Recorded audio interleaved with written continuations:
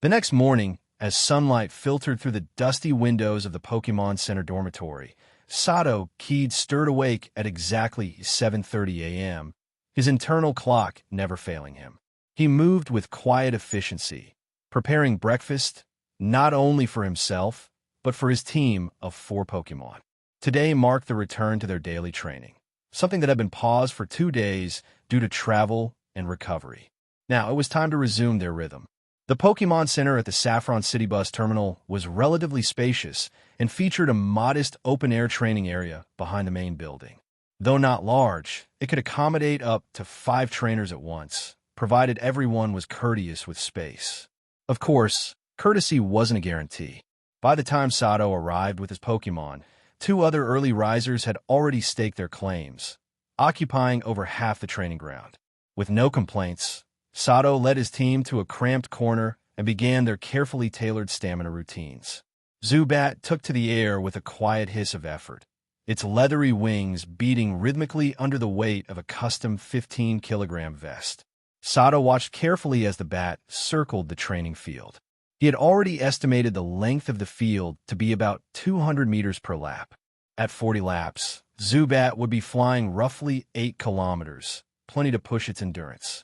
Despite the weight, Zubat had adapted well. Timed with a stopwatch, its weighted lap speed came to 14 seconds, translating to 51 kilometers per hour. Unburdened, Zubat could blaze through 200 meters in 8 seconds flat, peaking at 90 kilometers per hour. "You've grown well," Sato thought as he jotted down numbers in his notebook. Strong wings, sharp reflexes. Life or death training in the field has paid off. On the ground, Nidoran and Growlithe chased each other with childlike energy. Both young, their stamina training consisted of 30 laps each, no weights yet. Sato was cautious about overtraining Pokémon who were still developing physically. They were close in age and temperament, friendly but competitive. Growlithe's graceful running gait and steady pace gave him a clear stamina edge. It was evident he had inherited traits from a powerful lineage. Nidoran, on the other hand, had short bursts of explosive energy, thanks to his powerful hind legs. Their mock rivalry pushed them both harder. Growlithe led most of the race, but Nidoran's sprints on the straights allowed him to close the gap, and sometimes, for a moment, surge ahead. After a handful of laps, both collapsed at Sato's feet, panting heavily. Sato knelt down, scribbling notes. Growlithe, high endurance, stable rhythm. Nidoran, excellent burst and acceleration. Nearby, under the morning sun, Bellossom danced. Sato had removed her training vest for today. He'd observed yesterday that sunlight dramatically boosted her stamina, thanks to the dual blossoms on her head absorbing sunlight for photosynthesis. Her ability to generate energy while moving gave her a unique edge, and he wanted to develop it further. She glided across a figure-8 path that Sato had carefully drawn into the dirt, a motion designed to train her evasion through rhythm and repetition. The pattern mimicked a stylized Z, and Sato theorized that, with practice, Bellossom could evolve this into an effective dodging maneuver in combat. Bellossom's dance was not just aesthetic. It was training, muscle memory, and battle prep in disguise. Petal dance, quiver dance, swords dance, teeter dance, he recited mentally. If she can master all 4, and then create her own moves from that foundation. Sato's eyes narrowed in thought. A Pokémon capable of both healing and destruction through fluid movement. He could already see the potential. Not just a support unit. Bellossom could become the blade hidden behind a field of flowers. Sato's team trained diligently for an hour. 3 waves of trainers had come and gone, each rotating out after their short workouts. But Sato's team remained. The consistency, the silence, and the stamina they showed didn't go unnoticed. Several other trainers observed them quietly from the sidelines. After the final lap, Growlithe and Nidoran stumbled back, tongues lolling, legs trembling but eyes still gleaming with determination. Sato gave a slight nod. That's enough for today.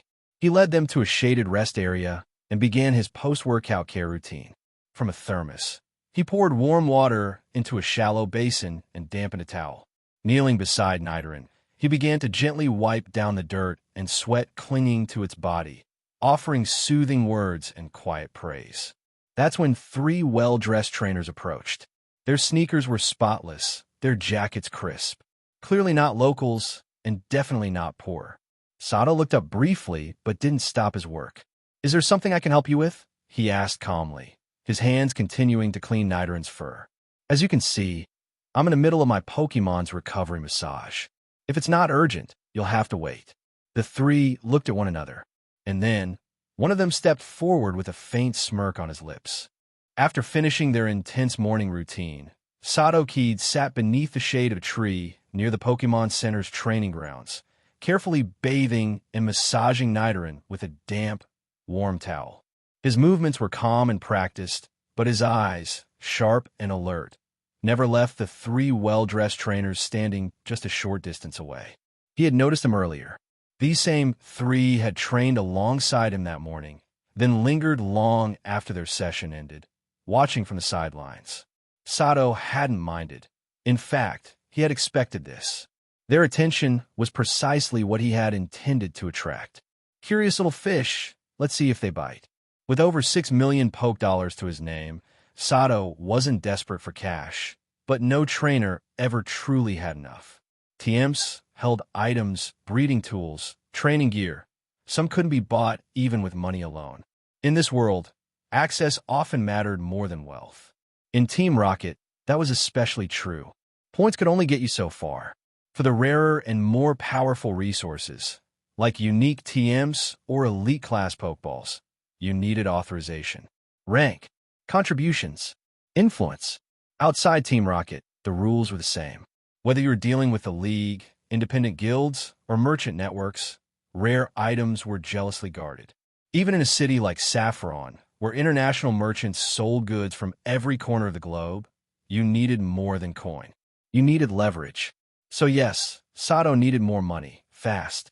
And standing before him now were 3 likely patrons. They waited respectfully until he finished drying Nidoran. Their tailored clothes, polished boots, and understated silver accessories marked them as trainers from elite backgrounds, likely children of merchants, scholars, or lead bureaucrats. One of them stepped forward and bowed slightly. "Excuse me, my name is Umutu. We trained nearby earlier and couldn't help but notice your Pokemon's recovery rate during stamina training was extraordinary. Would you mind sharing what item you're using?" The other 2 nodded eagerly, unable to mask their curiosity. Sato wiped his hands dry and looked up, expression neutral but pleasant. "It's no secret," he said. "The reason my Pokemon recovers so efficiently is because of this." He reached into his bag and produced a small, gleaming poke block. Holding it between his fingers, he let it catch the sunlight before handing it to you. The trio's eyes lit up instantly. Even at a glance, they recognized it. A medium-grade stamina recovery poke block. High quality, expensive, rare. Their confusion vanished, but their expressions darkened slightly. Poke blocks like these weren't something most trainers could get their hands on easily. High-end blocks were rarely sold publicly, and when they required pre-orders or special connections.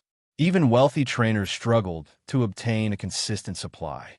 Looking Sato up and down, dressed in plain clothes, clearly not affiliated with any prestigious guild, they assumed he had stumbled upon a few by luck and was using them wisely. They were wrong. As soon as Sato casually hinted that he had more and could even sell some, their restraint shattered. "You have a reliable supplier? Could you sell us some? We'll pay top price." Sato pretended to hesitate before nodding slowly. "All right, but only because you were respectful and didn't press earlier. One condition, though, this stays between us. No sharing, no talking. If word spreads, I might not be able to sell them anymore." They agreed without hesitation. In fact, they were relieved fewer competitors meant more supply for themselves. He led them to a more private spot near the far end of the park. The transaction was smooth. Sato offered each of them several blocks at the standard market rate, 500 Poke Dollars per unit. They didn't even blink. In total, he sold 600 blocks, netting 300,000 Poke Dollars in a matter of minutes. Each buyer left with satisfied smiles and Sato's contact info, fully convinced that he was working under a master-level poke block artisan, one who preferred to stay in the shadows. None of them suspected the truth. Sato himself was the maker. A clean start, he thought, watching their retreating figures. 3 customers, no fuss, no waste. His expression, once friendly, grew cold and calculating. This business is gold, but it's not without risk. To people like the Rockets or the League, I probably look like a fat slab of meat, ripe for carving. I need to stay quiet, stay moving, and never show my full hand. Pocketing the earnings, Sato returned his Pokémon to their balls and stood. He didn't say goodbye to the nurse, nor to Daisy, a friendly trainer he'd exchanged words with yesterday. He simply slipped out the side entrance of the Pokémon Center and vanished into the crowds of Saffron. The less anyone knows where I sleep, the safer I stay. There were too many eyes in this city, and Sato Kaede knew better than to linger where he'd just made a profit. Hey, everyone!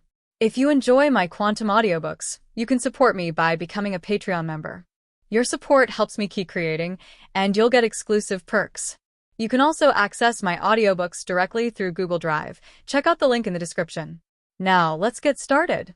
Sato left. After getting into a taxi, he departed from the Pokémon Center, and about 10 minutes later, he arrived at the eastern district of Saffron City, coming from the city's bus station. Yesterday, Sato had already obtained flight information from Nurse Joy regarding planes departing from Saffron City to Hone Slateport City. According to Nurse Joy's detailed description, flights from Saffron City to Slateport City were available daily. However, recently, the Hone region had been experiencing typhoon weather, forcing most flights from Saffron City to Hone to be cancelled in recent days. There wasn't much that could be done about it. It was midsummer, and Hone, being in a tropical area, frequently experienced typhoon conditions during this time of year. Typically, typhoons didn't last long, the quickest ones would end in 2 or 3 days, while the longest might take a week. Sato had also connected to the Pokémon Center's public network through his laptop to check online. Sure enough, the Hone region had been facing typhoon weather recently, and some coastal cities were experiencing flooding, including Slateport City. As a result of this natural disaster, Sato had no choice but to stay in Saffron City for a while, waiting for the typhoon in Hone to pass before he could board a flight from Saffron City to Slateport. Well, I can use this time to explore Saffron City and see if I can gain something useful. After all, Saffron is known as the City of Battles, and it's a good place to hone my skills. But before that, I need to improve my survival skills. Sato thought quietly as he stepped out of the taxi and paid the driver, watching the bustling streets. Sato's primary goal now was to enhance his strength. The fastest way to do that was to obtain rare Pokémon items to quickly boost his Pokémon's battle power, and the quickest way to get those rare items was to buy them. Now that Sato had a solid source of income from selling Poke Blocks, he had the opportunity to purchase these rare Pokémon items with large sums of money. But unfortunately, Saffron City was a mixed bag of people and factions, and with his current abilities, if he exposed his capability to produce Poke Blocks and make a lot of money, he'd be doomed. Therefore, Sato needed to quickly improve his survival skills, otherwise, he wouldn't be able to safely earn money by selling Poke Blocks. How could he maximize his survival skills when his strength couldn't be significantly improved in the short term? After thinking seriously about it last night, Sato came up with a solution: disguise. By creating one or more false identities to bear the risks, his own safety would naturally increase. And the key component that would allow Sato to create one or more fake identities was something he had long wanted to try obtaining: a Ditto. Back when he was at the Rocket Team base in Pewter City, Sato had considered purchasing a Ditto, but for various reasons, the plan was shelved. Now, however, the conditions to acquire a Ditto were practically in place. Saffron City was the most economically prosperous city in the Kanto region, and its prosperity wasn't just maintained by surface-level activities. The largest underground trading market in Kanto, also known as the Black Market, was located here and was a vital part of what sustained Saffron's prosperity. As the largest underground market in Kanto, the Saffron Black Market offered an incredibly diverse range of goods. Whether it was rare Pokémon items or rare Pokémon themselves, it could be said that everything one could want was available there. As long as you have enough money in your pocket, there's a good chance you'll be able to buy what you want here. However, the underground market is a lawless place. Without some strength, revealing your wealth carelessly could easily cost you your life. Sato's current destination was the Saffron City Black Market, where he planned to purchase a Ditto with decent potential to further enhance his survival skills. Although Ditto is rare, that's only under normal circumstances. In the Black Market, which gathers the most Pokémon hunters in Kanto, it's not so rare anymore. Even pseudo-legendary Pokémon occasionally show up here. The problem Sato faced now was that, as someone from out of town, he didn't know the exact location of the Black Market in Saffron City. However, he had a solution to this. Since he didn't know, he could simply ask around. At this point, his identity as a low-ranking rocket grunt became crucial. Team Rocket, being the most powerful underground force in Kanto, naturally had a strong grip on Saffron City's underworld. In Saffron, there were many shops and companies controlled by Team Rocket. The staff in these places were all Rocket members, and typically, there would be lookouts discreetly stationed outside these businesses. These lookouts were the people Sato needed to find. Besides acting as sentries, they also handled contact and information exchange with Rocket members from other regions. Therefore, if Sato could find these people, they would be able to give him the exact location of the Saffron City black market. Sato walked along the bustling street, looking every bit like an out-of-town trainer who had just arrived in Saffron City. As he walked, he wore a look of amazement at the beautifully decorated shops around him, playing the part of a country bumpkin who had just come to the city. To the locals of Saffron City, people like Sato were nothing new. When they saw his bumpkin behavior, most of them gave a slight smile, with a hint of disdain in their eyes, feeling a sense of superiority. Sato, of course, clearly sensed the numerous scornful gazes from the surrounding crowd, but he didn't care at all. He continued his bumpkin act while secretly observing the shops and their surroundings. After some effort, Sato finally found what he was looking for near a game corner located close to a crossroads. At the entrance of an alley next to a shop near the game corner, a ragged beggar sat on a wooden crate, begging for money. The beggar appeared to be slouching lazily, but his eyes, hidden under a worn hat, were keenly watching the passers-by. Sato also noticed that the beggar's right wrist was much paler than the rest of his skin, indicating that he regularly wore something on that wrist. But the most important clue was the dirty, broken bowl the beggar was using to collect money. It was identical to the bowl Sato had frequently used in the cafeteria of the Pewter City rocket base, with a very abstract R engraved on the surface. With these two observations, it wasn't difficult for Sato to deduce that this poor beggar was, in fact, the contact he had been looking for. Seeing the person he was looking for, Sato wasted no time and approached immediately. Naturally, he made it look like he was just a kind-hearted passerby giving some money to the poor beggar. The beggar smelled awful, reeking of sweat. As a result, unless a good Samaritan approached to give alms, most people avoided him, so Sato was the only person near the beggar at this moment. Where is the entrance to the Saffron City black market? Sato placed 100 poke dollars in the beggar's bowl with the hand wearing his Team Rocket watch and quietly asked. The beggar had already noticed Sato from afar, and as he approached, a hint of caution flickered in the beggar's eyes. However, upon seeing the Team Rocket watch Sato deliberately displayed, the sharpness in the beggar's eyes softened significantly. 1,000, the beggar replied. Despite recognizing Sato as one of his own, the rocket grunt disguised as a beggar didn't immediately give the answer but instead stated the price. Sato wasn't surprised by the beggar's bargaining. Without hesitation, he pulled out 9 more $100 bills from his pocket and placed them on top of the bowl. The beggar didn't delay either, softly providing Sato with a location and the name of a shop. After getting the information he wanted, Sato turned and walked away without a second thought, blending into the crowd and quickly disappearing from the beggar's sight. The night before, Sato had downloaded a detailed map of Saffron City using his laptop, but due to waking up early for morning training, he hadn't memorized it completely. The name of the place and the shop the beggar had mentioned didn't ring any bells. However, Sato wasn't worried. Even if he didn't know, there were professionals who definitely would. That's right, those professionals were taxi drivers. A good taxi driver must be able to take passengers to any corner of the city accurately, so knowing the city's routes was essential for them. Sato hailed a taxi by the side of the road and, after telling the driver where he wanted to go, the driver immediately knew the route. In about 10 minutes, the taxi driver successfully brought Sato to a general store located in the outer eastern part of the city. The name of the store matched exactly what the beggar had said. Upon seeing the store, Sato was convinced that the beggar hadn't lied to him. The store looked strikingly similar to the rocket team contact point he had discovered in Pewter City. It was similarly small, similarly run down, and the surrounding commercial street was just as desolate, with only a few shops still open. The rest had signs saying for lease on their doors. The only difference was that this shop was run by an old woman instead of an old man.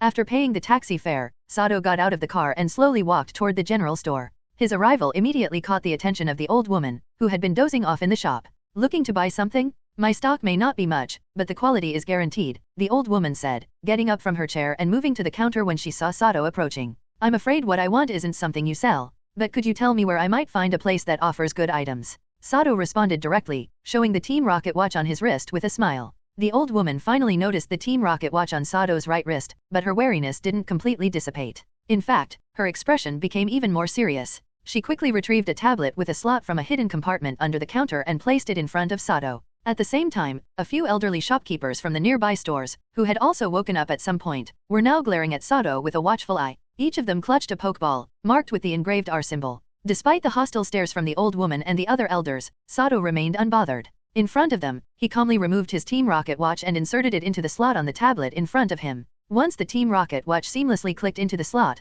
the tablet immediately displayed some of Sato's personal details. Although the information wasn't too detailed, a clear image of Sato in his Team Rocket Grunt uniform appeared on the screen. From Pewter City? Huh? That's quite the distance. Follow me, young man, the old woman said, finally relaxing her guard after glancing at the information on the tablet. She returned the watch to Sato, her expression now neutral. At that moment, the other elderly shopkeepers returned to their earlier sleepy states, lounging lazily in their chairs as the atmosphere around the street reverted to its earlier peaceful calm. Sato put his Team Rocket watch back on without a word and followed the old woman into the general store. She led him all the way to the restroom in the back. To Sato's surprise, the old woman forcefully turned the toilet, revealing a secret underground passage leading to an unknown destination. Go ahead. This is one of the tunnel's Team Rocket controls that leads directly to the Saffron City black market. Someone will meet you at the exit, the old woman said, her face still expressionless. After delivering this message, she began to turn and leave. Thank you for showing me the way, ma'am. Please accept this as a token of my gratitude. Sato nodded and pulled out a stack of bills worth 10,000 poke dollars, offering them to the old woman just as she was turning away.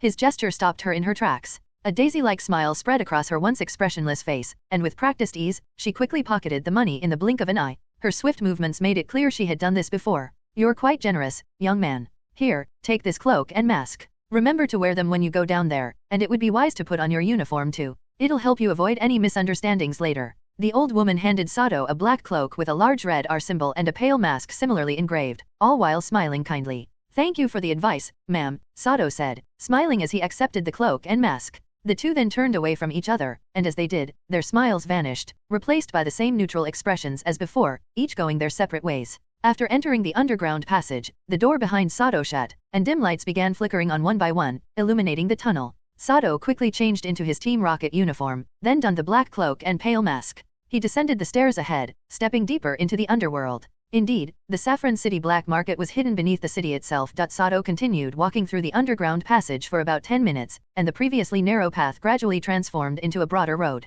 The path he was on felt like a small stream merging into a larger river. For the first 3 minutes or so, Sato had been descending a series of stairs. After that, the path started to level out. By calculating that each step was about 20 centimeters high, Sato mentally estimated that he had walked down more than 4,000 steps, which meant he was now more than 800 meters underground. As he progressed from a smaller path to a larger one, Sato began encountering others dressed similarly to him. Clearly, these people, dressed just like Sato, were members of Team Rocket. However, they had entered the Saffron City black market through different routes, indicating that Team Rocket controlled multiple ways of accessing the black market. The path Sato had taken was merely one of many. The members of Team Rocket were all extremely cold and wary of one another. During their journey, everyone kept silent and maintained a certain distance, as if they wanted no interaction at all. Noticing this, Sato wisely abandoned any thoughts of making small talk. Like the others, he walked in silence, keeping a safe distance as they traveled through the dim and quiet underground passage. Besides the Team Rocket members, Sato also saw many native inhabitants living in the passage. The ceiling was nearly covered with Zubat and Golbat. At this point, Sato noticed that the cloak and mask he wore were proving their worth. In the dimly lit passage, the R symbol on his attire emitted a blood-red glow. The greedy eyes of the bloodthirsty bats changed instantly to fear upon seeing the glowing red R, and they dared not attack Sato or the other passers-by. After walking for about 10 more minutes, the passage ahead began to brighten, indicating that their destination, the Saffron City black market, was close. As they neared the entrance, Sato spotted a team of nearly 100 Team Rocket grunts stationed there. Leading them was a member dressed in a captain's uniform. These Team Rocket members guarding the entrance were undoubtedly the elite. Each of them looked extremely menacing, and the Pokémon by their sides, each a snarling houndoom, were just as fierce. The Team Rocket captain at the front was like a savage beast, his cold, malicious gaze scanning every member who approached the entrance. Clearly, these guards were the final checkpoint of Team Rocket's entrance process. In front of these intimidating sentinels, every approaching Team Rocket member obediently followed the rules. Every Team Rocket member, including Sato, had to undergo an inspection at the entrance. The inspection was simple: remove the mask and present their Team Rocket watch.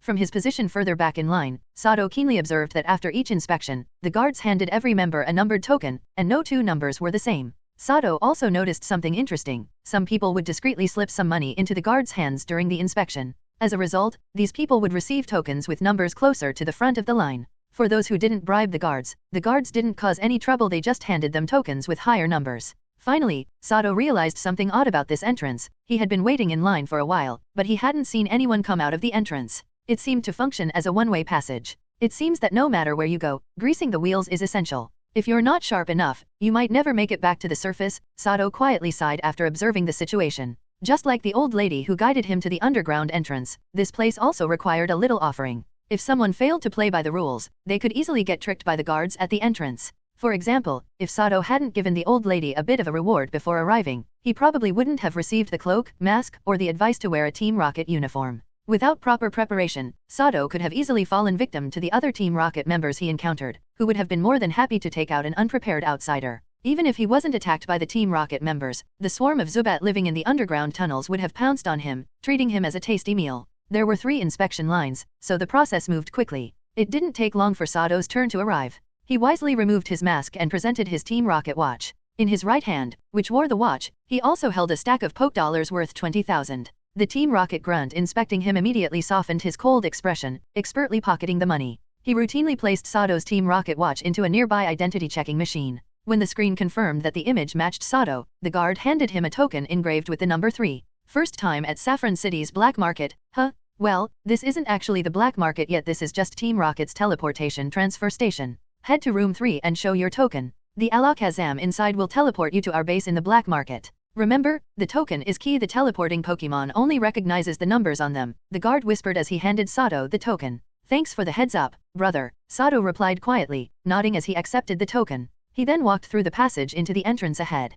Just as the guard had said, beyond the entrance wasn't the Saffron City black market, but rather a spacious and well-lit underground space, the teleportation transfer station. In this underground area, there were numerous small rooms, each equipped with a Psychic-type Pokemon capable of using the teleport move. Once Team Rocket members presented their tokens to the Psychic Pokemon, the Pokemon would instantly teleport them, disappearing from the room for a few seconds before reappearing. Inside the transfer station, many other Team Rocket members like Sato were lined up in front of these numbered rooms, waiting to be teleported according to their token numbers. From what Sato observed, he could finally appreciate the advantage of spending money. The rooms with lower numbers were clearly more efficient than those with higher numbers, as the latter all had long lines of people waiting. The reason for this was largely due to the strength of the Psychic-type Pokemon in each room. The lower numbered rooms had stronger Pokemon, while the higher numbered rooms had weaker ones. For example, the Alakazam that was assigned to teleport Sato was level 43. Its teleport move had been honed to perfection, allowing it to transport 20 to 30 people within a single minute with almost no rest. It's important to note that using teleport consumes a Psychic Pokemon's stamina.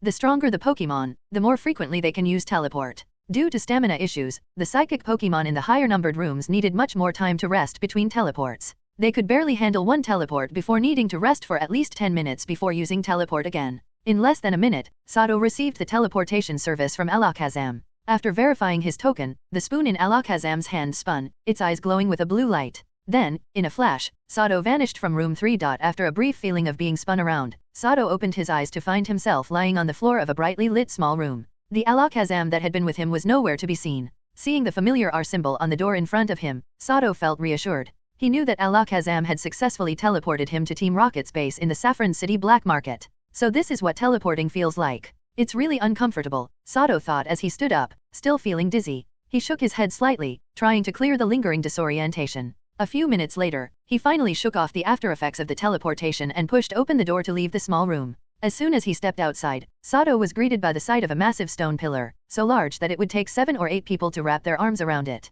Atop the pillar was a large, eye-catching sign, a detailed map of the Saffron City black market. Using this map, Sato got a rough understanding of the market's layout. The Saffron City black market was enormous, covering an area about half the size of the city itself, roughly equivalent to a small town. The market was divided into 4 main regions. The first region was the Pokemon Items Special Zone, located in the northern part of the market. This area was filled with stores set up by various factions and corporations. Buyers could purchase all sorts of equipment and items sold by these groups. The second region was the Pokemon Special Zone, situated in the southeast. As the name suggests, this was the place for buying and selling Pokemon. It was mostly controlled by Pokemon hunter organizations, and one could find Pokemon from all over the world here. The third region was the Free Trade Zone, located in the southwest. This area was open to all visitors of the black market, where anyone could trade freely as long as they paid a protection fee. Currently, this zone was split between 2 major powers, Team Rocket and the Golden Gang, the strongest local gang in Saffron City. However, the map showed that Team Rocket already controlled 60% of the free trade zone.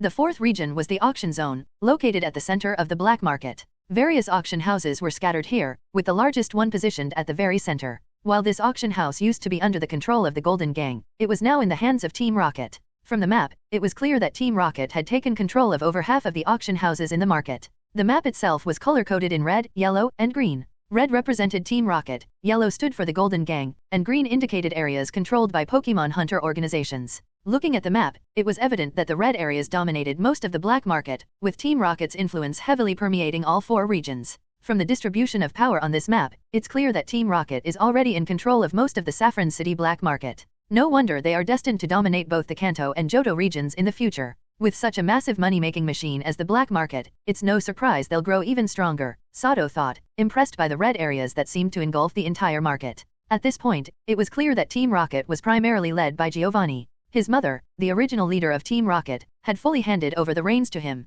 Under Giovanni's leadership, Team Rocket's influence had grown rapidly. The major criminal organizations in the Kanto region were already feeling the pressure of Team Rocket's dominance and were starting to fall in line. Looking at the map, it was also apparent that the Golden Gang, which once controlled the black market, was struggling to survive under Team Rocket's growing influence. It wouldn't be long before Team Rocket completely swallowed up the Golden Gang. After spending about 10 minutes relying on his excellent memory to commit the map on the stone pillar to mind, Sato followed some of the other Team Rocket members who had also just exited the teleportation rooms and began to leave the one-way teleportation hall. The Team Rocket base was quite large and heavily fortified. After leaving the hall, there was another identity check, and after passing, they were issued a new set of cloaks and masks. They were instructed that wearing these items was mandatory while outside in the Saffron City black market. The new cloak and mask weren't much different from what Sato had been wearing, except that the R symbol on them had changed from red to gold. Once Sato completed the series of checks, he followed the signs in the base's corridors and smoothly exited the base, beginning his exploration of the Saffron City black market.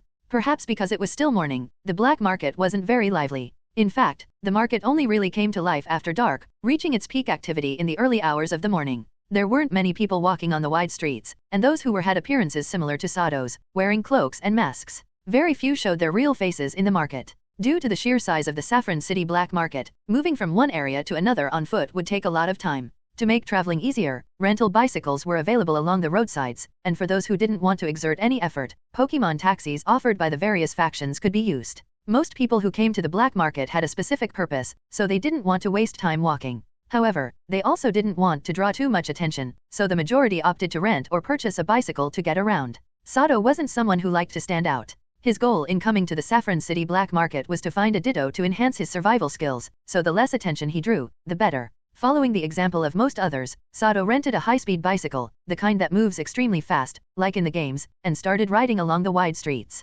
Along the way, Sato encountered many non-Team Rocket individuals. Anyone walking around in the Saffron City black market was undoubtedly a strong trainer, and Sato could feel a sense of pressure just from being near some of them. However, in this environment, which felt like being surrounded by a pack of wolves, Sato didn't feel much fear. His Team Rocket uniform was his biggest shield here. In the Saffron City black market, Team Rocket was unquestionably one of the dominant forces. Even in this lawless zone, members of Team Rocket were relatively safe as they roamed the market. Seeing Sato in his conspicuous Team Rocket uniform, no one dared to provoke him. They all knew that Team Rocket members were highly active in the Saffron City black market. Anyone foolish enough to attack a Team Rocket member here would be declaring war against all the Team Rocket members in the black market. To maintain their dominant position, every Team Rocket member would stop at nothing to retaliate. The Team Rocket base in the Saffron City black market was located at the intersection between the Pokémon Special Zone and the Free Trade Zone, not too far from the Pokémon Special Zone. Relying on the map he had memorized, Sato took a shortcut and, after a brief ride, successfully arrived at the entrance of the Pokémon Special Zone. Ever since humans invented tools to tame Pokémon, the profession of trainer emerged.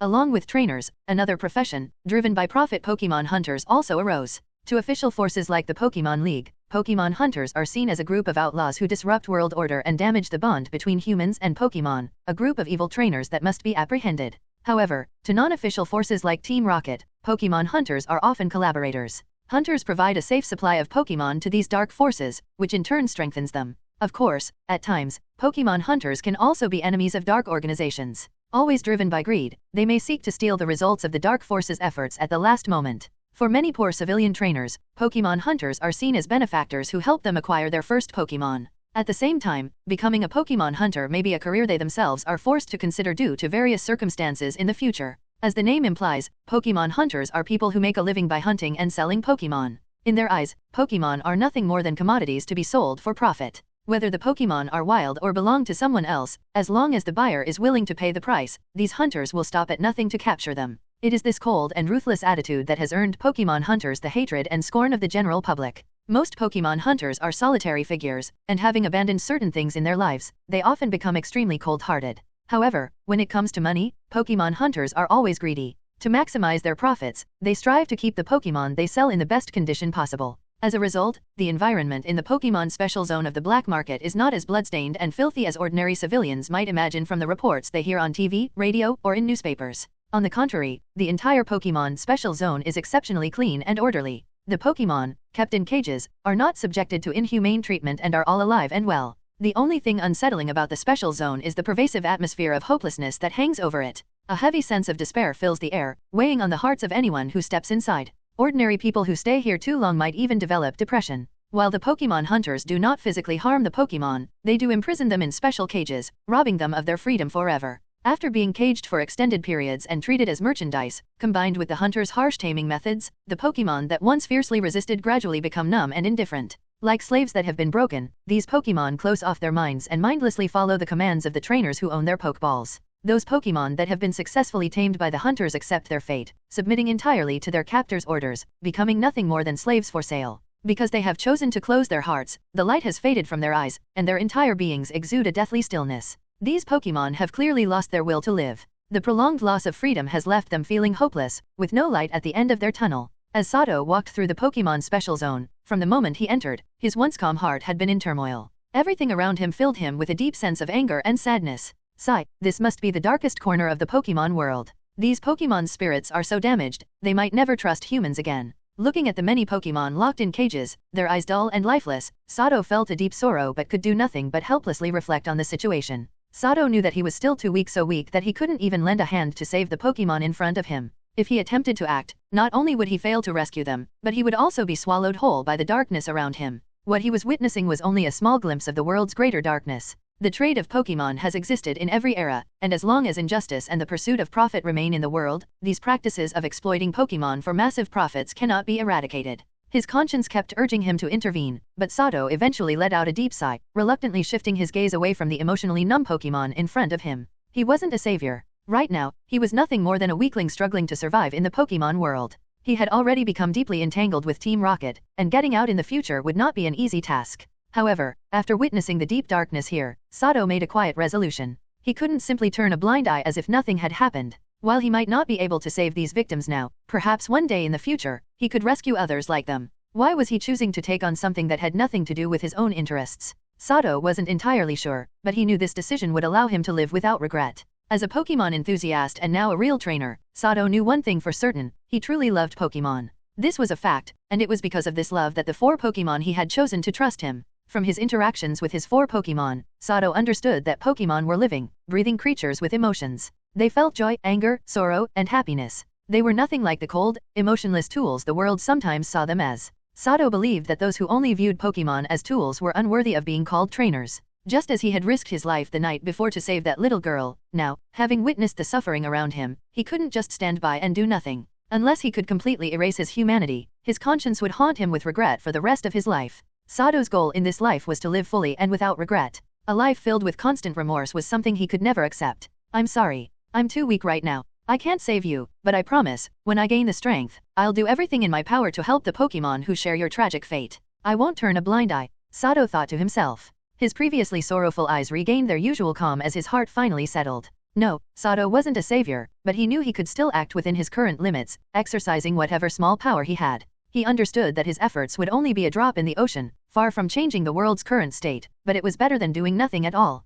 As Sato's heart calmed once more, the 4 Pokeballs on his belt, which had been gently shaking ever since he entered the Pokémon special zone, simultaneously became still. Sato didn't realize it, but his internal struggle and decision had brought him even closer to the 4 Pokémon who could sense his emotions. With his heart at peace again, Sato resumed walking, heading towards a new shop in search of the Ditto he was looking for, continuing his search in this hellish environment. Having lost everything before, Sato understood that to protect what is important, one must have great power. Sometimes, the means of obtaining that power could be distressing, but until he grew stronger, he would have to accept the harsh rules of gaining power. Although Sato wished he didn't have to remain in this place filled with the sadness and despair of the Pokémon, he knew he had to find a partner here that would help him continue moving forward. The Pokémon special zone was vast. Sato had already been walking around for over an hour and was still far from covering the entire area. During that time, he had come across several Ditto being sold at various Pokémon hunter stalls. By comparing prices, he got a rough idea of Ditto's going rate in the Saffron City black market, typically ranging from 4 to 5 million Poké dollars, with the highest priced one currently at 5.5 million.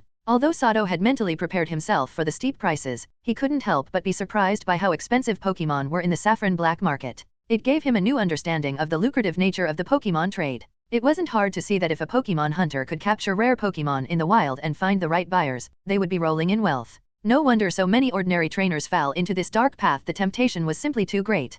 Currently, Sato had around 7 million Poke dollars on hand. If he were to purchase a Ditto, more than half of that would vanish instantly. His earlier idea of heading to the free trade zone to browse for other bargains quickly faded. I thought I had enough money to buy a lot of things, but now I realize I was too naive. The Saffron City black market is like a giant money-devouring beast. The amount of money flowing through here in a single day must be astronomical, Sato thought as he continued his search for Ditto in the Pokémon Special Zone. After over an hour of searching, Sato still hadn't found what he was looking for. Like most of the Pokémon here, the Dittos he had seen had completely lost their wild nature. Perhaps due to being caged for so long, many of them appeared to have mental health issues, with most of them looking sluggish and unresponsive. It was clear they had lost their potential. In Sato's view, the potential of a Pokémon was secondary. What mattered most was their personality. As the saying goes, character determines destiny, and this held true for Pokémon as well. Even if a Pokémon had excellent potential, if it lacked the drive to grow stronger, it would be hard for it to achieve great things. While innate talent was important, hard work and determination were equally crucial.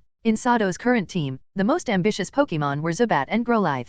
Zubat had a goal to surpass its parent, while Growlithe, as a fire type, had an intense sense of pride. On the other hand, Sato had some concerns about Bellossom and Nidoran. However, recently, Bellossom had shown much more determination since evolving, as if something had given her the resolve to become stronger. Nidoran also seemed to be influenced by Growlithe. Perhaps constantly being outperformed by its peer had stirred its competitive spirit. Lately, Nidoran had been more diligent, even secretly training its psychic powers, instead of always seeking to play around. The Dittos Sato had seen so far, however, were clearly spineless, and with their deteriorated mental states, he had no intention of purchasing one as a companion. Since he wasn't exactly wealthy, every partner he chose had to be carefully selected. He preferred quality over quantity. After another 10 minutes of walking through the special zone, Sato finally came across a stall selling Ditto where the Pokémon's condition was noticeably better than those at the other stalls. The difference was clear. The Pokémon at this stall hadn't undergone much training or conditioning. They appeared to be freshly caught from the wild. However, because these Pokémon were still untamed and it was early in the morning with few people around, combined with the fact that the stall owner wasn't as enthusiastic as others, the stall was quite deserted, with not a single customer in sight. In reality, most of the people who came to the Pokémon Special Zone to buy Pokémon had some sort of background. They were generally from certain organizations, here to purchase large quantities of already tamed Pokémon, which would then be distributed to low-ranking members as replacements for their losses. The Ditto in front of Sato was full of wild energy. Trapped inside a specially made glass cage, it constantly transformed into various nearby Pokémon that were also confined, using different types of moves to try and break the cage. Unfortunately, the glass cage holding the Ditto was clearly designed to withstand such attacks. No matter how many times Ditto transformed into other Pokémon and used different moves, the cage remained completely unscathed. Still, this Ditto clearly hated being trapped in such a small space. After taking short breaks, it relentlessly continued attacking the glass cage in different ways. Sato even noticed it transforming parts of its body into a hammer and a knife to try and break the glass. Looks pretty good, Sato thought to himself, watching from a distance as Ditto tirelessly tried to escape. His eyes brightened. He knew this time he wouldn't be leaving empty-handed. The owner of the stall was an elderly man with silver hair, dressed in a loose black robe. He was sitting on a simple wooden chair, carving a high-quality piece of wood with a small chisel, while an old hounddome lay quietly at his feet. This old hunter's weathered face was marked with several deep scars, making him look fearsome. Despite his age, his eyes were as sharp as an eagle's, watching everything with cold caution. He only softened slightly when looking at the aged hounddome lying beneath him. When Sato approached, the old hunter merely glanced at him before resuming his carving, paying him little attention. He was meticulously chiseling away at the wood, which had already taken the rough shape of a hera cross. If you need something, go get it yourself and bring it over. I'm too old to bother getting up to help you, young man, the old hunter said coldly as Sato stepped within 2 meters of him, still focused on his woodwork. At the same time, the hounddome under the old hunter's chair opened its eyes, fixing a sharp gaze on Sato. Its resting posture shifted slightly, ready to leap at Sato if needed. I understand the rules, sir, Sato replied with a nod, then quickly made his way to the glass cage holding the Ditto. At that moment, the Ditto turned to face Sato, its small eyes glaring fiercely at him. In a flash, it transformed into an Akans, coiling its body and raising its head, mimicking a threatening pose towards Sato. Sato remained silent, but under his mask, a smile appeared on his face. Clearly, this Ditto was quite intelligent, with an impressive memory. There wasn't a single Akans in any of the nearby cages for Ditto to mimic, yet it had successfully transformed into one. What's more, this Ditto seemed to have a deep understanding of Akan's behavior, perfectly mimicking its threatening stance, capturing the very essence of how Akan's intimidates other creatures. Seeing the Ditto in front of him transformed into an Akan's, bearing its fangs and claws, Sato's blue eyes flashed as he utilized the system's detection ability to scan the Ditto. Ditto's data.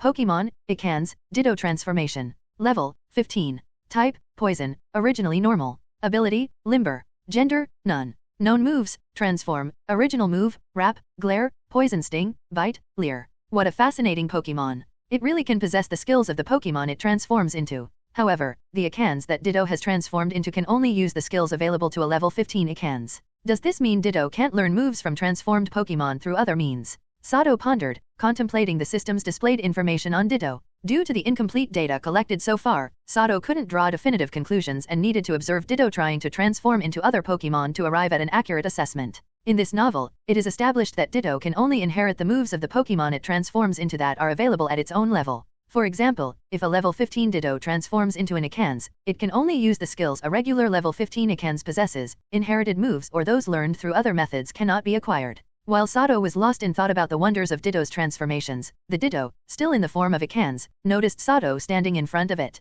With its already foul mood, it chose to take out its frustration on Sato, opening its mouth wide as a barrage of thin purple poison spikes shot out toward him. Of course, since it was enclosed in the glass cage, Sato could only feel speechless at Ditto's outburst. However, Sato found himself liking this Ditto even more because its persistent spirit contrasted sharply with the majority of nearby Pokémon that had already chosen to stay docile in their cages. Please stop attacking me, you should feel that I mean no harm. I can take you with me, Sato said softly, leaning closer to the glass cage to communicate with the Ditto, which had reverted to its original form. Transforming into other Pokémon clearly required a lot of energy. The Ditto, now back to its original form, was panting heavily as it looked at Sato, its small eyes reflecting deep suspicion. Upon hearing Sato's gentle words, the originally wary eyes of the Ditto squinted slightly. To Sato's surprise, it transformed again, this time into a Ralts, inching closer while keeping its sharp eyes fixed on Sato. Meanwhile, the small red horn on its head began to emit a faint glow. Ditto didn't sense any malice from Sato, but it remained distrustful. The other trapped Pokémon had warned it that humans were treacherous and untrustworthy, so it needed to verify this for itself.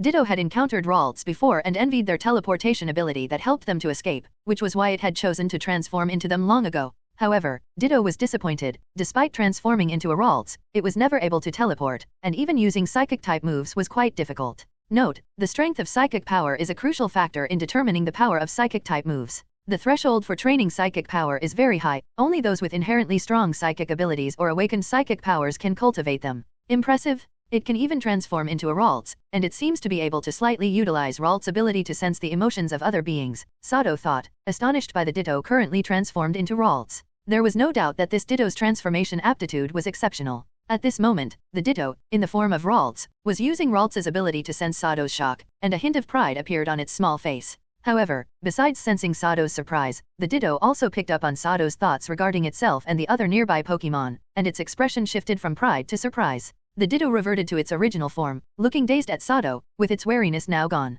It seems you've sensed my true thoughts through Ralts' innate ability. So, how about you come with me? I hope you can help me, Sato said with a bright smile beneath his mask, leaning closer to the glass cage as he spoke softly to the Ditto. The Ditto's mood calmed. Using the temporary abilities gained from transforming into Ralts, it realized that Sato was not a bad person and that he genuinely wanted to help them. Ditto, since it understood that Sato was not a threat and also didn't want to remain in this dreary place, the Ditto nodded in agreement without hesitation. Old man, I want to buy this Ditto. How much is it? Seeing the Ditto nod, Sato immediately lifted the glass cage containing it and brought it before the old hunter, eagerly asking for the price. The glass cage was specially made and difficult to break. To take the Ditto out, Sato had to get the key to open it from the old hunter. In stark contrast to its earlier anger at Sato, the Ditto shrank into a corner when it saw the old hunter, trembling in fear like a mouse in front of a cat. In truth, the Ditto was afraid of the aging Houndoom beside the old hunter. The once lethargic Houndoom now radiated a formidable aura, revealing the terrifying intimidation of a hellhound. This not only sent shivers down the Ditto's spine but also made Sato feel a chill run down his body.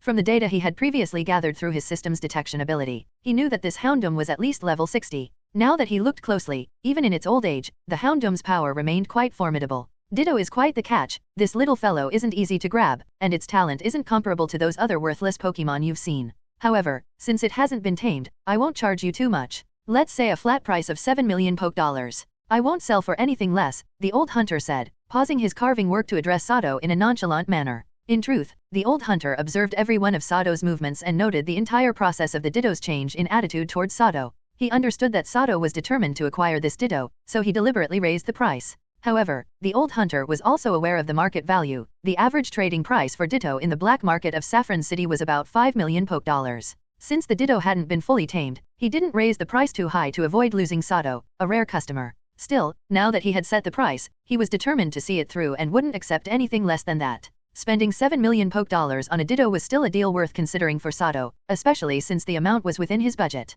After thinking for a while, Sato transferred the 7 million Poke dollars to the bank account specified by the old hunter through an anonymous transaction. Although he was clearly paying more than market value, he was also aware of the fact that he might not encounter another Ditto like this one again, so, in the end, Sato decided that acquiring a Pokémon that fit his needs and standards was much more important than saving some money which he could quickly end up making again. Here you go, it's yours now. Upon seeing the money transferred, the old hunter didn't say another word. He expertly took out a key, opened the glass cage, and retrieved a Pokeball to collect the Ditto, then handed the Pokeball to Sato. After achieving his goal, Sato wasted no time lingering in the Pokemon trading district and quickly rode away on his high-speed bicycle. Having spent a significant amount of money to purchase Ditto, Sato's funds had now reached a dangerously low point. As such, he decided not to stay any longer in the black market of Saffron City and headed directly toward Team Rocket's base. To be honest, Sato had considered selling his Pokeblocks in the free trade zone of the black market. However, after some careful thought, he decided to abandon the idea for safety reasons. Although Team Rocket had a strong influence in the Saffron City black market, they didn't completely dominate it.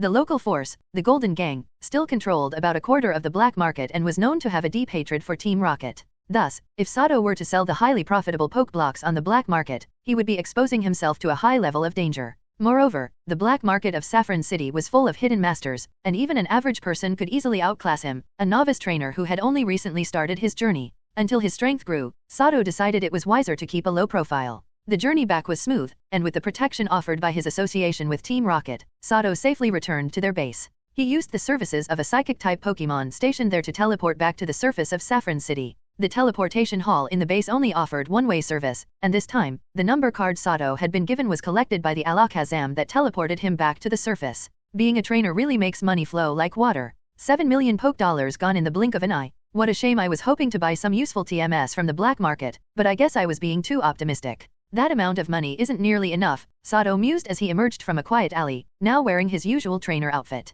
He gazed up at the clear blue sky, reflecting on his recent expenditures. Although he had only been in Saffron City's underground world for a few hours, returning to the surface felt like seeing daylight after a long absence. The warm sunlight on his skin made him feel unusually comfortable. The underground world had been too oppressive, a place where staying too long might make one sick. Upon returning to the surface, Sato immediately took the Pokeball, which was vibrating intensely on his belt, into his hand. After a brief moment of thought, he decided to release Ditto, allowing it to enjoy the sunlight and fresh air of the outside world. Ditto, as expected, Ditto, who hadn't seen the sun in quite some time, was extremely excited. It instantly transformed into an ape-ome, climbing onto Sato's head and chattering loudly. The nearby pedestrians gave Sato and Ditto curious looks. At that moment, Ditto noticed all the humans around them, and its expression grew serious. It glared warily at the passers-by. "All right, Ditto, we're back on the surface now. No need to worry, no one will try to capture you here. If you don't want to attract attention, how about transforming into this hat? That way, you can stay outside and won't draw any unwanted attention," Sato suggested, quickly guiding Ditto back into the alley as he spoke.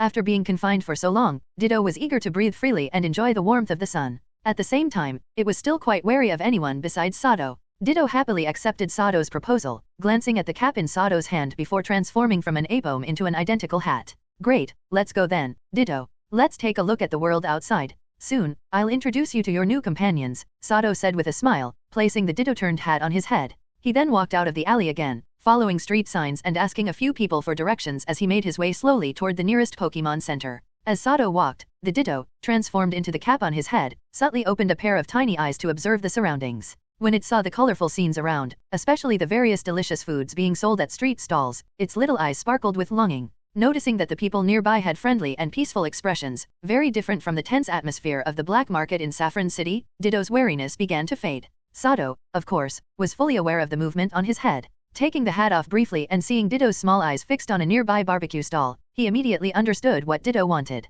Soon, Ditto transformed back into an ape-ome, sitting happily on Sato's shoulder, munching contentedly on a grilled corn cob held in both its hands and tail. Based on directions he received by asking around, Sato knew he was now in the western part of Saffron City. This meant that after visiting the black market, he had traveled from the eastern side of the city all the way to the west. After walking for another 20 minutes, Sato finally arrived at a Pokémon Center. The time was now 11:43 a.m., almost noon. Upon entering the Pokémon Center, Sato returned Ditto to its Pokeball, now a handmade Pokeball, and asked Nurse Joy to give it a full treatment. While Ditto was being treated, Sato found an empty spot in the public hall, took out some snacks, and rested for a while. He had been busy all morning without much of a break and was starting to feel quite tired. As Sato rested, a number of other trainers had gathered in the public hall. They grouped together in small clusters, happily chatting. At a nearby table, a few trainers were discussing something that immediately piqued Sato's interest. Have you heard? A week from now, Bruno of the Kanto Elite Four, the Fighting-type Master, and Lorelei, the Ice-type Master, will be coming to Saffron City to hold an exhibition match. Yeah, of course. That's all over the headlines in today's Poke League Daily. Who doesn't know? Too bad it's only for those who qualify in the pre-battles. Only the top 2 finalists get a chance to battle the Elite Four. Exactly. Even though it's an exhibition match, getting the opportunity to face the Elite Four is so rare. If someone manages to defeat one of their Pokémon in battle, they could instantly become famous. Who knows, they might even gain the favor of Bruno or Lorelei? Wow, I'm thinking of joining the pre-battles. What do you say? The registration deadline is tomorrow, so it's not too late. If you want to go, go ahead. I'm not about to embarrass myself. I've seen tons of powerful trainers sign up, most of them have collected gym badges already. I even heard that Sabrina, the gym leader of Saffron City, has joined as well. Yeah, with so many strong trainers competing, people like us, who haven't even collected a single gym badge, would probably get knocked out in the first round of the qualifiers. An exhibition match with 2 members of the Elite Four, this is amazing. Even if it's not their full strength, just being able to gather data on their Pokémon would be a huge advantage. Listening carefully to the conversation between the chatty trainers nearby, Sato's eyes lit up with excitement. The title of the Elite Four and the champion is a mark of both power and supreme honor, and in every region governed by the Pokémon League, only 5 trainers can earn this prestigious title. These 5 trainers, without exception, have climbed to the very peak of their journey as Pokémon trainers. Their strength far surpasses that of the average trainer, and they represent the strongest force under the banner of the Pokémon League. Most trainers who earn the title of the Elite Four, or the champion, have achieved extraordinary feats within a specific Pokémon type. In these areas, they can rightfully be called Pokémon Masters. However, in the Kanto region, there are currently only 4 individuals who have attained the Elite Four title: Dragon-type Master, Lance, Ghost-type Master, Agatha, Fighting-type Master, Bruno, and Ice-type Master, Lorelei. As for the title of champion, the ultimate trainer in Kanto, it has remained vacant ever since the previous champion, Red, voluntarily stepped down. The reason for this vacancy is largely due to the fact that no one has been able to successfully defeat the Kanto Elite Four. Likewise, none of the current Elite Four members have been able to overcome the others, leaving the champion's seat empty. Despite not having a reigning champion, the Kanto League is still widely regarded as the strongest league. Even without a champion, the Kanto Elite Four consistently ranks first in total points at the Regional Elite Four tournament.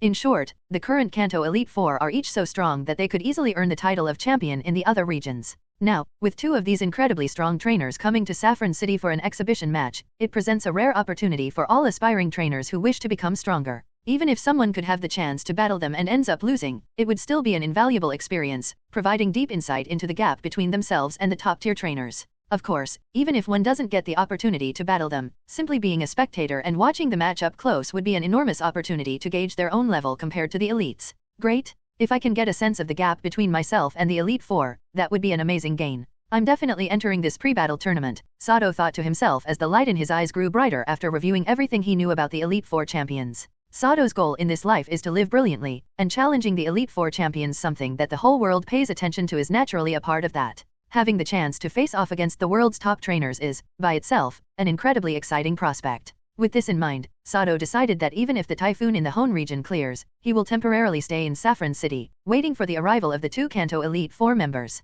He wanted to witness their strength firsthand, to better understand the gap between him and the top trainers. After all, once he completed the trial mission given to him by Team Rocket's higher UPS, there may not be many chances to personally witness such Elite Four exhibition matches in the future. It's an opportunity he couldn't afford to miss. Before long, Ditto's treatment was complete. Sato went to the counter to retrieve Ditto, releasing it once again. As soon as it emerged from the Pokeball, even before the white light faded, Ditto quickly transformed into an Apom and climbed back onto Sato's shoulder. Sato then made his way back to the service counter. "Hello, how can I assist you today?" Nurse Joy, still maintaining her professional smile, asked as Sato approached the counter. "Yes, I'd like to enter the pre-battle tournament for the Elite Four exhibition match in Saffron City. Here's my ID and the 2 Pokemon I'll be registering for the competition." Sato got straight to the point, placing his ID on the counter and informing Nurse Joy of his intentions. Based on the conversation of the chatty trainers earlier, the entry requirements for the Elite Four exhibition pre-tournament are quite simple. Anyone can participate, regardless of whether they are a league trainer or not. As long as you register successfully at any Pokémon Center in Saffron City, you can join the pre-tournament. However, unlike league trainers who can participate for free, non-league trainers must pay an entry fee of 10,000 Poké Dollars. Since Sato is currently a league trainer, even though he's not from one of the main branches, he qualifies for free entry. The whole process went smoothly, and after learning of his request, Nurse Joy quickly helped him register for the tournament. The pre-tournament will be held 2 days from now. It will be a one-on-one elimination format, and you can only use 2 Pokémon. Now, please bring out the Pokémon you want to register for the tournament, Nurse Joy explained after completing Sato's personal information registration. Sato didn't hesitate much when choosing his tournament Pokémon. He immediately registered his strongest team members, Zubat and Bellossom. After completing the registration of his 2 Pokémon, Sato also requested a single room from Nurse Joy. Once he received the key, he headed off to his room. It was now noon, just the right time to get some lunch. Entering his single room, Sato began preparing meals for all 4 of his Pokémon. Since Ditto had already eaten 2 grilled corn earlier, he didn't prepare lunch for it. Everyone, come on out. Once the food was ready, Sato released all 4 of his Pokémon. In the next moment, amidst a flash of white light, Zubat, Nidoran, Bellossom, and Growlithe appeared in the room. Let me introduce you to our new companion, Ditto. Everyone, let's get along well from now on, Sato said, smiling at the 4 Pokémon that had just been released. At this point, Ditto, who had transformed into Apom, curiously observed the 4 newly released Pokémon. Sensing their friendliness, it quickly jumped off Sato's shoulder and headed straight for Growlithe. In Growlithe's surprised gaze, Ditto transformed, using Growlithe as its model, and changed from an Apom into a Growlithe. It then greeted the original Growlithe cheerfully. Seeing Ditto suddenly transform into a fellow Growlithe, the real one was naturally quite surprised. However, happy to see another of its kind, Growlithe immediately started playing with Ditto. After successfully befriending Growlithe, Ditto began changing its transformation targets, turning from Growlithe into Nidoran, then into Bellossom, and finally into Zubat. Although it seemed unbelievable, thanks to its transformation abilities, Ditto quickly bonded with all 4 of Sato's Pokémon. Moreover, Ditto seemed very pleased to have made new friends and began to show off its impressive transformation and memory abilities. It transformed into a total of 9 different Pokémon in front of Sato and the group. In the end, Ditto still preferred to remain in its Apom form, returning to that shape to interact with the others. With Ditto, the shape-shifting Pokémon, in the room, the atmosphere was lively and full of joy. After lunch, the 5 Pokémon were playing happily in the room. At the same time, Sato was enjoying a delivered meal of pork cutlet and rice, eating contentedly while watching Ditto entertain Zubat and the others by showing off its transformation skills. There was no doubt about Ditto's excellent memory. From what Sato had observed so far, Ditto could recall at least 15 different Pokémon transformations. Among those, its transformations into Sandshrew, Pidgeotto, and Apom were the most refined. When Sato referred to Ditto's transformations as most refined, it meant that when Ditto transformed into those Pokémon, it could mimic not only their appearances but also their habits and abilities, using their skills with great flexibility. For example, when Ditto transformed into Apom, likely due to its similarly playful nature, it mimicked Apom to perfection. The Ditto-turned Apom was almost indistinguishable from a real one, fully adapted to Apom's body and even skillfully using its tail just like a true Apom.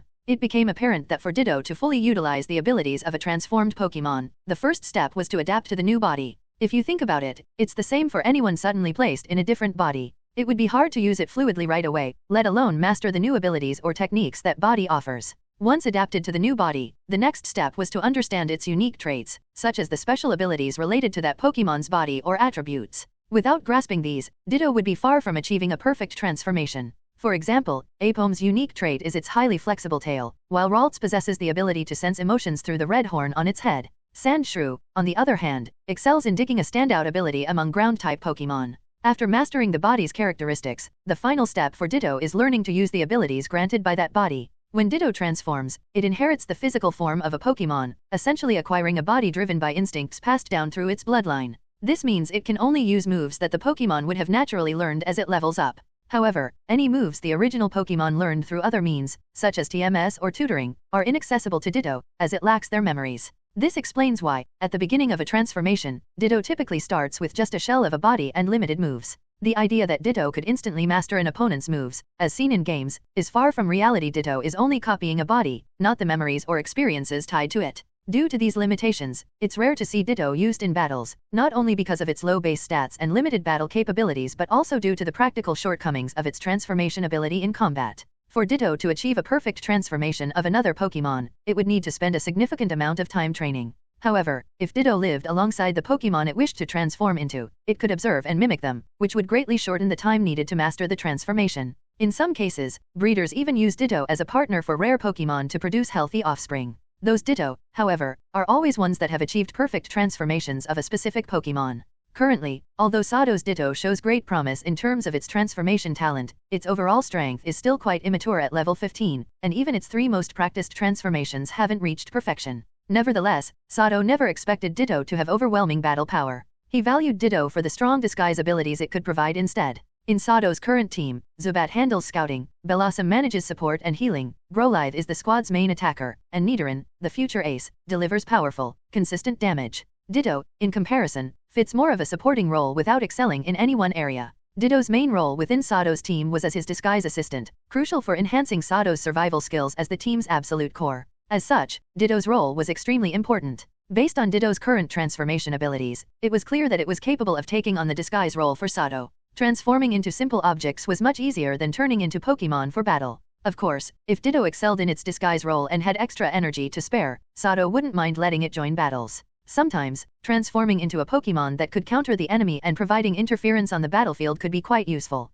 Alright, it's time for a nap. We still have skill training in the afternoon, and we can't afford to be tired then, Sato said, standing up after taking nearly half an hour to slowly savor his pork cutlet rice. He addressed his 5 Pokémon, who had been excitedly playing in the room. Seeing Sato speak, Zubat and the other 4 Pokémon obediently quieted down and returned to his side, ready for Sato to recall them into their Pokeballs. It looks like you're getting along well with everyone. Even though you're new, you'll be joining the training later too, so rest up in your Pokeball, Sato said, smiling as he patted Ditto, who was still in the form of an Apom, on the head. Since the other Pokémon were returning to their Pokeballs to rest, Ditto naturally had no objections. It nodded and allowed Sato to recall it as well. With that, the room finally quieted down. After tidying up the slightly messy room, Sato pulled out a berry mixer and began making some Pokeblocks. Since he had sold some Pokeblocks earlier in the morning, his stock was running low. Additionally, after purchasing Ditto, his funds were nearly depleted. He needed to produce a batch of Pokeblocks quickly and find some buyers to sell them to. After about an hour of work, Sato had produced over 200 high-quality Pokeblocks and more than 1,000 mid-quality ones.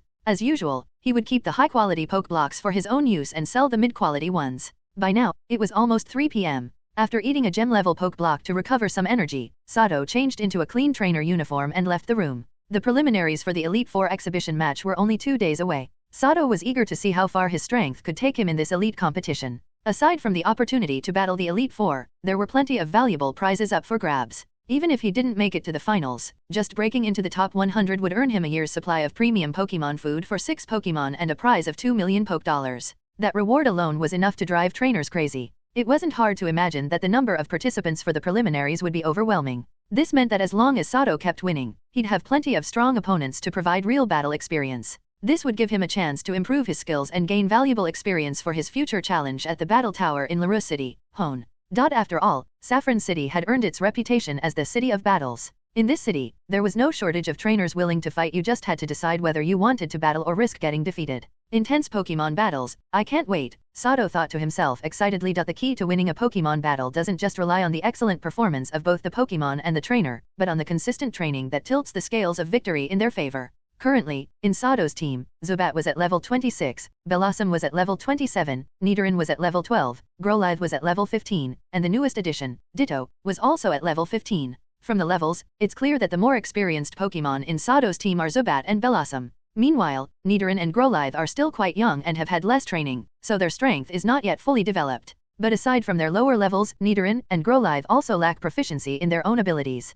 Compared to Zubat and Bellossom, who have already mastered stable offensive tactics, it's not going to be easy for the 2 younger Pokemon to win a battle on their own. As usual, Sato began his Pokemon's skill training around midday. To improve the efficiency of their training, he had spent 3,000 Poke Dollars to rent a training room for 2 hours at a Pokemon training facility near the Pokemon Center. These training facilities were similar to the Rocket Team's paid training grounds, offering well-equipped training rooms. However, this was just a standard facility and didn't have the high-tech equipment used internally by Team Rocket. The temporary training room Sato rented was spacious, about 70 to 80 square meters, plenty of space for his 5 Pokemon to train. The room was also stocked with basic training equipment. Zubat was currently training by attacking a small metal puppet that moved unpredictably at high speed within a certain range. He was practicing his air cutter move. Based on Zubat's current performance with air cutter, he could control 4 blades of air at a time, with a maximum of 9 blades being released in one go. Zubat was now at level 26, but it seemed his growth had hit a bottleneck. His physical development and progress in skill training had slowed compared to before. However, Sato wasn't too worried about this. If his guess was correct, Zubat was nearing its evolution. It was clear that Zubat's current body was reaching its limits, and it would need to evolve into a new form for its strength to continue growing steadily. While Zubat's growth had slowed, Bellossom, who had just evolved from a Gloom, was experiencing rapid improvements. Bellossom had already reached a high level of control over Grass-type energy, and after evolving, it had learned 3 powerful Grass-type moves, Magical Leaf, Leaf Blade, and Leaf Storm. As Bellossom continued to refine these moves, her strength was increasing significantly. In terms of battle power, Bellossom was undoubtedly the strongest member of the current team. Right now, Bellossom was practicing her Magical Leaf move, also attacking a fast-moving metal puppet as per Sato's instructions. Magical Leaf is a Grass-type special move with a power of 60. It releases enchanted leaves that can track the target and are guaranteed to hit. As Bellossom danced gracefully, several leaves, formed from emerald green Grass-type energy, appeared around her. Under Bellossom's control, the leaves seemed to cheer her on, making her elegant dance even more captivating. In about 2 seconds, the number of emerald green leaves multiplied, almost completely enveloping Bellossom in a dense cloud of leaves as she danced.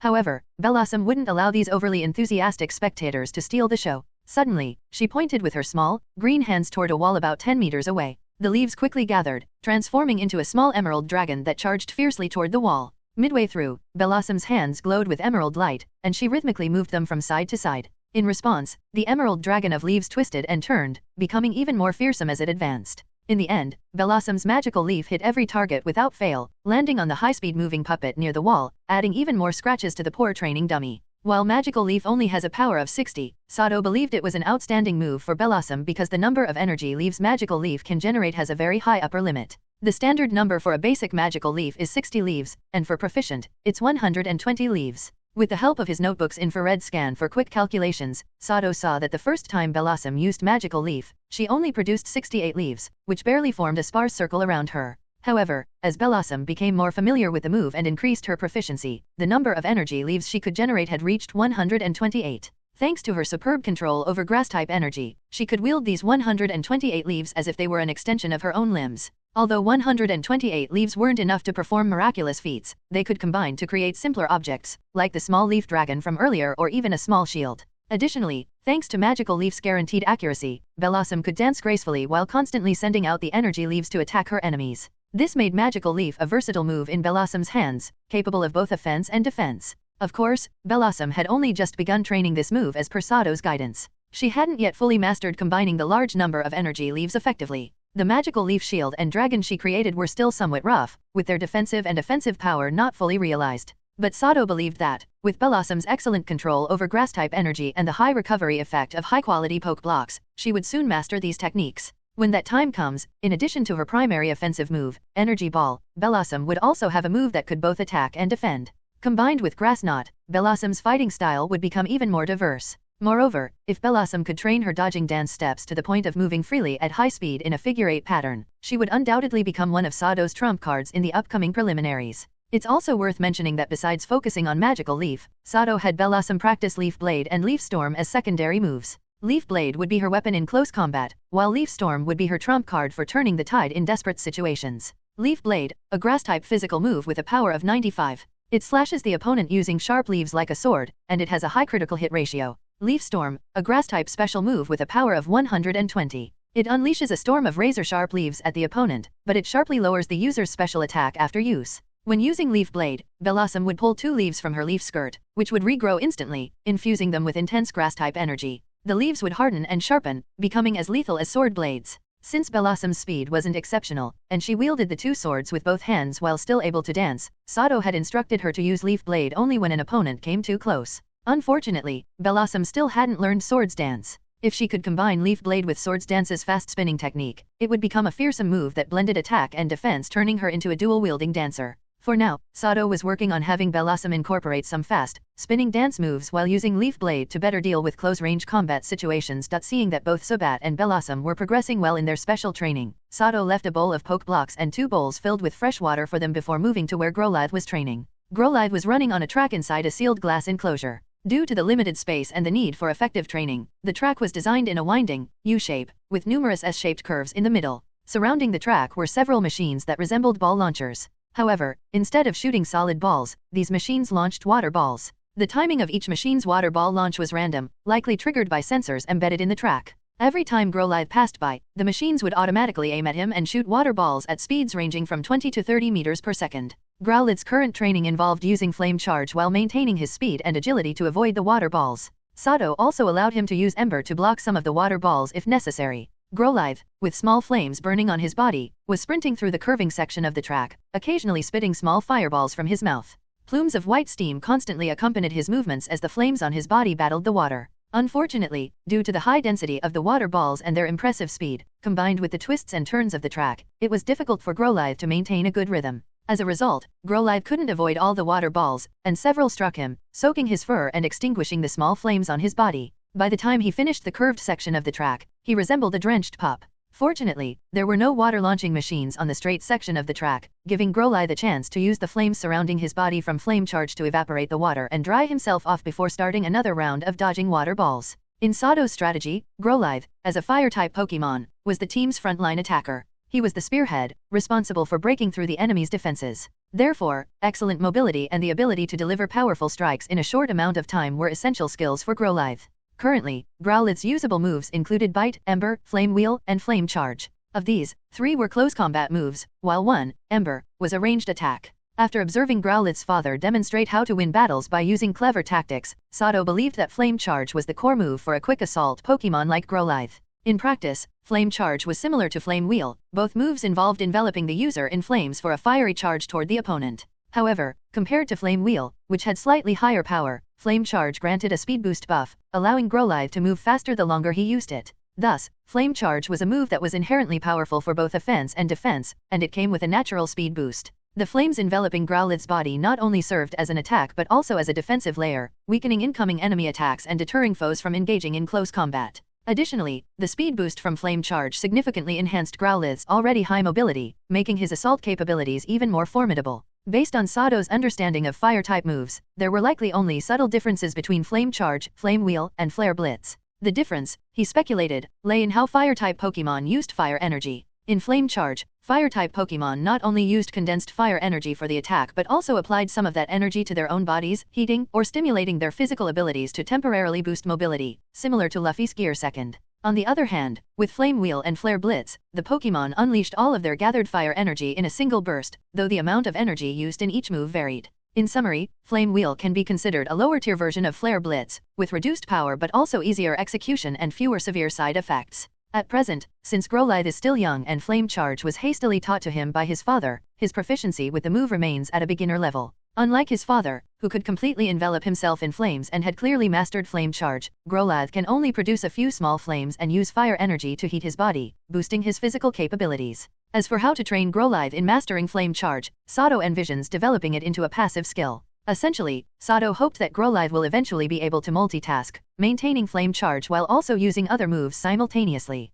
For example, Growlithe's father's strategy of combining Flame Charge's speed boost with the Ember move to outmaneuver and strike pincer in hit-and-run tactics was something Sato thought was well worth learning. With the mobility boost provided by Flame Charge, Growlithe's charging moves would also see a significant increase in power, making an offensive charge style highly effective. It's important to note that Grolive can learn powerful charging moves like Reversal, Takedown, Double Edge, Outrage, Close Combat, Wild Charge, and upon evolving into Arcanine, Extreme Speed, and Giga Impact. These potent moves all involve charging at the opponent. The current training track Sato had set up for Grolive was specifically designed for him to improve his Flame Charge. The machines placed along the curved sections of the track shot out fast but weak water balls, ensuring they wouldn't harm Grolive. Their purpose was to train Growlithe's ability to dodge while moving at high speeds, while the heat from Flame Charge would quickly dissipate. Then, once he reached the straight sections of the track, Grolive could reignite Flame Charge. This created an ideal environment where Grolive could continuously practice Flame Charge without waiting for his body temperature to cool down, greatly improving the efficiency of his training. Allowing Grolive to use Ember to block water balls also indirectly helped him practice multitasking. With such a well-designed training environment and an ample supply of high-quality poke blocks, Grolive, being a talented fire-type Pokémon, was making steady progress with his Flame Charge. Compared to when he first ran the straight sections of the track while still somewhat wet, Grolive could now not only dry himself off but also maintain small flames on his body, a significant improvement. As time passed, Growlithe's body gradually adjusted to the rhythm of running the curved sections of the track and found the optimal timing to exert force. Thanks to muscle memory, he began effectively dodging the water balls, clearly improving his evasive skills. Great job, but don't push yourself too hard. Your body is still growing quickly. Just another 20 minutes of training, and then we'll stop. After that, I'll give you a post-training massage, Sato said, smiling as he patted Growlithe's head while he rested. Growlithe's effort was evident. As a fire-type Pokémon, he had a strong sense of pride and was eager to catch up to Zubat and Bellossom as quickly as possible. In the past hour, he had barely rested, pushing his body to its limits. Woof, woof, woof. Hearing Sato's words, Growlithe stopped eating his poke blocks and drinking water, nodding excitedly. After observing Growlithe's training, Sato moved on to the adjacent training area where Nidoran was currently practicing. Nidoran showed great potential and had already mastered Poison Jab at an entry level, coming close to proficiency. Nidoran was very obedient to Sato, who was his family, and under Sato's patient guidance, he finally changed his method of using Poison Jab. Instead of relying on his body, he started utilizing his front claws, which had a longer attack range and were just as tough as his horn. Nidoran's level had now reached 12, automatically learning the powerful moves Focus Energy and Double Kick, further enhancing his strength. Note: Focus Energy is a normal type status move that increases the user's focus, which makes attacks more likely to land critical hits. Note: Double Kick is a fighting type physical attack with a power of 30, allowing the user to kick the opponent twice in succession, dealing damage both times. From the skill descriptions, it's clear that these two moves significantly boost Nidoran's capabilities. For instance, Focus Energy is known among gamers as a powerful move. When paired with a scope lens, it can achieve 100% critical hit damage. Thus, for Nidoran, who is destined to be a future ace Pokémon, this is undoubtedly a core skill. With Nidoking's formidable offensive potential combined with the ability Sheer Force, plus Focus Energy and a Life Orb, Nidoran's output would reach a whole new level. Double Kick is also an excellent fighting type physical move for Nidoran, who possesses the Hustle ability, giving him a good method to handle Rock type and Steel type Pokémon. Due to the 2 hits of damage, Double Kick is particularly effective against weak Rock types and Steel types that have the Sturdy ability. Although Double Kick has a base power of 30, the actual damage output is effectively 60 due to the 2 hits, which, combined with Nidoran's Hustle ability, can reach a power of 90. It's fair to say that Nidoran, equipped with Double Kick, holds his own against Rock, Normal, Steel, Dark, and Ice-type Pokémon.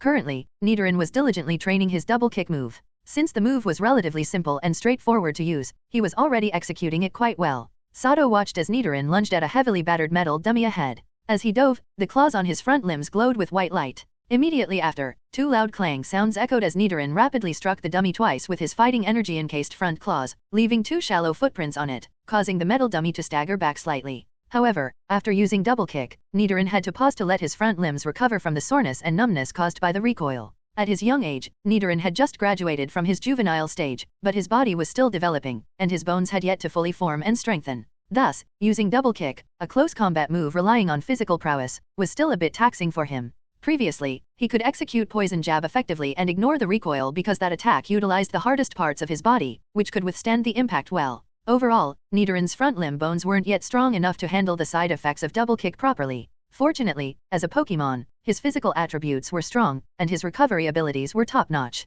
With the help of high-quality poke blocks, the pain and numbness in his front limbs faded quickly, allowing him to continue training Double Kick on the metal dummy. After numerous repetitions of Double Kick, Nidoran's front limbs had begun to adapt to the pressure, and through the cycle of damage and recovery, both his muscle strength and bone density had significantly improved. Of course, the repeated damage and recovery during training inevitably lead to hidden injuries. Therefore, Sato made sure to take Nidoran to the Pokémon Center for a full recovery after completing his skill training, ensuring that Nidoran wouldn't have any lingering issues. The heavy clang clang clang sounds echoed as Nidoran put all his effort into each Double Kick. After a relentless series of 20 double kicks, the poor metal dummy finally couldn't withstand the assault and began to fall apart. Once Nidoran shattered the dummy, Sato immediately called an end to the Double Kick training session. He then filled a basin with warm water to give Nidoran a relaxing massage after exercise. If you ever feel your legs in this condition again, stop training immediately, understand? Just look at your front limbs, they're swollen, Sato said, feeling a bit sorry for Nidoran as he noticed how puffy his forelimbs had become.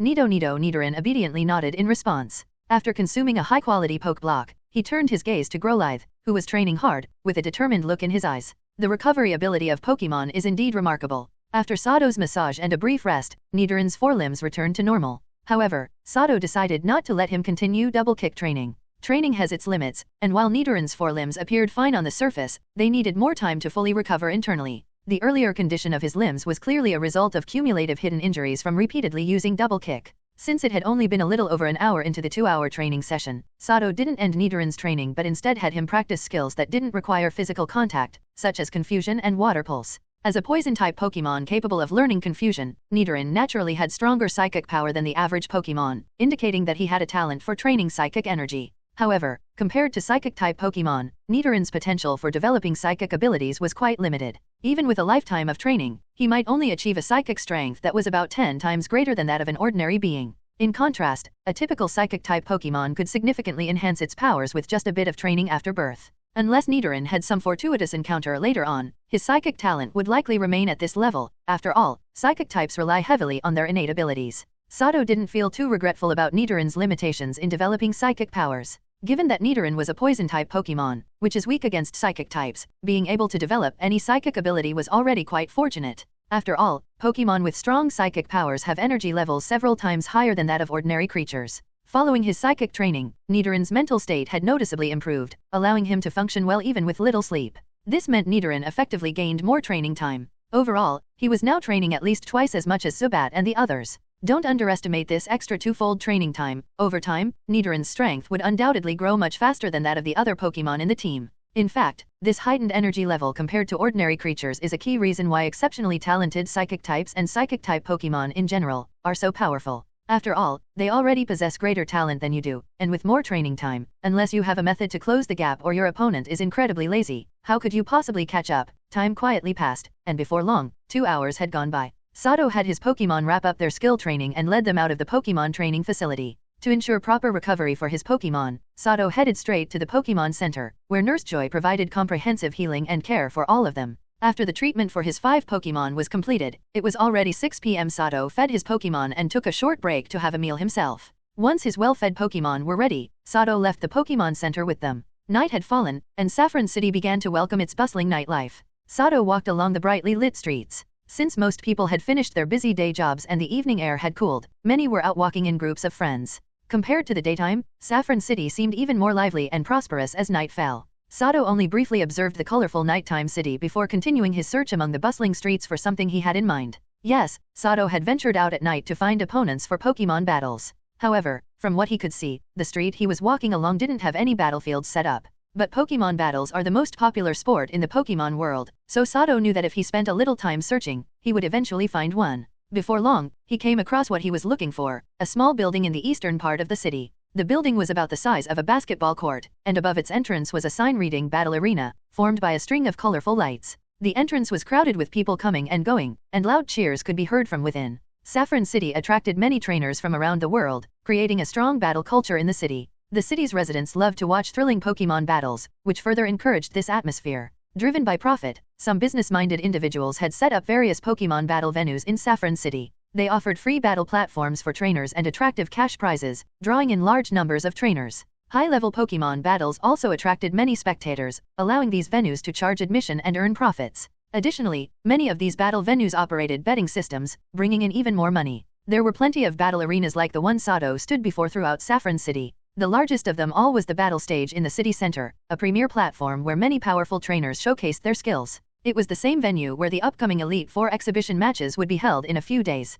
However, compared to the famous Battle Tower in Larus City in the Hone region, Saffron City's battle venues were of a slightly lower caliber. It was similar to how a world-famous 7-star hotel in Dubai held an elite status. Larus City's Battle Tower was the most renowned Pokémon battle facility in the world. A battle arena? Huh? Interesting, Sato thought as his eyes lit up, excitement stirring within him. What do trainers strive for? Dreams, money, or power? For Sato, money and power were secondary. What he pursued was excitement, and honor was certainly a form of excitement. The feeling of standing in the spotlight, basking in the cheers of the crowd, was indescribably thrilling. Hello, trainer. Are you here to participate in the battle competition? A young, professionally dressed woman greeted him with a smile as she saw Sato, clearly dressed as a trainer, approach. Saffron City was a highly competitive city. Ever since Pokémon battle arenas became money-making machines, many more had sprung up throughout the city. As competition grew, many battle venues began offering larger cash prizes and rare Pokémon items to attract trainers, ensuring a steady flow of challengers. However, with so many Pokémon battle venues in Saffron City and most trainers coming here specifically for battles, many of them were also looking to purchase desired Pokémon items. They couldn't spend all their time at battle venues without continuing their travels for training and experience. As a result, some less popular battle venues often struggled to attract participants, leading to poor business. The beautiful receptionist now speaking to Sato was specifically employed to recruit trainers for this particular battle arena. Yes, this is my first time here. Could you explain how I can participate and go over the rules? Sato replied calmly. Hearing his confirmation, the receptionist's smile brightened even more, and she quickly explained the arena's rules in detail. She also made sure to highlight the various rewards Sato could earn for winning. According to her explanation, due to the level of the venue, it currently only offered low-level and mid-level battle arenas. The low-level arena featured one-on-one battles, while the mid-level arena involved 3-on-3 battles. Initially, trainers had to start in the low-level arena. After achieving 51 victories out of 100 battles, they could advance to the mid-level arena. In the low-level arena, each victory awarded 10,000 Poke Dollars, and achieving a 10-win streak would net an additional 200,000 Poke Dollars along with a rare Pokemon item. The mid-level/intermediate level arena required an entry fee, with a minimum of 100,000 Poke Dollars per match. Victory in the mid-level arena also granted 200,000 Poke Dollars, and winning 5 matches in a row would award 500,000 Poke Dollars and an extremely valuable/rare Pokemon item. However, if a trainer lost 3 consecutive matches, they would be demoted back to the low-level arena. Since Sato had just arrived at this battle venue, he naturally had to start from scratch, accumulating victories. He was now in the competitor's waiting room, awaiting his turn to battle. At the same time, Sato was using the large screen in the waiting room to observe the battles of other participants. Unfortunately, the waiting room in a Pokemon battle venue was also a highly competitive environment. Even though Sato just wanted to watch the battles quietly, someone inevitably came over to cause trouble. Well, I'm in luck tonight. It looks like I'm up against a first-time competitor. This means another easy win for me, and I'll be one step closer to my 51 victories. Remember my name, Rookie, because the one who's going to beat you is Ishida Taro. A young trainer in a black uniform approached Sato with a smug expression. He was holding a number tag identical to the one Sato had, indicating that he was Sato's next opponent. The other trainers waiting around couldn't help but look on with envy after hearing this. In truth, most of the participants in these smaller battle arenas were regular civilian trainers. Yes, they were here mainly to earn the prize money from winning. From Sato's appearance and demeanor, the other civilian trainers could easily tell that he was one of them. Having shared similar experiences, they knew the struggles of being a poor civilian trainer and also understood how low the odds were for a first-time competitor. The Pokemon battles here were completely different from those outside. Without the right mental preparation, newcomers could lose terribly. Sato, however, remained unfazed by the taunt from his opponent. He continued to calmly watch the battles on the large screen, completely ignoring Ishida Taro as if he were invisible. You're pretty calm, aren't you? I hope you don't cry too much when you lose, Ishida Taro sneered, annoyed at being ignored, but he didn't press the matter further. He threw out his parting words and walked away. A few minutes later, the broadcast in the waiting room announced the names of Sato and Ishida Taro. Their Pokemon battle was about to begin. Be careful, Rookie. If your Pokemon gets defeated, recall it immediately. Anything can happen in the arena, even death. As Sato was about to leave the waiting room and enter the passage to the battle arena, a young female trainer sitting near the door turned her head slightly and spoke to him with a blank expression. Thanks for the warning. I'll be careful. My name is Sato, he replied, glancing at the Vulpix with a cautious look in her arms, smiling slightly before opening the door and heading into the arena passage. You seem to think highly of him. Why'd you give him a heads up? Don't tell me you've taken a liking to him. He's not even as good looking as me, teased a male trainer, clearly her companion, after Sato had left. The female trainer had a typical Kanto appearance, black hair, black eyes, and healthy tanned skin. She wasn't strikingly beautiful, but her features were the kind that grew on you. Her simple and modest attire also marked her as a regular civilian trainer. In her arms, she held an adorable Vulpix. You'd better be careful. Didn't you notice? Vulpix is wary of him, she said seriously, casting her companion a sidelong glance. Her Vulpix possessed a unique ability to sense danger, and thanks to that, she had avoided several crises in the past, which was why she often carried it with her. When Sato had walked past just now, her Vulpix had put up a cautious expression, pressing its paws on her arm, its way of warning her of danger. No way, Vulpix was wary of him? That hasn't happened in a while. If that's the case, that guy might be a tough opponent. I'll have to get to know him better later. The male trainer's playful expression quickly faded after hearing his companion's words and seeing her Vulpix nod at him. He, too, had benefited from Vulpix's ability in the past and trusted the female trainer's judgment completely. Just watch the screen. This battle should give us a good idea of his strength, the female trainer said, turning her focus back to the large screen behind them. By now, Sato and Ishida Taro had already taken their positions on opposite sides of the battle arena. Alright, ladies and gentlemen, we're about to begin the next Pokemon battle. Our competitors this time are the newcomer Sato and his first opponent here at this arena, Ishida Taro, who's on a 6-win streak with 21 total victories. As soon as the referee announced their names, the crowd erupted into cheers. Ishida Taro, Ishida Taro, Ishida Taro. It was clear that Ishida was quite popular in this battle arena, thanks to his winning streak. The moment his name was announced, the audience began chanting his name to cheer him on. So, this is the arena. It feels different, but it looks like I'm already considered the underdog, Sato thought to himself, looking at the packed stands and listening to the crowd's cheers. You hear that, kid? If you know what's good for you, just surrender right away. I don't want my Pokemon wasting precious energy on a pawn like you tonight, Ishida Taro taunted, excited and proud from the cheers of the crowd. He loved this arena, loved the atmosphere, and believed that it was the key to helping him, a regular civilian trainer with no background, gain resources and rise through the ranks. That's why he had to win. He had to keep winning. He wanted to use his trained Pokémon to win fame and fortune. Soon, the large screen in the arena began spinning the 2 roulette wheels. When the wheels stopped, the pointer on one wheel landed on Ishida Taro's side, indicating that he would release his Pokémon first, while the pointer on the other wheel landed on the rock symbol, indicating that the battle would take place on a rocky terrain. Even if I let you go second, it won't make a difference. Go, Poliwrath. Seeing the roulette pointer land on him, Ishida Taro nonchalantly remarked. After the battlefield switched to a rocky terrain, he quickly released his Pokémon from the Pokeball in his hand. A beam of white light shot out from the opened Pokeball, landing on the rocky battlefield. When the light faded, a very muscular Poliwrath appeared. This Poliwrath seemed to have quite a temper. As soon as it entered the battlefield, it smashed a nearby boulder into pieces with its massive fists, then effortlessly leaped onto the highest rock, gesturing provocatively at Sato. Ha ha ha, there it is. Ishida Taro's Poliwrath is once again taunting his opponent? How will newcomer Sato respond to this challenge? What Pokémon will he send out to face it? The commentator, a middle-aged man, hyped up the crowd even more as the atmosphere in the arena heated up. Impressive, but if you think you'll beat me easily, you're dreaming. As Poliwrath taunted him, Sato used his system's scanning ability to examine Poliwrath's stats carefully. Pokémon, Poliwrath. Level, 30. Type, Water/Fighting. Ability, Damp.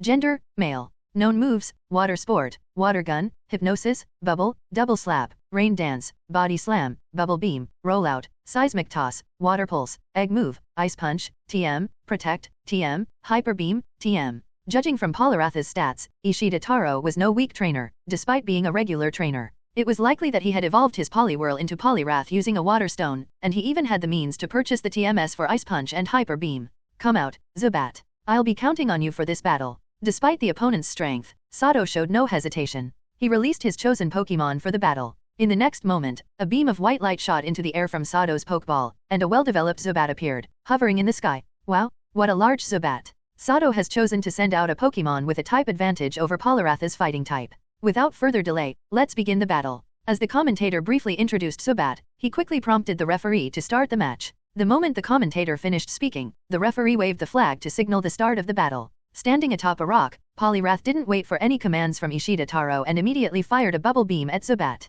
A rapid stream of glowing blue bubbles shot out from Poliwrath's belly like a machine gun, spraying toward Zubat and covering the sky, making it nearly impossible for Zubat to dodge. But Zubat, after a week of survival training in the wild, had grown significantly. As soon as it emerged, it used its echolocation to track Poliwrath's every movement. Faced with Poliwrath's laughable sneak attack, Zubat responded without hesitation. A 3-meter-wide white whirlwind appeared in front of it. In the eyes of the astonished audience, the spinning white whirlwind pulled in all of the blue bubbles formed by Poliwrath's water-type attack. Well done, Zubat. Show this arrogant our strength. Seeing Zubat had successfully blocked the sneak attack, Sato praised Zubat, then quickly issued his attack command. Without any delay, Zubat, controlling the white whirlwind, sent it surging toward Poliwrath, carrying Poliwrath's own bubble beam with it. As the white whirlwind, carrying its own bubble beam, rushed toward Poliwrath, the Pokémon remained calm. With a powerful push from its legs, it leaped from its rock to another, dodging Zubat's whirlwind attack. Watch your back. Jump down and counter with Water Gun. Ishida Taro's urgent voice rang out before Poliwrath could even relax, prompting a reflexive leap off the rock.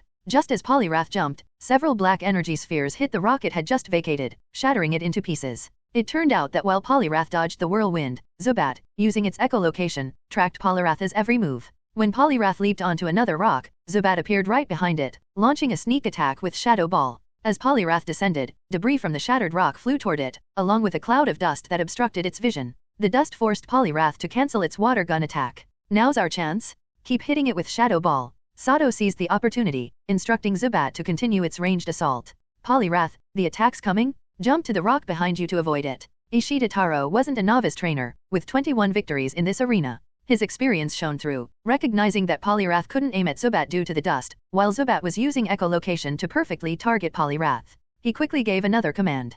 Poliwrath, trusting Ishida Taro's judgment, executed the order without hesitation, as if by muscle memory. Thanks to the precise command and Poliwrath's swift reflexes, it once again dodged Zubat's Shadow Ball attack. Unbelievable?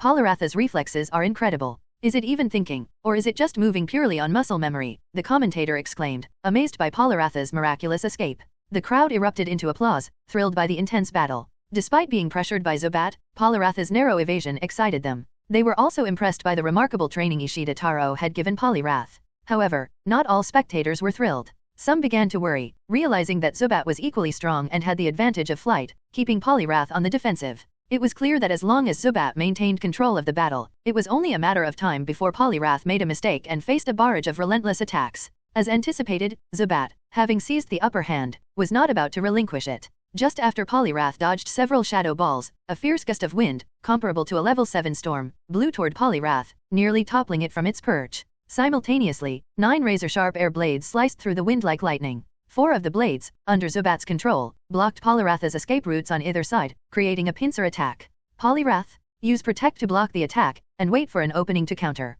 Ishida Taro knew that Zubat was giving Poliwrath no time to recover, and with its escape routes sealed, Poliwrath had no choice but to use its precious Protect move to block the incoming air cutter. Damn it, how is this guy so strong? What has that Zubat been eating to grow this big? Its physical strength is incredible, and its speed is far superior to Poliwrath's. With its echolocation, it's almost as if Zubat controls the entire battlefield. No matter what Poliwrath does, it's always a step behind. As Ishida Taro analyzed the situation, his face grew darker, especially when he glanced over at Sato, who remained as calm and composed as ever. This only made Taro feel more frustrated. Following Taro's command, Poliwrath clapped its fists together, forming a bright green energy shield that enveloped its body. Zubat's 4 air cutter blades struck the shield, but thanks to the protection from Protect, Poliwrath successfully blocked the attack once again. Now's our chance, Poliwrath. While Zubat is recovering from its move, use Hyper Beam. After Poliwrath successfully blocked Zubat's air cutter with Protect, Ishida Taro noticed that Zubat seemed to slow down after its continuous powerful attacks. Seizing the moment, he ordered Poliwrath to unleash its powerful Hyper Beam, hoping to turn the battle around.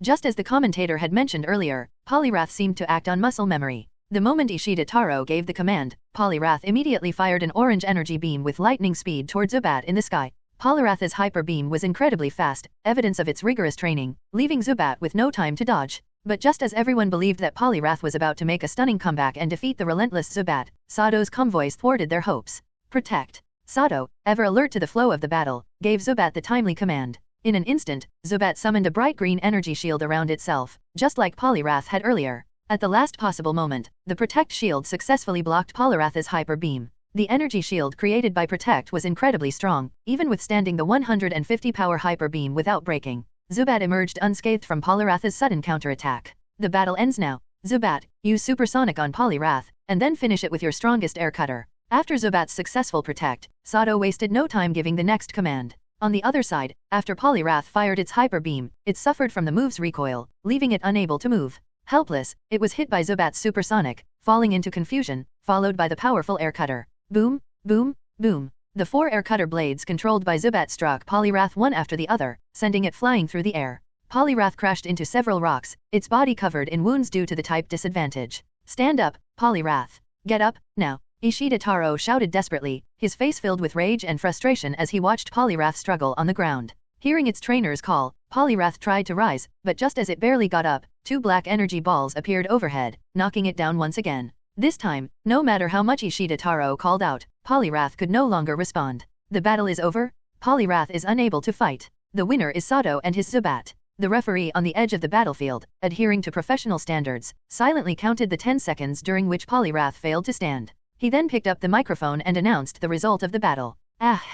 Clap, clap, clap. Go Zubat. Well done Sato. As soon as the referee's announcement echoed, cheers erupted from the audience, celebrating the victory. At this moment, both Zubat and Sato were basking in the glory of their triumph. Amidst the adoring crowd's gaze, a dazzling yet gentle white light began to emit from Zubat's body. Damn it, after defeating my Poliwrath, it's also evolving? Ugh. Seeing Zubat rise on top of Poliwrath's shoulders and begin to evolve, Ishida Taro's expression turned exceptionally grim after just recalling Poliwrath into its Pokeball. However, when he considered using a small needle to slightly interfere with Zubat's evolution process, a cold glare immediately fixed on him. In an instant, a sense of deadly threat surged within him. Feeling a breath of death approaching, Ishida Taro froze, daring not to make a move. Following his instincts, he turned his head slightly and was met with Sato's eyes, which were filled with murderous intent. At this moment, beside Sato stood Blossom, holding a bright green energy ball directed squarely at Ishida Taro. Though small, the energy ball emitted visible waves of green energy, clearly indicating it was a compressed grass-type energy ball, capable of delivering substantial power.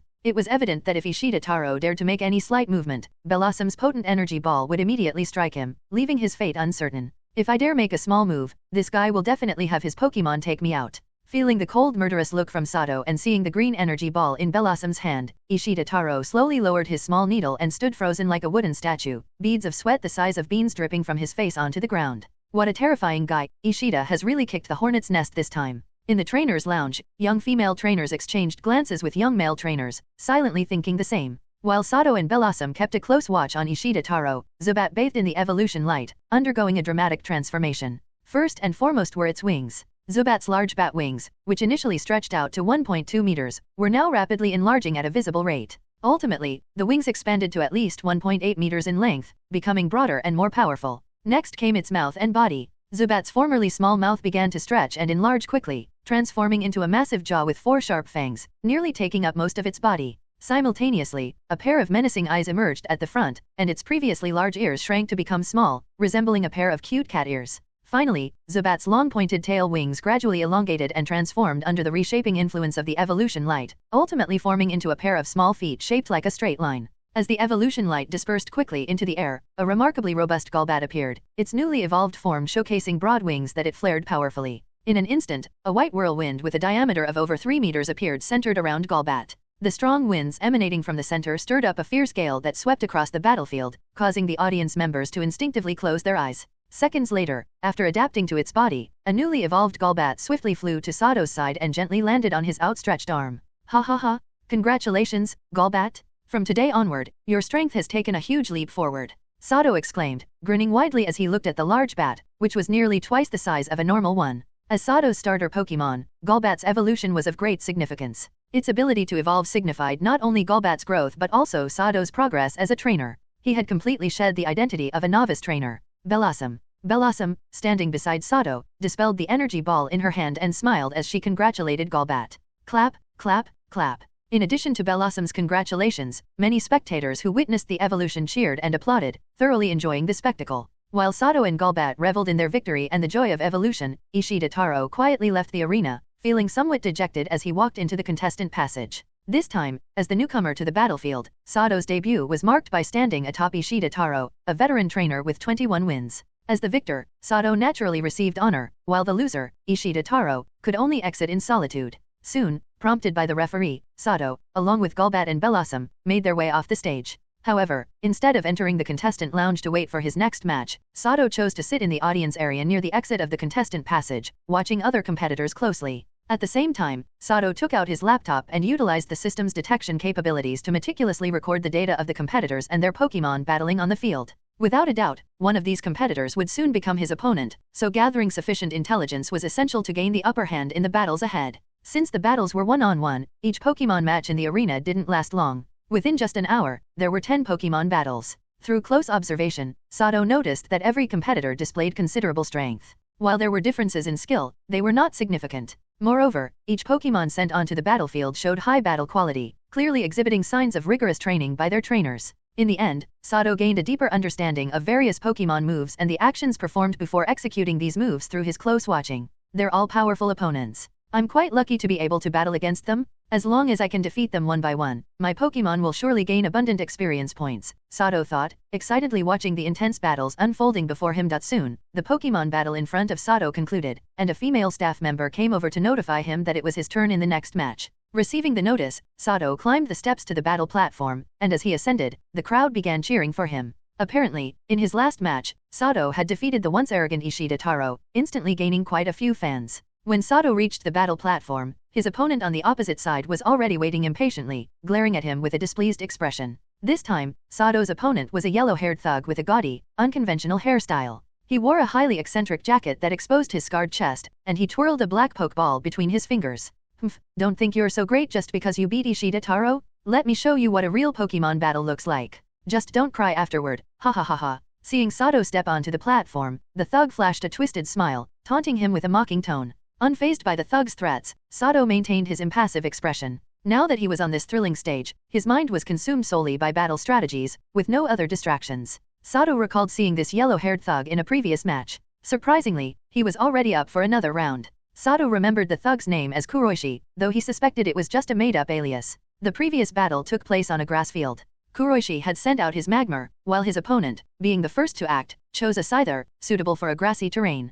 As expected, the outcome was one-sided. With the type advantage, Kuroishi's Magmar easily defeated Scyther, leaving it with severe burns. If Scyther's trainer hadn't quickly recalled it into its Pokeball, Scyther might have been fatally burned by Magmar. In general, Kuroishi was far more ruthless than Ishida Taro. He would seize any opportunity to deal brutal attacks on his opponent's Pokémon. And here we have it. Contestant Sato is back on the battle stage, and his opponent this time is Kuroishi, who boasts 25 wins. Sato recently delivered a swift victory over Ishida Taro, who had 21 wins, so we can expect both contestants to be quite strong. Alright, no more delay, let's get the battle roulette spinning. With both contestants in position, the announcer gave a brief introduction and signaled for the battle roulette to determine the starting player and the battlefield. As soon as the announcer finished, the backstage crew activated both roulettes. After a rapid spin, one pointer landed on Sato, while the other pointed to the water field. Yes, the roulette has stopped. According to the results, Sato is the starting player, and the battle will take place on the water field. What kind of exciting showdown will we see? Let's find out. With the announcement, the battlefield began to change. A massive water pool, at least 20 meters deep, rose from beneath separating steel panels, with white floating platforms scattered across its surface and a wooden bridge connecting both ends of the pool. Let's do this, Bellossom. This battle's yours. As the water field settled, Sato opened his Pokeball, allowing Bellossom to gracefully land on the wooden bridge. Since his opponent had previously used Magmar, and this terrain was unsuitable for it, Sato decided to send in Bellossom, who could counter water types. However, being the starting player, Sato knew he was bound to face a counter from his opponent, who could choose a Pokémon advantageous over Bellossom. Though Bellossom's grass type naturally counters water types suited for a water field, this terrain posed little difficulty for flying type Pokémon. As expected, Sato was ultimately unprepared for the specific details about his opponent's Pokémon. After he sent out Bellossom, Kuroishi flashed a smug smile and released a Fearow radiating a menacing aura.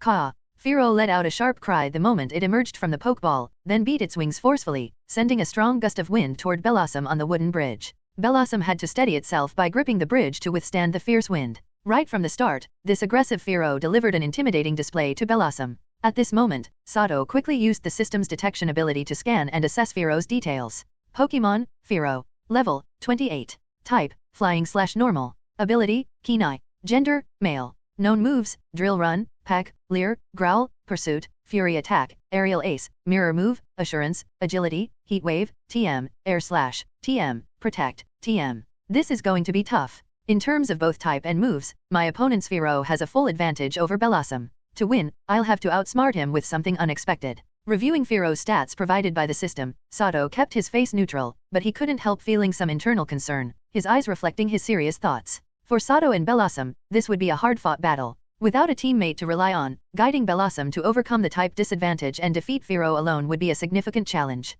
especially since Bellossom hadn't learned any moves specifically countering flying types. If they were to win, it would have to be through a clever strategy, otherwise, with both Pokémon at nearly the same level, defeat would be inevitable. As the referee lowered the flag, the battle officially began. From watching previous matches, Sato noticed that the Pokémon here all shared one trait: they instinctively seized the opportunity to attack first. As soon as the referee's flag dropped, even if their trainer didn't issue a command, they would rush to strike. Just as Sato anticipated, the instant the referee's flag fell, Fearow launched into action. It spread its broad wings and swooped down at once. At the same time, its sharp beak became enveloped in a concentrated flying-type energy, with the tip slicing through the air, scattering wisps of white streaks in its wake. In this moment, Fearow's rapid descent resembled a fighter jet targeting Bellossom on the wooden bridge below, creating an immense sense of pressure. It was like an eagle's strike from the skies. Faced with Fearow's sudden assault, Bellossom, having been forewarned by Sato, remained calm and began gracefully dancing across the narrow wooden bridge. Quickly, vibrant green leaves appeared around her, dancing in sync. In the blink of an eye, Bellossom's figure was entirely cloaked by the swirling, emerald leaves. Just a petty trick. No matter how much she tries to hide, Fearow's peck attack will hit its mark, Kuroishi scoffed. Indeed, even though Bellossom was concealed by a thick veil of leaves, to Fearow's sharp eyes, these coverings were no obstacle. Through minute gaps between the leaves, Bellossom's silhouette remained exposed to Fearow. He's coming, now's your chance, Bellossom, show him the results of your training. Sato called out as Fearow dove from the sky. Already well aware of Fearow's keen eye ability, Sato knew he couldn't rely solely on concealment. As soon as Sato gave the order, Bellossom, already prepared, concentrated her energy, stacking the green leaves in a layered formation until they created a solid, thick, emerald shield in front of her at impressive speed. Just as the shield took shape, Fearow's peck attack arrived.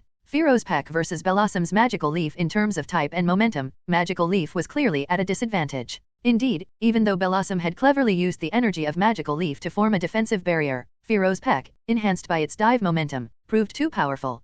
Firo's long, sharp beak pierced through the shield with ease, aiming straight for Blossom. However, Blossom's shield wasn't entirely ineffective, it bought her a brief moment to evade. In that split second, Blossom made her move. With a swift, elegant pirouette, she dodged Firo's sharp beak and then used an S-patterned dance step to quickly widen the distance between them. As Blossom pulled away, a puff of purple powder dispersed from the two flowers atop her head.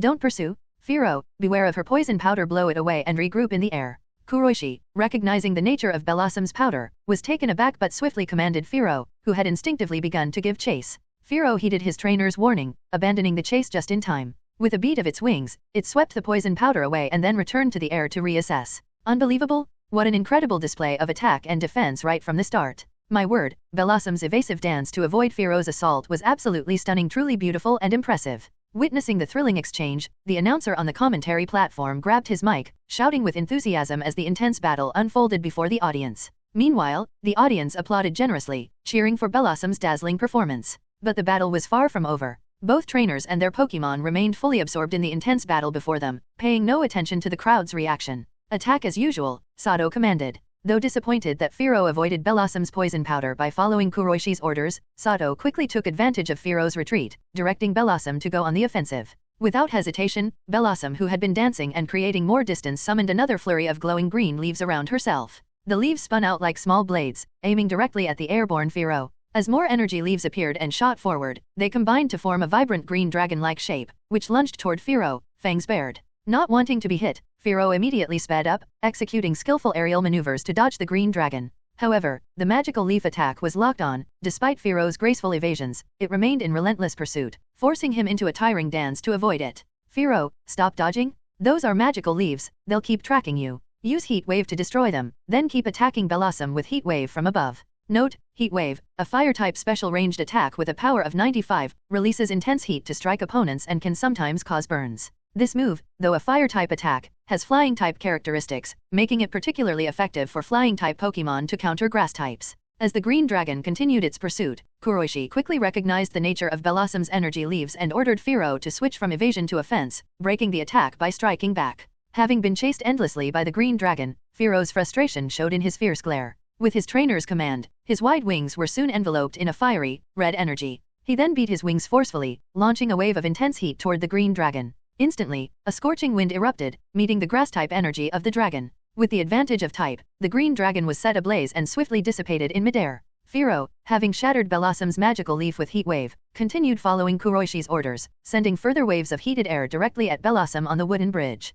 With each blast of scorching wind, Blossom, unable to dodge in her usual way, had no choice but to raise another shield of magical leaves for some defense. However, the intense type disadvantage was merciless. The fire-infused heat wave tore through the grass-based shield. The blistering wind struck Blossom, blowing her back and causing serious damage. Her flowers and leafy skirt began to wither from the intense heat. The situation rapidly worsened, and Blossom was now in a dire crisis. Blossom, quickly jump off the bridge and into the water. Seeing Kuroishi using Firo's advantage in the air to kite Blossom with repeated heatwave attacks, a grim look crossed Sato's face. His worst-case scenario had come to pass. Flying-type Pokémon had an inherent advantage in battle, often using hit-and-run tactics from above. Without a way to counter them, opponents could be toyed with until they were defeated. Blossom's long-range moves included Acid, Energy Ball, Leaf Blade, Magical Leaf, Razor Leaf, and Leaf Storm, but none of them posed a threat. Acid was negligible, and the rest were all grass-type moves, which Firo's Heat Wave could easily overpower. If Firo had continued close combat tactics, Sato would have had a better chance of countering with Blossom's status moves. But now, with Firo taking this frustrating hit-and-run approach, Blossom's chances of victory looked slim. Even so, Sato believed Blossom still had a shot. The battlefield was a water arena, making it much harder for Heat Wave alone to knock Blossom out right away. With a splash, Blossom followed Sato's command and jumped into the water, dodging another heat wave just in time. Submerged, Blossom absorbed plenty of moisture, restoring her flowers and leafy skirt to their full, vibrant state. She then surfaced, climbing onto a floating platform. Haha, give it up already, Sato. Having Blossom jump in the water is only delaying the inevitable, like a frog being slowly boiled alive. Firo, keep using Heat Wave. Let's make that pool boil.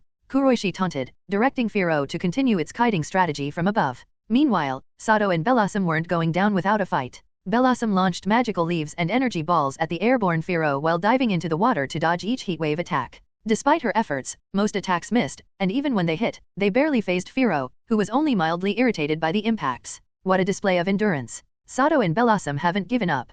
They're cleverly using the water arena to counter Firo's aerial advantage. How will this battle end? The announcer boomed, his voice ringing with excitement. The audience, however, didn't share the commentator's enthusiasm. With the action reduced to repetitive hit-and-run moves, they grew visibly bored, some even began to yawn. The exchange had already dragged on for 7 or 8 minutes, with neither side making decisive progress. The spectators began to suspect Sato was only prolonging an inevitable defeat. TCH, struggling till the bitter end? Fine, we'll oblige. Firo, take your time? Let them savor the slow roast just a little longer, Kuroishi sneered, a twisted grin spreading across his face.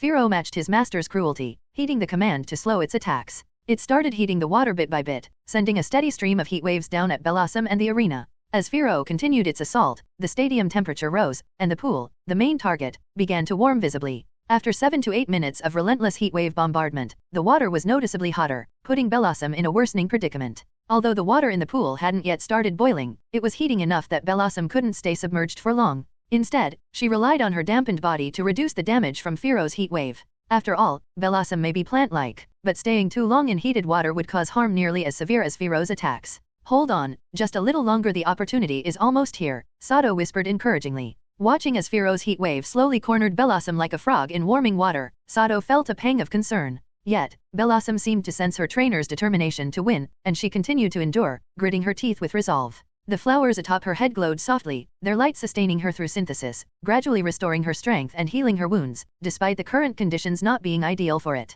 Another 10 minutes passed, and to most of the audience, Blossom appeared nearly defeated, her body battered as though she could collapse any second. But to a keen-eyed few, Blossom was a symbol of the grass type's resilience, holding her ground remarkably. Some onlookers even showed expressions of disbelief. She's really enduring. What amazing resilience. Is this the true toughness of a grass type? Remarkable? The tide seems to be slowly turning in her favor. In the waiting room, a young female trainer watched the screen in awe. Although Blossom was indeed covered in wounds, the twin flowers on her head continued gathering light for synthesis, causing a soft green glow to pulse over her body as she slowly regained strength. While she seemed to be hanging by a thread, in truth, Blossom still had more stamina left than it appeared. On the other side, Firo, though in much better shape than Blossom with only minor injuries, was beginning to show fatigue. The repeated use of Heat Wave, a non-stab move, was taking its toll. Lacking any way to recover, Firo was visibly exhausted. Even when it managed another Heat Wave, it was nowhere near as powerful as before. The Heat Wave move has a power of 95, making it highly draining. Blossom, accustomed to intense endurance training fueled by daily poke blocks, was at a clear advantage in terms of stamina.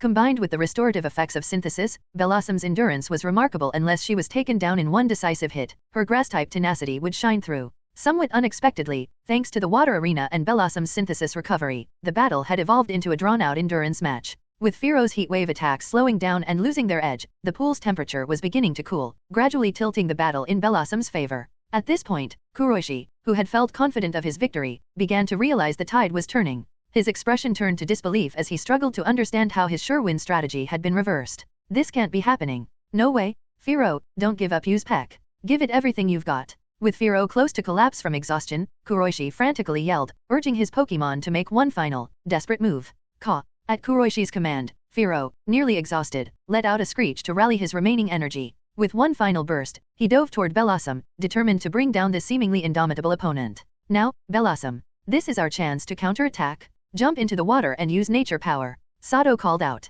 Watching his opponent, blinded by the illusion of victory, finally sense the shift in the battle, Sato swiftly issued Blossom her next command. In this drawn-out frog in warm water battle, Firo had unwittingly become the frog. The pool, over 10 meters deep, had hardly reached the boiling point Kuroishi had hoped to achieve with his non-fire type Firo's heat wave attack. It was a wildly ambitious strategy to use heat wave to bring this large pool 12 meters long, 6 meters wide, and several meters deep to a boil to steam Blossom into defeat. But credit was due, Kuroishi had trained his Firo exceptionally well in both stamina and heat wave proficiency, almost succeeding in his plan. Fortunately, Blossom's resilience won out, allowing the battle's momentum to shift in her favor. Firo's last-ditch dive attack was no match for Blossom, who had the advantage of steady recovery. Now moving slower than before, Firo closed in on Blossom, who, staying composed, followed Sato's orders. She endured the scorching water's pain and poured her energy into nature power. In an instant, a massive water column shot upward, striking Firo just as he swooped down, sending him crashing into the pool below. While Blossom submerged in the pool and unleashed nature power, the move transformed into a high-pressure hydro pump, launching a powerful blast of steaming water. Caw. Firo now felt the searing pain Blossom had endured in the heated water, but as a creature of flesh and blood, his suffering was far more intense. He let out a heart-wrenching screech, only to faint from the sheer agony. Drifting on the water's surface, Firo looked like a cooked bird, his body trembling slightly to show he was still conscious. Return, Firo. Before the referee could announce the results, Kuroishi, his expression dark, hurriedly recalled his Firo and quickly left the arena. Despite his frustration, Kuroishi's care for his Pokemon was evident. Firo is unable to battle, so the winner of this match is Sato and his Bellossom. With Kuroishi forfeiting, the referee raised his flag, officially ending this nearly half-hour endurance match. Clap, clap, clap. The audience, moved by Bellossom's comeback, erupted in enthusiastic applause, their cheers filling the stadium once more. Despite the victory, Sato showed no sign of happiness on his face. He knew all too well how hard-fought this win had truly been. The victory in this battle was largely due to the advantage of the terrain. Had it not been for the water field, Bellossom would have been defeated early on. After all, Heat Wave is an area attack move that Bellossom couldn't simply dodge. It was only thanks to the ample water source in the field that Bellossom could endure until Firo exhausted his energy. For Sato, this Pokemon battle felt like a tough win. Of course, to the spectators, Sato's command was highly commendable, as he turned the tide bit by bit using terrain and tactics. To manage a comeback against such a relentless strategy showcased his impressive skills. Additionally, Bellossom's performance revealed Sato's unique training methods. It was not only his excellent direction but also Bellossom's resilience and Sato's effective training that laid the foundation for this victory. After the battle, Sato discreetly gave Bellossom a gem-grade poke block and recalled her with a Pokeball, swiftly leaving the battle platform. He then entered the contestant passage and explained his purpose to the staff, who led him to the medical room in the battle facility. Kuroishi was also there, asking a female doctor to have her Clefable use heal pulse on his Firo. Under Clefable's gentle waves, Firo's severe burns quickly started to heal, and the worsening injuries were brought under control and began to recover. You won't be so lucky next time. Remember that. I'll settle this on the battlefield sooner or later, Kuroishi said, his face dark, as he recalled Firo with a Pokeball.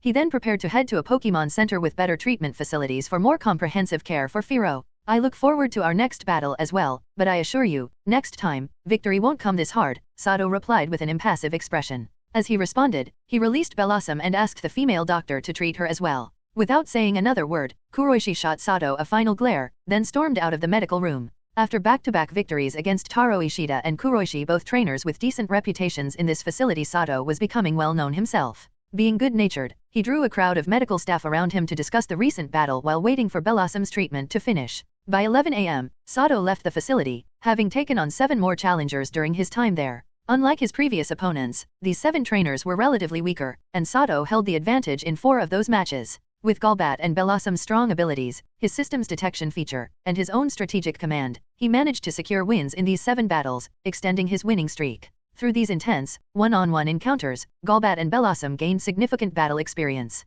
With the systems analysis, Sato noted that Golbat and Bellossom had leveled up to levels 28 and 29, respectively. It's true only by battling opponents of the same level can Pokemon grow better. Constantly fighting weaker opponents would only hinder their progress, Sato thought to himself as he walked along the bustling street. After commanding battles for so long, Sato was feeling hungry, so he chose an open ramen shop for a late-night meal. Naturally, he didn't forget his 5 Pokemon. He released them to let them enjoy the delicious ramen as well. The ramen shop's master chef was clearly very skilled. The ramen tasted fantastic, and he understood the flavor preferences of Pokemon of different types, making dishes that each of Sato's Pokemon devoured happily. As usual, Sato ate at a leisurely pace. While his 5 Pokemon had already finished several bowls, he was still on his first, slowly eating and reflecting on the gains he made from the recent battles at the Pokemon Battle Facility. The 9 victories earned Sato 90,000 Poke Dollars. Moreover, with his systems detection ability, Sato analyzed the Pokemon stats of each trainer he faced, using this information to join the gambling activities officially licensed by the Pokemon League and hosted by the facility.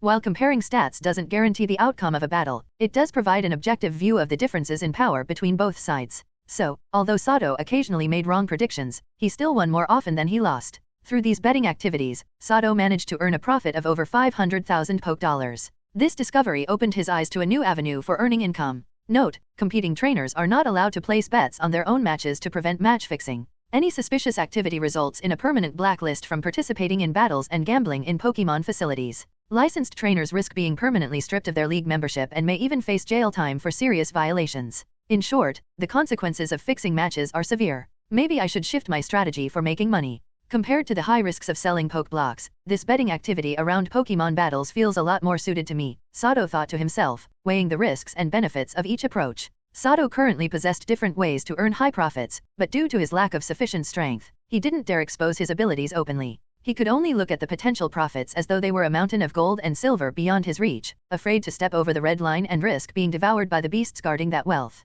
If he wanted to claim this mountain of wealth, he'd need enough power to either deter or defeat those surrounding beasts. For now, though, Sato had a smaller, safer treasure trove to tap into. Although it's far smaller than the seemingly endless wealth from selling poke blocks, the gambling profits he could make from battles are enough. Moreover, this treasure trove was crowded with people of roughly his level or lower. The advantage here was that the powerful beasts guarding this treasure trove were not very vigilant, making it easier for Sato to grab some treasure and disappear back into the crowd. However, this treasure trove, tempting as it may be, also had the power to rob explorers of their wealth. If not careful, one might leave empty-handed or, worse, with one's money taken instead. For Sato, this treasure trove was the gambling around battles. But thanks to his system's detection ability, he now had a good chance of drawing treasure from it successfully. While it isn't guaranteed that every attempt at this treasure trove, gambling, would yield rewards, and the value of each win wasn't particularly high, payouts were generally modest, the system's detection ability gave Sato about a 60% success rate in placing his bets accurately. Undeniably, this gambling approach suited Sato's need for a low-profile source of income during his quiet growth phase. Discovering this safe new income stream naturally pleased him, but once he turned his thoughts back to his Pokémon, his concerns returned.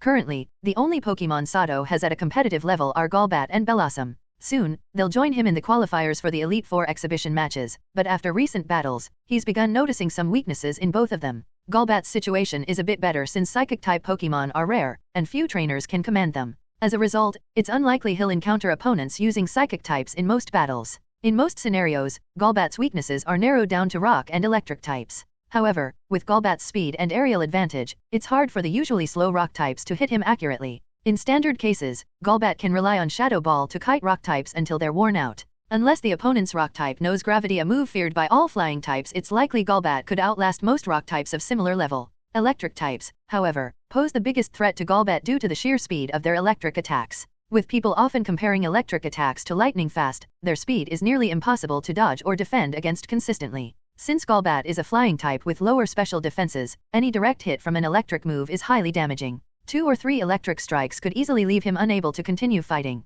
For now, managing electric types and defending against their moves is Golbat's biggest challenge. Unfortunately, Sato feels at a loss because Golbat's move pool lacks any techniques to counter electric types. Unable to learn any ground-type moves, Golbat has virtually no way to counterattack electric types effectively. In theory, there is one move that could allow Golbat to counter electric types, Hidden Power. If Golbat's Hidden Power could manifest as a ground-type attack, he'd finally have a countermeasure. Note, Hidden Power is a normal-type special ranged attack with 60 power. Its type varies depending on the Pokémon, but it's never normal type.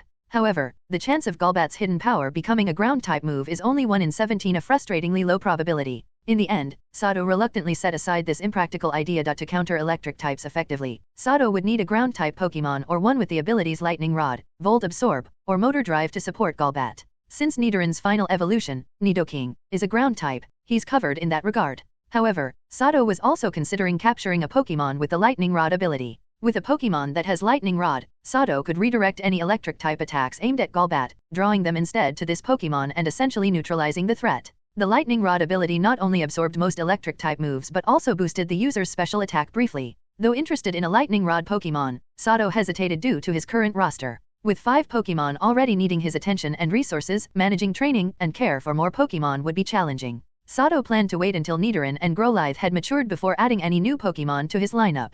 At the moment, Golbat and Bellossom were his primary battlers, but Nidoran and Growlithe were getting most of his training focus to help them develop. For now, Golbat's vulnerability to electric types remained unresolved. Sato resignedly decided that unless forced by circumstances, he wouldn't deploy Golbat in one-on-one battles if the opponent had an electric-type Pokémon or electric-type moves. Meanwhile, Bellossom's weaknesses posed a slightly more significant challenge. As a grass type, Bellossom was vulnerable to flying, fire, poison, and bug types. Although these weaknesses weren't as noticeable due to Golbat's support, Bellossom's recent battle against Fearow exposed a critical vulnerability to flying types with fire moves. Against a flying type that can use moves like Heat Wave, Bellossom is at a severe disadvantage. Unless in a setting like tonight's battle where terrain advantages could be exploited, Bellossom's chances of victory are slim against such opponents. However, this complete disadvantage primarily applies to flying types that know Heat Wave. Against most Fire Dash, Poison Dash, and Bug types that remain ground-bound, Bellossom's resilience and skill provide her with a fighting chance, even if her type is countered. Bellossom's high-intensity training has clearly paid off, as evidenced in her use of Magical Leaf for both offense and defense, along with early signs of success with her dodging technique. In the battles following the match against Fearow, Bellossom swiftly defeated her opponents, showing how much her abilities had progressed. The earlier match was more of an exception. Therefore, as long as Blossom doesn't face flying types with fire moves, her adept use of grass-type techniques, notable recovery abilities, and strong dodging skills give her a good chance against most similarly leveled opponents. Often, Blossom could overpower opponents, as she did tonight against Machoke, Pinsir, Magneton, and even a Ponyta, successfully subduing them with moves like her powder attacks and grass knot, securing easy wins. In general, flying types pose the biggest challenge for Blossom, and Sato realizes he must find a way to overcome this obstacle. However, like with Golbat, Sato is at a bit of a loss. Blossom's move set lacks any effective counter against flying types, aside from hidden power, which has a chance to gain an electric, ice, or rock type advantage. Fortunately, unlike Golbat's need for a ground-type hidden power to counter electric types, Blossom could handle flying types if her hidden power turns out to be electric, ice, or rock, making the odds more favorable.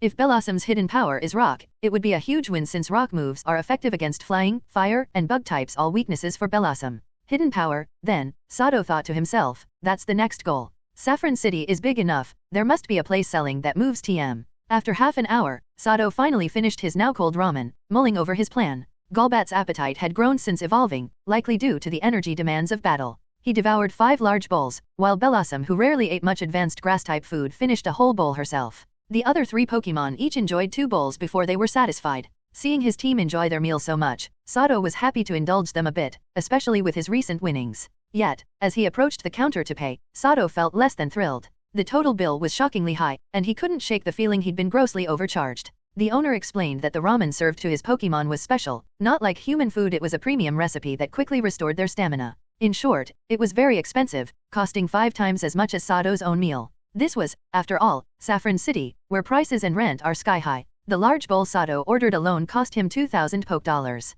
By the end of it, he'd shelled out 122,000 Poke Dollars for the late-night meal. Without his 50,000 Poke Dollars from the gambling win, his 90,000 Poke Dollars from battles, and a bit of saved cash, he wouldn't have been able to cover it. Without a doubt, the ramen shop owner had taken the opportunity to overcharge. Still, Sato wasn't the type to eat and refuse to pay. After paying the bill and taking note of the shop's name, he got up to leave only for the owner to suddenly step in his way. "What's this for, huh? Do you take me for someone you can just mess with?" Seeing the ramen shop owner, grinning in that merchant-like way, suddenly block his way, Sato's irritation deepened, and he spoke coldly. "Please, don't misunderstand, sir. I'd never dream of crossing you," the owner stammered, sweating a bit as he noticed Sato's sharp look and the faint hint of danger in his expression. Quickly, the owner pulled something from his pocket and handed it to Sato with a nervous smile. "This is from someone who ate here a short while ago. They asked me to pass it to you. I swear I haven't peeked inside." Sato had chosen this shop because it was still open with few customers on a quiet street nearby. Now, after his meal, the shop was empty except for himself and the owner, who looked ready to close up.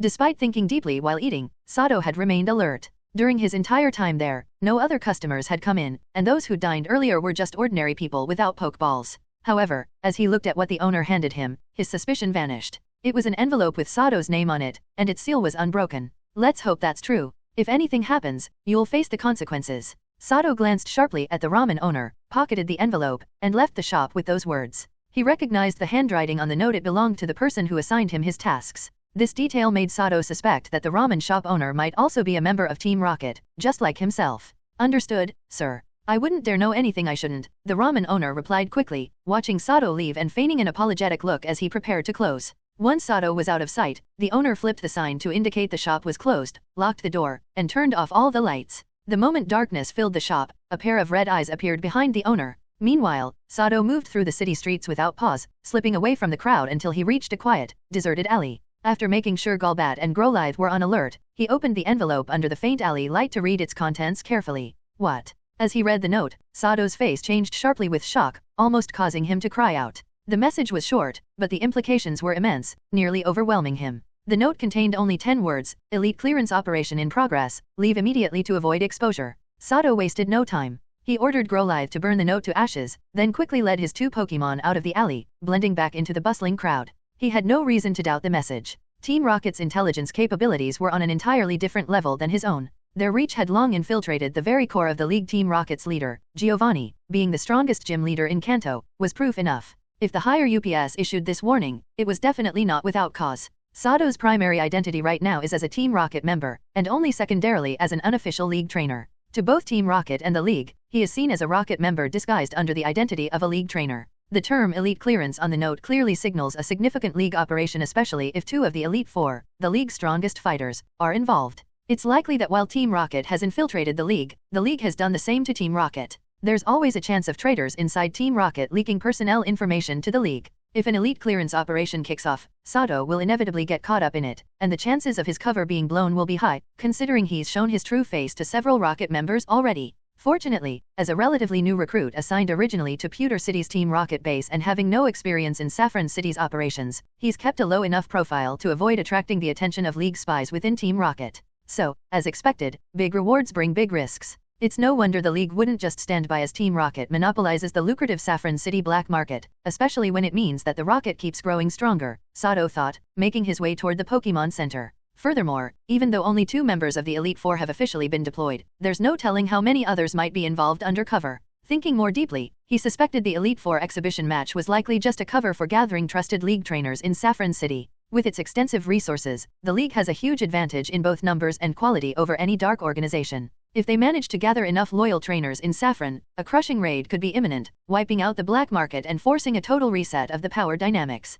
I need to get out of this hotspot fast. If I get dragged in, my League trainer cover won't save me with my current strength. I'd be completely done for. With this realization, any desire Sato had to stay and watch the Elite Four exhibition vanished. As much as he'd like to see their strength firsthand, his survival came first. He knew well enough to prioritize finding a safe, quiet place to train. Since Saffron was no longer an option, he'd have to leave quickly. With the typhoon in Hone still grounding flights in Saffron, his only option was to travel by boat from Vermilion City. Traveling by sea to Hone would be much slower than flying, but he had no other choice. Waiting a few days for the typhoon to pass and flights to Resume wasn't feasible either, especially since the Elite Four exhibition preliminaries would begin in 2 days. By then, League trainers would be gathering en masse in Saffron. If he didn't leave now, he might not be able to escape later. To ensure a complete purge of Saffron's dark factions, the League would surely lock down the entire city. Realizing his situation, Sato stopped heading back to the Pokémon Center. Instead, he flagged down a cab and instructed the driver to take him to the station. Sigh, things are changing way too fast.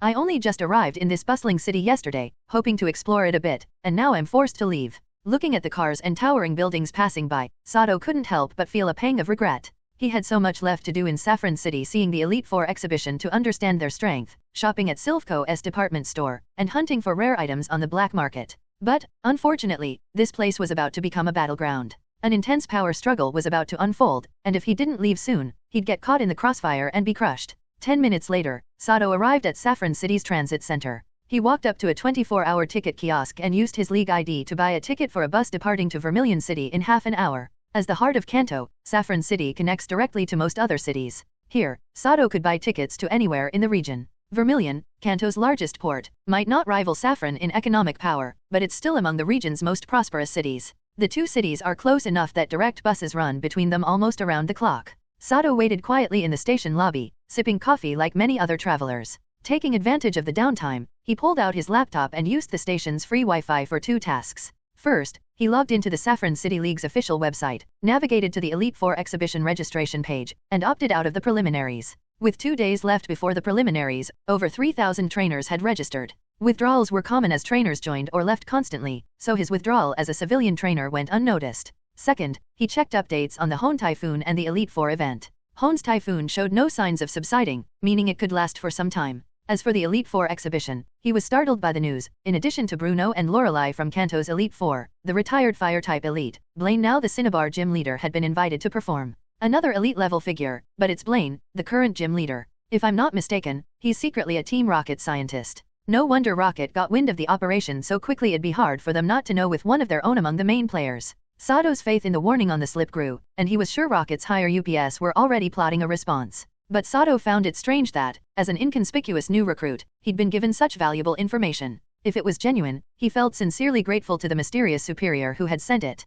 Hey, Sato, I didn't expect to see you again. Why did you disappear this morning without a word? I looked everywhere for you at the Pokémon Center. It's great to see you're okay. A familiar voice snapped Sato out of his thoughts, and he looked up. Standing before him was a beautiful blonde girl, none other than Daisy, the person he had quietly left behind that morning. You startled me, Daisy. What are you doing here so late at night? Seeing the blonde girl smiling brightly in front of him, Sato lowered his guard slightly and asked. Sai, I didn't want to come to the station this late either. My mom just called, telling me to hurry home without giving a reason and insisting I return immediately. I had no choice but to catch a late bus back to Cerulean City. I was looking forward to shopping in Saffron City, and now all my plans are ruined.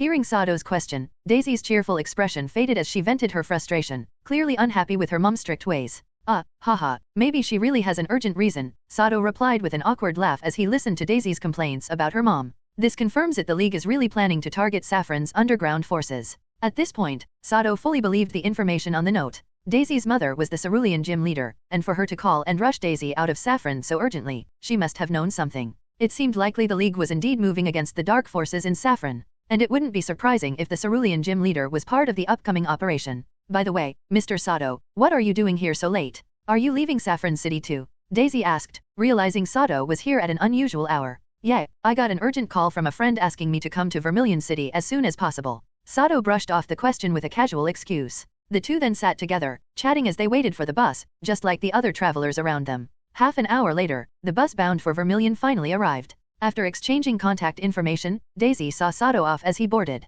Daisy, since you're a coordinator, these items should be helpful. I hope you become an exceptional coordinator one day. Just remember, don't tell anyone I gave these to you. Take care, and maybe we'll meet again someday. Before leaving, Sato handed Daisy a small black pouch, smiling as he spoke. Without waiting for her response, Sato quickly boarded the bus. The doors closed, and the vehicle sped off, with Daisy watching as it disappeared from the station. Though Daisy was usually carefree and straightforward, she knew how to handle things cautiously. She understood Sato's words, realizing that the items in the small black pouch were likely very valuable. After seeing him off, Daisy headed into the ladies' restroom. Once she confirmed she was alone, she opened the pouch to examine its contents. Wow, no way, these are poke blocks? And they look like such high quality. Staring at the gleaming poke blocks in the pouch, Daisy was filled with amazement. Since Saffron City and Vermilion City aren't far from each other, the journey didn't last as long as Sato had expected. Around 6 a.m., his bus slowly pulled into Vermilion City. Although he had tried to get some sleep on the bus, the bumpy ride left him with poor rest, and now he looked rather exhausted, sporting dark circles under his eyes as the bus arrived at Vermilion's terminal.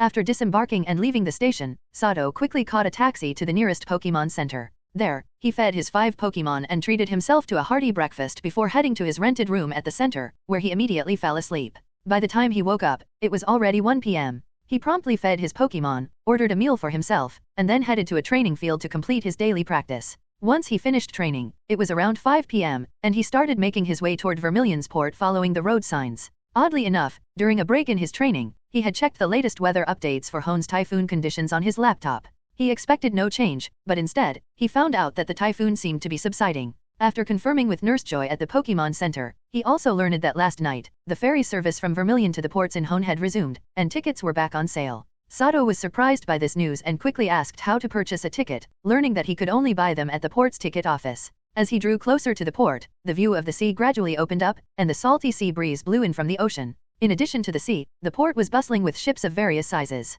Strong, uniformed sailors and a large crowd of disembarking passengers were visible in the distance. Judging from their appearances, many of them didn't seem to be from Kanto. Seeing so many people from different places didn't surprise Sato much. Vermilion City, as Kanto's largest port, constantly received ships from around the world, so it was common to see people from other regions here. Soon, after asking for directions a few times, Sato finally reached his destination. However, there was already a long line for ticket purchases. Due to the typhoon in Hoenn, the ferries from Vermilion to various ports in Hoenn had been halted. Now that the typhoon was subsiding, the previously suspended route had resumed. Understandably, with the typhoon weakening, the ferry would likely reach Hoenn once the storm had fully cleared. Since the shipping pause had stranded many travelers in Vermilion, these people now flocked to the port to secure tickets for Hoenn as soon as possible. With a limited number of ships and tickets, failing to get a ticket today could mean waiting for the next ferry 5 days later. Even though there were 10 ticket windows open, the sheer volume of travelers meant each line stretched long, and Sato, who received the news later, found himself at the end of the queue. Hope I can get a ticket, otherwise, I'll have to wait for the next ferry in 5 days.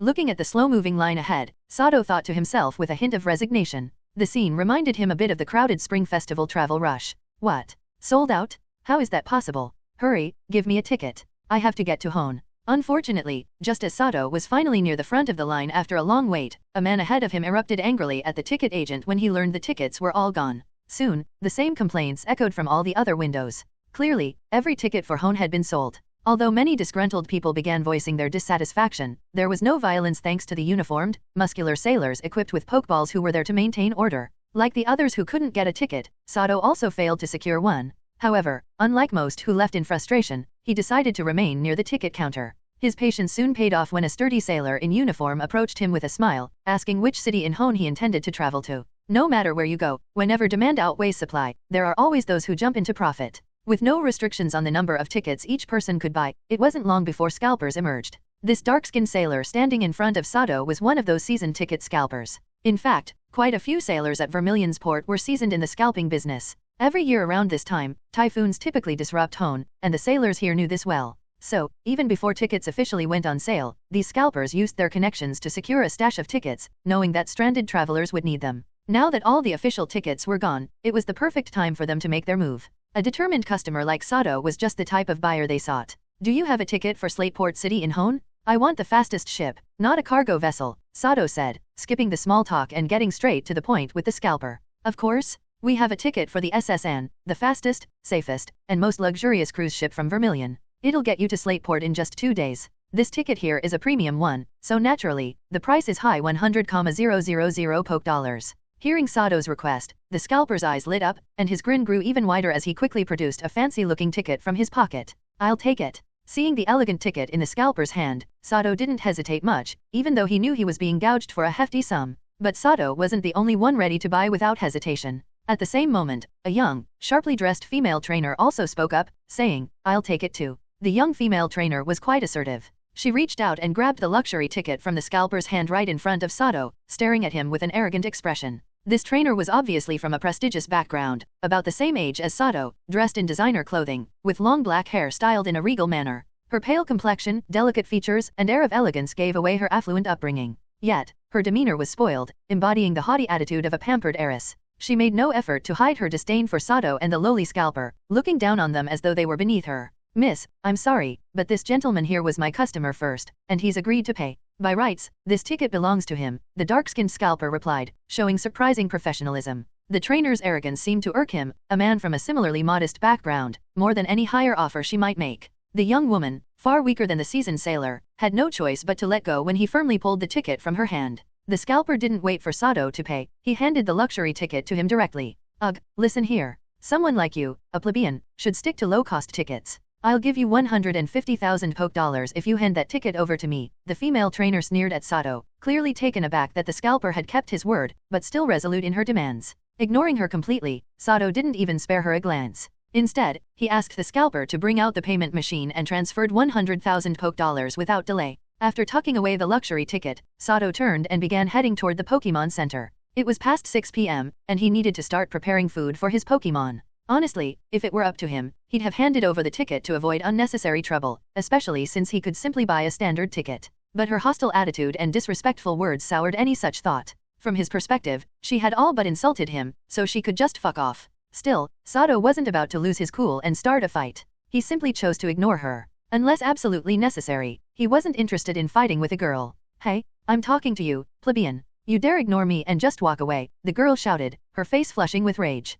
Go, Charmeleon, teach this disrespectful peasant a lesson. Use flamethrower, it doesn't matter if it goes too far. This young woman, Alice Sasaki, was part of the Sasaki clan, one of the top 3 noble families in Kanto. Never before had anyone dared ignore her like this before. If she'd brought her family's guards along on her little escapade, she'd have ordered them to handle Sato properly. Unable to swallow her pride, Alice decided to take matters into her own hands. She was determined to make Sato pay for his insolence and show him how he should behave toward the upper class. Alice pulled out a luxury ball, releasing a strong Charmeleon adorned with a beautiful white shell on its neck. Following her command, the Charmeleon unleashed a scorching stream of flames directly at Sato, who would be seriously hurt if the attack landed. The onlookers gasped and scrambled out of the way, shocked by Alice's extreme response. Now, the ticket counter area was nearly empty, with only Alice and Sato remaining. Just as everyone expected Sato to be caught in the Charmeleon's flamethrower, a burst of white light appeared behind him, followed by a massive white whirlwind that formed instantly. Sato, sensing the imminent danger, quickly released Golbat, who reacted swiftly, unleashing a powerful gust attack.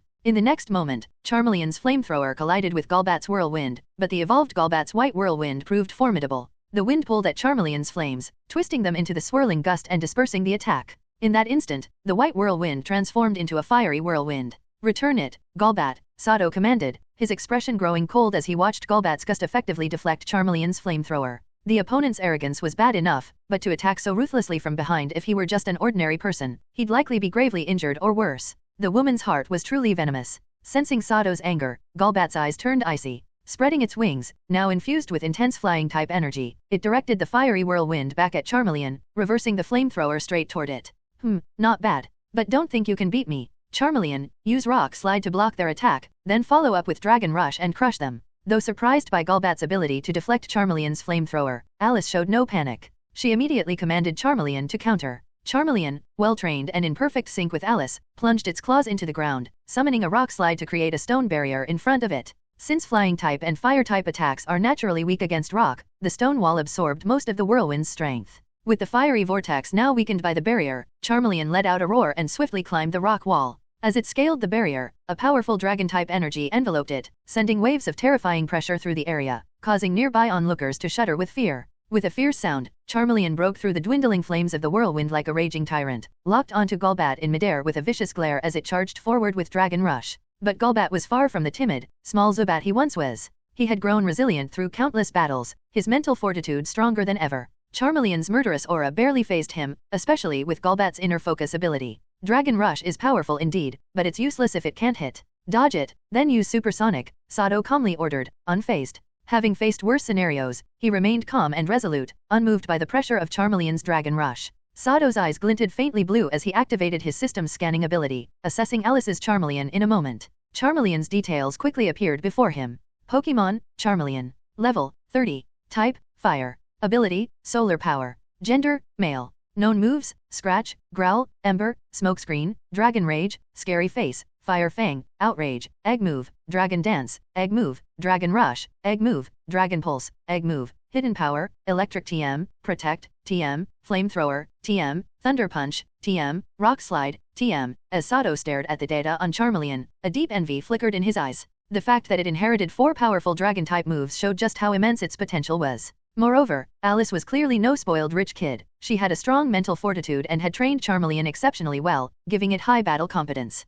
It wasn't hard to imagine that, given time, this girl would undoubtedly become a formidable league trainer. Of course, this was not the time for such thoughts. She was his opponent, and he had to find a way to defeat her. Following Sato's command, Golbat flapped its wings slightly and maneuvered to dodge Charmeleon's Dragon Rush. In the same motion, it unleashed a high-frequency supersonic from its mouth. Suspended in midair, Charmeleon had no leverage to evade the attack and ended up taking the supersonic head-on, falling into a state of confusion as its eyes turned a blood-red hue.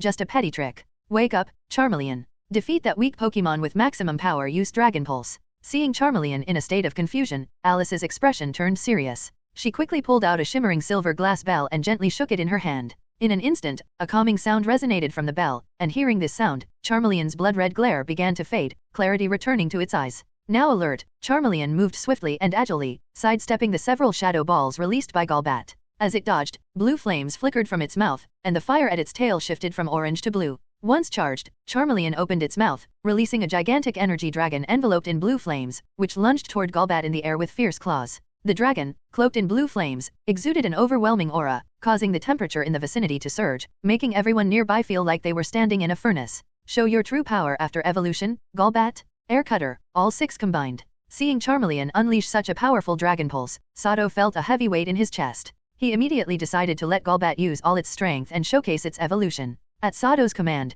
Golbat was enveloped in a layer of pure flying-type energy. Its broad wings suddenly flapped forward, summoning a near-level 9 gale, while 12 wide blades of wind flew out in a fan shape. However, as the wind blades formed, a blue light glimmered in Golbat's eyes. 6 of the blades darted out from the fan formation and quickly fused together, creating a single massive wind blade that was 5 almost meters long. The transition from Golbat launching Air Cutter to merging the 6 wind blades was seamless and fluid. The enormous blade, imbued with an air-splitting aura, sliced directly toward the approaching blue flame dragon. Indeed, since Zubat had evolved into Golbat, its power had received a comprehensive boost, rapidly advancing in a short time. This included its proficiency with its skills. Moreover, through the skill training earlier that afternoon, Sato discovered that Golbat not only increased the number of wind blades released with Air Cutter to 12 but could also adeptly control 6 of them. What surprised Sato the most was that Golbat had successfully merged the 6 wind blades into a single powerful finishing move. Originally, Sato planned to have Golbat refine this skill further to enhance its mastery, intending to use it as a trump card in an intense Pokémon battle.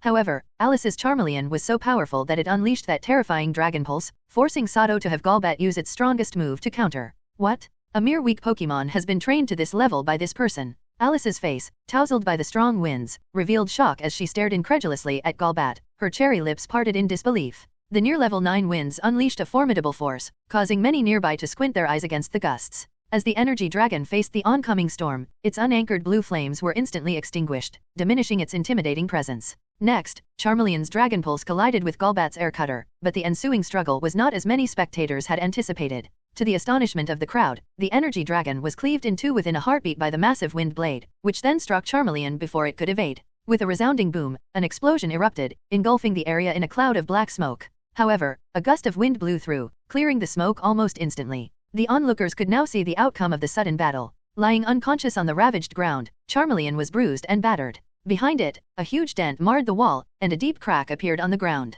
There was no doubt that Charmeleon had been defeated after taking Golbat's powerful air cutter head-on. How is this possible? My ace Charmeleon was defeated by a mere weak Pokémon? I actually lost to a commoner. Alice stared in disbelief as she saw Charmeleon bested by Sato's Golbat. Despite her fury, she quickly retrieved a healing potion for Pokémon that Sato didn't recognize and injected it into Charmeleon. Good job, Golbat. Your strength is even greater than I imagined. Noticing Alice's actions, Sato chose not to pursue further. He recalled Golbat, letting it perch on his shoulder. After giving it a high-quality poke block and praising it, he turned to leave. As he walked, the security personnel and sailors who had arrived parted to make way, watching Sato and his Golbat with awe. Alice returned Charmeleon to its Pokeball and turned to see Sato walking away, his Golbat on his shoulder. Her beautiful eyes fixated on his retreating figure. At that moment, an eerie silence enveloped the scene. What's your name? I'm Alice Sasaki. Next time, I will definitely not lose to you. Suddenly, Alice shouted through tears, her voice breaking as she called out to the disappearing Sato. Sasaki. Hearing the somewhat familiar surname, Sato paused but couldn't place where he had heard it before. He decided to push it aside and continued on his way, not paying her any more attention. Alice received no response from Sato, who hadn't spoken a single word to her throughout their encounter. As Sato faded from her view without replying, tears finally streamed down Alice's face. She hurriedly covered her face with her hands and rushed away from the ticket booth. In the world of Pokémon, if conflicts couldn't be resolved through normal means, then a Pokémon battle would ensue. The victor takes all, while the loser has nothing more to say. Sato had no interest whatsoever in learning about how Alice ended up in tears because of him, nor did he feel any sympathy even if he knew. Quietly, and under the wary eyes of the people around him, he left the harbor. Time soon reached 7, and with the sun disappearing over the horizon, the last traces of daylight faded, ushering in the evening at Vermilion City. At this time, Sato was situated in a quiet part of the sea, barely 100 meters from the Vermilion City dock. Sitting atop a lapras, he was fishing with a sleek, modern fishing rod in hand. This fishing rod had cost him 20,000 Poke dollars at a nearby fishing store. According to the store owner, this rod was the latest model and highly recommended for beginners, supposedly increasing the chance of hooking a wild Pokémon. But whether it was due to bad luck, unsuitable bait, or his novice fishing skills, Sato had spent more than half an hour without catching a single water-type Pokémon, only some common sea fish. Meanwhile, other fishing enthusiasts in nearby boats had already reeled in several water Pokémon, each successfully captured in a net ball after a brief battle. Come on, is my fishing skill really that bad? Not even one water-type Pokémon. Sato thought, growing frustrated as the float on the water remained still. With plans to embark on a sea voyage tomorrow, Sato had thoroughly prepared with essential survival items like life rings, an inflatable raft, goggles, and other ocean survival gear. However, he realized one crucial item was missing: a Pokémon that could function well in the water. Sato's current Pokémon team consisted of Golbat, Nidoran, Bellossom, Growlithe, and Ditto. Of these, only Ditto could potentially battle in the sea, but the rest were land dwellers. If they fell into the ocean, the results could be disastrous. As the saying goes, it's better to rely on oneself. In a crisis, he trusted his own survival skills rather than depending solely on his Pokémon. Yes, the lapras he was sitting on was actually Ditto, transformed. In addition to fishing, Sato was also training Ditto to maintain its lapras form. Though Ditto could sustain the lapras form long enough for Sato to sit on, expecting it to battle in this form was too much, especially given its low level of 15, which meant its combat ability was minimal. Sato shook his head to dispel his disappointment, refocusing on the float bobbing in the water and calming his impatient mood. Soon, he saw the float suddenly sink a little, bringing him a rush of excitement. Finally, after so much waiting, something was biting. It's strong, maybe it's a Pokémon this time. The creature pulling on Sato's line had significant strength, so he cautiously let out some line, gradually reeling it back in, wearing down the sea creature bit by bit. The rod was also equipped with a small electric generator that delivered mild electric shocks down the conductive line when he turned the handle, subtly weakening the hooked creature. Eventually, through his careful effort and the rod's electric pulses, the creature's resistance waned. With one strong pull, Sato finally lifted it from the sea, and it slipped off the hook. In the moonlight, Sato could see his first catch: a fish with red scales and a golden crown on its head. Evidently, this was the most common water-type Pokémon in the Pokémon world, one that could survive even in the harshest waters, Magikarp. However, this Magikarp was quite large, measuring at least 1.2 meters long. After realizing he had reeled in a Magikarp, Sato's eyes glimmered with a faint blue light as he quickly accessed the Magikarp's information. Magikarp info. Pokémon, Magikarp. Level, 16. Type, Water. Ability, Swift Swim. Gender, Female. Known moves, Splash, Tackle. Being pulled from the sea had understandably put the Magikarp in a foul mood. Furious after freeing itself from the painful hook, it leapt out of the water again, using its jump to launch a tackle straight at Sato. Unfortunately for Magikarp, it barely closed within a meter before a small white whirlwind appeared right in front of it, sweeping it up. When the whirlwind dissipated, Magikarp was left dazed, floating on the surface. Following Sato's command, Golbat hadn't used any force, it merely created the whirlwind to make Magikarp dizzy and disoriented. Soon enough, Magikarp regained its senses and warily eyed Sato and the Golbat perched on his shoulder. Realizing it was no match for the Pokémon trainer before it, Magikarp felt like fleeing, but instinct told it there was no escape. It's alright, Magikarp. You're free to go. Here, take this as a little compensation. Noticing Magikarp hesitating to leave and watching them with caution, Sato took out a mid-quality poke block and tossed it into the water in front of the Magikarp with a friendly smile. Upon hearing Sato's words, Magikarp let out a sigh of relief, quickly diving underwater while making sure to gobble up the poke block floating in the water. The poke block dissolved almost immediately upon contact with the water, and by the time Magikarp ate it, about half of it had melted. Yet the rich flavor instantly won Magikarp over. Despite the delicious taste, Magikarp didn't linger around. After a moment's hesitation, its two yellow whiskers twitched, sensing something, and its eyes flashed with a hint of fear before it quickly swam away from the area. After successfully reeling in Magikarp, Sato's luck seemed to turn. He began catching water-type Pokémon one after another, but none met his standards, so he released them all. Another Tentacool. Golbat, send it back. Seeing yet another Tentacool, Sato glanced at it briefly using his detection ability and, with a look of mild disappointment, gave Golbat the command. Golbat nodded, lightly flapping its wings forward to create a small white whirlwind that swept up Tentacool and gently sent it back into the ocean. By this time, it was nearing midnight, and a light white mist began to gather over the surrounding sea. Sato noticed the white mist slowly spreading over the sea around him, now sitting in his small inflatable raft. However, he wasn't too concerned. Fog over the ocean was common enough, and he was still only a short distance from the port, with Golbat serving as a mobile radar. Vermilion City also had a lighthouse, so there was no real danger of losing his way in the mist. He still hadn't met his goal for the night, and he wasn't going to give up so easily. As the mist thickened, Golbat suddenly extended a wing, pointing in a direction. Sato followed its gaze and saw a faint yellow light to the left, growing brighter. Unsure whether it was friend or foe, Sato put away his fishing rod and waited for the source of the light to approach. Before long, a small, special-looking sailboat came into view, carrying an elderly man with white hair and a polyper resting by his side. "Young man, why are you still out here? The fog settled in, and it's dangerous now. Come back with me," the elderly man called out urgently as he passed by Sato. Startled by the man's words, Sato quickly had Golbat point out the direction to the port. Seeing it matched the old man's course, he wasted no time, instructing Ditto to transform into Lapras once more. He packed up the raft and headed for the port on Lapras's back. "Sir, what's going on?" he asked the elderly man, who was busy tying his small sailboat securely to the dock with thick ropes. "Isn't fog on the ocean pretty normal?" The man sighed, glancing at Sato with a look of concern. "You must be from out of town. It used to be normal, but things have changed in recent years. There's something out in the mist that preys on people. Luckily, you made it back by midnight, otherwise, you'd be at risk of attack." Sato frowned, doubtful. "Some sort of monster? It's likely a kind of Pokémon, isn't it? If it's causing trouble, the League would step in, and they'd send someone to handle such a dangerous Pokémon right away." Sato dismissed the idea of monsters, thinking that if there was any threat, it must be a Pokémon. As a trainer, he wasn't one to believe in such superstitions. "They've tried," the man replied quickly, anxious that Sato might be tempted to investigate further like many young trainers before him. "They've come at least 10 times, even the previous Vermilion gym leader went, but no one returned. Even Lorelei, one of the current Elite Four, investigated the fog but couldn't put an end to it. So now, everyone knows not to go out fishing when the mist rolls in late at night." Over the years, this mystery had left Vermilion City in decline. The elderly man, born and raised in Vermilion, deeply cared about his hometown and hated seeing any further trouble added to its reputation. "I see," Sato nodded. "Thank you for the warning, sir."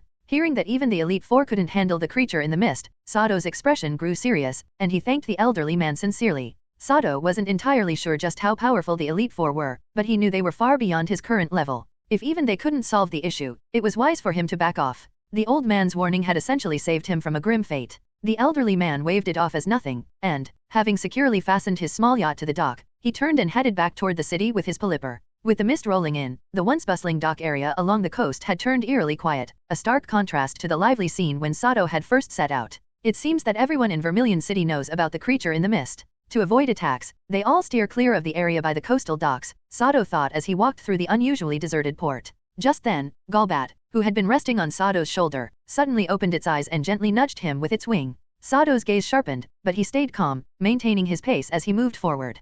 Casually, he led Ditto and Golbat away from the dock area and toward the inland parts of the city, as the mist gradually blanketed the docks along the shoreline. Moments after Sato left, two figures in black diving suits surfaced from the ocean. Beneath them was a Sharpedo with glaring red eyes. As if sensing Sato had moved on, the two figures each pulled a glow stick from their gear and tossed it into the water. The next second, a whirlpool formed on the water's surface near the dock without warning, rapidly expanding to a diameter of 7 or 8 meters. Shortly after, a massive tentacruel emerged from the center of the whirlpool, with another person in a black diving suit standing atop it. Rising with them was a huge wooden crate. The two on Sharpedo nodded at the person on Tentacruel's head, who returned the nod and gave the Tentacruel a light pat. Taking the cue, Tentacruel's two ruby-like head crystals glowed red, and suddenly, whirlpools started forming across the nearby sea surface. One by one, more Tentacruel with black-suited figures began surfacing from the whirlpools, each Tentacruel carrying a large wooden crate entangled in its many tentacles. Each crate bore a prominent letter R on its surface. Shortly afterward, more than 20 tall sailors in navy uniforms began to emerge from the fog-covered part of the dock. Leading them was a bald man in a captain's uniform. Unlike the quiet area by the berths, the section of the docks closer to the city was still bustling with activity. Groups of sailors gathered in 3s and 5s, loudly reveling in the taverns along the dock. Sato continued walking with a calm expression. As he exited the secluded area by the berths and entered the city-facing part of the docks, the unsettling feeling of being watched finally dissipated. Golbat, perched on his shoulder, gave a small wing movement and nodded, putting Sato's mind at ease. Damn it, I think I stumbled into something I shouldn't have seen, Sato thought, relieved. He had chosen the quiet spot simply for fishing convenience, who could have anticipated all this. Fortunately, with Golbat as his mobile radar, he withdrew just in time, sparing himself an unnecessary and meaningless confrontation. Are we really letting that kid just walk off? He might have picked up on something. With our combined strength, we could have easily taken him down, whispered one of the black-clad figures lurking nearby to a gruff sailor beside him. That kid knew when to leave and didn't interfere. Don't be fooled by his age, he's no weakling. He took down that bratty Sasaki girl's Charmeleon in broad fucking daylight. Even if we both fought him, it would take a while to secure him, and if things got loud, we'd risk compromising the deal, the sailor replied, shaking his head. He still recalled the scene of Golbat's swift air cutter cleanly defeating Charmeleon earlier. None of his Pokémon could pull off something like that. Oh, it's him? Yeah, I see your point, the black-clad figure's eyes glinted. All right, if he didn't see anything, we'll let him go. The deal is too important. Keep a sharp eye out, don't let anyone else slip in. With that, he turned and disappeared. The gruff sailor nodded and signaled with his hand. 7 or 8 towering sailors emerged from the shadows, and at his nod, they swiftly dispersed. Meanwhile, the white mist had completely enshrouded the remote fishing area where Sato had been earlier, along with the nearby sections of the dock. Large crates were being unloaded from the massive containers and carried to giant freight containers under the dim dock lights by groups of muscular sailors. In the nearby sea, Tentacruel, with red, glowing head gems, worked in synchronized order under the guidance of their mysterious divers, methodically placing crate after crate along the dock's edge before slipping back into the water. Overseeing all this, a stern blonde man in military uniform stood atop one of the massive containers, his gaze fixed on the bustling sailors below. His temper was fierce, and he would bark out reprimands at anyone who even seemed to slack off. Those sailors, already on edge, would glance at the Magneton and Magnemite units emerging from the shadows, their red eyes gleaming as they monitored everyone. Pale-faced, they immediately redoubled their efforts, hastily loading crates into the containers without daring to cut corners. This dock area, now thickly veiled in mist, was surrounded by numerous Magnemite and Magneton, which were tirelessly patrolling. These Pokémon seemed specially trained, able to establish an electromagnetic field within the area, relaying signals to one another. Any disturbance would trigger an instant and united response. Sir, the cargo delivered by the Tentacruel has arrived in full. Which vessel should we load it onto? A bald man in a sailor officer's uniform climbed the ladder onto the container, bowing his head respectfully to the blonde man. Send everything over to the SSN, the blonde man said, expressionless. The typhoons in Hone have ruined business, and they've been pushing hard for more supplies. The faster, the better. If space gets tight, you know what to do. Understood, sir. Should I or you be escorting this time? The bald man asked, still bowing. The typhoons just passed, so those Hone folks are ready for action. This shipment is too valuable to risk, I'll escort it myself. Remember, nothing can go wrong here. The blonde man paused, then smirked as if amused by a thought. Yes, sir. I'll make sure everything at the dock goes smoothly. The bald man's eyes flashed with satisfaction at this response. He gave a deep bow before retreating. Meanwhile, Sato had already returned to the streets of Vermilion City, making his way slowly toward the nearest Pokémon Center. Since he'd just arrived, he was unfamiliar with the city's layout and didn't know the location of Vermilion's black market. After witnessing the scene in Saffron's Pokemon Market District and given his current shortage of Poke Dollars, he'd lost any notion of getting a Water-type Pokemon from the black market. Out of necessity, he'd taken to fishing to try and catch one himself. After finally finding a quiet spot close to the port, he'd been interrupted by the so-called mist monster. If I'm right, there wasn't any monster there. Instead, it's a heavily controlled area that even the Elite Four can't penetrate, he thought, annoyed. The night's fishing plan was, without a doubt, ruined. Sato suspected the docks were likely on lockdown, turning into a dangerous zone where his earlier escape wouldn't be easily repeated. No, I can't leave empty-handed. I have to find a way to get a Water-type Pokemon. If something goes wrong at sea, relying on just a few lifeboats and Ditto transformed into a Lapras would be a death sentence. At the thought of this potential danger, Sato stopped in his tracks, looking around for any possible solutions. After some thought, he strode purposefully into a silent, empty alley nearby. It was just after midnight, meaning the evening entertainment in Vermilion City, a bustling port town, was only getting started. The streets were packed with people, and the port's more colorful areas, known for a certain gray area atmosphere, were even busier than usual. The street Sato had entered was also part of one of these lively port areas. Couples wandered by, talking and laughing, while shouts from drunken arguments erupted periodically from the various bars. Occasionally, the sound of shattering glass would punctuate the noisy atmosphere. Sato looked at the chaotic yet oddly harmonious scene around him. Though he disliked places like this, such semi-gray areas were the best chance he had for acquiring Pokemon through unconventional means. Now dressed in black, Sato had also used Ditto's mask disguise to appear as a rather unattractive man, with a well-developed Golbat perched on his shoulder. Thanks to Golbat's intimidating presence, he avoided most trouble, as few dared to approach him. Eventually, Sato stopped in front of a large game hall called Joyous Game Hall. Positioned on a busy corner and offering a wide range of games, it drew a large crowd. Most patrons were not ordinary citizens but trainers with Pokeballs at their sides, some dressed quite impressively.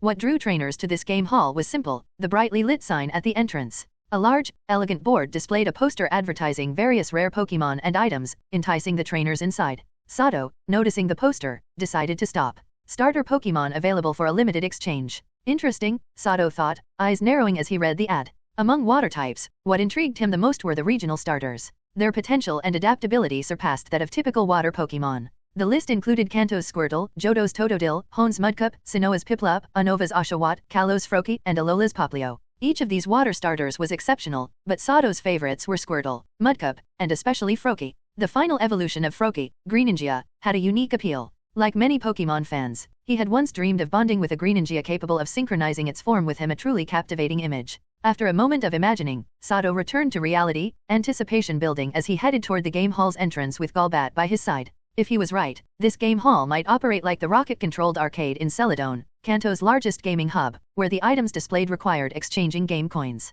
If this game hall was indeed like the game corner, then it was bound to have those gambling machines, the infamous slot machines that devoured players' game coins. If these slot machines were indeed present, Sato was confident he could get whatever he wanted from them, thanks to his exceptional dynamic vision. The odds of winning at these machines were low because most players couldn't keep up with the spinning images on the screen and had to rely on luck to press the button at the right time. But for someone with Sato's vision, who could even keep up with the insane speed of the berry mixer, following the slot machine's spin was nothing. The game hall's well-secured status was evident from the outset. Several men in sharp suits guarded the entrance, each accompanied by a high-level houndour standing alert at their feet, watching over the entrance like gatekeepers. Naturally, Sato and his Golbat drew their attention, and they immediately required him to return his Pokemon and warned him against causing any trouble inside. Sato complied without argument, returning Golbat to its Pokeball, and the guards, satisfied, stepped aside, allowing him entry. Just as he'd imagined, slot machines were everywhere inside. He immediately spotted the same type he'd played in past games, dominating nearly two-thirds of the hall. These machines were hugely popular with the patrons. Nearly every guest was here to experience the thrill of the slots, and the atmosphere was electric with excitement. Sato approached the counter to buy game coins, learning from the staff about the coin exchange rates. The coins came in bronze, silver, and gold. One gold coin was equivalent to 100 silver coins, a silver coin was worth 100 bronze coins, and one bronze coin cost 100 Poke Dollars. The counter also displayed a detailed exchange list, showing the number of coins needed for various items. At the very top of the list were the mysterious starter Pokemon, requiring 10 gold coins to redeem. Given the exchange rate, a single starter Pokemon would cost at least 10 million Poke Dollars. To Sato, this high price wasn't surprising. His Ditto alone had cost him 7 million Poke Dollars on the black market, so spending 10 million for a starter Pokemon seemed reasonable. More importantly, game coins could be earned through gambling. If he could obtain the starter worth 10 million with a minimal investment, it would be an unbeatable bargain. Most trainers came here hoping to get something valuable for a fraction of the cost. Beyond the starter Pokemon, the exchange list also featured rare items and Pokemon gear nearly impossible to obtain by regular means. In fact, the starter Pokémon was only the 10th item on the list, 9 other items above it were even more valuable. The top 3 items were extremely rare and priceless outside this venue. The third place item was the Toxic Orb, the second was the Life Orb, and the first, to Sato's surprise, was the incredibly rare Keystone. It's undeniable that the top 3 prizes offer immense allure for any trainer, especially the Keystone at the top of the exchange list. The power of Mega Evolution is something every strong trainer dreams of achieving. Of course, with that kind of appeal, the prices are exorbitant. Exchanging for the Keystone requires a staggering 1,000 gold game coins. In Poke dollars, that's a cool billion, a sum so high that winning it through gambling is virtually impossible. Even so, this invaluable Keystone had already been redeemed by some wealthy individual. Unfortunately for Sato, the Life Orb and Toxic Orb, which he coveted most, had also been exchanged, at costs of 800 and 500 gold game coins, respectively. The top prizes starting at 500 gold coins. Clearly, gambling won't get anyone that far. What a ripoff, Sato thought to himself with a sigh, noting the sky-high exchange rates for the top 3 items. Even with his exceptional dynamic vision, allowing him to excel at slot machines, earning even 500 gold game coins would take a few days of dedicated play, and that was assuming the game hall didn't interfere. Sato was fully aware that these enticing rewards were merely bait to lure patrons and capitalize on people's greed. The game hall used these prizes to draw in the crowd, hoping to make money from players' dreams of winning big with little investment. Nevertheless, since these items were listed on the exchange board, the hall must have them available. Wealthy trainers could show up at any moment willing to buy with cash. Failing to deliver would ruin the game hall's reputation. Clearly, the value of the third and fourth item was the dividing line in the prize pool, with the price of the fourth item being 250 gold game coins. In the end, Sato decided to aim for items he could reasonably acquire in a short time without drawing too much attention. Luckily, beyond the top 3, the other items had relatively reasonable prices. The Miracle Seed, in 8th place and still available, caught his eye, an invaluable item for trainers like him. For a Grass-type Pokémon, a Miracle Seed is a treasure. In games, it enhances Grass-type moves' power, but in the real Pokémon world, its effects likely go far beyond that. While Sato didn't know exactly how Miracle Seeds worked in real life, he was sure it would benefit his team's key member, Bellossom. Even if it only powered up her Grass-type moves, that alone would be worth it, as most of Bellossom's moves were Grass-type. Additionally, if Bellossom received the Miracle Seed, her grassy terrain healing effect might even increase, something Sato would consider a worthwhile investment. To find a Pokémon item here that boosts move power and suits Bellossom perfectly? This is too good to pass up, he thought, eyeing the Miracle Seed on the exchange list. Upon asking the staff and confirming that no one had redeemed it yet, he felt resolute. The Miracle Seed was also available in Team Rocket's internal exchange system. However, the catch was that it required elite-level clearance access. More than cost was the real barrier. Now, if Sato could win 25 gold game coins in this arcade, he could bypass many access restrictions and secure this rare Pokémon item for himself. Note, only one Miracle Seed is available for exchange. Wasting no time, Sato took out 2,000 Poke dollars and exchanged them for 20 copper game coins, quickly heading into the gaming area to find an unoccupied slot machine. He had to earn enough game coins to claim the Miracle Seed before some wealthy trainer decided to buy it outright. Oh my gosh, 3 sevens again, that's incredible, right? Her luck is insane. I haven't hit 3 sevens in a month, and she's gotten it 3 times in just 10 minutes. Oh, when will Lady Luck shine on me like that? Just as Sato settled at an empty slot machine, a series of exclamations nearby caught his attention. He turned his head to see a large crowd gathered around another machine, all watching from several meters away, amazed or chuckling at the scene in front of them. Amid the onlookers, Sato spotted the person at the center, a familiar face he'd recently battled, Alice Sasaki. She sat in front of the slot machine, her face no longer downcast but glowing with excitement as the machine poured out coins. Her eyes sparkled with satisfaction. Beside her stood an older man resembling a butler, with neatly combed hair and a well-groomed beard. He stood as straight as a lamppost, appearing remarkably fit, and he watched Alice with a fond, albeit slightly exasperated, expression. Noticing the growing crowd, Alice's face shifted, taking on an aloof, superior look. In a dismissive gesture, she grabbed a handful of game coins from the slot and scattered them on the ground a short distance away. Many of the onlookers brightened at this, diving for the scattered coins in a frenzy.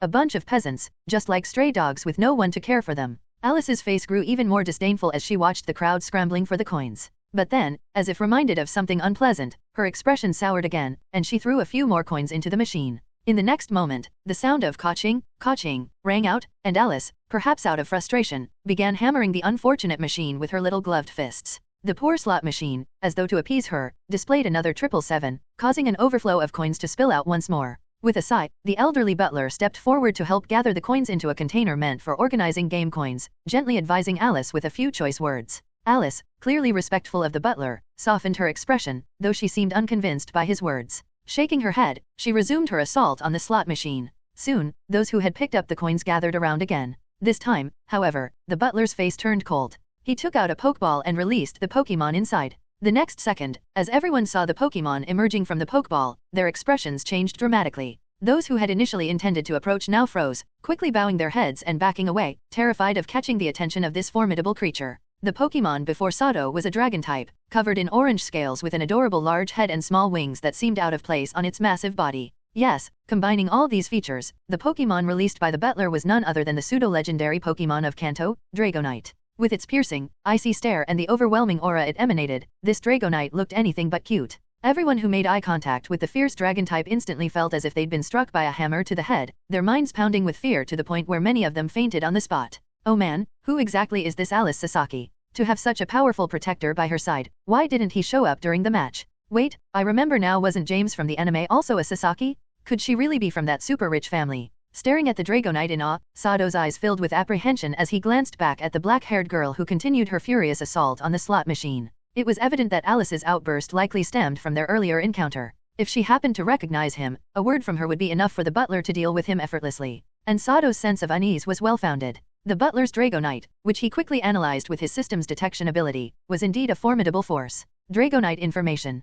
Pokemon, Dragonite. Level, 69. Type, Dragon/Flying. Ability, Inner Focus. Gender, Male. Known moves, Wing Attack, Hurricane, Fire Punch, Thunder Punch, Roost, Bind, Leer, Thunder Wave, Twister, Dragon Rage, Slam, Agility, Dragon Tail, Aqua Tail, Dragon Rush, Safeguard, Dragon Dance, Dragon Breath, Egg Move, Dragon Pulse, Egg Move, Dragon Claw, TM, Hidden Power, Steel, TM, Ice Beam, TM, Blizzard, TM, Flamethrower, TM, Fire Blast, TM, Thunderbolt, TM, Thunder, TM, Hyper Beam, TM, Protect, TM. Undoubtedly, any Dragonair that evolves into a Dragonite is no lightweight, and at level 69, with such an extensive list of moves, this Dragonite was clearly powerful. Combined with the natural strength and combat abilities of a dragon type, this Dragonite had the strength of an elite-level battler. In short, with just this Dragonite, the butler could easily wipe the floor with Sato if he wanted. Like the others around him, Sato quickly averted his gaze, focusing back on his slot machine. Whatever Alice Sasaki was up to was no concern of his. He had to concentrate on earning enough game coins. The butler had no intention of causing trouble either. After intimidating those with ill intent, he swiftly returned the commanding Dragonite to its Pokeball and resumed his vigilant position behind Alice. After seeing the crowd disperse, scared off by the butler's Dragonite, Alice's expression became even more smug. Yet, seeing that no one dared approach anymore, a hint of boredom flashed in her eyes. After a bit more aggressive interaction with the slot machine, she seemed to tire and turned to say a few words to the butler before leaving the gaming hall with him. Of course, before she left, Alice made sure to cash in her game coins. The staff quickly presented the items she'd requested, and it was clear they'd received orders from above. Despite knowing she lacked sufficient coins, they handed over her desired items without a word. Finally, she's gone. That was way too close for comfort, Sato muttered, letting out a sigh of relief as he saw Alice and the butler leave, his face tight with worry. Though this was undoubtedly unlucky, it was also a narrow escape. Sato's unexpected encounter with Alice Sasaki revealed her vengeful nature and the presence of an elite protector at her side, giving him time to rethink his plans. There was no question now the luxury liner SSN was off limits. Boarding that ship would almost guarantee another coincidental meeting with Alice, and he'd be courting disaster if that happened. Ditto saved me big time this round. Thankfully, I'm using a different face now and didn't head straight to the Pokemon Center, otherwise, they probably would have already found me, Sato thought, breaking into a cold sweat as he imagined a worse scenario. In reality, Alice Sasaki wasn't as cruel as Sato imagined. Due to her pride, she hadn't told anyone about her humiliating encounter with him earlier and hadn't called on her family's influence to pursue him. Instead, she resolved to settle the score personally. Leveraging her family's resources, Alice quickly secured a luxurious ticket aboard the SSN. But this came at a price. Her plan for an unsupervised adventure was dashed when her family found her immediately. The elderly butler was one of the few elite 4-tier guardians in her family and her longtime personal protector, whom she fondly called Grandpa Pino. After some persuasion, Alice managed to secure her family's approval for a 1-month trip, though only with the condition that she be accompanied.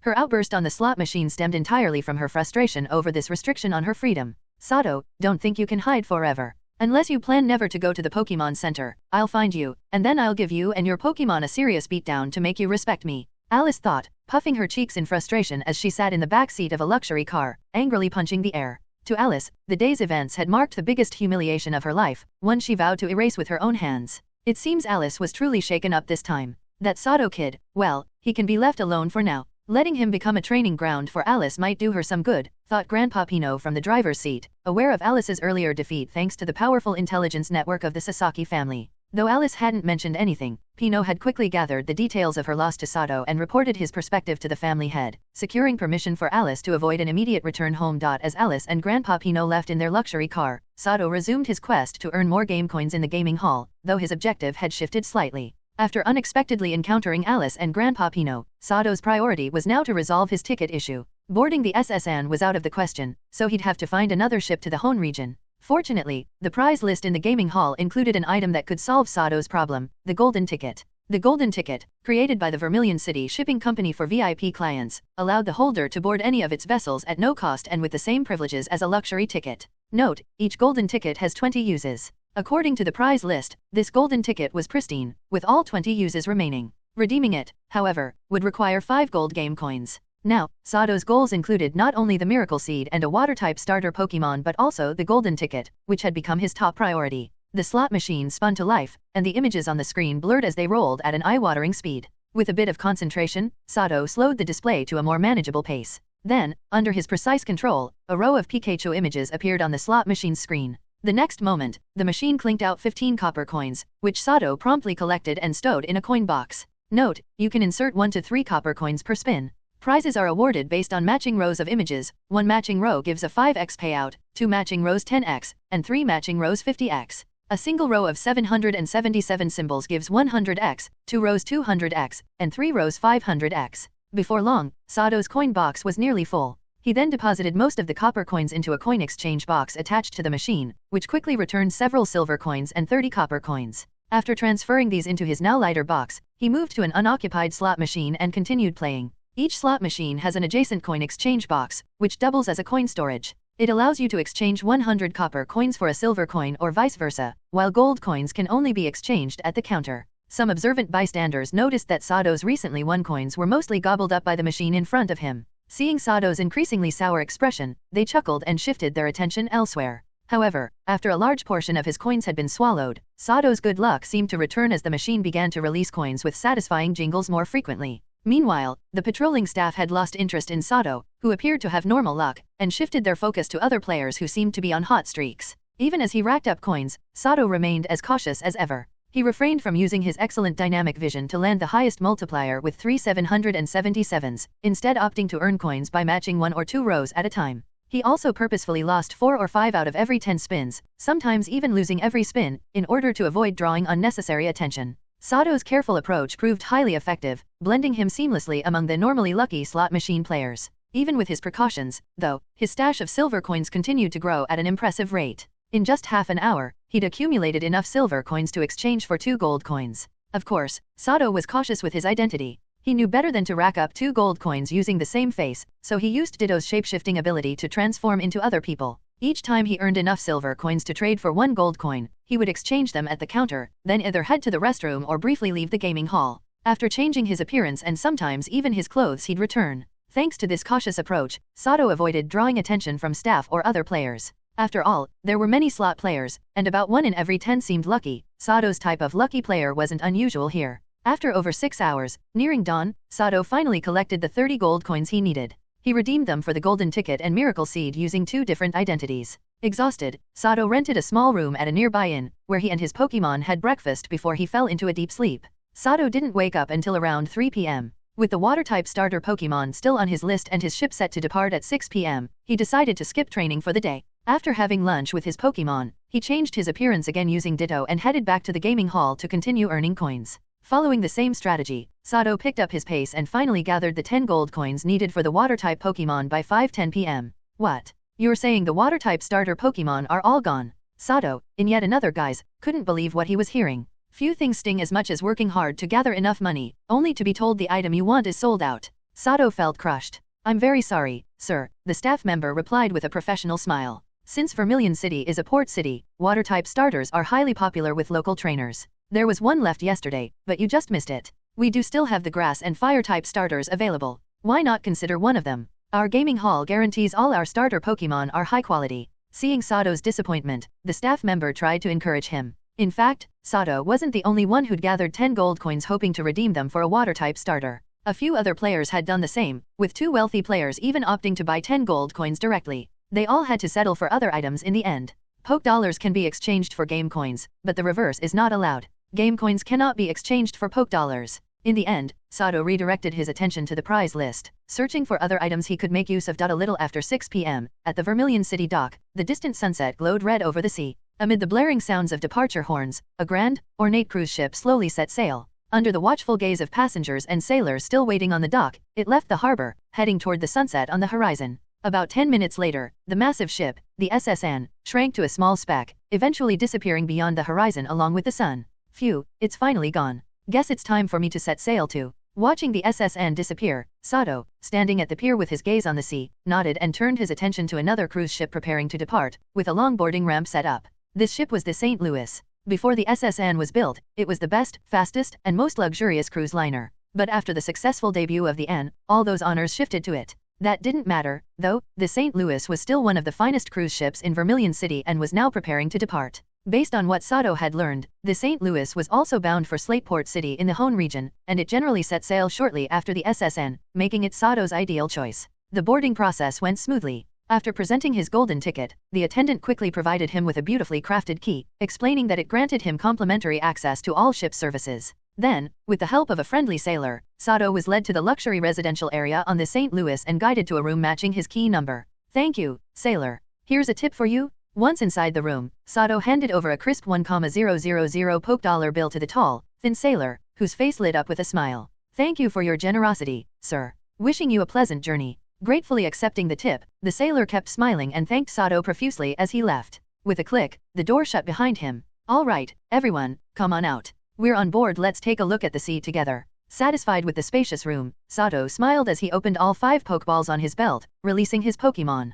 Sato's room was on the upper levels of the ship and offered a spectacular view of the sea. Through a large, clear glass wall, he had an unobstructed view of the sunset sinking over the water. Golbat, Nidoran, Bellossom, Growlithe, and Ditto were all visibly thrilled, both with being on a ship for the first time and with the breathtaking sea view. They chatted excitedly as they watched the distant sunset descend into the horizon. After watching for a while, Sato turned his focus to preparing dinner for his Pokémon. By around 7 p.m., the sun had fully set over the ocean, and night had fallen completely over the sea. By this time, Sato's 5 Pokémon had finished their dinner and were playfully causing chaos in the living room. Growlithe, Nidoran, and Ditto, who had transformed into an Apome, were the main instigators, turning the previously tidy room into a mess. Meanwhile, Golbat quietly hung upside down from the ceiling, using ultrasonic waves to monitor everything around them, a responsibility he had naturally assumed as the team's lead Pokémon. Bellossom, on the other hand, lay serenely on the couch like a sleeping beauty, cradling a vibrant green seed in her arms, a peaceful glow surrounding her as she rested, undisturbed by Growlithe and the others' antics. Since Sato had obtained the Miracle Seed, a prized item for grass types, he had given it to Bellossom, and its effect on her had been even better than he'd anticipated.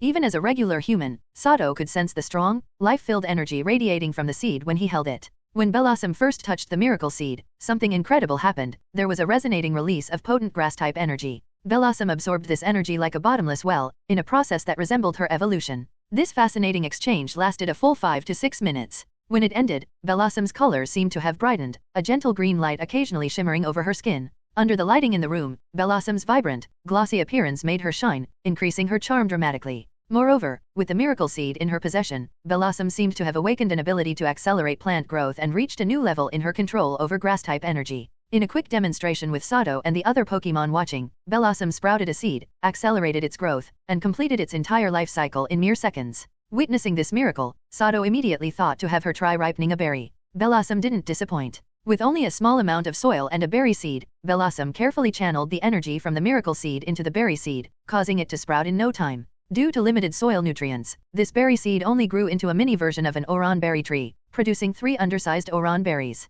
There was no doubt Bellossom had gained something extraordinary from the Miracle Seed, and the benefits were ongoing. Even now, she continued to absorb its grass-type energy, enriching her body with it. Sato had tried researching the transformation Bellossom experienced after touching the Miracle Seed, but found no records online about grass-type Pokémon having such reactions. While he didn't fully understand why this was happening, Sato believed Bellossom was undergoing a beneficial transformation. Once complete, she would likely gain even more remarkable abilities. All right, break time's over. Let's get started on tonight's training. After enjoying his own dinner, Sato turned to his 5 Pokémon in the living room, ready to begin the evening training session. Although the St. Louis is smaller than the SS Anne, it's still classified as a large and luxurious cruise ship, featuring comprehensive facilities and amenities. In the Pokémon world, trainers hold a significant position, wielding great power within society. Given the high proportion of trainers on board the St. Louis, the ship includes specific areas for Pokémon battles and training to cater to their daily needs. These areas are quite spacious, allowing for trainer battles and routine Pokémon training.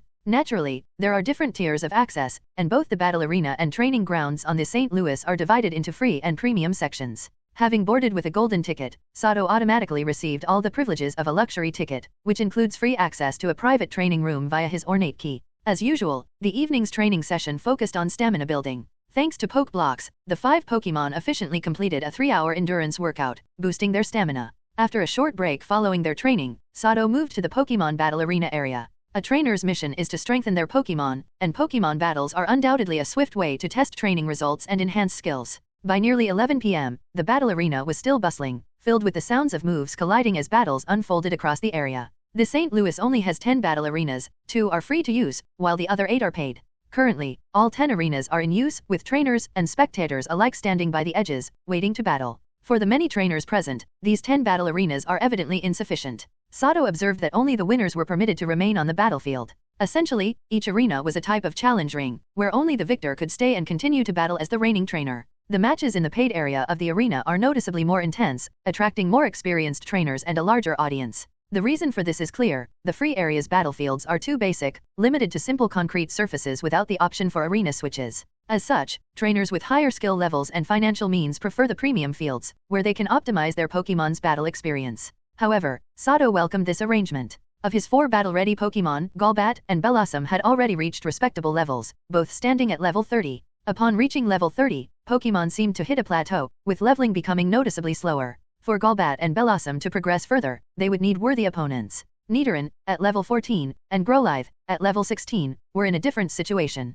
They were still in a phase of rapid growth, where leveling up was easier and opponents were readily available. With enough battles, their strength would increase significantly. Sato decided it was time to let these 2 eager Pokémon join in some intense battles. Now, Sato stood at the edge of the free arena section, watching a level 15 Spearow face off against a level 16 Pokémon. Judging by the trainer's attire and demeanor, Sato quickly identified them as civilian trainers. The condition of their Pokémon and the limited number of moves they had learned indicated that both trainers were of humble means. Both the Spearow and its opponent, besides gaining moves through leveling up and inheritance, had no moves learned via TMS. Both Pokémon were also somewhat underdeveloped, indicating poor nutrition. After a fierce clash, the aggressive Spearow eventually gained the upper hand. Seizing an opening during the prolonged aerial battle, it swooped in with a vicious peck attack, knocking its opponent to the ground. Thus, the battle ended in victory for the Spearow's trainer, who retained his status as ringleader, now with a streak of 3 wins. Is there anyone else who wants to battle me? I still have 2 Pokémon in perfect condition, so 2 more one-on-one battles are no problem, the trainer, Fujita Kosho, called out with a grin after giving Spearow a basic healing potion and taking the 1,000 Poke Dollars from his defeated opponent. And of course, same as before, challengers have to match my wager, 1,000 Poke Dollars per match. Hearing that Fujita Kosho had 2 more ready Pokémon, some of the other civilian trainers looked discouraged. His 3 consecutive victories had already proven his Pokémon were well trained.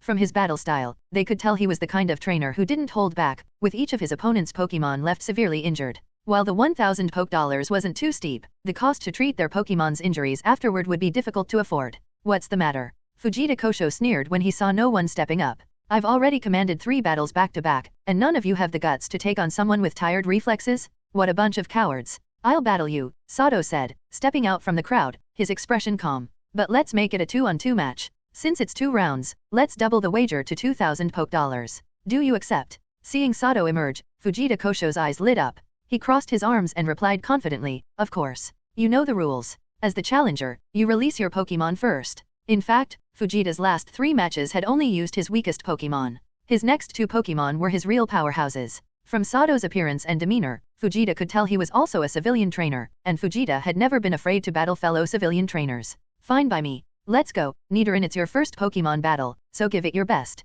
Sato called out as he moved to the opposite side of the battlefield and quickly released Nidoran from its Pokeball. The next second, a well-nourished Nidoran appeared on the field, its eyes shining with fierce determination. This is a Nidoran? My goodness, its growth is incredible. When he saw Sato send out Nidoran for the match, Fujita's small eyes widened, and his face showed a hint of surprise. He was stunned by the superb development of Sato's Nidoran. Typically, a healthy Nidoran grows to about 1 meter in length and 0.5 meters in height, roughly the size of a mid-sized dog. But Sato's Nidoran was clearly larger, measuring 1.2 meters in length and 0.7 meters in height. Among the many Nidoran, this one stood out. Not only was it well developed, but Sato's Nidoran also displayed well-defined muscle lines, especially in its powerful hind legs, which were evidently the result of disciplined and structured strength training. TCH, looks like this guy's loaded. Fine, go, Nidorino, teach this little one a lesson. Fujita muttered, feeling a flash of jealousy as he compared Sato's Nidoran to any he'd raised before. Swiftly, he pulled a Pokeball from his belt and released his Pokémon. In a flash of light, an underdeveloped Nidorino appeared, standing opposite Nidoran on the battlefield.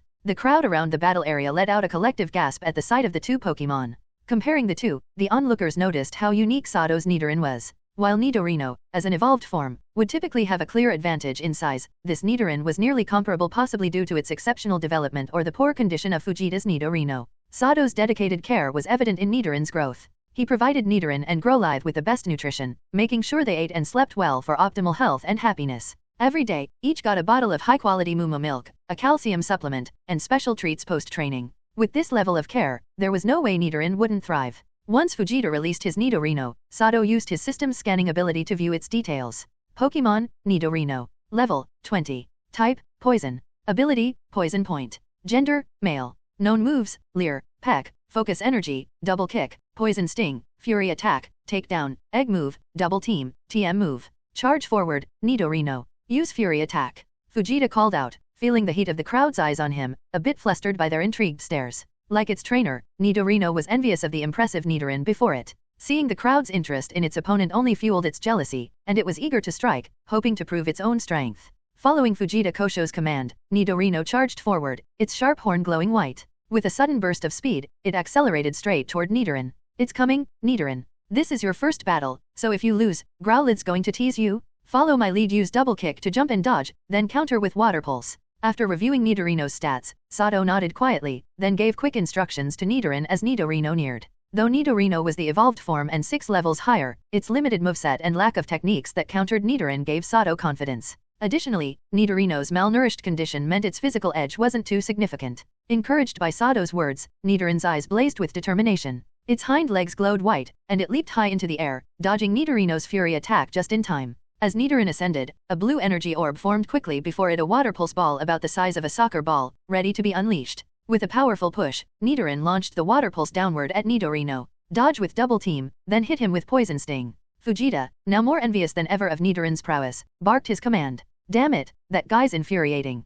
Fujita's jealousy spiked as he watched Sato's exceptionally well-developed Nidoran. It reminded him of how he had struggled to obtain his own Nidoran, now evolved into Nidorino. As Fujita's starter, Nidorino had been trained hard and was quick to react. It pushed off the ground, leaving a blur in its place as it dodged the water pulse. 3 illusions of Nidorino appeared around the battlefield. The shadows, all with glowing purple spikes, released a barrage of small, purple poison stings from their backs, aiming at Nidoran, who was airborne with no leverage. Close your eyes, hold steady, and use focus energy, Sato called to Nidoran, his gaze sharpening. Obeying immediately, Nidoran shut its eyes, and an orange glow erupted from its body. When it reopened its eyes, they shone fiercely. The poison sting attack rained down like a hailstorm, but as a poison type, Nidoran resisted the attack and wasn't harmed too much. He's coming down, grab this chance and use takedown to finish him. Noticing Nidoran beginning its descent, Fujita's eyes gleamed as he ordered Nidorino to capitalize on the moment. In a flash, Nidorino jumped out from its illusions, its true form fully visible. White energy shone across its body as it aimed its sharp horn directly at the descending Nidoran, perfectly timed for a strike.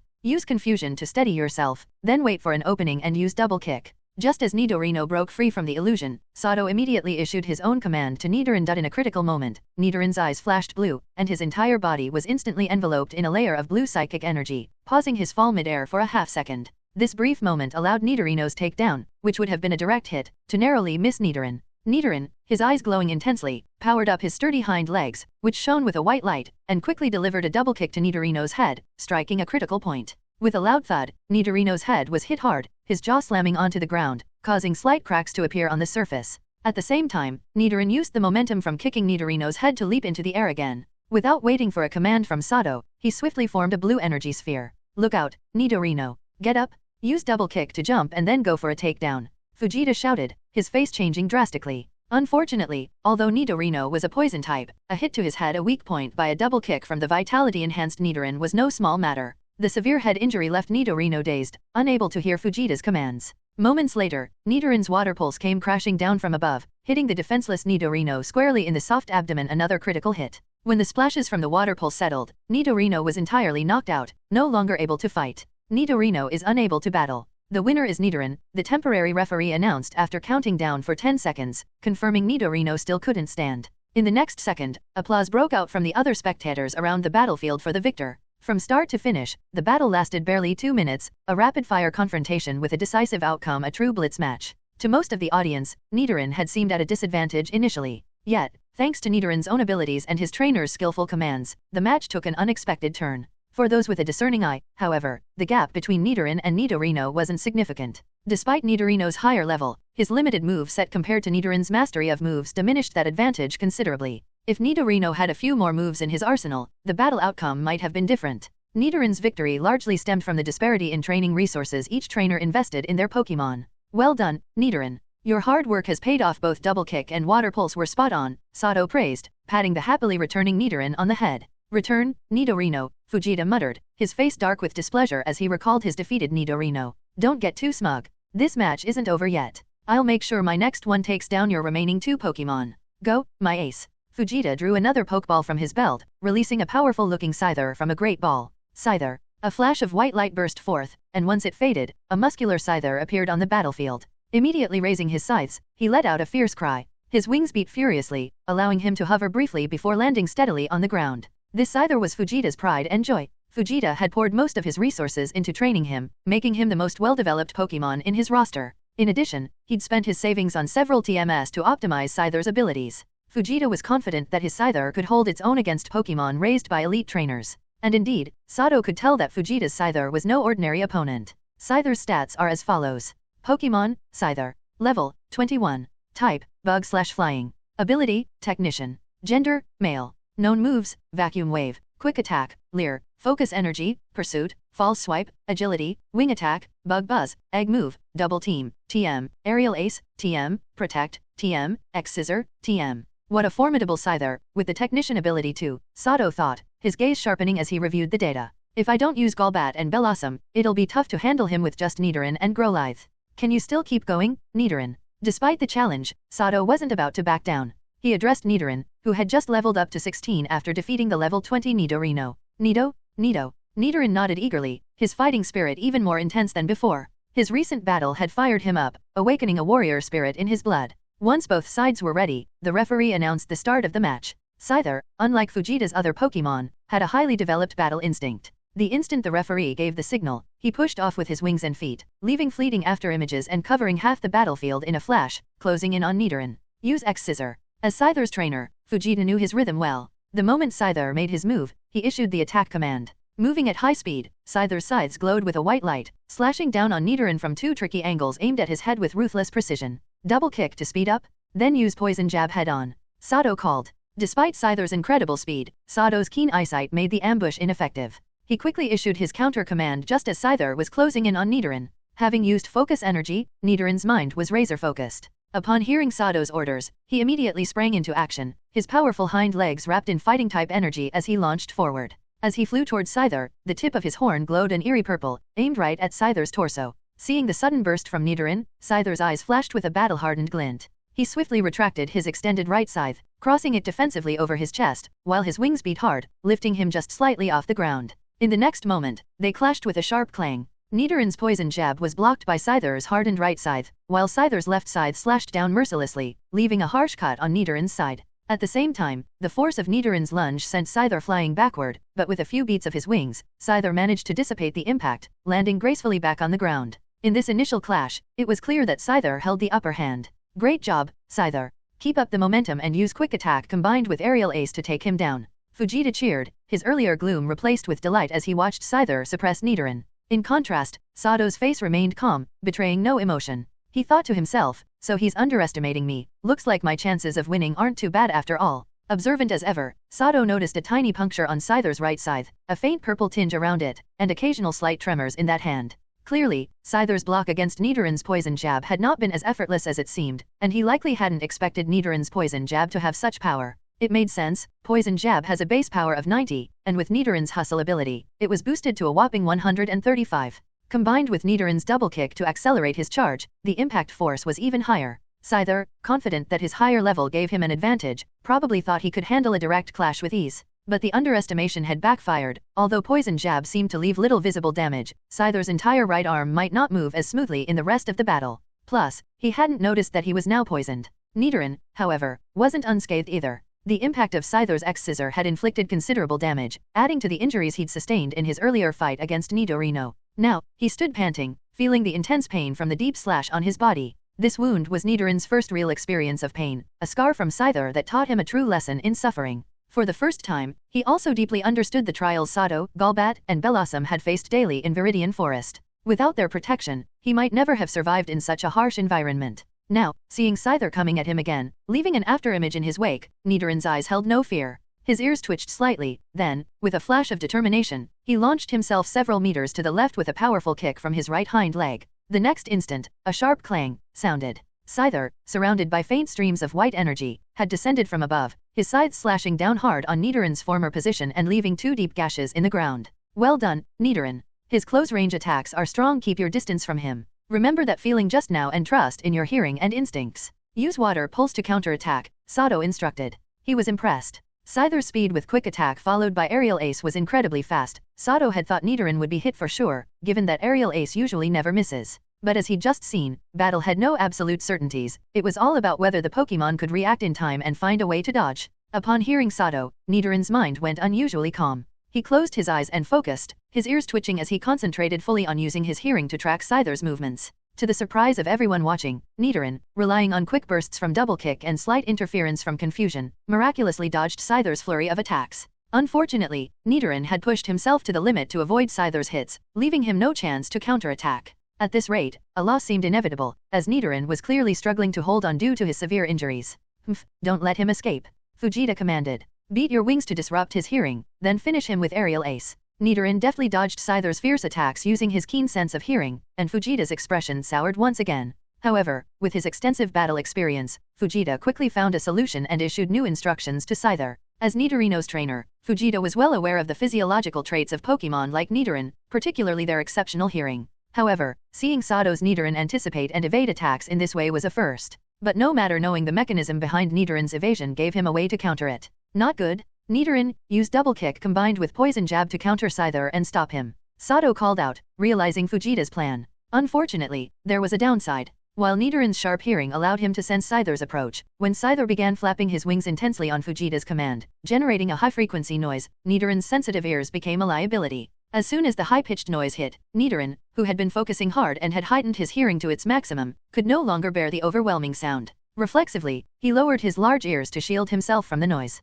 The loud distraction and the act of blocking his ears also prevented him from hearing Sato's commands. Seizing this perfect opportunity, Scyther struck with a powerful aerial ace, sending Nidoran flying. When Nidoran hit the ground, he was already unconscious, no longer able to battle. Nidoran is unable to battle. The winner is Scyther, the referee announced. After silently counting to 10 and confirming Nidoran could not get up, he declared the outcome. You did exceptionally well, Nidoran. Your efforts won't be in vain, leave the rest to your teammates. Sato immediately rushed onto the field, carefully picking up Nidoran with a slightly pained expression. He comforted him as he applied a mid-level Pokémon healing spray before returning him to his Pokeball. Hurry up and send out your next Pokémon. Don't waste time. Fujita, feeling triumphant after Scyther's victory over Nidoran, was visibly smug. Seeing Sato's slower pace, he taunted him arrogantly. My apologies for keeping you waiting. Come on out, Growlithe. Show your opponent what you're made of, and make sure Nidoran's efforts weren't in vain, Sato responded coolly. He swiftly took a Pokeball from his belt, releasing Growlithe onto the battlefield. A flash of light shot from Sato's hand,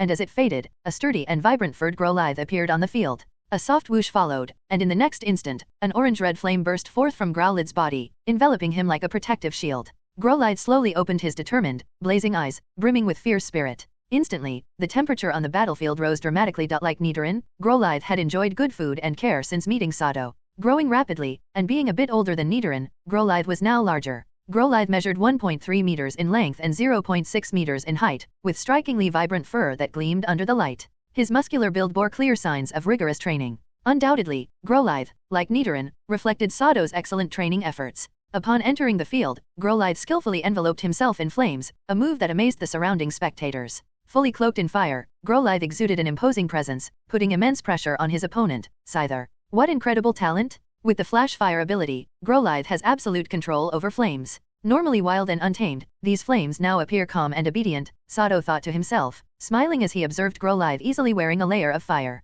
Though their training hadn't been long, Growlithe clearly inherited his father's fire manipulation talent. With poke blocks and Sato's high-quality, efficient training regimen, Growlithe quickly mastered the essence of flame charge. As demonstrated, Growlithe could now drape flames over his body, and thanks to flash fire, the flames didn't harm him at all. Instead, they served as a protective layer, making it painful for any opponent to get close. Growlithe had effectively converted flame charge from an active attack move into a passive skill, which Sato referred to as heating, similar to Luffy's Gear Second. However, based on Growlithe's current power, he could only maintain the heated state for 2 minutes. After that, his body would be unable to handle the high temperature, and he would have to deactivate heating, entering a brief period of weakness. Thus, in this heated state, Growlithe needed to engage in a swift battle. If he couldn't quickly defeat his opponent, he would be left vulnerable. A fire type, that too a Growlithe? Damn it, who is this guy? He can't just be an ordinary trainer, Fujita muttered, watching Sato summon such a powerful Growlithe. As a part-time Pokemon hunter, Fujita knew well that Growlithe was a very rare Pokemon. Few hunters would risk selling such Pokemon. Typically, only those with some standing could acquire one, often through connections with the Jennies. Combined with the highly trained Nidoran, skilled in numerous moves beyond its level, Fujita began suspecting that Sato was a noble offspring on a training journey. His earlier resentment and envy, thinking Sato just a wealthy civilian trainer, quickly faded, replaced by a hint of intimidation. Yet a battle is a battle. Fujita had too much pride as a trainer to back down. Even knowing his chances of winning were slim, he would still give his all. Scyther, be cautious. Growlithe is a fire type. Use quick attack to gain speed, then break through his fiery defense with the powerful airflow generated by Aerial Ace. Fujita had a strategy for handling fire types like Growlithe, so once the referee started the battle, he ordered Scyther to execute their practiced fire countering move. In an instant, Scyther pressed off the ground with force, his insect wings whirring furiously, leaving brief afterimages as he moved like a ghost behind Growlithe. Simultaneously, Scyther's scythes, coated with intense flying-type energy, churned up threads of white air as he swung down at Growlithe. A resounding clang, echoed as a deep dent appeared on the ground. Scyther's attack struck and split through what appeared to be Growlithe's fiery shield, but to Scyther's surprise, he'd only sliced through a lingering orange flame left by Growlithe. The real Growlithe stood to his left. Flame Wheel. Protect. The next moment, Sato and Fujita's commands rang out one after the other. Hearing Sato, Growlithe's orange-red flames flared up instantly as he transformed into a fiery rocket aimed directly at Scyther. But just as Growlithe was about to hit, Scyther activated Protect, defending himself. A green energy shield quickly appeared around Scyther, successfully blocking Growlithe's flame wheel and shielding him from the intense flames. However, the impact force and heat could not be entirely contained, and Scyther was sent flying back a considerable distance. As Scyther flew back, the flames around his shield dissipated, and once the shield vanished, steam rose from his body, a clear sign of heat exposure. Go on, Growlithe, use Flame Wheel again. Sato's eyes showed a hint of disappointment as Fujita used Protect to prevent a finishing blow, but he instructed Growlithe to keep up the attack. Unlike Nidoran, Growlithe had a natural advantage against Scyther's type and had speed-enhancing moves. Growlithe had already dodged Scyther's quick attack and aerial ace, indicating his body was now fully heated and his speed even surpassed Scyther's. So fast? Don't let him close in. Quickly, fly into the air using your wings, then counter with Vacuum Wave. Seeing Growlithe rocket toward the weakened Scyther, who appeared to be suffering from heat exhaustion, Fujita shouted. Despite feeling the effects of the high temperature, Scyther's fighting spirit remained strong, and he tried to take off. But as he attempted to push off, he realized his legs were not responding. At this moment, faint purple spots started appearing on Scyther's skin, and the spots continued to spread rapidly. It looks like Nidoran's poison has kicked in. With that intense movement, the toxins spread even faster, Sato observed, recognizing that the poison was taking effect at a critical moment. With a loud boom, Growlithe's flame wheel struck Scyther, sending him flying with a pained cry. Even as Scyther crashed, orange flames continued to burn around him. When Scyther finally hit the ground, the flames extinguished, leaving his body charred and motionless, signaling his loss of fighting ability. This battle is over. Scyther is unable to fight. The winner of this match is Sato and his Growlithe. After a 10-second count, the referee promptly announced the result. Use an antidote or Pecha juice to detoxify your Scyther first, then treat its injuries. As for the 2,000 Poke dollars wager, let's forget it. It was a pleasure battling you. Farewell. After the referee announced the result, Sato nodded, praised Growlithe, who had rushed back to his side, and then spoke to Fujita before turning to leave with Growlithe. Hearing this, Fujita's tense expression eased considerably. Although he could pay the 2,000 Poke dollars, it was a significant amount for him, enough to treat himself and his Pokemon to several good meals. Just wait, you privileged snob. I won't give up on my path as a trainer that easily. Next time, I'll be stronger, and I'll defeat you. With resentment in his eyes, Fujita gave Scyther an antidote and poured a mid-level healing potion into its mouth, all the while watching Sato's retreating figure with Growlithe. Unaware of Fujita's thoughts, Sato would have merely smiled knowingly if he had been. He felt certain that, now defeated, Fujita would continue to lose in future encounters. As Sato finished his battle, a young man holding a glass of red wine smiled, took out a communicator, said a few words, and then moved to exit the Pokemon battle area ahead of Sato. A beautiful woman in a red gown accompanied him. Walking briskly through the hallway with Growlithe, Sato aimed to return to his room so that Blossom could treat Nidorann's injuries.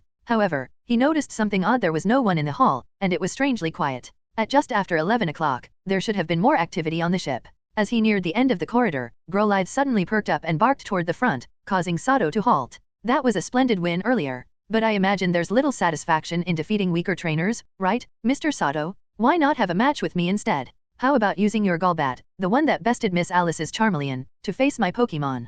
At that moment, the young man and the beautiful woman emerged from around the corner, blocking his path. The young man swirled his wine glass and smiled, his tone carrying a hint of insistence. He was strikingly handsome, dressed in a fitted designer suit, with stylishly gelled black hair and a strong scent of cologne. If it weren't for the Pokeballs visible on his belt, Sato might have mistaken him for a young business prodigy rather than a trainer. Hearing this, Sato's eyes narrowed. Although he had never met this person, the man knew his name and about his conflict with Alice Sasaki, signaling that he, too, had a significant background. Apologies, but my Nidoran is injured, and I'm in a hurry to get him healed. Let's save it for another time. Sato bent down, soothing Growlithe with a gentle pat, then rose to face the young man calmly, keeping his composure as his hands subtly gripped Golbat's and Blossom's Pokeballs in case anything unexpected happened. Don't be tense, I mean no harm. I just wanted to make your acquaintance, the young man replied. Oh, and I forgot to introduce myself. I'm Fujiwara Carey, a close friend of Miss Alice. What a coincidence that you ended up on the St. Louis instead of the SSN.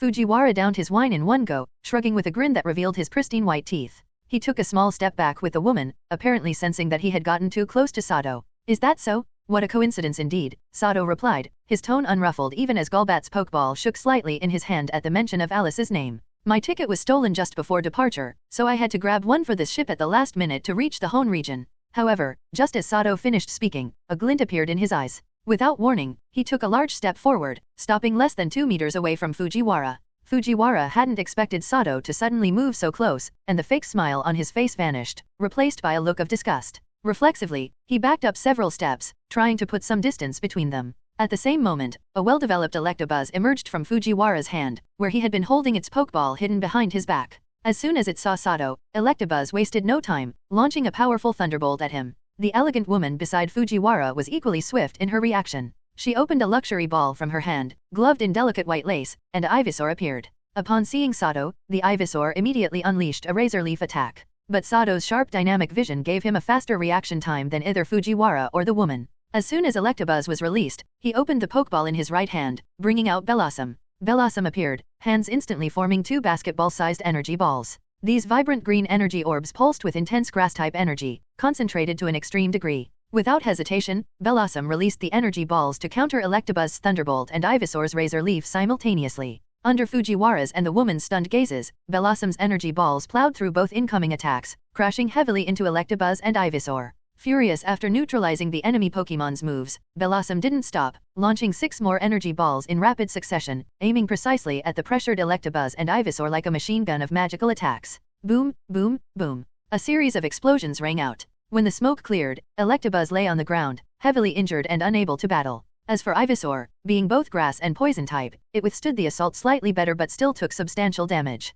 It had been knocked back, now standing with labored breaths, its gaze wary as it watched Blossom, who was forming yet another energy sphere. Nearby, Growlithe noticed that Ivysaur was still standing. Ignoring the woman's pleas, Growlithe quickly engulfed itself in orange flames and launched a flame wheel at Ivysaur. Within seconds, Growlithe's flame wheel connected, and Ivysaur was also defeated, collapsing on the ground, unable to continue. Afterward, Growlithe and Blossom moved to encircle Fujiwara and the woman, whose faces had turned deathly pale, giving them no chance to reach for any additional Pokeballs. Any sudden movements would trigger an immediate attack. I need an explanation. Otherwise, I'll deal with you here and now. I don't make empty threats, Sato said coldly, a trace of mockery in his eyes. He motioned for Growlithe to corner Fujiwara, his tone icily commanding. At that moment, a group of trainers, dressed in a colorful array of styles and carrying various photography equipment, came hurriedly around the corner of the hallway, each accompanied by a Pokemon. But regardless of their arrival, Sato sensed hostility in their sudden appearance. As soon as they rounded the corner, he signaled Blossom and Golbat to engage in one of his favorite crowd control tactics. Blossom released a cloud of green powder from the flowers on its head, which Golbat, just emerging from Sato's Pokeball, dispersed with a gust from its wings. The powder drifted quickly over the approaching trainers and their Pokémon. Without a doubt, under the effect of Belossom's sleep powder, the guards and Pokémon that had rushed around the corner were all forced into a deep slumber. Now, Fujiwara had no backup left and was entirely at Sato's mercy. So, besides that freaky Golbat, this guy actually has such a powerful Pokémon? Huh? Useless fools. Seeing his subordinates so easily subdued by the combined efforts of Golbat and Belossom, Fujiwara's face turned pale with anger. He realized he had truly been cornered by Sato this time. Please don't misunderstand, Mr. Sato. I have no ill intent whatsoever. Although my Fujiwara family may not be a noble household in Kanto, we're still not someone a mere civilian trainer like you can afford to provoke. I assure you, if you let me go, I'll let this all slide. He attempted, not answering Sato's questions but instead trying to use his status as a member of Kanto's Fujiwara family to intimidate him. Of course, faced with the now defenseless Fujiwara, Sato wasn't about to go easy. First, he knocked the elegant woman unconscious, then dragged Fujiwara into a small storage room off the hallway and stuffed a dirty cloth into his mouth. Next, Sato stumped his leg down hard, breaking Fujiwara's leg. Caught in terror, Fujiwara finally spilled everything he knew. In reality, the Fujiwara family in Kanto could only be considered a bottom-tier, second-rate family. In the Kanto alliance, their standing was low. They didn't even have a single true elite trainer, only a pseudo-elite trainer to keep up appearances. However, in recent years, the Fujiwara family had gained status by arranging a marriage alliance with Kanto's powerful Sasaki clan, thus securing a cooperative relationship and elevating their position within the Kanto alliance. But in truth, though they called themselves partners, the Fujiwaras were merely a small vine clinging to the mighty tree of the Sasakis, effectively acting as their lackeys. Fujiwara was the third son of the Fujiwara family head, a second son without any claim to the family inheritance. Within the family, he was a notorious playboy, idle and aimless, likely destined to drift through life without purpose. Because of the marriage alliance between the two families, the Fujiwara family received invitations to gatherings hosted by the Sasaki family. It was at one of these gatherings that Fujiwara met Alice Sasaki. Captivated by Alice's noble background and stunning beauty, he fell for her at first sight. Yet, Fujiwara knew his place well. The gap between his status and Alice's was vast, and she had never even acknowledged his presence. In short, there was no chance for anything to develop between them. But Fujiwara didn't wallow in self-pity. Learning that Alice admired strong trainers, he decided to work hard in an attempt to close the distance between them. Abandoning his easy life in the family, he set out on a journey as a trainer. However, having grown up in luxury, Fujiwara was entirely unprepared for the hardships of a trainer's life. After barely 3 months, he slunk back to his family, unable to endure the rigors of travel and training. Still, Fujiwara hadn't come away empty-handed. With the resources his family provided, he managed to train a few decent Pokémon and even earn 3 gym badges. Though his journey as a trainer had been short, it was enough to impress his circle of wealthy peers, giving him a chance to boast for quite some time. Through this, he even managed to secure a brief conversation with Alice. Fujiwara swore that his conversation with Alice was the happiest moment of his life. It was due to his grandly embellished tales of the trainer journey that Alice became fascinated with the world beyond her home, leading to her current attempt at running away. In short, Alice's decision to run away had a lot to do with Fujiwara's vivid portrayals of how exciting the outside world was. As her admirer, Fujiwara kept tabs on any news about Alice. When he learned she had indeed run away, he felt a mix of shock and secret delight, knowing this was his chance to spend time with her alone. In fact, Fujiwara had contributed to Alice's runaway plan. So, after informing his family that he was heading out on another solo journey, he quickly tracked Alice down. Yet, aware that Alice wanted to travel alone, he didn't reveal himself but instead followed her from a distance. Although he couldn't travel alongside her, Fujiwara was content just seeing her each day.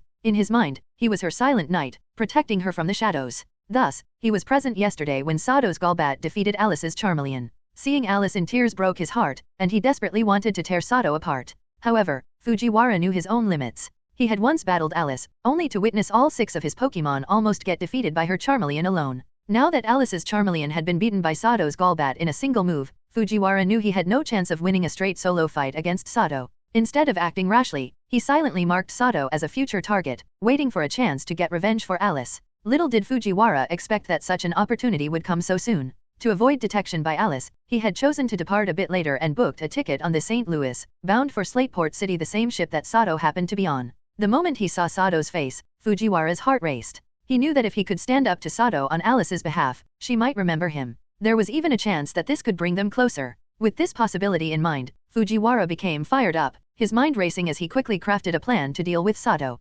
Fujiwara spent a considerable amount of Poke dollars to hire some skilled trainers, planning to ambush Sato after his match. His plan had 2 main steps. First, he would engage Sato in conversation to distract him, then launch a surprise attack, all while his hidden employees recorded the battle on camera to create proof of his heroic confrontation with Sato, which he would later show Alice. The second step was for his hired trainers to join the battle once it reached a certain intensity, helping him overwhelm Sato together. But things quickly went sideways for Fujiwara when Sato unexpectedly made the first move, catching him off guard by sending out not Golbat but Blossom, foiling Fujiwara's plan to counter Golbat with his Electabuzz. Moreover, Fujiwara hadn't anticipated that Sato's Blossom would be so powerful, able to hold off two opponents at once and even crush both Electabuzz and his employee's Ivysaur with ease. In the end, Fujiwara overestimated the abilities of his hired trainers, who were put to sleep by Sato's combined use of Blossom and Golbat before they could even fight, leaving him with no hope of success. So, that means she's already on the SSN, right? After listening to Fujiwara Kari's long explanation, Sato continued to look at him expressionlessly, keeping the gleaming hunting knife pressed against Fujiwara's neck.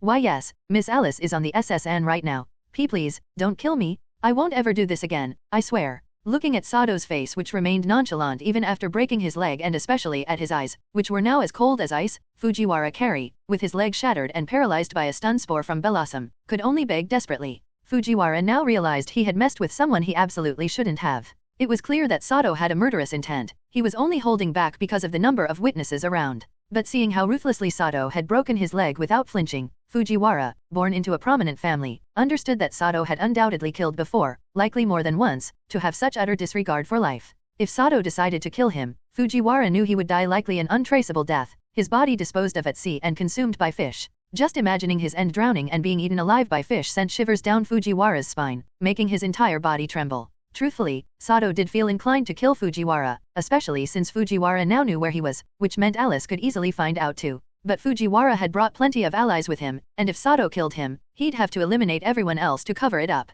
To Sato, those Fujiwara hired were no different from him since they'd actively participated in an attempt on his life. Sato wouldn't hesitate to kill them too. Unfortunately, they weren't in some secluded alley in the city but on a crowded cruise ship. Their fight had likely already been noticed, and the others had either been moved or fled. With so many witnesses around, killing Fujiwara, a family-backed coward, would trigger a chain of issues. Sato's hard-won trainer ID as a league-certified trainer could be revoked, and he might even become a wanted criminal. Fortunately, Fujiwara, in his eagerness to take credit, hadn't immediately shared Sato's information with Alice. This meant he was still safe. And Fujiwara was nothing more than a coward who now clearly feared him deeply. As long as Sato had the leverage, he could easily control him. You don't want to die, right? Fine. But you have to do something for me. Sato, after carefully weighing the risks, gradually let himself calm down. Taking out his laptop, he spoke to Fujiwara with an stern expression. Why yes, I'll do whatever you say. As long as you don't kill me, I'll do anything. Upon hearing that Sato wouldn't kill him, a desperate glimmer of hope flickered in Fujiwara Kari's eyes, and he nodded fervently, clinging to his life. Just remember, if I find out you've tipped off Alice, I'll make sure she sees all of this, Sato said coldly, his gaze piercing as he continued. As long as you keep your mouth shut, your life will remain the same, and this video will stay hidden. But if you betray me, I'll ruin you. Not only will Alice despise you forever, but even your family will disown you. Fujiwara looked like he'd lost his soul, his face haunted as if struck by a terrible revelation. After a while, Sato left the small room in the corridor, nonchalantly returning to his original spot. Noticing that the people who had been on the ground were gone, he calmly made his way back to his room in the residential area. While Sato hadn't killed Fujiwara Kari, he'd taken two precious things from him, his love for Alice and his family status. Sato recorded a video on his laptop, forcing Fujiwara to recite a series of lines in which he insulted and degraded Alice, objectifying and degrading her to no end, and also made him reveal several unsavory secrets about his family's involvement in some shady and unscrupulous deals, even instances of them trying to harm the Sasaki family's interests. This video was Sato's firm hold on Fujiwara's weaknesses. With it, he practically held Fujiwara's life in his hands. If Sato released this video online, Fujiwara's reputation would be destroyed, Alice would leave him for good, and his family, desperate to protect itself, would sever all ties with him. In that case, Fujiwara would lose everything and likely be hunted by both the Sasaki and Fujiwara families. I went out of my way to avoid trouble, only to encounter an idiot like that here, Sato thought to himself, sitting on the sofa in his room, recalling Fujiwara's devastated expression as he spoke his lines against Alice. What's so great about that Alice? She's as spoiled and obnoxious as they come. The world never fails to surprise you. Sato's opinion of Alice was severely negative, her arrogance and disregard for others deeply annoyed him. If he ever had the chance and the strength, he'd gladly teach her a lesson, showing her the harsh reality of the world and her own ignorance. Still, I can't completely trust that fool Fujiwara. If I get the chance to disembark, switching to another ship would be wise. I can tell he's blindly devoted to Alice, and he might just decide to risk it all and tell her my whereabouts. After watching the newly recorded video on his laptop one more time, Sato observed Fujiwara's broken expression and kept it in mind. A while later, Blossom finally finished healing Nidorann's injuries using grassy terrain. Once they and the other Pokémon finished their post-training snack, Sato left his room again. Before stepping out, Sato changed into a different outfit and used Ditto to alter his face into a plain, unremarkable one. Then, following the signs in the corridor, he casually made his way to the cruise ship's deck. Once there, Sato found a spot by the railing, pulled out a fishing rod from his space storage, and joined the other fishing enthusiasts on deck, settling in for a night of fishing. Damn it, what the fuck is going on? The entire ship suddenly jolted, causing Sato to slam into the railing in front of him. Thankfully, he reacted quickly, using his arms to shield his head. Otherwise, he would have ended up with a close encounter between his head and the hard metal railing, with a concussion being the least of his worries. Though his head escaped serious impact, his chest took the brunt, feeling as though he'd been hit by a hard, blunt weapon, leaving him in a considerable amount of discomfort. However, Sato had no time to dwell on the pain. As the ship regained stability, he quickly released Golbat and Belasam, positioning himself in a relatively safe spot. At this point, chaos reigned both on deck and inside the ship. Some passengers with weaker nerves were frantically screaming and running around, like headless chickens. Fortunately, the ship's crew was well prepared for handling such situations. They immediately made announcements over the PA system, reassuring passengers not to panic, while several sailors in uniform took to the deck and interior to maintain order. Thus, the initial panic from the ship's sudden jolt was quickly calmed. While the crew was busy pacifying the passengers, a fierce battle was unfolding on the left side of the ship, visible in the illuminated sea. A Gyarados in a fit of rage was locked in combat with a tentacruel of considerable size. A burly sailor, carried by a polyper and flying overhead, circled the battle, constantly issuing commands to tentacruel below. With each powerful orange beam or massive water jet from Gyarados' mouth, massive waves crashed onto the nearby waters, with the St. Louis as its main target. However, each time Gyarados aimed its attacks at the St. Louis, tentacruel surrounded by a blue aura of water would yank on the tentacles it had wrapped around Gyarados, causing it to miss its target. Thanks to Tentacruel's efforts, most of Gyarados' attacks had missed the St. Louis, and any stray attacks were timely intercepted by other Tentacruel released by sailors on deck, preventing massive damage to the ship. Surrounding the St. Louis were several regular-sized Tentacruel, all belonging to the ship's crew as protection Pokémon. As the tentacles of the lead Tentacruel gradually tightened around Gyarados, it became increasingly difficult for Gyarados to turn its head toward the St. Louis and continue its assault. However, a Gyarados was still a Gyarados. When they are enraged, they seem to have limitless energy, and despite Tentacruel's best attempts to fully restrain it, Gyarados eventually broke free with a close-range hyper beam, sending Tentacruel flying. Luckily, the large Tentacruel was highly resilient and boasted exceptional defense. The hyper beam didn't do too much damage, and thanks to the aqua ring surrounding it, Tentacruel quickly began to recover, soon rewrapping its tentacles around Gyarados. Seizing an opportunity, Tentacruel delivered a poison jab to a spot where Gyarados' scales had been weakened by acid, causing Gyarados to let out a pained roar. This attack seemed to enrage Gyarados further, who turned its fury on Tentacruel, biting down on it with Ice Fang, partially freezing Tentacruel's water-based body. Gyarados proceeded to ruthlessly bite off the frozen part of Tentacruel, then swatted it away with an aqua tail, breaking a large number of tentacles that were wrapped around it in the process. However, Tentacruel's regenerative ability was equally formidable. The bitten-off section was merely a bit of membrane and water. As long as its core wasn't damaged, both its membrane and tentacles regenerated instantly. The two were now locked in a brutal, close-range fight. For the moment, the battle appeared to be at a stalemate, with Tentacruel continuing to draw Gyarados' aggression, mostly defending to gradually lead it away from the ship. Gyarados, this must have been the cause of the earlier impact. Watching the fierce clash between Gyarados and Tentacruel from the railing, Sato held onto the rail and thought. According to Sato's theory, the St. Louis must have unknowingly entered Gyarados' territory, and the occasional blasts from the ship's horn probably woke Gyarados, prompting its violent attack on the ship. That Tentacruel holding Gyarados back obviously belonged to the sailor with the polyper. He was directing his Pokémon to lure Gyarados away from the St. Louis to prevent it from going berserk and mindlessly attacking the ship. A faint blue glow appeared in Sato's eyes as he used his system scanning ability, instantly displaying information about Gyarados and Tentacruel in front of him. Gyarados information. Pokémon, Gyarados. Level, 45. Type, water/flying. Ability, intimidate. Gender, male. Known moves, tackle, thrash, bite, outrage, leer, twister, ice fang, aqua tail, scary face, dragon rage, crunch, hydro pump, hyper beam, tutor, surf, tutor. Tentacruel's information. Pokémon, Tentacruel. Level, 43. Type, water/poison. Ability, clear body. Gender, male. Known moves, mirror coat, constrict, poison sting, wrap, acid, supersonic, toxic spikes, water pulse, bind, acid spray, bubble beam, barrier, poison jab, brine, screech, ice beam, TM, scald, TM, surf, TM, aqua ring, egg move, hyper beam, tutor. Impressive. These Pokémon are at such high levels. This is a high-level Pokémon battle. I need to record this. As Sato examined the data of the two Pokémon battling intensely on the water, excitement flashed across his face. The data made it clear that this Gyarados, at level 45, was definitely a local powerhouse in this part of the ocean, and the Tentacruel trained by the ship's chief sailor was also incredibly strong, evenly matched against this wild Gyarados. Sir, please return to the cabin quickly. It's dangerous on the deck right now. Let the chief sailor and the crew handle this. They'll surely drive away all the Gyarados that approach. Just as Sato was about to take out his laptop to record the intense battle using the infrared camera, the tall, thin sailor who had previously greeted him approached with a worried expression.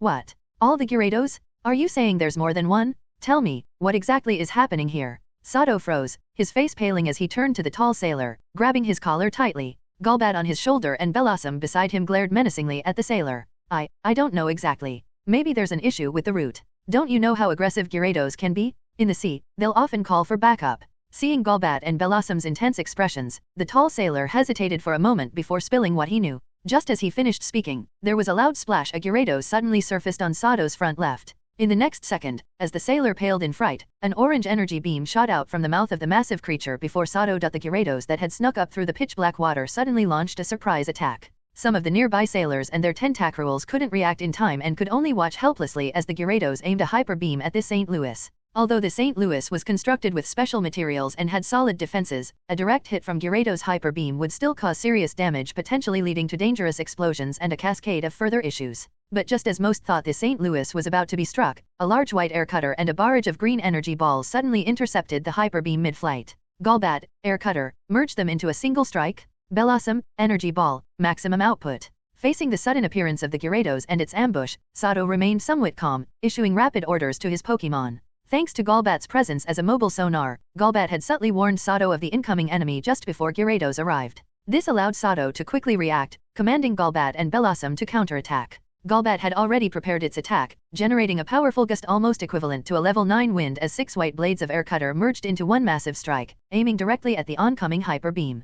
Bellossom, though a moment behind Golbat, responded immediately to Sato's command. Her body glowed bright green as she launched 12 soccer ball-sized energy balls from her hands, following closely behind Golbat's air cutter. In the next second, Gyarados' hyper beam collided with Golbat's air cutter and Bellossom's energy balls. Golbat's air cutter sliced through the hyper beam like a sharp blade, splitting it down the middle. However, it lacked the sheer power needed to fully counter Gyarados' hyper beam and was eventually broken through. Using the path Golbat's air cutter created, Bellossom's energy balls continued forward, intercepting the weakened hyper beam. Ultimately, under the combined power of Golbat and Bellossom's attacks, Gyarados' hyper beam was neutralized, and Bellossom's energy balls struck Gyarados directly, knocking it back into the ocean. But Gyarados was not so easily defeated. It quickly resurfaced, even more furious, with its enraged eyes fixed on Bellossom. Just as Gyarados was about to recover from the side effects of its hyper beam and attack Bellossom, the nearby sailors finally reacted, directing their Tentacruels to team up and launch a coordinated assault on Gyarados. Within moments, 3 Tentacruels used their tentacles to tightly restrain Gyarados,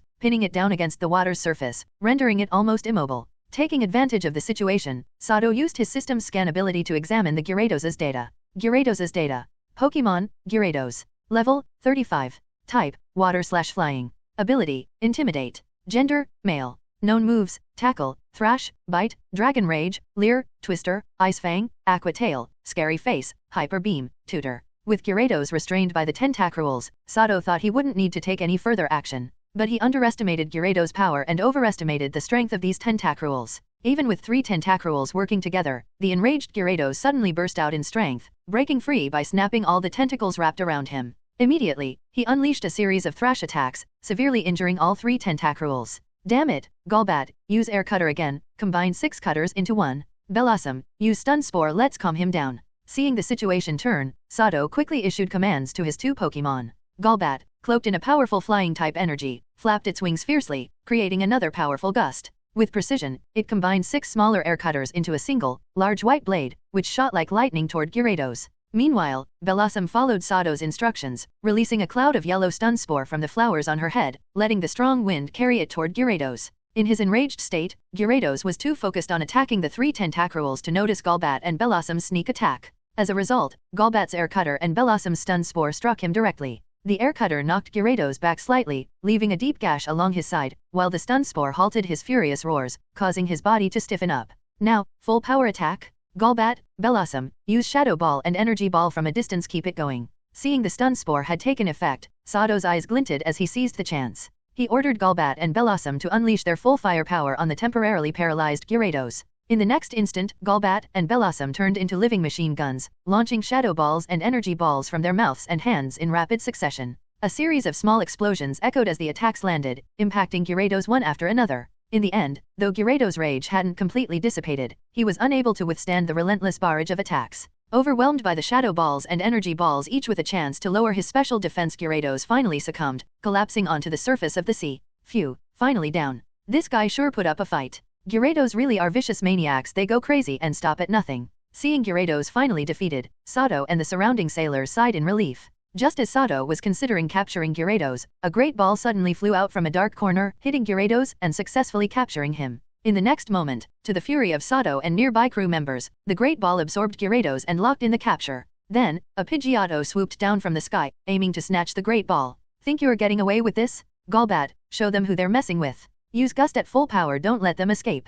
Seeing someone trying to snatch his prize, Sato's eyes turned cold as he immediately ordered Golbat to attack. Golbat prepared to follow the command but suddenly sensed something and halted, moving in front of Sato to use Protect. In that instant, a bolt of electricity shot out from a shadowy corner, targeting Sato directly. A crackling sound of electric sparks filled the air. A sudden jolt of electricity struck Golbat's hastily formed energy shield. Though the shield absorbed most of the electric attack, a small portion of the current managed to bypass it, shocking Sato. For a moment, Sato's nerves were overwhelmed by searing pain, almost causing him to black out. Seeing Sato injured, Bellossom became enraged. A dazzling green light burst from her body, and an array of vibrant green energy leaves materialized around her. Under Bellossom's command, the leaves whipped into a green energy storm and shot toward the source of the electricity. Bellossom's leaf storm, unleashed at full strength, was terrifyingly powerful, destroying everything in its path. The mysterious trainer lurking in the shadows, who had ambushed Sato, panicked and had his Pokémon execute a powerful counterattack. A hurriedly fired Zap Cannon met the incoming leaf storm, and the two attacks clashed head-on.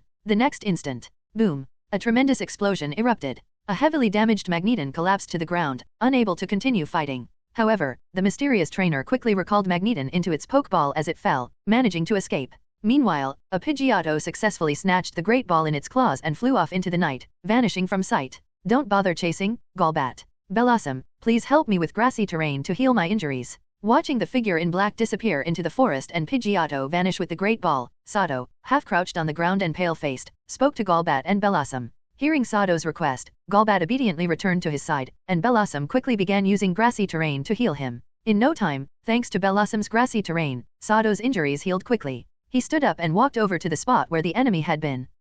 Just wait. What's mine will be returned and with double the interest. Noticing fresh bloodstains and a torn black fabric scrap left on the deck, Sato released Growlithe and instructed it to memorize the smell on the scrap. Once Growlithe nodded, signaling it had memorized the scent, Sato thought to himself. The opponent likely hadn't expected it. Sato's current face was a disguise, so they hadn't seen his true identity. Moreover, they had no idea that he had a Growlithe, which could recognize and track thousands of scents without fail once memorized. If the enemy remained on the St. Louis, Sato could rely on Growlithe to locate them. But before all that, Sato first had to overcome the immediate crisis. The sudden appearance of a Gyarados earlier confirmed the tall sailor's warning. The St. Louis was at risk of a Gyarados swarm attack. The captain and his Tentacruel had not yet returned, which likely meant they were still locked in battle with that high-level Gyarados and potentially struggling due to the arrival of enemy reinforcements. Until the danger had passed, Sato knew he had to stay on the deck and assist the ship's guards, who were vigilantly monitoring the waters around the St. Louis. Although guarding the St. Louis was primarily the ship's crew's responsibility, having witnessed Gyarados' sheer ferocity and the crew's capabilities, Sato felt uneasy. After all, they were on the same ship. Helping these guards protect the St. Louis was, in effect, protecting himself. Sato had no desire to sail across the ocean on a vessel that could sink at any moment. The St. Louis managers were quick to act. Upon learning that the ship might be under attack from a swarm of Gyarados, they immediately broadcasted the alert and asked the trainers on board to assist. Upon hearing that the St. Louis might be attacked by a Gyarados swarm, a few confident trainers stepped forward and went to the deck to help the ship's guards fend off the threat. However, the number of Gyarados that actually appeared wasn't large. Counting the initial Gyarados and the one defeated by Sato, there were only 9 in total. As the tall sailor had mentioned, the St. Louis had strong defensive power. Aside from the sailor captain who could battle a level 45 Gyarados on the open sea alone, the ship also had 2 deputy captains with comparable strength. Each of them commanded a water-type Pokémon at level 39, with one of them even possessing a Gyarados. Thanks to the combined efforts of these powerful trainers and the ship's guards, the remaining Gyarados were swiftly defeated, with several of them being caught by trainers and crew members alike. In the end, once the sailor captain successfully returned after driving away the initial Gyarados, the St. Louis had safely weathered the unexpected Gyarados swarm attack. Learning that the ferocious Gyarados had all been defeated by the trainers and ship's guards, the other passengers finally felt relieved. Many of them enthusiastically praised the brave fighters who dared to stand against the Gyarados. Thanks to this, even though it was already late at night, a small celebration was held on board the St. Louis. Inside the captain's cabin, with a creak, a tall sailor in a captain's uniform stepped out and gently closed the door behind him. How did it go? Are all the goods intact? Hearing the door open, the older man inside, watching the distant sea through the cabin window, asked without looking away. Captain, someone did manage to breach the cargo hold, but nothing was stolen. Also, one of the men found this under the hull. Responding to the elder captain's question, the sailor respectfully produced a small, palm-sized device from his pocket. The device was heavily damaged, with a large hole in its center, as if something inside had exploded and destroyed it.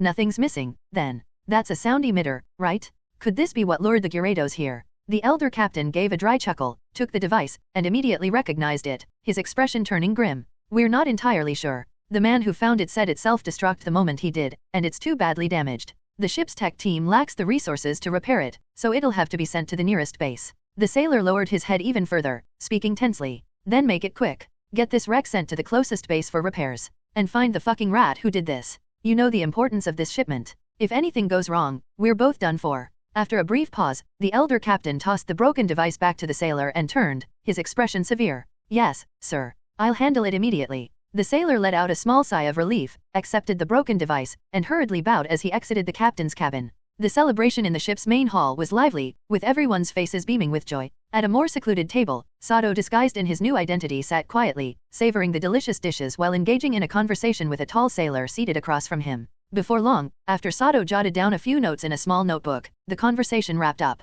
The tall sailor shook hands with Sato, smiling as he departed, and Sato returned the smile, watching him leave. As soon as the tall sailor left, another sailor took his place in the still warm chair, striking up another pleasant conversation with Sato. This new chat didn't last long either. Just as before, after Sato nodded and noted down a few more details in his notebook, the sailor left with a satisfied expression. During the celebration, though Sato wasn't the main star, he was undoubtedly a prominent figure. Until the end of the event, sailors and trainers continued to approach him for conversations. Sato's respect and popularity among the others largely stemmed from his performance in the earlier battle against the Gyarados swarm. Strength commands respect anywhere, and in the battle to protect the St. Louis from the Gyarados swarm, Sato, a trainer capable of defeating a Gyarados single-handedly, had become quite well known. While his impressive combat abilities earned him respect, his popularity grew even more due to another aspect of his actions. After all, their opponents had been ferocious Gyarados. Despite the overwhelming numbers, many believed injuries and casualties were inevitable. When a few sailors and Pokémon were critically injured, close to losing their lives, Sato stepped forward, using his Bellossom's healing ability to save these individuals from the brink of death.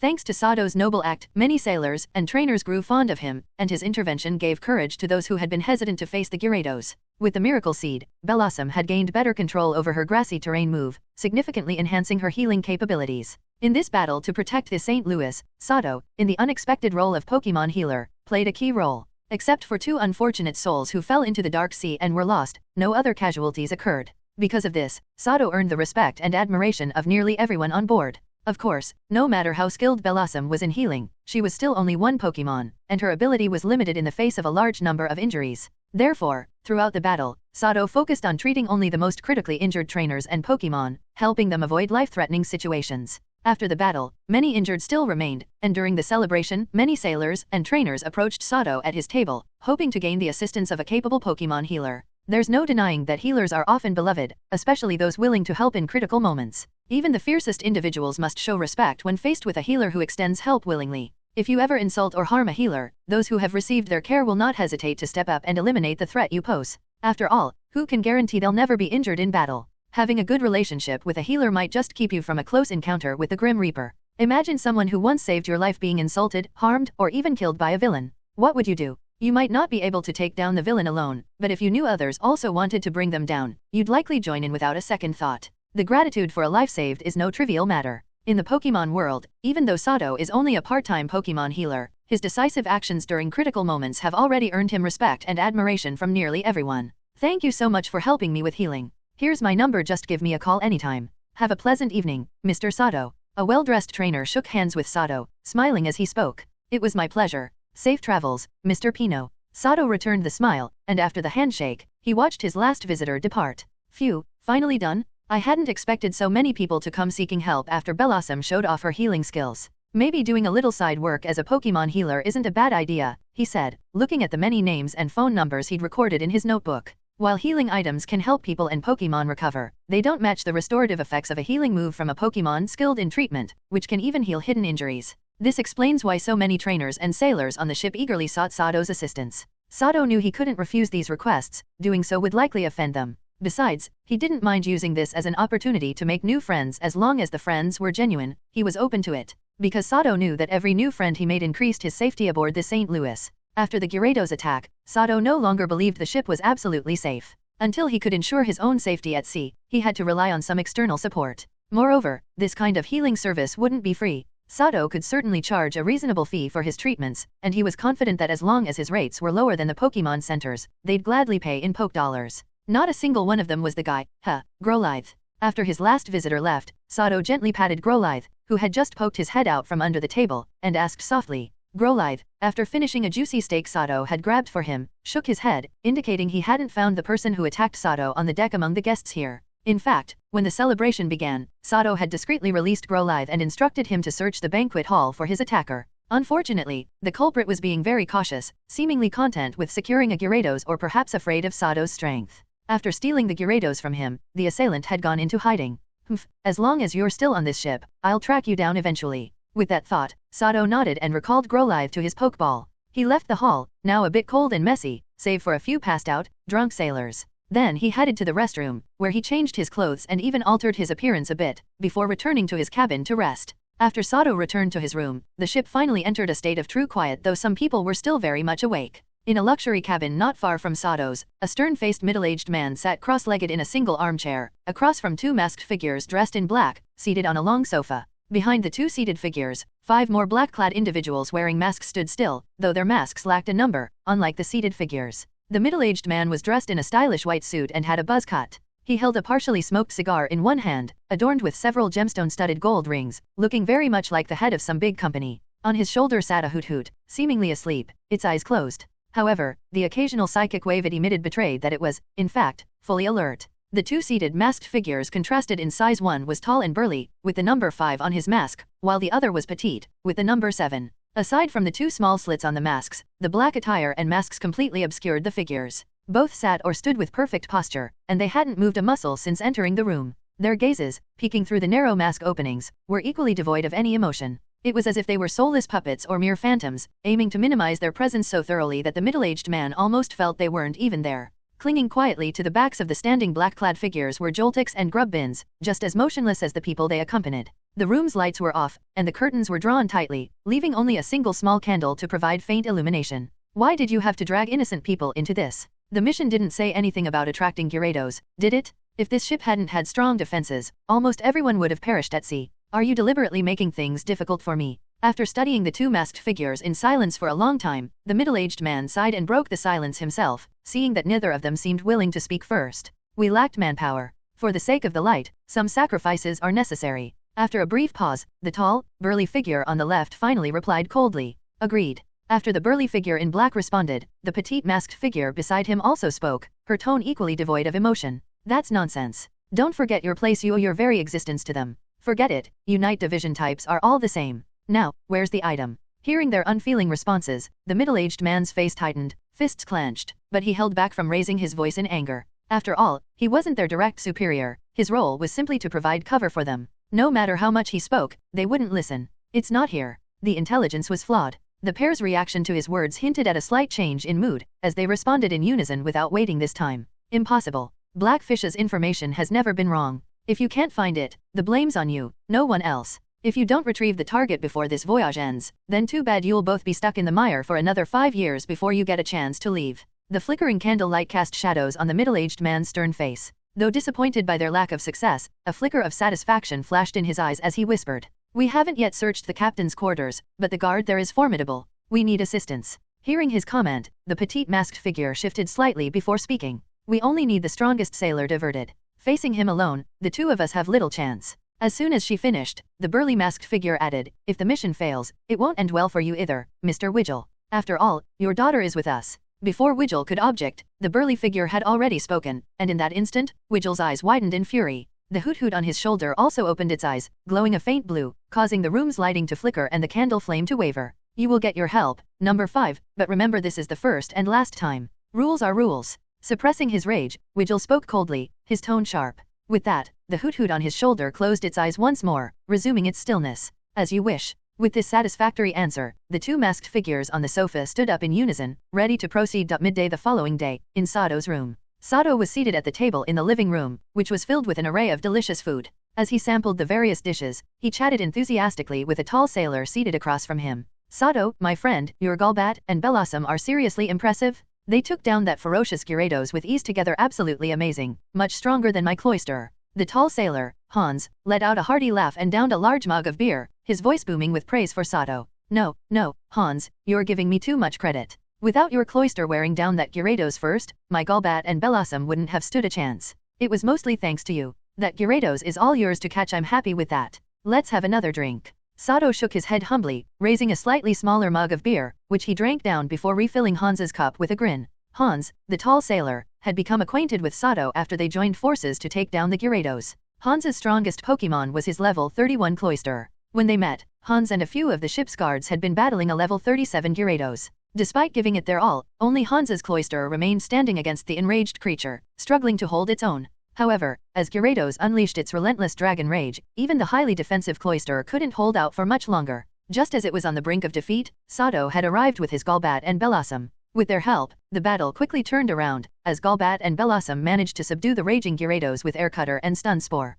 After Gyarados was defeated, a dispute arose over who had the right to capture it. Although Sato delivered the final blow and saved Hans and the other guards, the damage Hans and the others had inflicted was significant. Moreover, a Gyarados, despite its wild nature and difficulty to tame, was a valuable addition to any team due to its impressive combat strength. Even on the black market, a Gyarados could sell for no less than 20 million Poke Dollars. This particular level 37 Gyarados knew several powerful moves, doubling its price. For Hans and the other guards, who didn't earn much, Gyarados was a windfall, making it hard for them to let it go. But for Sato, the Gyarados was less valuable. Since he hadn't defeated it alone, it was unlikely that this already highly aggressive Gyarados would obey him if captured and could even become a danger to him instead. So, Sato ultimately stepped back, and Hans decisively used a net ball to capture the Gyarados. Though Sato's decision seemed like a loss, he earned the friendship of Hans and the other guards. Through his friendly conversation with Hans, he also gathered valuable information about the St. Louis ship and the recent Gyarados attack incident. Hans and his group couldn't, in good conscience, just take all the benefits of the Gyarados. Otherwise, it wouldn't sit right with them, and they knew their colleagues wouldn't want to work with ungrateful people. Hans and the others didn't want to risk future relationships for a short-term gain. So, as compensation for Sato's help, they tried to cater to his interests. Knowing he was searching for a water type, they spent a bit to gather a few promising ones from other ship guards. As ship guards themselves, Hans and the others interacted with many water types in their daily duties. Occasionally, they were lucky enough to catch decent water types, which became a bit of a side business for them on long voyages. The extra income allowed them to care better for themselves and their Pokémon. Relying solely on their modest guard salaries would barely be enough, especially for guards with families to support. For them, catching Pokémon was almost like being part-time hunters. Oh, really? Well, then I definitely have to check out the water types you brought. Being on a ship without a water-type Pokémon has made me feel uneasy. You know how it is, choosing the wrong Pokémon to train can waste both resources and energy, Sato said, his eyes lighting up with excitement. He quickly downed his own beer and then focused his attention on the 5 net balls on the table. A faint, almost imperceptible blue gleam appeared in his eyes as he scanned the data of the Pokémon inside. In the next instant, a hint of joy appeared in Sato's eyes. It had to be said, Hans was showing a lot of sincerity with the 3 water-type Pokémon he brought. Through his system's thorough scanning abilities, Sato instantly knew exactly which Pokémon were in the 3 net balls. Inside were none other than the water-type starters from the Kanto, Johto, and Hone regions: Squirtle, Totodile, and Mudcup. Based on the current stats of these 3 water types, they seemed to have solid potential. While they didn't quite reach the caliber of Sasaki Alice's Charmeleon Sato had encountered before, they were still above average in quality. Here's a summary of the 3 water types. Pokémon, Squirtle. Level, 12. Type, Water. Ability, Torrent. Gender, Female. Moves, Tackle, Tail Whip, Water Gun, Withdraw, Aqua Ring, Egg Move, Water Spout, Egg Move. Pokémon, Totodile. Level, 13. Type, Water. Ability, Torrent. Gender, Male. Known moves: Scratch, Leer, Water Gun, Rage, Bite, Ice Punch, Egg Move, Metal Claw, Tutor. Pokémon, Mudcup. Level, 12. Type, Water. Ability, Damp, Hidden Ability. Gender, Male. Known moves: Tackle, Growl, Water Gun, Mud Slap, Foresight, Refresh, Egg Move, Mirror Coat, Egg Move. Based on their stats alone, all 3 water-type starters were excellent, each with unique inherited moves. Mudkip was particularly notable for its rare hidden ability, Damp. Of course, stats only provided a partial glimpse into each Pokémon's potential. To fully assess their quality, Sato knew he'd have to see them in action firsthand. For Sato, the personality of the Pokémon mattered even more than their stats. If any of these 3 water-type starters weren't suited for battle, he wouldn't consider keeping them. With Han's permission, Sato quickly released the 3 Pokémon from the net balls on the table. 3 beams of white light shot out, materializing Squirtle, Totodile, and Mudkip on the ground. Golbat, who had been perched above, flew down and landed on Sato's shoulder, glaring intently at the 3 water-type starters. In terms of physical development, Totodile was the most well-built and had the fiercest personality. The moment it appeared, it began snapping its jaws at Sato and Hans, looking quite angry. Were it not for Golbat's watchful gaze, it might have already charged at the 2 of them. Squirtle, on the other hand, seemed the least developed. It appeared to be quite timid, retreating into its shell immediately and peeking out cautiously. Mudkip's development was average, but its demeanor was distinct. It simply sat on the ground, appearing motionless and a bit dazed, with a strand of mucus hanging from its nose. However, Sato noticed that, despite its dull expression, Mudkip's eyes occasionally darted to Golbat, and its posture suggested it was ready for action at any moment. Interesting looks clueless, but there's a sharp mind in there, Sato thought, narrowing his eyes as he assessed Mudkip. Hans, noticing Sato's hesitation, spoke up, "These 3 are rare water-type starters. They're quite hard to catch in the wild, as you know." Understanding the implication in Hans' words, Sato smiled and replied, "Of course, I know that. They're all great Pokémon. But I'm particularly interested in Mudkip. May I have it?" "No problem, but I'd advise you to consider Totodile instead," Hans responded, raising an eyebrow. "It's got a feisty spirit and a strong build, a real fighter." "Thank you for the advice, but I'll stick with Mudkip," Sato replied, smiling. "All right then, if that's your choice," Hans sighed, respecting Sato's decision. He returned Squirtle and Totodile to their net balls and handed Mudkip's ball to Sato. With the exchange complete, Hans excused himself, and Sato saw him out, even giving him a few bottles of fine beer as a parting gift. As Sato was about to close the door, Hans suddenly turned back. "Oh, almost forgot. The head sailor wanted me to let you know that a big-time client will be hosting a casual Pokémon competition tomorrow. To avoid any trouble, they'd like you to serve as the event's medical staff." "Me? As a medic?" Sato chuckled. "Honestly, I'd rather compete myself. The prizes for a sponsor-backed event must be good, right?" Hans grinned, scratching his head. "Not bad at all. If I weren't working, I'd be in there too. The winner's supposed to get a rare mystic water, something I've been eyeing forever." Hans continued to nudge Sato into agreeing, knowing he was just a part-time Pokémon medic. All right, I'll do it," Sato replied, conceding with a laugh. "No wonder so many people have been coming to me today." With a quick bang, Sato closed the door. "All right, the coast is clear. I know you're smarter than you look, so you don't have to pretend around me anymore. Don't worry, Golbat won't hurt you. We're partners now," Sato said, kneeling down and smiling at Mudkip, who still wore its blank, clueless expression. Unfortunately, Mudkip's blank expression didn't change one bit. In fact, his eyes grew even emptier, looking as though he hadn't understood or heard a single word Sato had just said. "Fine, keep pretending if you want. Let's see how long you can keep it up," Sato said, the hull of his mouth twitching slightly in exasperation at Mudkip's total disregard. Next, Sato pulled out a light blue plastic bowl and a can of premium water-type Pokémon food. Opening the can, he poured the food into the bowl, filling it with fragrant, high-quality treats. He then placed the bowl about a meter in front of Mudkip and, using a small fan, wafted the enticing scent of the food toward him. No Pokémon can truly resist the allure of delicious food, and this seemingly clueless Mudkip was no exception. Though he tried hard to keep up the indifferent act, the smell of the premium water-type food kept drawing his eyes back toward the bowl. Every time he glanced at Sato, who was watching with a smirk of satisfaction, Mudkip would quickly look away. But the enticing aroma was too much. His gaze drifted back repeatedly, each time giving in a bit more. Grumble. After about 2 minutes of determined resistance, the sound of Mudkip's stomach rumbling broke the silence. A faint blush appeared on his face, only to vanish as quickly as it had come. All right, I'll stop teasing you. You can tell, right? I mean you no harm. Go on, eat it while it's still fresh." Seeing how hard Mudkip was struggling to hold back, Sato couldn't help but chuckle. He recalled Golbat, then moved the bowl closer to Mudkip and encouraged him with a smile. Mudkip looked from the food bowl to Sato, a hint of life appearing in his eyes. Suddenly, with a quick sniff, he sucked back the snot dribbling from his nose, shuffled closer to the bowl, and began taking small bites of the fragrant, premium food in front of him. Mudkip's eating habits were similar to Sato's. Slowly and carefully, he chewed each bite before swallowing and then closed his eyes, savoring the taste. Seeing Mudkip finally start eating, Sato let out a sigh of relief. He genuinely worried Mudkip might be too stubborn and refuse to eat, even while hungry. "All right, everyone, come out. We've got a new member in our team, so let's all get to know each other." Sato then prepared food for each of his 4 other Pokémon still in their Pokeballs, releasing them one by one. However, the moment Golbat, Nidoran, Bellossom, Growlithe, and Ditto, who dropped down from Sato's shoulder, appeared, Mudcup, who had been happily enjoying his food, quickly created some distance, returning to his blank, unfocused look. Don't worry about it, everyone. Mudcup's a bit shy, go and help him warm up. Seeing Mudcup revert to that same distant demeanor, Sato let out a wry smile. He understood that Mudcup still hadn't fully let down his guard around them. From his expression, he could tell that the time he had spent in captivity hadn't been kind to him, and he was reluctant to trust humans or their Pokémon companions. Golbat, with his reserved nature, wasn't bothered by Mudcup's wary behavior and simply landed by his meal, eagerly diving into his food.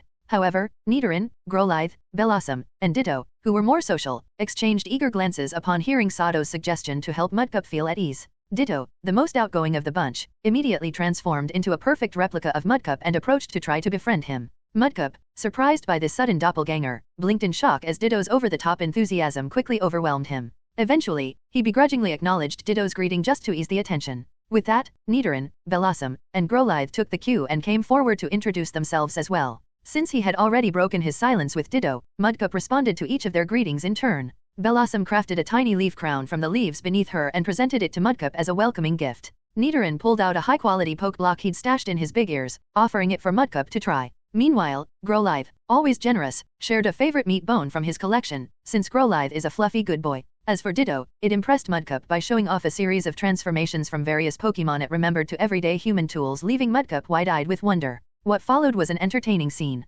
Mudcup happily joined the 4 Pokémon to finish dinner, then engaged in a game of catch after the meal. In no time, Mudcup had relaxed, putting aside his initial wariness around the 4 Pokémon and even warming up slightly to Sato and Golbat. Ditto's unique skills as a friendship master were invaluable for helping newcomers settle in quickly. This is your welcome treat. Try it out, it's a gem-level poke block I just made from a blend of lum and citrus berries, favorites among water Pokémon. It's great for restoring energy and will definitely satisfy you. Lum Berry, a water-type berry, has the special effect of curing a Pokémon's status condition. Sato placed some newly made, gem-grade poke blocks on Mudcup's now empty plate with a friendly smile. After bonding with Ditto, Nidoran, Bellossom, and Growlithe, Mudcup had begun to sense that Sato and his team were different from the humans and Pokémon he had encountered before. Seeing the sparkly blocks on his plate, Mudcup couldn't resist taking a curious peek. Grumble. Encouraged by its new friends, Mudcup finally mustered the courage to taste the gem-grade poke blocks. The moment he took a bite, letting the 6 glittering gems dissolve, an overwhelming flavor flooded his senses, evoking a satisfied hum. Mudcup swore these shiny treats were the most delicious things he had ever tasted, far better than the premium water-type food from earlier. Welcome to the team, Mudcup. Watching Mudcup's delighted expression, Sato felt a sense of accomplishment. All his efforts had paid off, and he couldn't have been happier. Just like winning over a girlfriend, when it comes to Pokémon, the way to their hearts is through their stomachs, or rather, by conquering their stomachs. Without realizing it, I've already got 6 Pokémon with me, and 2 of them have reached level 30. Considering that this has all happened in less than a month, it feels almost unbelievable. Sato glanced at his team, who were all resting after playing, some asleep on the floor or couch, with Golbat keeping watch on the ceiling and Bellossom curled up with its miracle seed on the couch. A sense of amazement crept over him. However, Sato quickly shook his head. Reaching this point was largely due to his own caution and effort, and in some cases, he'd achieved it at great personal risk. Though the time has been short, the experiences he's had aren't something an average trainer would encounter. A quick comparison between regular trainers and the elite fighters made him realize that his amazement wasn't warranted.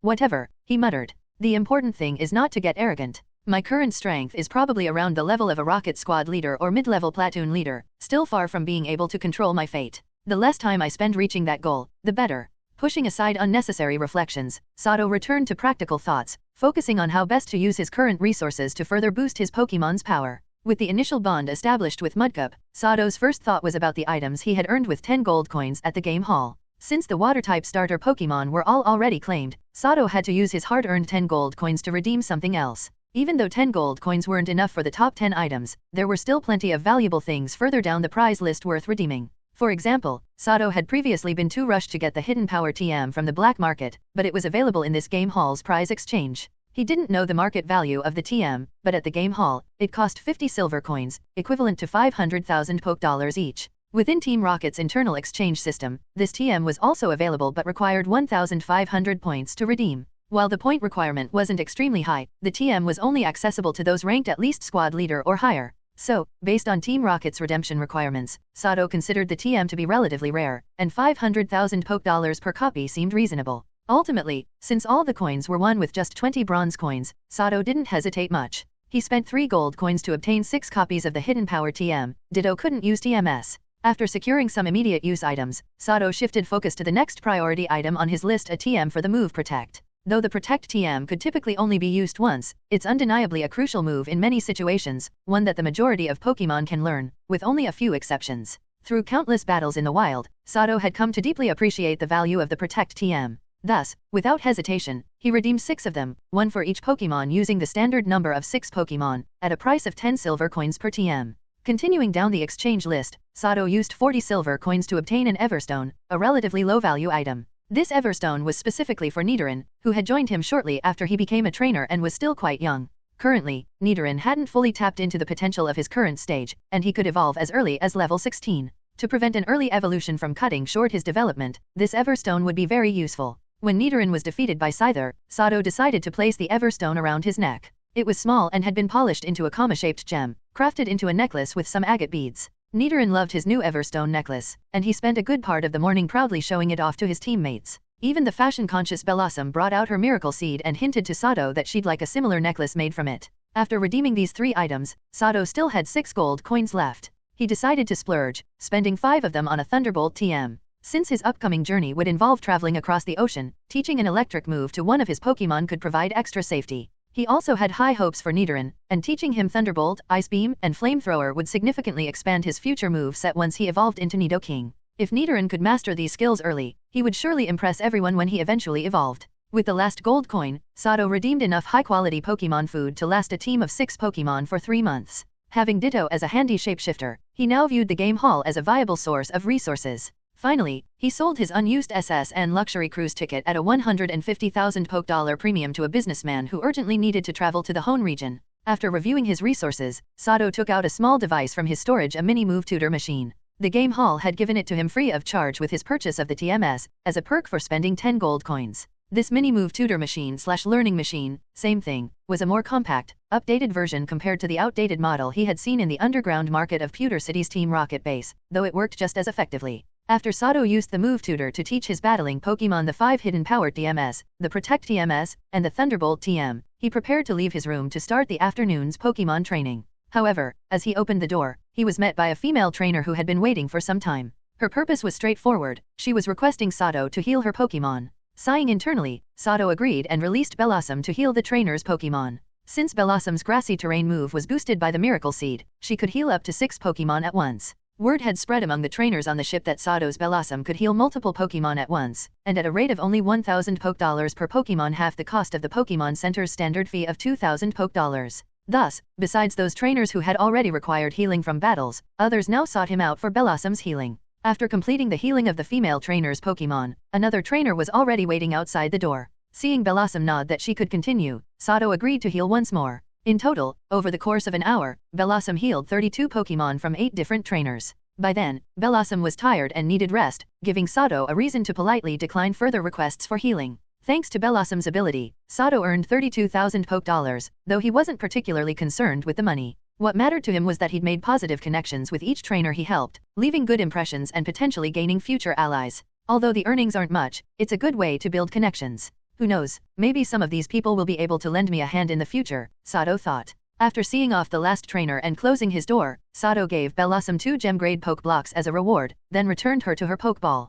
With his friendly, affordable healing services, Sato had exchanged contact numbers with 16 trainers, and even secured 2 as regular buyers for his Poke Blocks, earning an additional 100,000 Poké from sales and bringing his total funds back to over 300,000. Afterwards, Sato stepped out of his room and quickly entered the nearest common area. When he reappeared, he was in a different outfit and had a different face. Since Sato's identity had become quite well known on the ship, he decided it was best to switch identities to avoid any unwanted attention for the tasks he intended to undertake next. Although training time had been delayed by an hour, it was only a little after 4 p.m., which left enough time for the Pokémon to have dinner by 7 p.m. Now disguised, Sato kept a low profile as he moved along the ship, with no one greeting him or approaching him for help or trouble. He kept Growlithe by his side, hoping to spot the person responsible for the previous attack on him. While he didn't locate his attacker, he did run into a few trainers who had joined Fujiwara in assaulting him the previous night. Upon spotting Growlithe beside him, these trainers paled, seemingly recognizing Sato. They quickly lowered their heads and hurriedly disappeared from sight.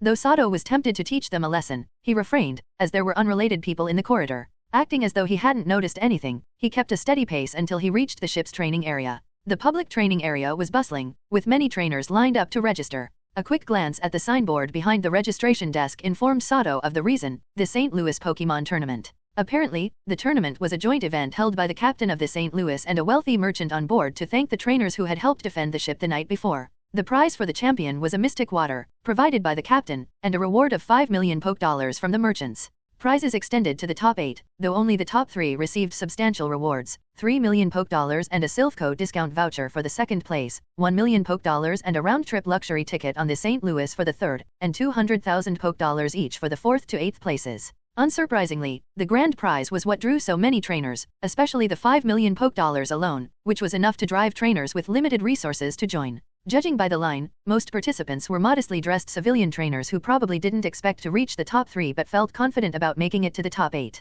For these trainers, even 200,000 Poke dollars was quite a tempting reward, and they were further encouraged by the fact that the tournament would cover any medical costs for their Pokémon. Noticing this medical provision, Sato realized that he was quite likely the person expected to handle it. Just me, an amateur at best, having to provide medical care for this many people's Pokémon? This is ridiculous, Sato thought with a twinge of regret, eyeing the 30-plus registrants and beginning to doubt his hasty decision to volunteer as the tournament's medical personnel. Should I enter the St. Louis Pokémon Tournament? Sato thought about it briefly and quickly made up his mind. His primary role was a Pokémon trainer, and only secondarily a Pokémon medical trainer. This competition, offering the chance to further strengthen his Pokémon, was an opportunity he simply couldn't pass up. With his decision made, Sato removed his disguise, then joined the orderly line at the back. Soon, he reached the registration desk, where he signed his name on the form provided. However, just as he completed his registration and was about to head to a private training room, a female trainer named Anna recognized him as the amateur Pokémon healer and requested treatment for her Pokémon. Sato agreed, but to avoid further requests interrupting his training, he led Anna into a private training room and released Blossom to treat her Pokémon. Judging by Anna's refined clothing and studious demeanor, it seemed she came from a well-off background. However, perhaps due to a lack of styling knowledge, she wore a somewhat plain hairstyle, a long, single ponytail, with bangs nearly covering her eyes and large, round glasses on her face. Despite her simple appearance, Anna had a striking natural beauty. At 16, her impressive figure was evident even in relatively modest and loose clothing, which still managed to accentuate her S-shaped curves, and her skin was very fair. If Anna put in a little effort with her appearance, she would certainly be a stunning beauty. While waiting for Blossom to finish treating her Pokémon, Anna held a thick notebook, reading its contents intently. Meanwhile, Sato patiently waited as well, holding off on his training until his guest had left. He was somewhat surprised that the Pokémon Anna needed healed were 6 Rattatas, since most women tended to dislike Rattata. Mr. Sato, are you also entering this tournament? Anna asked, closing her notebook and adjusting her glasses after Blossom had finished treating her Pokémon with grassy terrain. Yes, Miss Anna. Even though winning the prize might not be certain, I won't pass up a tournament that can promote my Pokémon's growth, Sato replied, handing a poke block to his tired-looking Blossom. You're too modest, Mr. Sato. I witnessed last night's battle myself. To single-handedly defeat a rampaging Gyarados, it's not something just any trainer could accomplish. It takes both courage and considerable skill. Anna reopened her thick notebook and quickly flipped to a specific page. The page was filled with detailed notes about Sato's Golbat and Blossom, complete with drawings of both Pokémon. There were annotations listing various data about their height and body size. Your Golbat is very impressive. It ranks as the 3rd largest Golbat I've ever seen, and its mastery of Air Cutter is exceptional. It can merge several small air cutters into a large one in seconds, powerful enough to break through even the tough scales of a Gyarados. And your Blossom is equally powerful. It can rapidly launch 9 or 10 half-meter diameter energy balls in seconds, with each energy ball having a high density that makes it incredibly potent. Based on my collected data on the other trainers' Pokémon on board, I'd say you have a very high chance of making it to the top 8, perhaps even the semifinals. You're definitely a formidable competitor in this Pokémon tournament. Anna reviewed some details in her notebook, then calmly and quickly delivered this surprising analysis, leaving Sato slightly stunned. Miss Anna, your observation skills are truly remarkable. It seems you must be a very skilled trainer. I look forward to the chance of battling you in the tournament, Sato responded, unable to hide his shock. As he looked at this female trainer again, a wary and cautious look appeared in his eyes. In truth, Sato had already noticed Anna's thick notebook and glimpsed what she had written. However, he hadn't expected her to gather such comprehensive data on his Pokémon. Judging by the tightly packed writing and numbers on the pages, she had quite a lot of information. Being someone who also likes to collect data and draw insights from it, Sato was well aware that Anna might have already figured out some countermeasures for his Golbat and Blossom. Knowing your opponent holds such information and might have devised strategies to counter it is unsettling for any trainer, and Sato felt this unease too. Even in the ever-changing dynamics of a Pokémon battle, intelligence is invaluable. Sato's system scanning capabilities had greatly benefited his Pokémon battles, making him keenly aware of the value of information. I'm also looking forward to a Pokémon battle with you on the field, Mr. Sato. But I believe I'll win, so be careful not to reveal too much data in front of me. The more you do, the slimmer your chances of victory become. Anna nodded at his response, smiling confidently. Behind her reflective glasses, her bright, self-assured eyes fixated on Sato, as if appraising a favored prey. When Sato looked at her intense gaze, peering through her thick bangs, he suddenly felt an eerie familiarity. It was like when he had once encountered the massive Ursaring in the Viridian Forest during his weaker days. He vividly remembered the way that Ursaring had looked at him as though it could toy with him at will. Now, that same look was in the eyes of this young female trainer named Anna. In short, this look made Sato's mood suddenly sour, and a sharp, steely glint appeared in his eyes.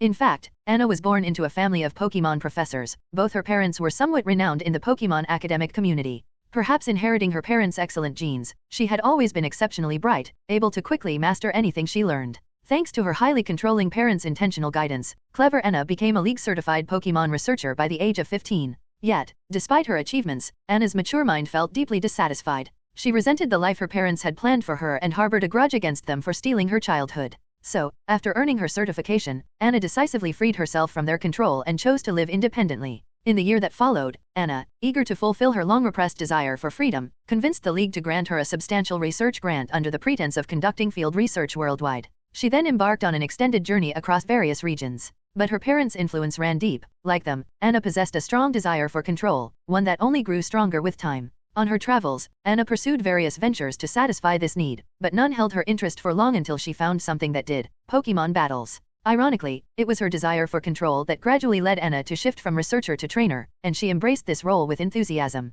For Anna, Pokémon battles, with their many uncontrollable variables, presented a challenge she relished. Figuring out how to eliminate these unpredictable factors and bring order to a Pokémon battle became the perfect way to satisfy her need for control. She discovered that by gathering and analyzing data on other trainers' Pokémon, she had a high chance of dominating battles, orchestrating them so her opponents would gradually walk into defeat according to her plan. To Anna, manipulating her opponents like marionettes was deeply gratifying. The thrill was especially intense when she controlled opponents with strength on par with her own, as she could both satisfy her desire for control and revel in unparalleled enjoyment. Now, in Sato, Anna had found a powerful new puppet, having watched his battle with Gyarados the previous evening and developed a keen interest. Today, her visit to Sato wasn't solely to have her Pokémon treated, it was also an opportunity to issue a direct challenge. Mr. Sato, your gaze suddenly turned so intimidating, but that's fine, I like that look on you. If we get the chance to battle in the tournament tomorrow, I hope you keep that fierce look and take me on with full seriousness. Here's your payment, she said with a smile, handing him the 4,000 Poké fee for the treatment. Then, she recalled her Pokémon with a Pokeball and prepared to leave. One moment, Sato called just as Anna was turning to go. If you managed to gather such detailed data on my two Pokémon, you were likely present during my battle with Gyarados last night. Did you see the person who tried to ambush me? Reflecting on last night's Gyarados encounter, Sato realized that while he had fought the second Gyarados alone, his two Pokémon hadn't been very active in the battle, mostly staying on the fringes, and later taking on a support role from behind. Thinking about it from a different angle, if Anna had collected that much data on his two Pokémon, she must have been observing him closely when he took on Gyarados alone. Anna had managed to gather so much data on his two Pokémon from just one short, intense battle, showcasing her impressive observational skills. There was a good chance she had also noticed the person who had tried to ambush him from behind. What's in it for me if I tell you? She asked, stopping and turning around with a smile. While I'm not sure why you want to provoke me into a Pokémon battle, if you tell me who that person is, I'll agree to your request. I'll even wait until you've fully analyzed my Pokémon before we battle. Otherwise, I refuse to battle you, and if we meet in the tournament, I'll forfeit, Sato replied with a smile of his own, looking at her seriously. Anna was momentarily speechless at Sato's unexpected ultimatum, but after a bit of thought, she decided to meet his demand. After all, finding a strong puppet of her choosing was not easy, and accommodating his request wasn't a big sacrifice to achieve her goals. In fact, Anna hadn't been on the deck herself, she had stayed in her cabin, observing through a few of her Rattata, each equipped with a small infrared camera. Using her laptop, she was able to monitor key activities on the ship, uncovering quite a few of its secrets. Of course, although Anna knew these secrets, she was wise enough to keep them to herself. She'd long understood that there's always a bigger fish, so she was selective in who she engaged with. After a minute, Anna left, but she handed Sato a simple sketch before she did. The sketch was minimalistic, yet it contained enough information for him. The sketch depicted a door with the number B102 on it. I wonder what the person inside is up to. They seem dangerous, Sato thought to himself, memorizing the details before having his Growlithe breathe fire on the sketch, turning it to ashes. Aside from the numbered door, Sato's sharp eyes noticed subtle hidden clues in the drawing. Perhaps unwilling for him to come to harm, Anna had left a small X to symbolize danger within the spaces on the sketch. Clearly, Anna hadn't directly told him because she wasn't willing to risk angering the person in question. After Anna left, Sato immediately released his other Pokemon one by one and quickly began the midday skill training session. Now that he had clues about last night's assailant, Sato was confident he could track the person down as long as they remained on the ship, but given that this individual seemed to hold a special identity, Sato knew he had to proceed with caution, avoiding any hasty actions. Right now, Sato was far more focused on enhancing his Pokemon's abilities. If all went smoothly, he anticipated reaching Larus City, the mission's destination, within the next 3 or 4 days. Since leaving Viridian Forest, Sato had already spent 6 days in total. This meant he had 19 days left to complete the mission, but if he accounted for the travel time to Larus, he'd likely only have about 15 days remaining. Therefore, to complete the mission, Sato had to make every minute count. For now, he could set aside thoughts of the enemy's identity and appearance, keeping that for a future reckoning. Note, 1 day leaving Viridian Forest, 1 day in and leaving Viridian City, 1 day in and leaving Saffron City, 1 day in and leaving Vermilion City, now 2 days on the ship. Today's training focus was on Hidden Power, a move that 5 of his combat Pokemon had just learned through a TM. But before beginning, Sato needed to identify the elemental type of each Pokemon's Hidden Power. Indeed, the type of Hidden Power is determined by the individual Pokemon itself. It's a skill of chance. If a Pokemon's Hidden Power complemented its attack range weaknesses, it was a valuable addition worth training. If not, it had less value for development. First up for testing was the team's senior member, Golbat. Closing his eyes, Golbat followed the method outlined on the Hidden Power Technical Machine, TM, to activate the move. Since he was still learning, Golbat was unfamiliar with this skill, taking a full minute to release it successfully. Yellow energy particles gradually gathered around Golbat, and under his control, they coalesced into a yellow energy sphere in front of him. As it took shape, small blue electric currents danced across the sphere's surface. When Golbat could no longer contain the yellow energy, he released the electricity-laden sphere forward. The yellow energy ball traveled a short distance before detonating, creating a small explosion of energy. Simultaneously, several yellow energy fragments, still crackling with electricity, scattered in all directions. These fragments faded after traveling about 2 meters in the air. Hidden Power essentially worked as an energy bomb. It condensed elemental energy into an energy ball that could be thrown forward, releasing energy fragments upon explosion to inflict area damage. Based on the color of Golbat's energy ball, Sato determined that his Hidden Power was electric type. Yellow energy was characteristic of electric type energy. Note, different elemental energies have distinct colors. Grass is green, water is blue, fire is red, and so forth, as indicated on the type chart. It was somewhat ironic Sato had hoped for a ground-type Hidden Power to counter electric types, but instead, Golbat had awakened an electric-type Hidden Power, which left Sato both amused and resigned. However, electric-type Hidden Power was still useful for Sato. Against water-type Pokemon, Golbat had indeed been lacking an effective attack option. In a watery environment or water-based battlefield, if a water-type Pokemon dives into the water, Golbat used to have no viable means to counter them. But now, with an electric-type Hidden Power, that problem is solved perfectly. If any water-type Pokemon dares to enter the water, Golbat can unleash his Hidden Power directly into it.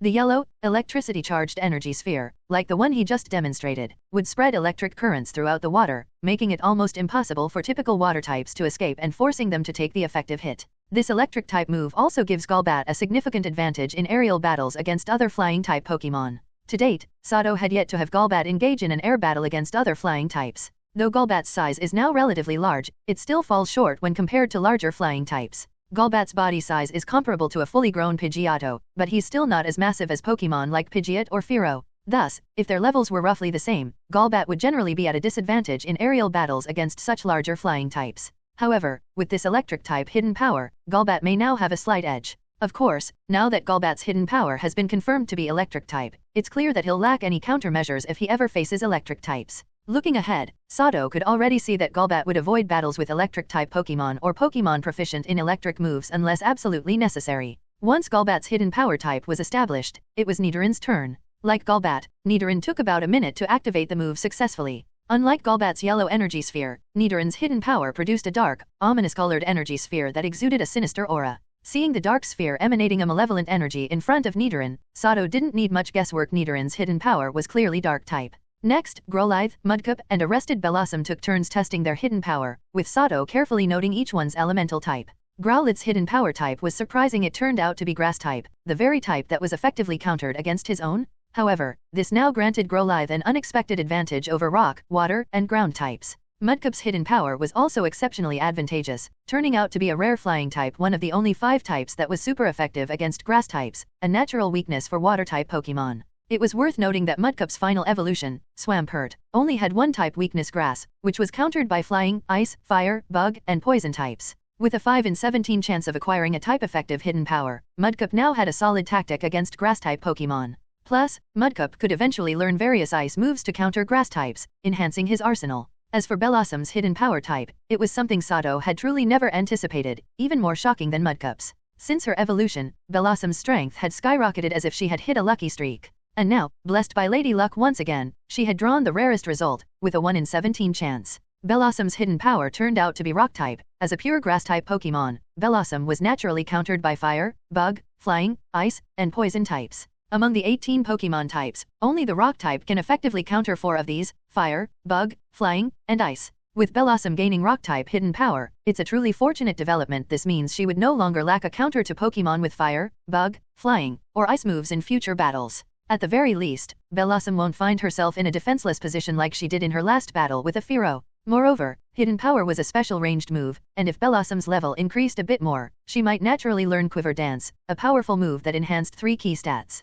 Combining Quiver Dance with Rock-type hidden power would allow her to turn battles in her favor completely. After completing the hidden power attribute tests for all 5 combat Pokémon, Sato considered their training plans and assigned their next sessions. Golbat and Bellossom were tasked with training their hidden power moves. Nidoran was assigned to work on his newly acquired Thunderbolt move, Growlithe would be practicing his new Double Team move, and the freshly joined Mudcup would start stamina training. Through a TM and learning machine, Nidoran had learned the technique for Thunderbolt, but because he lacked an electric-type affinity and with electric-type energy being naturally volatile, he currently could barely manage more than faint sparks, let alone execute a real Thunderbolt. Sato had a solution to help Nidoran with his Thunderbolt training, thanks to the connections he built by offering his Pokémon healing services. Earlier that morning, Sato had met another trainer with a Magneton while treating his Pokémon. After healing the Pokémon free of charge and providing 20,000 Poke Dollars as compensation, Sato managed to borrow the Magneton. The reason Sato borrowed this Magneton was simple: it possessed a move called Electric Terrain, which could greatly aid Nidoran in his Thunderbolt training. Electric Terrain is an electric-type status move that lasts for 5 turns, turning the field into an electric terrain where grounded Pokémon can't fall asleep, and electric moves are strengthened.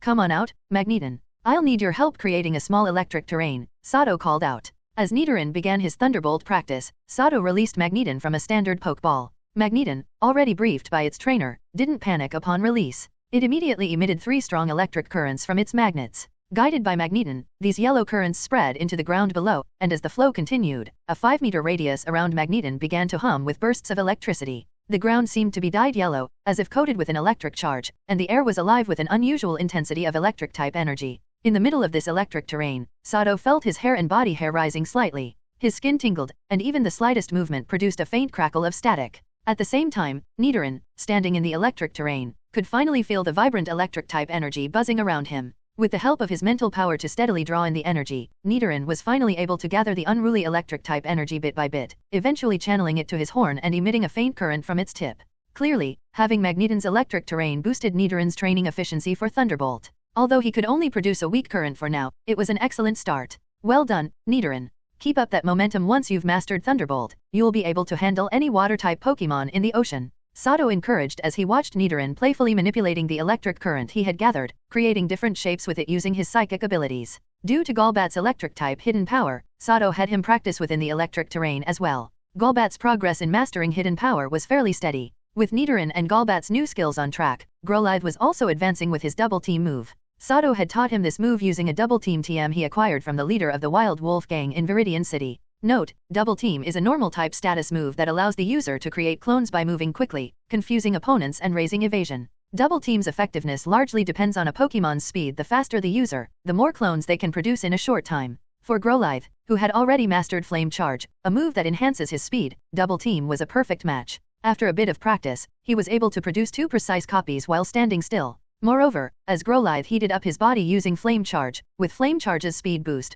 Growlithe could even create 6 stationary clones simultaneously. Currently, Growlithe was running around an area while performing Double Team. Sato set a minimum requirement that Growlithe must produce at least 3 running clones alongside him, but it was evident that Growlithe, who was just beginning to practice Double Team, hadn't quite perfected the technique. He could only produce 1 running clone at a time so far. In Sato's vision, Growlithe would use Double Team mainly for close-range assaults, confusing opponents and reducing their ability to counter his approach. Double Team also enhanced Growlithe's evasion, helping him avoid attacks when he was launching an attack or retreating from an assault. In short, pairing Double Team with his speed-focused approach would make Growlithe even more agile and evasive, giving him more control in battle as he maneuvered around his enemies. In contrast to the skills training of Golbat, Nidoran, and Growlithe progressing steadily, Bellossom was still slowly mastering the move Hidden Power. As a Grass-type Pokemon, Bellossom had exceptional control over Grass Energy, which made her proficient in training various Grass-type moves. However, her ability to control other types of energy could only be described as mediocre. Since Bellossom was not a Rock-type Pokemon by nature and was currently in an environment where Water-type energy was very active, being at sea rather than in a rocky cave, sensing Rock-type energy in the surrounding atmosphere had been a real challenge for her.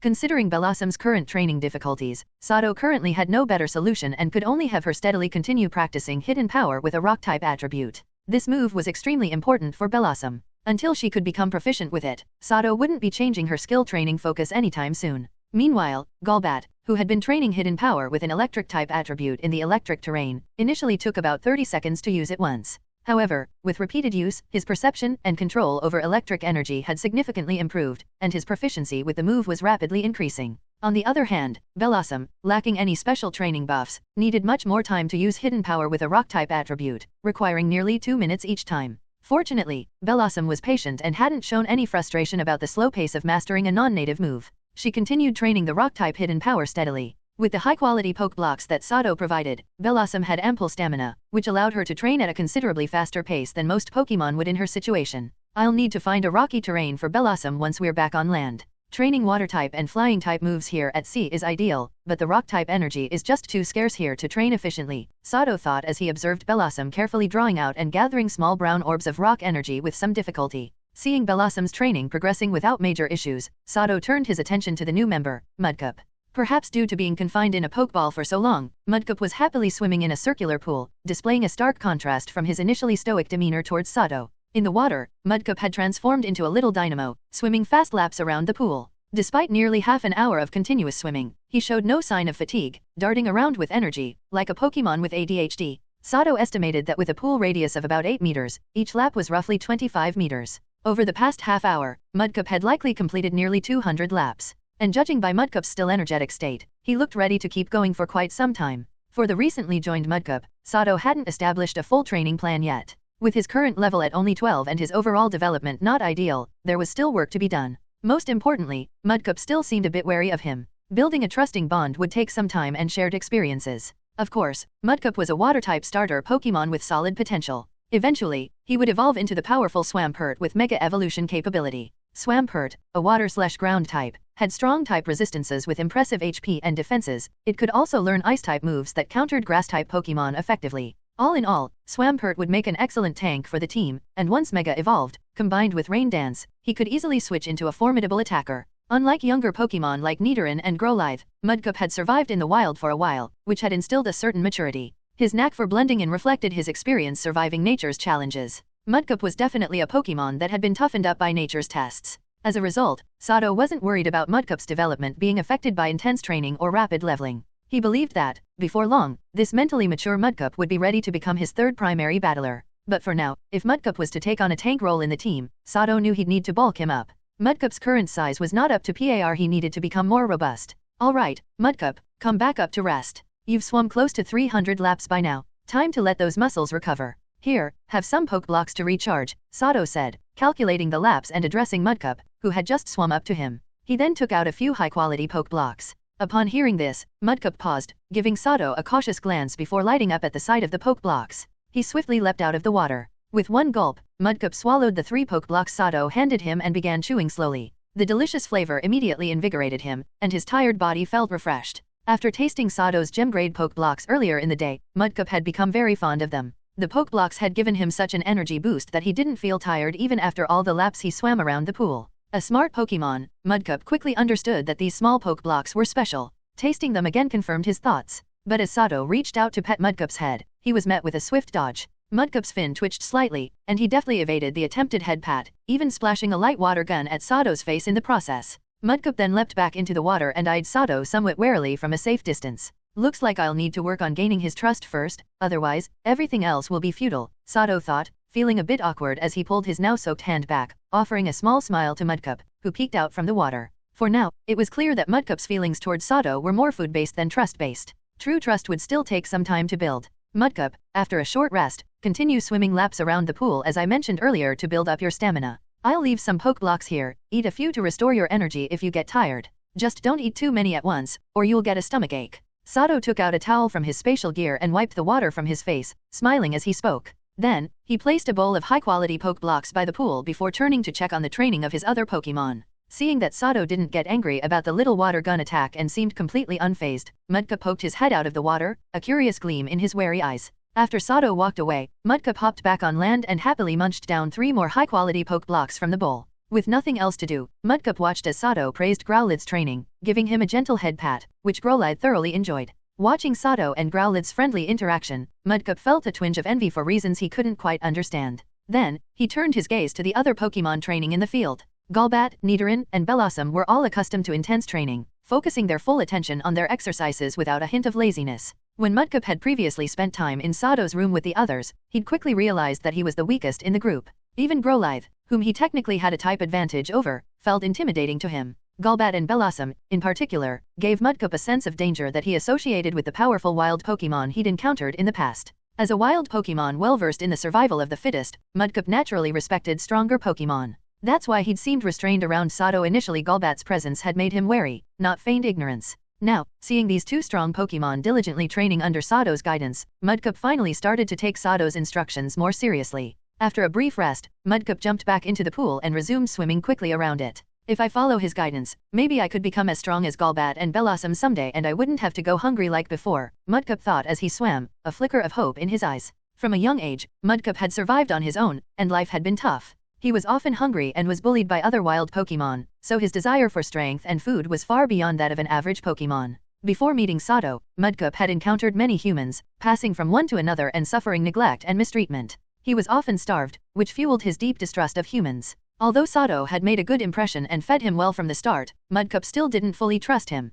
But seeing Sato's calm response to his earlier attack, the strength of the other Pokémon training under Sato, and recalling the delicious food Sato had given him, Mudcup began to feel a small desire to trust and follow Sato's lead. Sato wasn't aware of Mudcup's shifting feelings toward him. If he had known, he'd certainly be thrilled. Right now, though, he was dealing with a bit of a headache. The issue was that, after seeing Golbat and the others take turns battling on the Pokémon training grounds, Ditto, who'd only ever watched from the sidelines, had developed a desire to join in on the battles. Now, Ditto was giving Sato the silent treatment over not being allowed to fight. Alright, if you want to join in the battles, I'll respect your decision. But remember, once you're in, there's no going back to your easy routine. I'll be sure to train you extra hard, Sato said, his expression serious as he addressed Ditto, currently transformed into an apome on his shoulder. Ditto, delighted that Sato had finally agreed to its request, quickly nodded and patted its chest, signaling its readiness. Alright, then. Do you remember Pelipper, the one I had you transform into this morning? Your training task is to master that Pelipper form as quickly as possible and also to practice the soak move.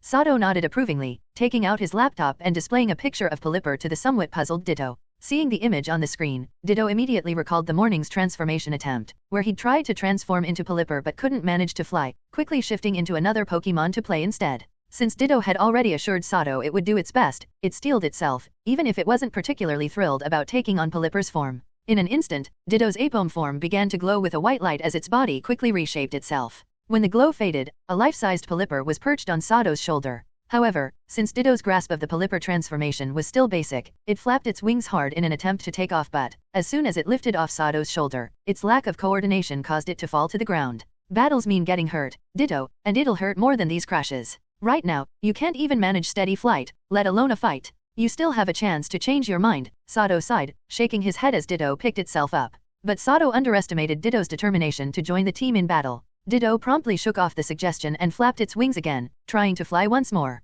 After a dozen more rough falls, a somewhat bruised and battered Ditto seemed to have gotten a feel for flying. Gradually, it became more comfortable with Pelipper's body. Finally, under Sato's approving gaze, Ditto, in Pelipper's form, managed to hover mid-air. Cautious after so many falls, it only dared to hover 2 meters above the ground, flying with wobbly confidence. Excellent. If Ditto can fully master the Pelipper transformation, I won't need to search for a Pelipper with a hidden ability. This way, Bellossom will have a reliable support ally anytime, Sato thought, a small smile forming as he watched Ditto flying low above the ground. Why did Sato suddenly decide to have Ditto master the Pelipper transformation? The reason was simple. In a battle last night, he observed an impressive tactic used by a female trainer. This trainer seemed to specialize in grass-type Pokémon, as she was accompanied by an Ivysaur, Weepinbell, Jumpluff, and Loaded, along with a non-grass type, an Azurill. In the battle, the female trainer was exceptionally brave, facing a ferocious Gyarados without fear and even achieving a remarkable victory by single-handedly defeating a level 37 Gyarados. During the battle between this female trainer, the other trainers, and Gyarados, Sato was positioned in the background, observing closely.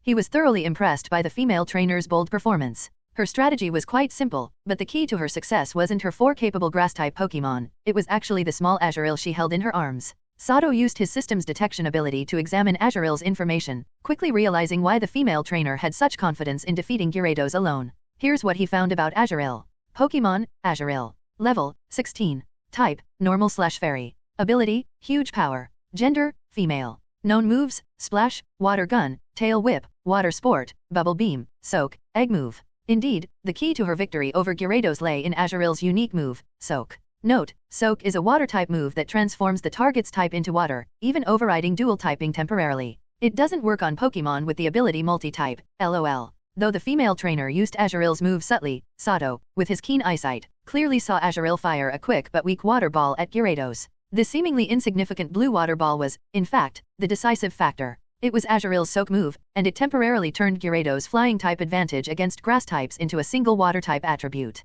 With Gyarados now a single-type water Pokémon, the female trainer's grass types had the upper hand, bombarding him with grass moves until he was overwhelmed, defeated without a single chance to retaliate. Sato was deeply impressed by Azurill's use of Soak, though he didn't think much about it during the battle. But this morning, a trainer with an injured Pelipper approached Sato, asking for medical help. When Sato used his detection ability on Pelipper, it brought Soak back to mind. Here's what he found about Pelipper. Pokémon, Pelipper. Level, 26. Type, water/flying. Ability, Keen Eye. Gender, male. Learned moves, Protect, Hurricane, Hydro Pump, Tailwind, Soak, Growl, Water Gun, Water Sport, Wing Attack, Supersonic, Mist, Water Pulse, Payback, Brine, Agility, Egg Move, Double Team, TM. From the data, it's clear that Pelipper is a highly accessible Pokémon with excellent value for trainers. Skills like Protect, Hurricane, Hydro Pump, Tailwind, and Soak are very useful moves that Pelipper learns automatically upon evolving from Wingull. Among Sato's current team, Bellossom, his grass-type Pokémon, is his strongest. Seeing Soak again reminded him of her, and he quickly realized that Soak would greatly enhance his team's strength. Any Pokémon, regardless of its original type, apart from Arceus, hit by Soak would temporarily become a pure water type, making them vulnerable to Bellossom's powerful grass-type moves. In truth, Pokémon with the Soak move are ideal partners for grass types. With this in mind, Sato began considering catching a Pelipper. Since they're abundant in the ocean, it wouldn't be hard for him to use his system's detection ability to find a well-qualified Pelipper or Wingull.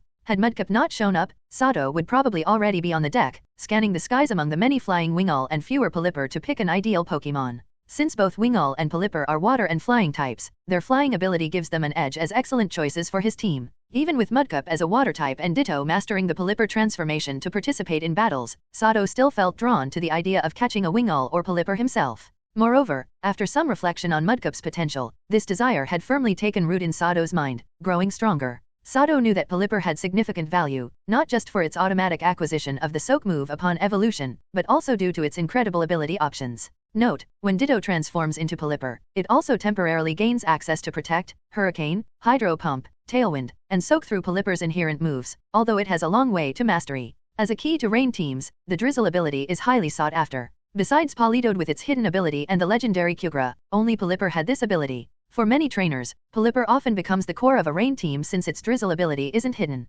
Any Wingull with Hydration will evolve into a Pelipper with Drizzle. Pelipper with the Drizzle ability is already a strong Pokémon. Upon evolving, it gains access to Hurricane and Hydro Pump, which become more effective in rainy weather. One becomes a guaranteed hit, and the other has boosted power. Both moves are also stab boosted, amplifying their impact further. Sato's reasons for wanting Pelipper were threefold. First, while Mudkip was a water type, it would take some time before it was a fully capable battler. Until then, he needed a reliable early-stage water type, and a Pelipper with Drizzle was an ideal candidate. Second, for Ditto to master Pelipper's transformation, self-practice alone won't suffice. It needed close, frequent contact with Pelipper, even living together daily, to understand its habits fully and mimic them flawlessly. Third, Sato envisioned great potential for Mudkip's evolution. Its final form, Swampert, had the possibility of mega evolution. With a keystone and a Swampertite, Sato could enable this transformation. Upon mega evolving, Swampert's ability would change from damp to swift swim, making Pelipper with Drizzle a perfect future partner for Mega Swampert. After wrapping up 3 hours of training at noon, time had reached 7 p.m., and by then, the ocean was already blanketed in the evening darkness.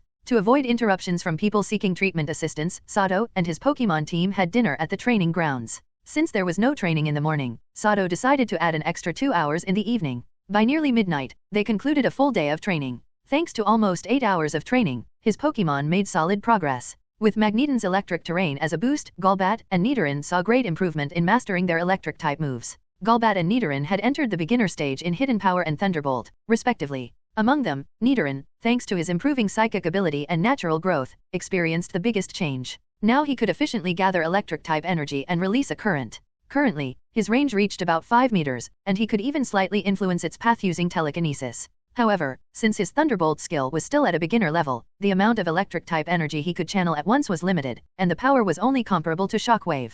Growlithe, after nearly 8 hours of double-team practice, producing thousands of clones, began to memorize the technique's movement patterns. Now, without even using Flame Charge to charge up, he could instantly create 3 clones to mimic his movements. As for Bellossom, her progress wasn't too shabby, but she lacked the resources needed to train her Rock-type Hidden Power, so she could only reach the beginner level. Right now, Bellossom's Rock-type energy gathered into a Hidden Power energy orb about the size of a fist, with a range of 2 meters far from being battle-ready. Each type of Hidden Power starts by gathering elemental energy into a form that, once released, takes various shapes to attack. For instance, Golbat's Electric-type Hidden Power creates a small electrical explosion, while Bellossom's Rock-type Hidden Power produces sharp shards. Growlithe's Grass-type Hidden Power results in energy blades. In Sato's eyes, Mudcup's endurance training today was impressive. Averaging 200 laps around the pool per hour, he swam nearly 1,500 laps, excluding rest breaks. Given each lap is 25 meters, Mudcup covered about 37.5 kilometers in 8 hours. Mudcup's determination surprised Sato, showing him that Mudcup also held a strong drive to grow. Though the reason wasn't clear, Mudcup no longer acted as standoffish as he did when Sato first met him. While Sato hadn't yet won him over enough for head pats, Mudcup no longer greeted him with water gun and was diligently following all training instructions. Ditto, however, left Sato a bit disappointed. Compared to the newly joined Mudcup, Ditto was more laid back, taking the most breaks among the team. On average, he trained for only about 4 hours each day, spending roughly half of every hour resting. Sato didn't scold Ditto for this laziness. He understood that transforming into other Pokémon was already an exhausting task for Ditto. Ditto's transform ability involves restructuring its cells, which continually drains energy to maintain its form. When Ditto transforms into Pelipper and flies around, it consumes even more stamina, so this situation is quite natural. In essence, for Ditto to be battle-ready, it first needs to address its stamina issues. Battles differ from training, where factors both within and beyond one's control make battles significantly more exhausting than regular training. With Ditto's current stamina, it could last only 3 to 4 minutes in intense combat, and this doesn't even account for any additional energy-draining moves.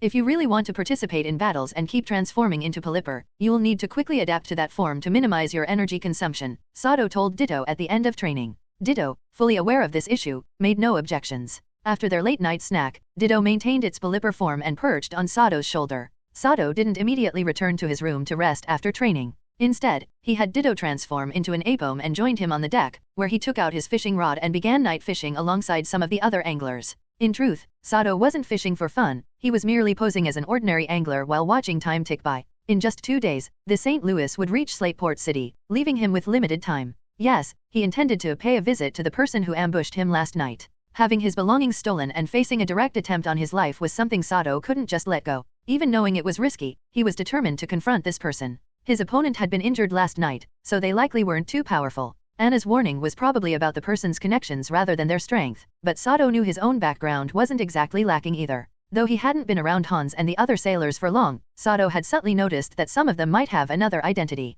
A few of these sailors were, in fact, his colleagues. Yes, Sato had deduced that many of the ship's guards, Hans included, were Rocket members. When he accidentally revealed his Rocket insignia watch, Hans's gaze had shifted, and he acknowledged Sato in turn. Thanks to this connection, Sato had bonded well with Hans, which was also why Hans had shown him 3 specially acquired Water-type starter Pokémon without any hesitation. Through his conversations with Hans, Sato learned that this ship was Rocket property. With his knowledge of the organization, he guessed many crew members were likely associates, especially those in critical roles on board. Beyond discussing compensation for his Gyarados, Sato also informed Hans about the ambush and even offered 10,000 Poke dollars to help locate his assailant. Now, Sato was at the designated spot for the exchange, simply waiting. He believed it wouldn't be long before a passing crew guard would come by to talk. Anna's appearance earlier had been unexpected. Even without her information, Sato was confident he'd get what he wanted and probably even more complete details. After the Gyarados incident, unlike last night's more relaxed watch, tonight the deck of the St. Louis was lined with ship guards patrolling back and forth. None of the passengers were willing to come to the deck at this hour, hoping to avoid any potential danger, so aside from the guards and a few persistent anglers, the deck was almost empty of ordinary passengers. Around the St. Louis, some guards sat in pairs or trios atop tentacruel, following along with the ship as they glided across the water. The passengers were pleased with the increased security. Their nerves had barely calmed since yesterday's attack by the Gyarados swarm, and now, they could finally get a peaceful night's sleep. The shadow of a disaster at sea is haunting. Many on board had been awake all night, and by daybreak, most passengers looked visibly worn out and sleep-deprived. Sato sat in a small, foldable wooden chair, statuesque against the sea breeze, his gaze fixed unblinkingly on a glowing buoy drifting on the dark waves. Yet, possibly due to the heightened activity of guards patrolling nearby, his night fishing trip yielded nothing even after half an hour. Of course, Sato wasn't the only one without a catch, but strangely, the other anglers, like him, persisted in this monotonous night fishing. The quiet was almost oppressive, casting a vague tension over Sato's mind. But he maintained his usual expression, blending into the stillness around him like a dedicated angler. Finally, about 2 minutes later, the man Sato had been waiting for arrived. It was Hans, the tall sailor. After spotting the ape dozing on Sato's shoulder, Hans quietly approached. He leaned against the railing nearby, striking a casual pose much like a person watching someone fish. "Did you find them?" Breaking the silence, Sato asked softly. "I did, but I can't tell you," Hans replied just as softly, taking a long drag from his cigarette before turning around, his face filled with a cold resolve. "I understand. Thanks for the heads up. I'll transfer the credits to you shortly," Sato said, his expression shifting momentarily before returning to normal. Without another word, he began packing up his fishing rod and chair into his space gear and prepared to leave. Hans's words were few, but they held considerable weight. Clearly, Sato's enemy either had a high standing or was currently too useful for Hans's superiors to allow any information on them to slip out. The fact that Hans had come and offered even this much was a favor, likely because he saw Sato as one of their own. For anyone else, things would probably have ended much worse by now. Watching Sato's retreating figure, Hans flicked his cigarette butt into the sea, his gaze briefly sharp. But when he saw the others merely watching Sato leave without making a move, he tucked the pokeball he'd been holding behind his back. "Good evening, Captain." Once Sato had completely left, a sailor riding a polyper descended from the dark sky to join Hans. Seeing him, Hans immediately saluted. Nearby, the other guards and anglers also saluted in greeting before returning to their previous posts as the officer gave them a slight nod. "Is it him, then?" As the others returned to their posts, Chief Sailor Rhodes leaned on the railing, facing away from Hans as he asked, "So, it's him?" "Yes, sir, it's him. Should we take some forceful action? If you move on your own, those rats might be alerted by him," Hans replied respectfully, his face paling slightly at Rhodes's question. The person who attacked Sato last night was one of the same people who drew the Gyarados to the St. Louis. Hans had only learned this after taking on Sato's request. In fact, it was largely due to the clues Sato provided that the other Team Rocket members on board were able to identify the suspect, who turned out to be one of the very troublemakers they'd been searching for. Now, Rhodes was strategizing how to use this exposed agent to capture the rest of the intruders in one go, but Sato was clearly an unpredictable element in the plan. Although Sato was also a member of Team Rocket, he wasn't aligned with Hans and Rhodes's Poseidon faction. For this reason, Rhodes chose to exclude him from the operation. This was also why Hans had briefly felt the urge to eliminate Sato. Team Rocket wasn't a fully united front, and as a member of the Poseidon faction, Hans was technically overstepping by accepting a request from another faction's member. He felt compelled to protect his position and clarify his allegiance. Generally, this sort of friendly rivalry between factions was ignored, but given the importance of this operation, the presence of a Team Rocket member from a rival faction was more of a hindrance. In short, Sato was obstructing their plan, and if removing him would make things smoother, they wouldn't hesitate. "No need. He's a smart guy and knows his place," Rhodes said, giving Hans's shoulder a reassuring pat. "As for you, keep a close eye on that exposed rat. You know the consequences if you fail." Rhodes gestured to a polyper on the ground and then flew off with its help into the dark sky. "Understood, sir. I'll complete the task, even if it costs me my life," Hans replied quickly, watching as Rhodes disappeared before he hurried back inside the ship. On the top deck of the St. Louis, Rhodes descended slowly from the air with the help of polyper.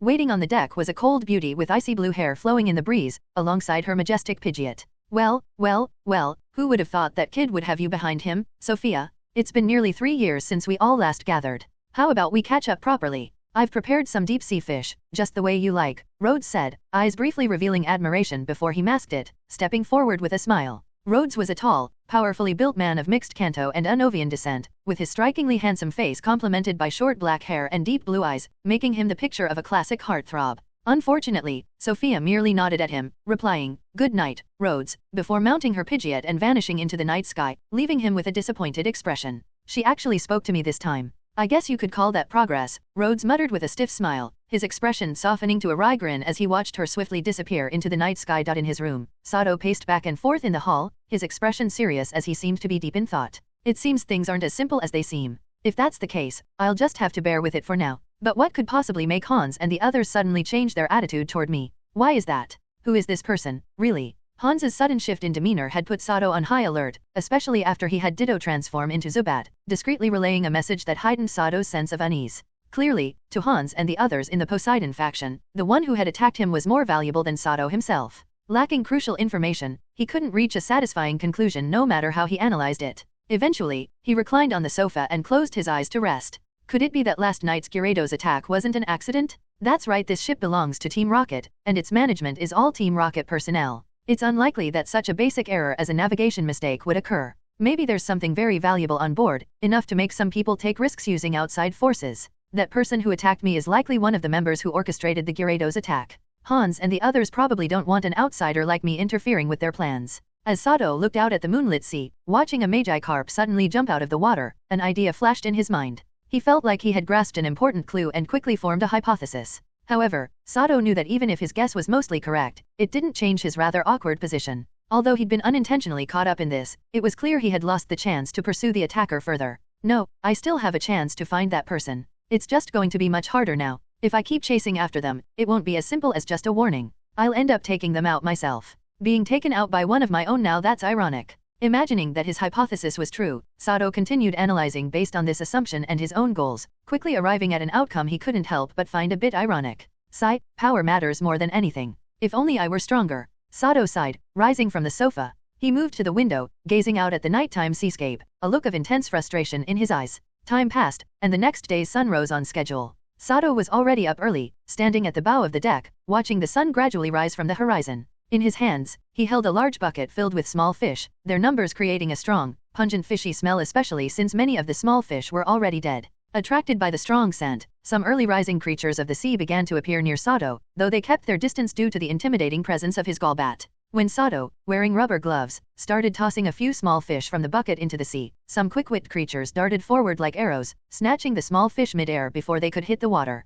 Come on, don't be shy. These fish are just for you, Sato said with a smile as he watched the hungry wing-mules eagerly devouring the fish he tossed out. He grabbed another handful from the bucket, throwing them out with a grin. Since there was a precedent, and with Sato's words encouraging them, the nearby wing-mules, who had initially been observing from a distance, eagerly flew over to compete for food. Just having woken up in the morning, their stomachs were growling, and a free breakfast was a welcome treat. As Sato continued tossing small fish into the sea, more and more wing-mules gathered around him. Soon, a few polypers appeared amidst the flock of seagulls near him, drawn by the commotion. These nearby wing-mules and polypers were grateful to Sato, their free breakfast provider, so they showed no hostility toward him or his Golbat despite the crowd increasing. Some young, naive wing-mules even landed right by Sato's side, catching the attention of sailors and early rising passengers nearby. Finding a good Pokémon really isn't easy. After scouting over 100 wing-mules, only a few had the hydration ability, and those that did barely had any inherited moves, Sato thought with a faint sigh, though his smile didn't waver as he looked at the empty bucket and the seagulls resting beside him, satisfied from their meal.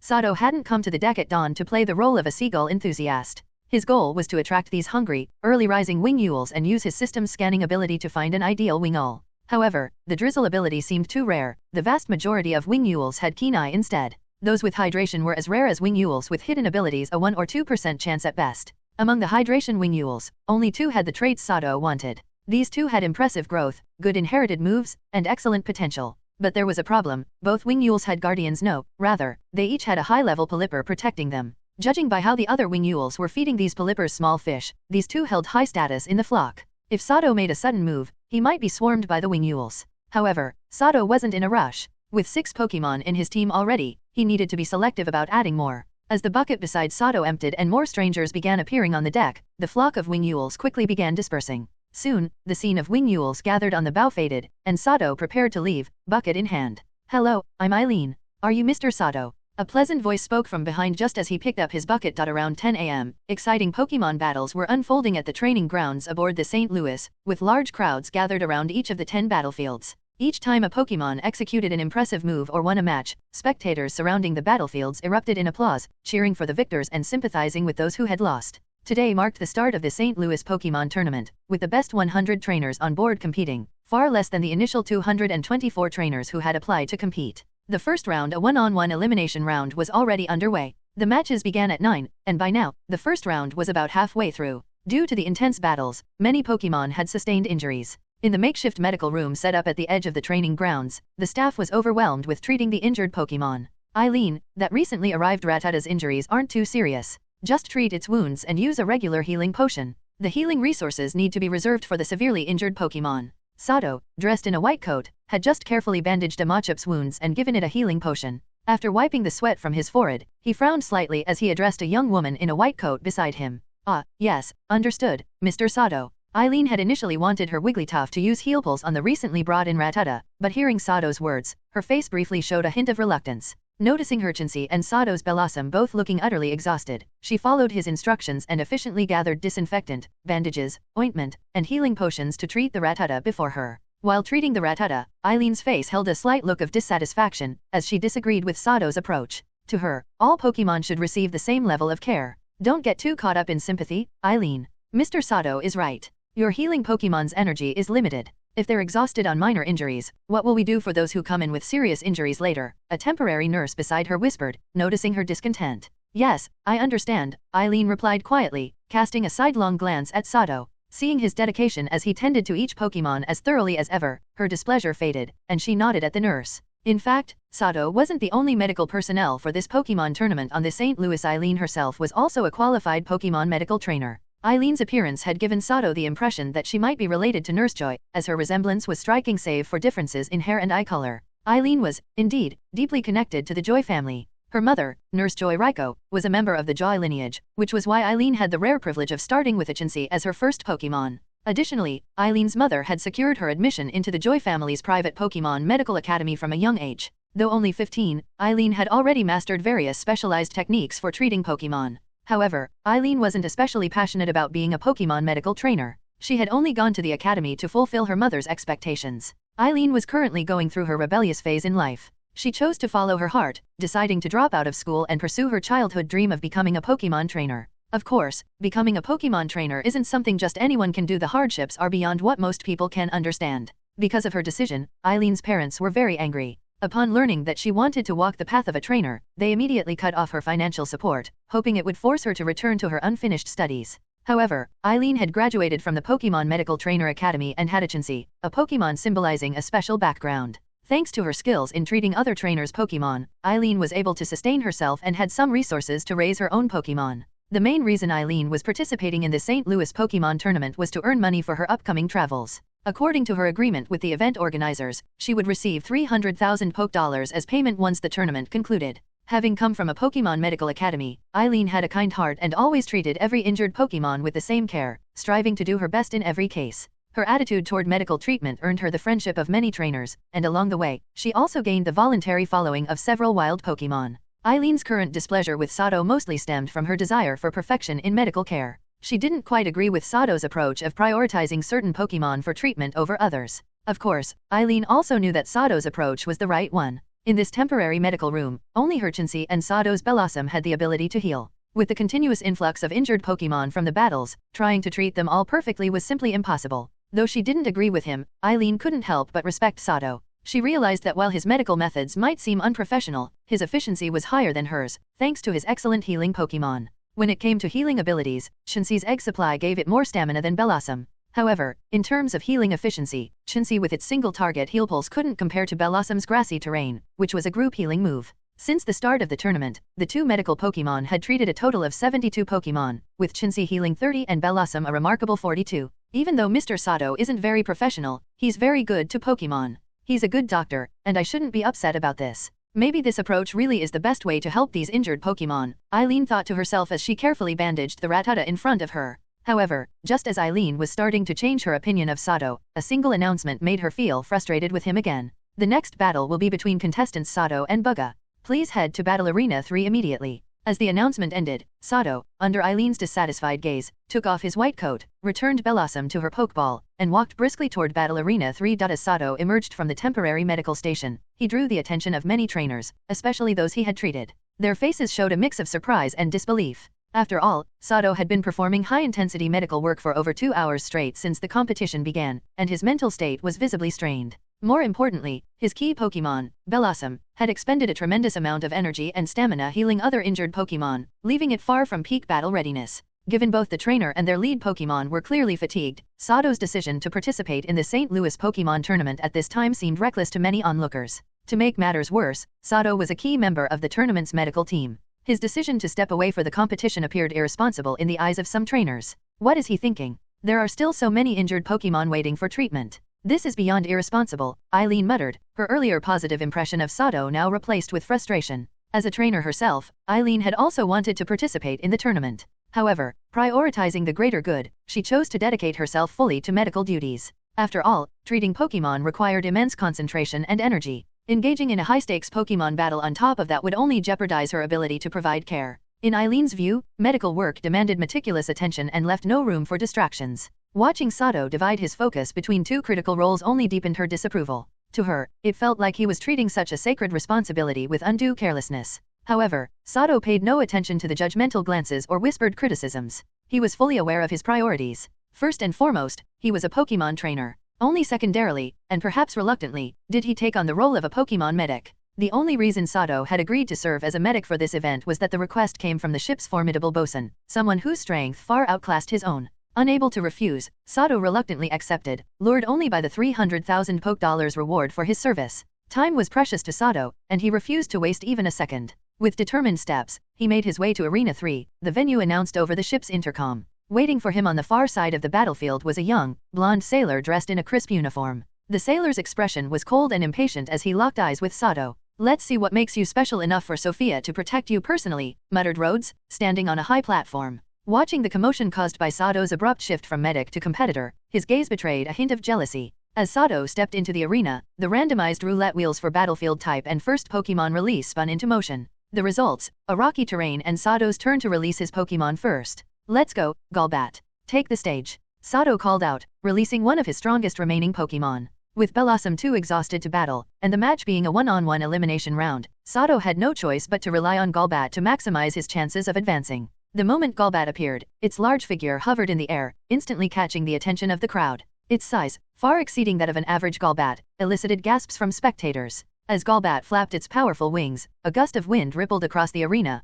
forcing onlookers to shield their faces. The wind caused skirts to flutter, drawing startled squeals from some women in the audience. "Am I seeing this right? That Golbat is fucking enormous? At least twice the size of a normal one. What a beast. If that thing bit down on you, you'd be done for. Whoa, the wind is so strong, what a view." The crowd erupted in murmurs, their opinions of Sato shifting as they reassessed his abilities. From the sheer size and strength of Golbat, it was clear that Sato was no ordinary trainer. Among the spectators was Anna, a bespectacled girl standing at the edge of the battlefield with a large camera in hand. Her eyes sparkled with excitement as she snapped photo after photo of Golbat, her enthusiasm evident in her energetic movements. "Let's see what your Golbat is capable of," Anna muttered eagerly, continuing her frenzied photography. Her camera clicked from every possible angle, capturing Golbat's imposing figure with almost obsessive precision. Shortly after Sato released Golbat, his opponent, Thomas, followed suit, releasing his Pokémon for the battle. With a flash of white light, the Pokémon materialized in mid-air a Pelipper, one Sato had encountered earlier that morning. Thomas's Pelipper was exceptionally well developed, boasting a size larger than the average for its species.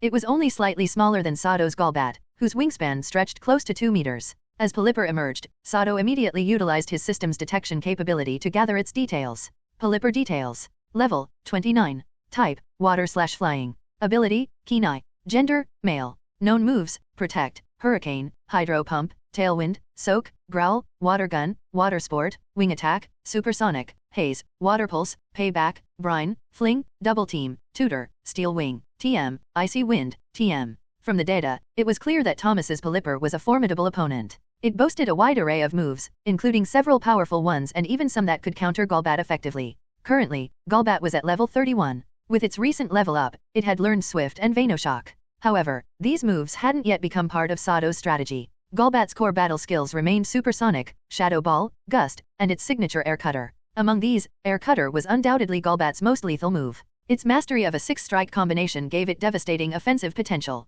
"Let's start by giving our opponent a shower. Use Hydro Pump." As soon as the referee gave the signal, Thomas seized the initiative, commanding Pelipper to attack. Pelipper responded instantly, as if anticipating the order. A powerful jet of high-pressure water shot from its beak, streaking toward Golbat like an arrow. Good.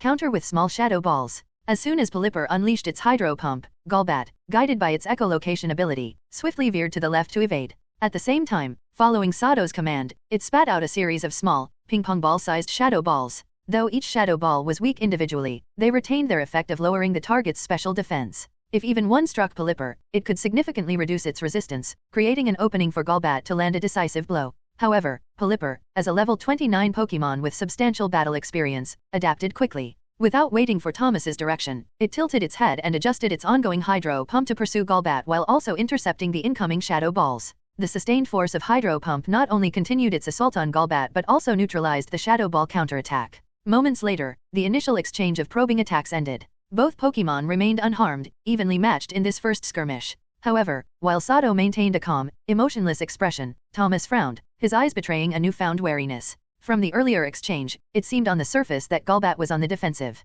However, with his wealth of battle experience, Thomas knew that Pelipper had been at a disadvantage during the encounter. As the aggressor, failing to land an attack was already a loss in itself. Moreover, Golbat's effortless evasion of Pelipper's hydro pump and its ability to counterattack demonstrated its exceptional reflexes. Combined with its superior mobility, it would likely be extremely difficult for Pelipper to land a hit in subsequent attacks. Meanwhile, during the skirmish, Golbat had maneuvered skillfully, closing the gap to less than 6 meters from Pelipper. Whirlwind Shield Triad. Sato, who had been carefully observing the distance between Golbat and Pelipper, quickly issued his command. At Sato's signal, Golbat's eyes flashed sharply. Enveloped by a refined aura of flying-type energy, its wings flapped powerfully forward, unleashing 3 spiraling white whirlwinds. These whirlwinds spun outward from their center in reverse directions, forming a triangular formation that swiftly surrounded the unsuspecting Pelipper. Under Golbat's control, the 3 whirlwinds converged rapidly. The outward force of the winds made it difficult for Pelipper to break free from the encirclement. As the whirlwinds drew closer, their winds collided violently, forming 3 invisible, impenetrable wind walls. Pelipper, trapped in this prison of gales, struggled to escape but found itself unable to break free. Simultaneously, countless fine wind blades shot out from the 3 whirlwinds. Pelipper, caught in the stormy prison, was bombarded by the relentless barrage of these wind blades. Within seconds, Pelipper's body was riddled with numerous small wounds, and the injuries were rapidly accumulating. Golbat's mastery of Gust had reached new heights thanks to its increased level, improved physical abilities, and refined technique. It could now summon and control up to 4 whirlwinds simultaneously when using Gust. If focused entirely on a single whirlwind, Golbat could even create a massive, 3-meter-wide cyclone within a 5-meter radius in no time. However, to adapt to battle strategies, Sato had instructed Golbat to modify Gust from a straightforward offensive move. Simply directing a single whirlwind at the opponent was too predictable and easy to dodge. Additionally, forming the whirlwind took time, and a vigilant opponent could easily escape before it fully formed. With Golbat's ability to summon multiple whirlwinds now enhanced, Sato envisioned more advanced techniques for the move's evolution. For example, the current Gust didn't aim to trap the opponent immediately within a single whirlwind. Instead, it encircled the enemy with 3 whirlwinds, using their combined wind forces to slow down any attempts at escape. Once the whirlwinds converged into an equilateral triangular formation, they formed an invisible wind wall that made it even harder for the opponent to break free. Gust's offensive capabilities didn't just rely on the wind blades released by the whirlwinds. The wind pressure generated by the collisions of the wind walls was also a formidable source of damage. Don't panic. Use Hurricane to tear it apart. Seeing Pelipper trapped within the whirlwinds, unable to escape, Thomas's face turned grim. He urgently commanded Pelipper to unleash a powerful hurricane to break free of Golbat's control. With no other options, Pelipper cloaked itself in flying-type energy and furiously flapped its wings. In an instant, a massive whirlwind formed around Pelipper, rivaling the 3 whirlwinds controlled by Golbat. With Pelipper giving its all, the hurricane it summoned rapidly expanded, eventually overpowering and shattering Golbat's 3 whirlwinds. Just as Pelipper managed to break free from the whirlwinds, Golbat, who had been lying in wait, immediately unleashed a basketball-sized shadow ball aimed directly at its target. Having expended all its strength to execute the hurricane move and escape the wind prison, Pelipper was left in a vulnerable state, unable to muster the energy to evade the incoming attack. Boom! A loud explosion echoed as the shadow ball struck Pelipper head-on. Like a kite with a severed string, Pelipper plummeted to the rocky battlefield below, creating a cloud of dust that obscured its figure. Impressive? His Golbat seems to be even stronger than Bellassum. Anna, who had somehow produced a small notebook, was busily scribbling down detailed notes while her face lit up with excitement as she observed Golbat's dominance over Pelipper, whose level was nearly the same. Interesting. A simple Gust turned into something so creative. His battle instincts are exceptional. Rhodes, watching from a high vantage point, grew visibly more serious. His hands gripped the railing tightly as his gaze locked onto the battlefield. Meanwhile, several trainers among the spectators lining the edges of the battlefield exchanged surprised looks. The advanced and unconventional use of Gust had left them both astonished and contemplative. This is amazing. The way he's trained his Golbat is incredible, Nurse Joy, watching from the medical center, remarked with awe as she stared at the wall-mounted TV broadcasting the battle. Follow up with another Shadow Ball? Finish it off. Sato seized the opportunity, instructing Golbat to press the attack. With its echolocation ability, Golbat could clearly sense Pelipper's location amidst the dusty haze, as though it were a beacon in the night. Another basketball-sized Shadow Ball formed and launched from Golbat's mouth. Don't give up. Use Protect. Thomas, hearing Sato's decisive command, paled and hastily called for Pelipper to deploy its sole defensive move in a desperate bid to continue the fight. Whoosh! The Shadow Ball tore through the dust, carving a hole in the veil of debris, and smashed into the shimmering green energy shield surrounding Pelipper. Though the Protect move successfully blocked the attack, sparing Pelipper from further critical damage, it was only a temporary reprieve. Pelipper remained grounded, lying in a crater on the rocky terrain. Unable to take flight, it was still an easy target for Golbat's relentless assault. At Sato's command of Swift, a barrage of glowing yellow star-shaped projectiles shot from Golbat's mouth, homing in on Pelipper. The stars struck the struggling Pelipper with precision just as it began to rise from the crater. After enduring a series of devastating attacks from Golbat, Pelipper finally collapsed, its body limp and motionless in the rocky crater, unresponsive to Thomas's frantic commands. With that, the first round of the match concluded, and Sato secured a resounding victory, his Golbat having overwhelmed the opponent in a near-dominant display of power and strategy. Pelipper is unable to battle. The winner is Sato and his Golbat. The referee silently counted to 10 in his mind. When Pelipper showed no signs of movement, he raised the small flag in his hand and announced the result of the match. As soon as the announcement was made, Thomas recalled Pelipper into its Pokeball without saying a word or shaking hands with Sato. Instead, he disappeared into the crowd. Sato, seeing this, simply praised his Golbat a few times, rewarded him with some high-quality poke blocks, and leisurely made his way back to the medical room. This time, the way everyone looked at Sato had completely changed. They now recognized that Sato was, first and foremost, a powerful Pokemon trainer, and only secondarily a somewhat inexperienced Pokemon medic. His participation in this tournament suddenly made complete sense. The fact that he chose to rely on his main partner, Blossom, for key support during the event was a stroke of luck for the other trainers but a challenge for anyone hoping to secure a top spot in the competition. After all, the strong are always entitled to some privileges, aren't they? On his way back, several trainers who had benefited from Sato's medical services offered their congratulations or praised his victory. Upon arriving at the temporary medical room, many of the assisting staff also came forward to congratulate him. Even Eileen, who had previously been critical of him, extended her warm wishes. Once back in the medical room, Sato put on his white coat again. After feeding Blossom a gem-grade poke block and letting her rest for a while, he released her to continue assisting in treating injured Pokemon. To Sato's surprise, the first patient upon his return was none other than the Pelipper he had just defeated with Golbat. Thomas, clearly embarrassed, was well aware of Sato's role as a Pokemon medic. He was anxious, feeling guilty about his poor sportsmanship after losing the match. Fortunately, Sato didn't seem to hold a grudge against Thomas for his post-match behavior. Maintaining his professional demeanor, Sato even let Blossom personally treat Pelipper. Thank you so much, Mr. Sato. Thomas's face lit up with joy as he watched Pelipper quickly recover under the effects of Blossom's grassy terrain. Bowing deeply, he expressed his heartfelt gratitude. Sato nodded in acknowledgement and immediately moved on to provide medical services to the next injured Pokemon. Nearby, Eileen watched, her face softening into a smile. By just past noon, the morning's matches were officially over, and the second-round matchups were announced. Perhaps in recognition of Sato's dual role as both a competitor and a medic, the organizers scheduled his next match relatively early third in the lineup for the afternoon. Unlike the first round, the second-round battles introduced new challenges. After eliminating 112 trainers, the remaining competitors were all highly skilled. To further test their abilities, the second-round format required each trainer to use 2 Pokemon in a 2v2 battle. At lunchtime, back in Sato's room, he and his Pokemon were enjoying a cheerful meal together. After training and playing together the previous day, Mudcup seemed to have let down his guard around Nidoran, Growlithe, Blossom, and Ditto. The group was now chatting happily as they feasted on the delicious spread. Despite his small size, Mudcup was surprisingly strong. During their playful wrestling matches, he effortlessly bested the others, proving that his tiny frame housed incredible power. Sato conducted a simple strength test for Mudcup using weighted equipment. Currently, Mudcup could easily lift objects weighing up to 200 kilograms, with his maximum strength capping at 300 kilograms. Perhaps due to this incredible strength, Mudcup also had a massive appetite. While most Pokemon required just 1 can of food per meal, Mudcup needed at least 3 or 4 to feel full. If he had been particularly active, he might even consume 5. Sato didn't see this voracious appetite as a problem. Before boarding the ship, he had purchased a month's supply of high-quality water-type Pokemon food. With Mudcup's eating habits, the supply would last about a week. This all-you-can-eat policy earned Sato Mudcup's trust and satisfaction. Though Sato hadn't yet achieved the ultimate milestone of a head-pat bond with Mudcup, their relationship had noticeably improved,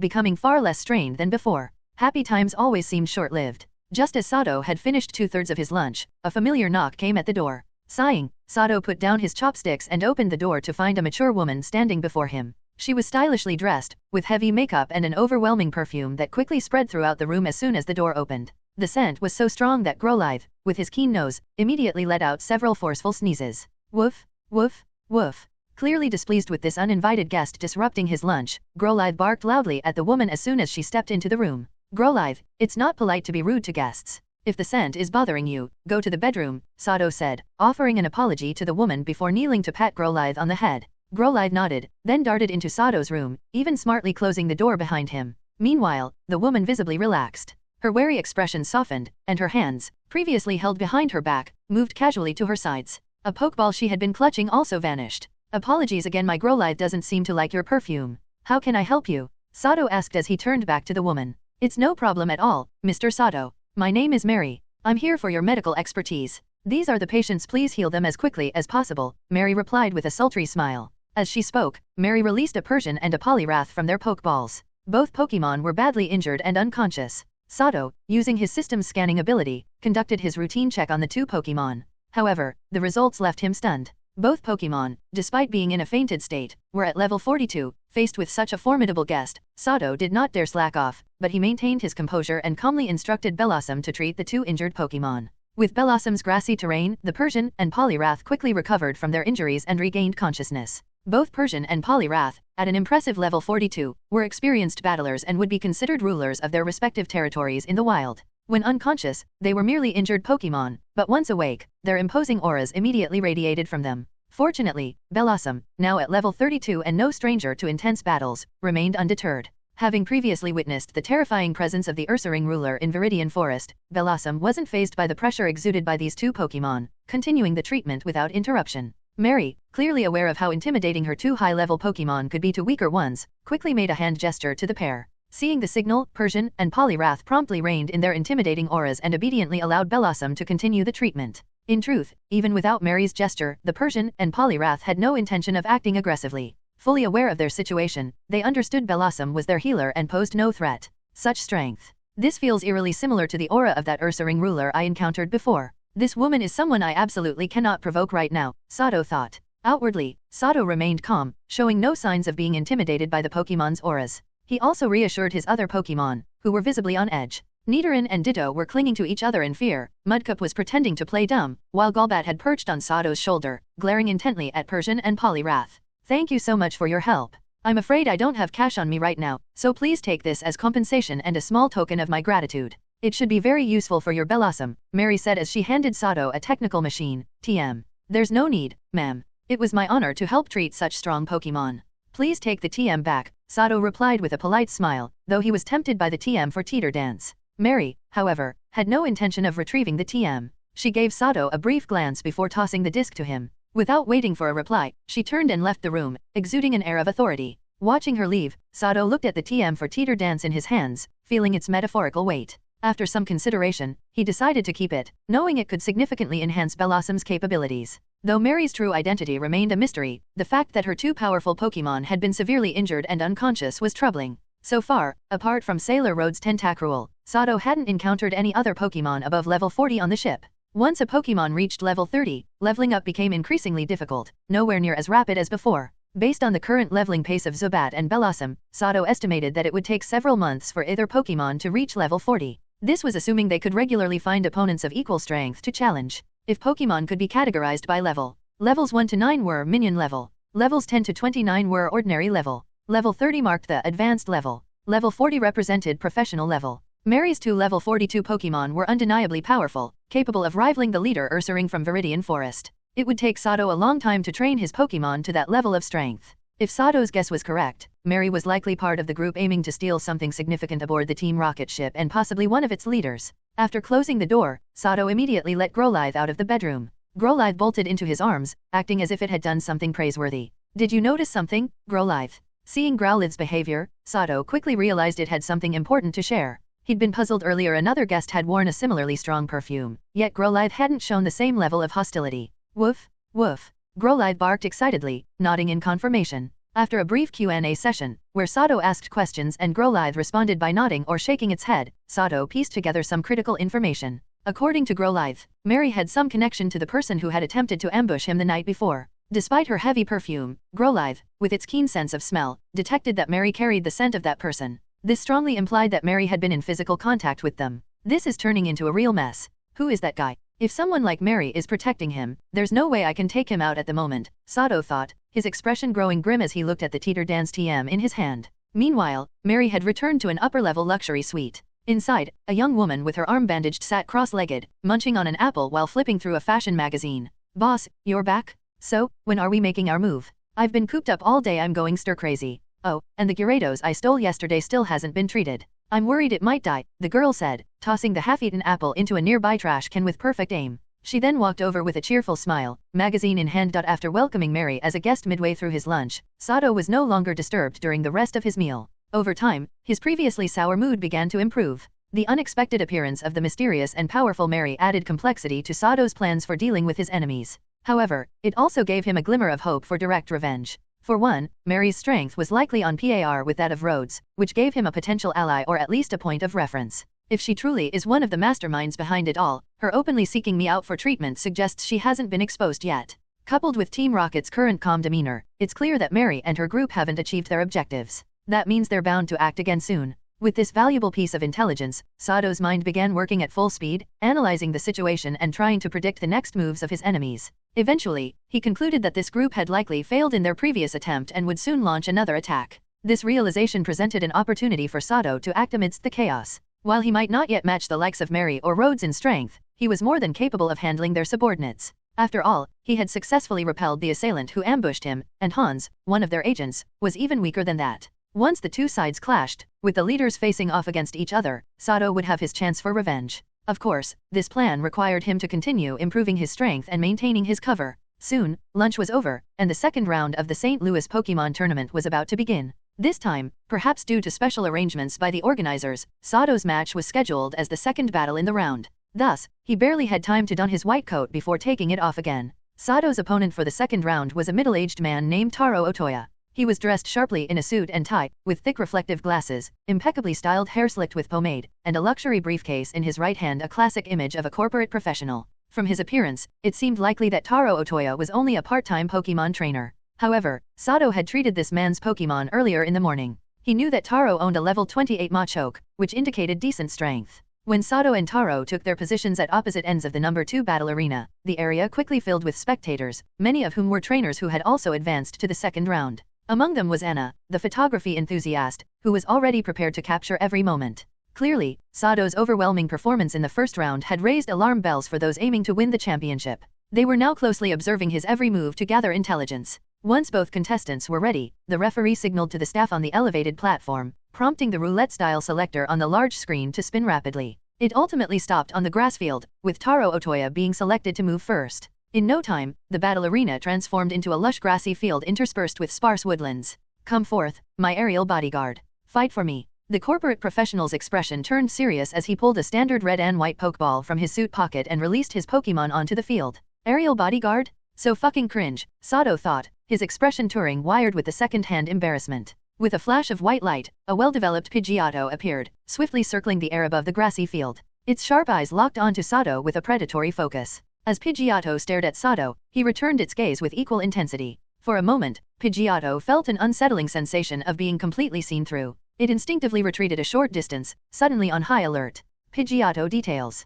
Pokémon, Pidgeotto. Level, 22. Type, normal/flying. Ability, Keen Eye. Gender, male. Known moves, Tackle, Sand Attack, Gust, Quick Attack, Whirlwind, Twister, Brave Bird, Egg Move, Double Team, TM, Protect, TM. Taro Otoya was once a Pokémon trainer who dreamed of becoming a Pokémon master. Unfortunately, due to his humble origins and lack of significant opportunities, he quickly faded into the crowd. Unable to endure the harsh and frugal life of a bottom-tier trainer, Taro abandoned the grand ambitions of his youth. Like most ordinary trainers, he returned to human society and found a more stable way of life. Though his abilities as a trainer were modest, his experience as someone who had journeyed across multiple regions gave him an edge in knowledge and insight. It wasn't long before he secured a job as a sales representative. Thanks to his outstanding performance, Taro climbed the ranks through years of effort. He was now the head of the sales department at Silphco's branch in Saffron City and is currently on a business trip to the Hone region. Having resolved the resource issue that plagues most trainers' money through his hard work, Taro began to reminisce about his old life as an adventuring trainer.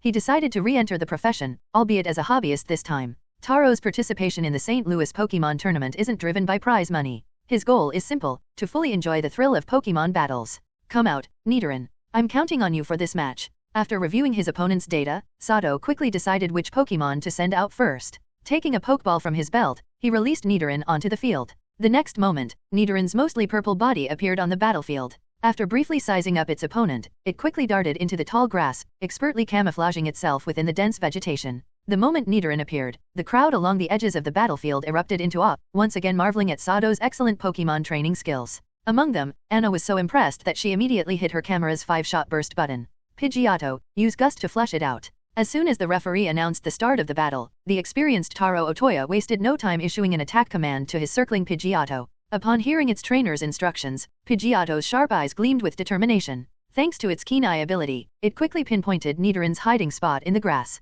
With a powerful flap of its wings, it created a white whirlwind about a meter in diameter. The whirlwind, expertly controlled by Pidgeotto, swept toward the area where Nidoran was concealed. The roaring wind bent the tall grass in all directions, leaving Nidoran's position completely exposed to everyone. While Pidgeotto directed its white whirlwind toward Nidoran, Sato gave his own command. Poison Sting. In an instant, Nidoran darted through the grass like a rabbit, evading the whirlwind. At the same time, the small purple spikes on its back began to glow with a ghostly purple light. A barrage of fine, purple poisonous needles shot out like machine gun bullets, arcing through the air. Though most of the needles failed to hit their mark, their sheer quantity created a dense rain of arrows that made it nearly impossible for Pidgeotto to maneuver freely within the area. Use Gust to blow those needles away, then go for Brave Bird. Realizing that his probing attacks were ineffective and noting that Nidoran's level was lower than Pidgeotto's, Taro Otoya quickly adjusted his strategy. He ordered Pidgeotto to engage in a full-force offensive to end the battle swiftly, denying Sato the chance to whittle down Pidgeotto's stamina.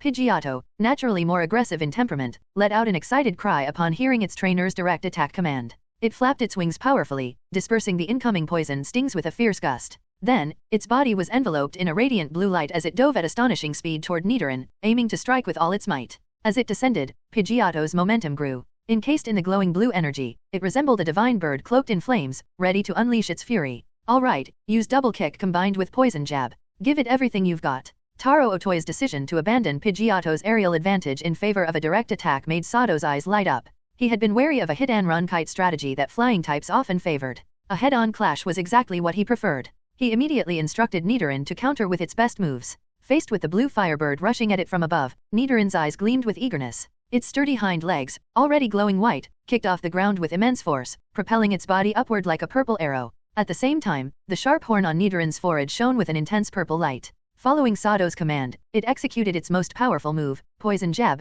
aiming for a direct hit. The next moment, under the watchful eyes of an exhilarated crowd, Pidgeotto's Brave Bird collided head-on with Nidoran's Poison Jab. A loud boom echoed through the battlefield as the clash generated a burst of energy, enveloping the area in thick smoke. Amid the explosion, some sharp-eared spectators caught the sound of something crashing to the ground, followed by a series of rustling noises. In terms of base power, Brave Bird, 120, far outclassed Poison Jab, 80. However, thanks to Nidoran's hustle ability, which boosted its physical moves, the power of Poison Jab was also elevated to 120. Combined with the stab, same type attack bonus, that both moves benefited from, their strengths were evenly matched. Unfortunately, Pidgeotto's higher level, 22 compared to Nidoran's 17, gave it a clear advantage in physical attributes. Despite the fierce struggle, Nidoran ultimately couldn't hold its ground. It was struck heavily by Pidgeotto, sent tumbling across the grassy battlefield before coming to a stop. The intense head-on clash left Nidoran severely injured. Were it not for its rolling momentum softening some of the impact, it might have already lost its ability to battle entirely. In the previous head-on collision, Pidgeotto didn't come out unscathed either. It had taken the full brunt of Nidoran's Poison Jab, a move with a power level of 120, and also suffered recoil damage from using Brave Bird. Now, while Pidgeotto was in better condition than Nidoran, it wasn't by much. The bird hovered low to the ground, its body marked with visible wounds. This Nidoran isn't ordinary, Anna thought, as she reviewed the photos she had taken with her rapid-fire camera. She had captured the intense clash between Nidoran and Pidgeotto in vivid detail. To think that a move like Poison Jab, slightly weaker in base power, could nearly equal Pidgeotto's Brave Bird. If Nidoran's level were the same as Pidgeotto's, it would have been Pidgeotto losing that exchange. But why? Why is its move so strong? Could it be Sato's unique training methods? Unfortunately for Anna, the concept of hidden abilities was advanced knowledge, known only to elite Pokémon researchers. Despite being a prodigy, Anna was far from the top minds in the academic Pokémon world. Having abandoned her research in the field, Anna couldn't figure out why Nidorann's poison jab had such power, no matter how much she mulled over it. Her inability to control or predict Sato's actions frustrated her greatly, and she started to feel as though the prey she had been tracking was slipping out of her grasp. On the other side of the battlefield, Taro Otoya was just as baffled by the surprising strength of Nidorann's poison jab. His face had darkened considerably. As Pidgeotto's trainer, he fully understood the outcome of their clash. In truth, Pidgeotto hadn't come out on top, it might have even been at a disadvantage. Pidgeotto, use Brave Bird again. But in the fast-paced rhythm of the battle, Tar didn't have the luxury of overthinking. He immediately commanded Pidgeotto to launch another aggressive attack, aiming to deny the heavily injured Nidoran any chance to recover. Having tasted victory in their last exchange, Pidgeotto's fighting spirit burned even brighter. At Taro's command, it let out a fierce cry and once again transformed into a glowing blue firebird, diving straight for the struggling Nidoran, who was just starting to rise to its feet. Now, Thunderbolt. Sato, who had been closely watching the battle's progression, seized the opportunity. Though he had initially lost hope for this match, the moment Taro commanded another direct attack, he realized that Nidoran still had a chance to turn things around. As soon as Pidgeotto came within 5 meters of Nidoran, Sato issued the decisive order. The moment Sato's voice fell, the battered Nidoran, barely managing to stand, suddenly revealed its trump card. Its horn, already glowing faintly, erupted with a brilliant yellow light. A golden bolt of electricity, as thick as 2 fingers, surged out from Nidoran's horn, streaking directly toward the incoming Pidgeotto. Electric moves are incredibly fast, and Pidgeotto's direct charge made it impossible to evade. The thunderbolt struck Pidgeotto squarely, enveloping the bird in crackling golden electricity. It let out a series of pained cries as its entire body convulsed under the intense shock. Against Pidgeotto, a flying type, Thunderbolt was super effective. After 2 or 3 seconds, Nidoran's Thunderbolt subsided. Pidgeotto, now charred and battered, plummeted to the ground, completely unconscious and unable to continue battling. For a moment, Taro and the spectators around the battlefield were left dumbfounded. Against all odds, Nidoran had pulled off a last-second victory. Pidgeotto is unable to battle. The winner of this match is Sato and his Nidoran. 10 seconds after Pidgeotto fell, the referee raised the flag in hand and officially declared the result. Nidoran's last-minute Thunderbolt had shocked nearly everyone. Few could have imagined that Sato had kept such a powerful move hidden, only to unleash it at the critical moment to turn the tide of the battle. Most of the spectators at the edge of the battlefield were ordinary trainers, and it was difficult for them to fathom Sato teaching Nidoran a move like Thunderbolt. After all, the move didn't come cheap. By Sato's calculations, obtaining the necessary 5 gold tokens to exchange for the move could end up costing 5 million Poke Dollars, a staggering amount for most trainers. Furthermore, Thunderbolt is a rare TM that's usually hard to find even if you have the money. Taro Otoya's loss could partly be attributed to his assumption shared by many trainers of his background that Nidoran, being such a common Pokémon, wouldn't be given this level of attention or resources. Of course, his overly aggressive and careless battle strategy was also a key factor in his defeat. If the roles were reversed, Sato would have taken the safest and most calculated approach to eliminate his opponent. Now, in the eyes of Taro and the surrounding spectators, Sato was perceived as a shrewd and deceptively low-key aristocrat. After the referee announced the result, the visibly displeased Taro swiftly returned Pidgeotto to its Pokeball. Taking a moment to steady himself, he pulled out another Pokeball and released his next Pokémon. From the ball emerged a powerful-looking Pokémon, its form materializing as the white light faded. To Sato's surprise, Taro did not send out the Machamp he had anticipated as his trump card for securing victory. Instead, he released a Heracross, a choice Sato hadn't expected at all. Using his system's detection ability, Sato quickly analyzed the Pokémon before him known as the Bug King in the games. The results surprised him further. Pokémon information. Pokémon, Heracross. Level, 25. Type, Bug/Fighting. Ability, Guts. Gender, Male. Known moves, Arm Thrust, Bullet Seed, Night Slash, Tackle, Leer, Horn Attack, Endure, Feint, Aerial Ace, Pin Missile, Counter, Fury Attack, Double Edge, Egg Move, Focus Punch, Egg Move, Protect, TM, Hyper Beam, TM, Rock Blast, TM. From the data alone, it was clear that this Heracross was remarkably well-trained, with an impressive variety of moves at its disposal. Excellent physical development, a glossy, sturdy exoskeleton, and eyes sharper and more aggressive than those of a typical Heracross. This Pokémon is clearly a battle-hardened fighter. Compared to the aging Machamp I expected, this young and promising Heracross is likely Taro Otoya's true ace, Sato noted as he reviewed Heracross's data and watched the large beetle hover mid-air using its insect wings. After a brief moment of thought, Sato decided on his next Pokémon to face Heracross. Come back, Nidoran. You've done an excellent job. Let's leave this fight to another teammate. Growlithe, it's your turn now. Sato recalled Nidoran into its Pokeball before sending out Growlithe. Due to its hard-fought victory over Pidgeotto, Nidoran gained substantial experience. Using his system's detection ability, Sato noticed that Nidoran had reached level 19 and had even learned the move Fury Attack. In the next moment, Growlithe appeared on the battlefield. Almost immediately, orange-red flames ignited around its legs, tail, and head. The high-temperature flames caused the surrounding grass to quickly wither and catch fire. Soon, the flames began spreading across the grassy terrain, rapidly transforming the field into a fiery battlefield. In no time, the temperature within the arena began to soar. As expected, the grassy field is practically a hidden home advantage for Growlithe. Unless the opponent is also a fire-resistant Pokémon, taking down Growlithe before the flames consume the battlefield will be almost impossible. As a Bug-type Pokémon, Heracross clearly isn't equipped to handle this, Sato observed. With both Pokémon on the battlefield, the referee immediately announced the start of the match. Growlithe was the first to take the initiative, charging straight toward Heracross. As Growlithe ran, the flames on its body grew fiercer, gradually spreading across its entire form. Everywhere it went, the grass caught fire, and the blaze quickly spread across the grassy terrain. Heracross, use Rock Blast to stop it from spreading the flames. Taro called out urgently, realizing Growlithe's intent to engulf the field in fire. Heracross. At Taro's command, Heracross let out a fierce cry. From the tip of its large horn, several basketball-sized rocks formed and were launched toward the rapidly approaching Growlithe. Use Double Team? Don't rush to attack, focus on turning this battlefield into your domain first, Sato instructed calmly. Hearing the command, Growlithe's eyes glinted with cunning. In an instant, 3 Double Team clones materialized around it. The incoming rocks struck only one of the clones, leaving the remaining 3 Growlithe including the real one continuing their charge toward Heracross. As Growlithe advanced, a new clone would appear to replace any destroyed ones. Soon, there were 4 Growlithe surrounding Heracross, encircling it along with the spreading flames. The fire had completely taken over the grassy terrain, turning it into a blazing inferno. Within this fiery field, Growlithe thrived as if it were a fish in water. In stark contrast, Heracross was like meat on a grill. Even if the flames didn't directly burn it, the intense heat was enough to cause it significant discomfort,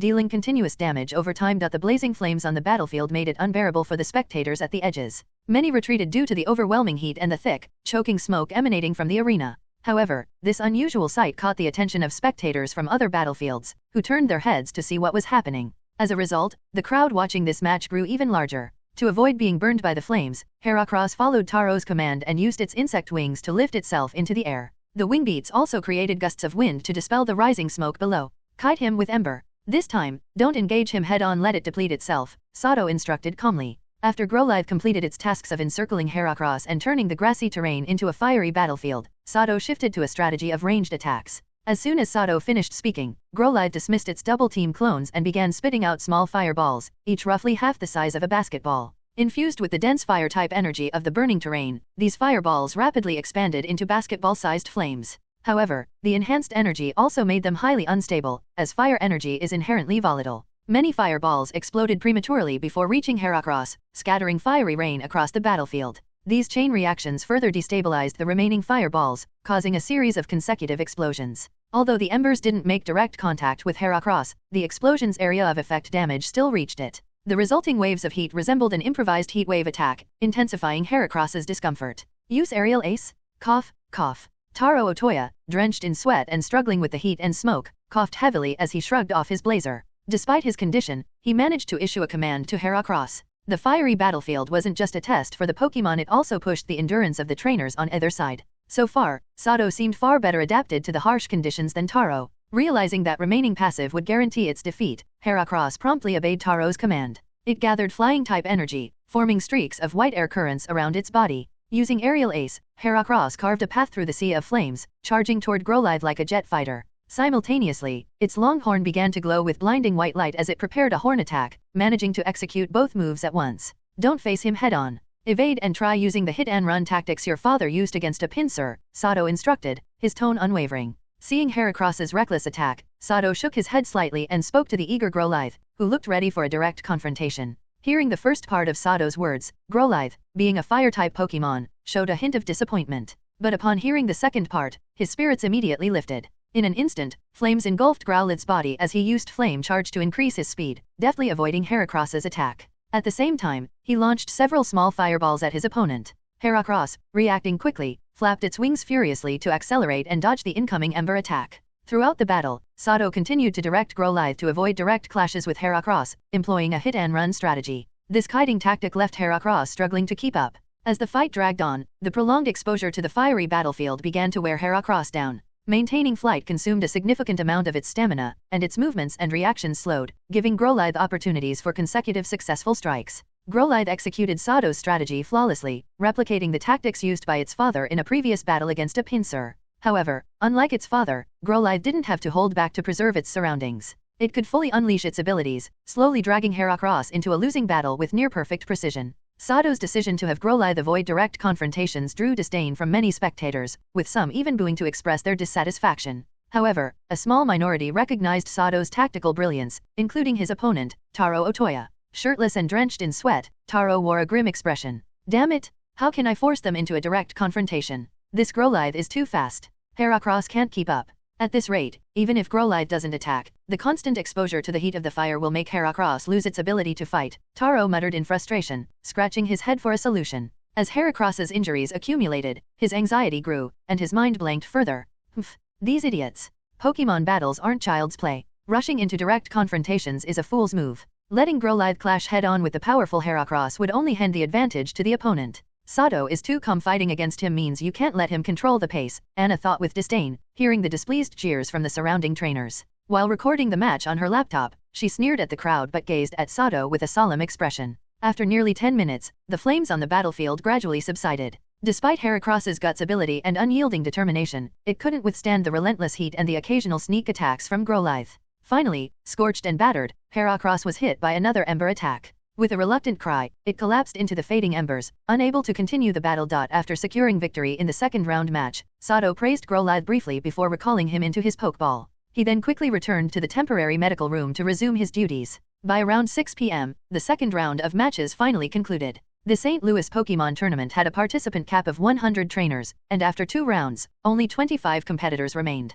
Since the St. Louis was expected to dock at Slateport City the following afternoon, time was tight. As a result, the third round was scheduled for the evening. Sato, in a stroke of luck, was given a bye, meaning he wouldn't have to participate in this round. At 7:30 p.m., the third round matches commenced as planned. With fewer matches taking place, the number of injured Pokemon also decreased, allowing the temporary medical room where Sato was stationed to finally experience some downtime. Naturally, Sato didn't waste this rare break. Instead, he took the opportunity to scout the competition. Among the remaining 24 trainers, the one who intrigued Sato the most was Anna, a maniac who had actively sought him out for a challenge. At this moment, she was engaged in a Pokemon battle against a skilled ship guard on the water battlefield. The third round maintained the 2-on-2 battle format. In her first match, Anna was the first to send out a Pokemon, choosing a Lumber, a water/grass dual type, as her lead. Her opponent responded by releasing a Tentacruel. Sato recognized Anna's opponent. It was Hamas, a close friend of Hans. Hamas's strongest Pokemon was, without a doubt, the Tentacruel he sent out first.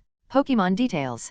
Pokemon, Lumber. Level, 28. Type, water/grass. Ability, Swift Swim. Gender, female. Known moves, Astonish, Growl, Absorb, Bubble, Fury Swipes, Fake Out, Water Sport, Bubble Beam, Nature Power, Leech Seed, Egg Move, Counter, Egg Move, Rain Dance, TM, Ice Beam, TM. Underscore underscore underscore underscore underscore underscore underscore underscore underscore underscore underscore underscore underscore. Pokemon, Tentacruel. Level, 32. Type, water/poison. Ability, Clear Body. Gender, male. Known moves, Reflect Type, Constrict, Poison Sting, Supersonic, Wrap, Acid, Toxic Spikes, Water Pulse, Bubble Beam, Barrier, Poison Jab, Aurora Beam, Egg Move, Scald, TM, Protect, TM, Hyper Beam, TM. At level 32, Tentacruel held a clear advantage over Lumber, who was only level 28. Based on levels and type matchups, Hamas's Tentacruel seemed to have the upper hand. However, the outcome of their battle left many spectators stunned. Right at the start, Lumber, under Anna's command, landed a surprise fake-out on Tentacruel, catching it off guard.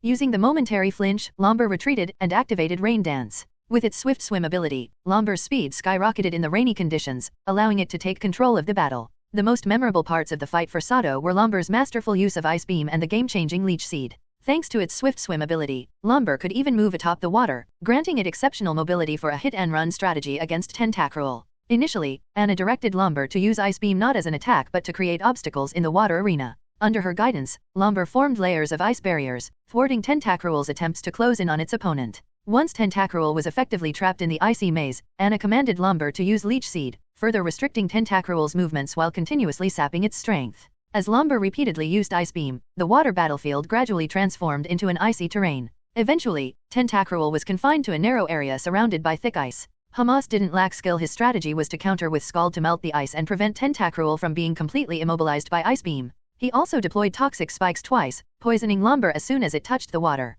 However, due to his initial loss of momentum and the overwhelming disadvantage, even Hamas's mid-battle adjustments couldn't turn the tide. Combining Leech Seed and Absorb for sustained recovery, along with precise ranged attacks, Lumber eventually overcame Tentacruel under Anna's meticulous commands. Although victorious, Lumber was heavily poisoned by the end of the battle and could barely continue fighting. Effectively, it was a one-for-one trade. However, Hamas suffered the greater loss, as his strongest Pokémon had been eliminated. In the second match, Hamas had to release his next Pokémon first. With the water arena still tainted by toxic spikes, he reluctantly sent out a level 25 Pelipper. Anna, on the other hand, deployed a level 32 Magneton, which had a complete advantage over Pelipper. The second match was a foregone conclusion. Under Anna's direction, Magneton easily defeated Pelipper with a single Thunderbolt, dealing quadruple damage and leaving no room for resistance. This battle seemed to deal a heavy blow to Hamas. By the end, he was utterly dejected, like a wilted plant. Anna, satisfied with her victory, left the battlefield and quickly moved to other arenas to gather data on her potential opponents using her laptop.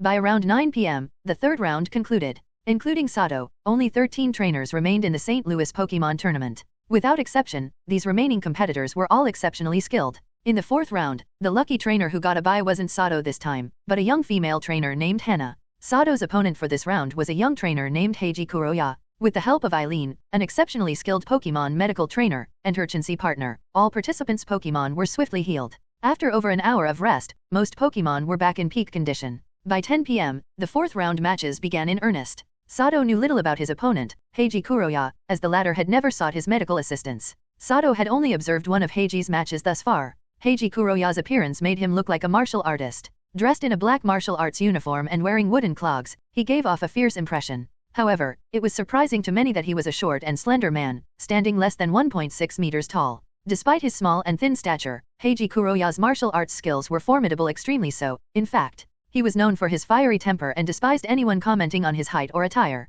Sato personally witnessed a tall, burly sailor, slightly drunk, who had mocked Heiji, only to be beaten thoroughly. This sailor, hailing from the Unova region, was an imposing 1.9 meters tall and as strong as a bear, yet he stood no chance against Heiji, showing just how skilled the diminutive fighter was. As a Pokémon trainer, Heiji specialized in fighting-type Pokémon. Sato had acquired information about his team by paying a few informants. Up to now, Heiji had only used 2 Pokémon in the tournament, a Hitmonchan and a Hariyama. In the one match Sato had witnessed, Heiji had deployed his Hitmonchan. This Hitmonchan was a level 32 powerhouse proficient in moves such as Mach Punch, Ice Punch, Thunder Punch, and Fire Punch. Sato also observed that the Hitmonchan seemed to have mastered a technique that combined Mach Punch with one of the elemental punches, a skill known as Dual Punch Fusion. Note, Dual Punch Fusion refers to the blending of Mach Punch with one of the elemental punches to create moves like Mach Ice Punch, Mach Thunder Punch, or Mach Fire Punch. With its Iron Fist ability enhancing its punch moves, the Hitmonchan relied on rapid footwork and a broad attack range to overwhelm opponents with quick, calculated strikes.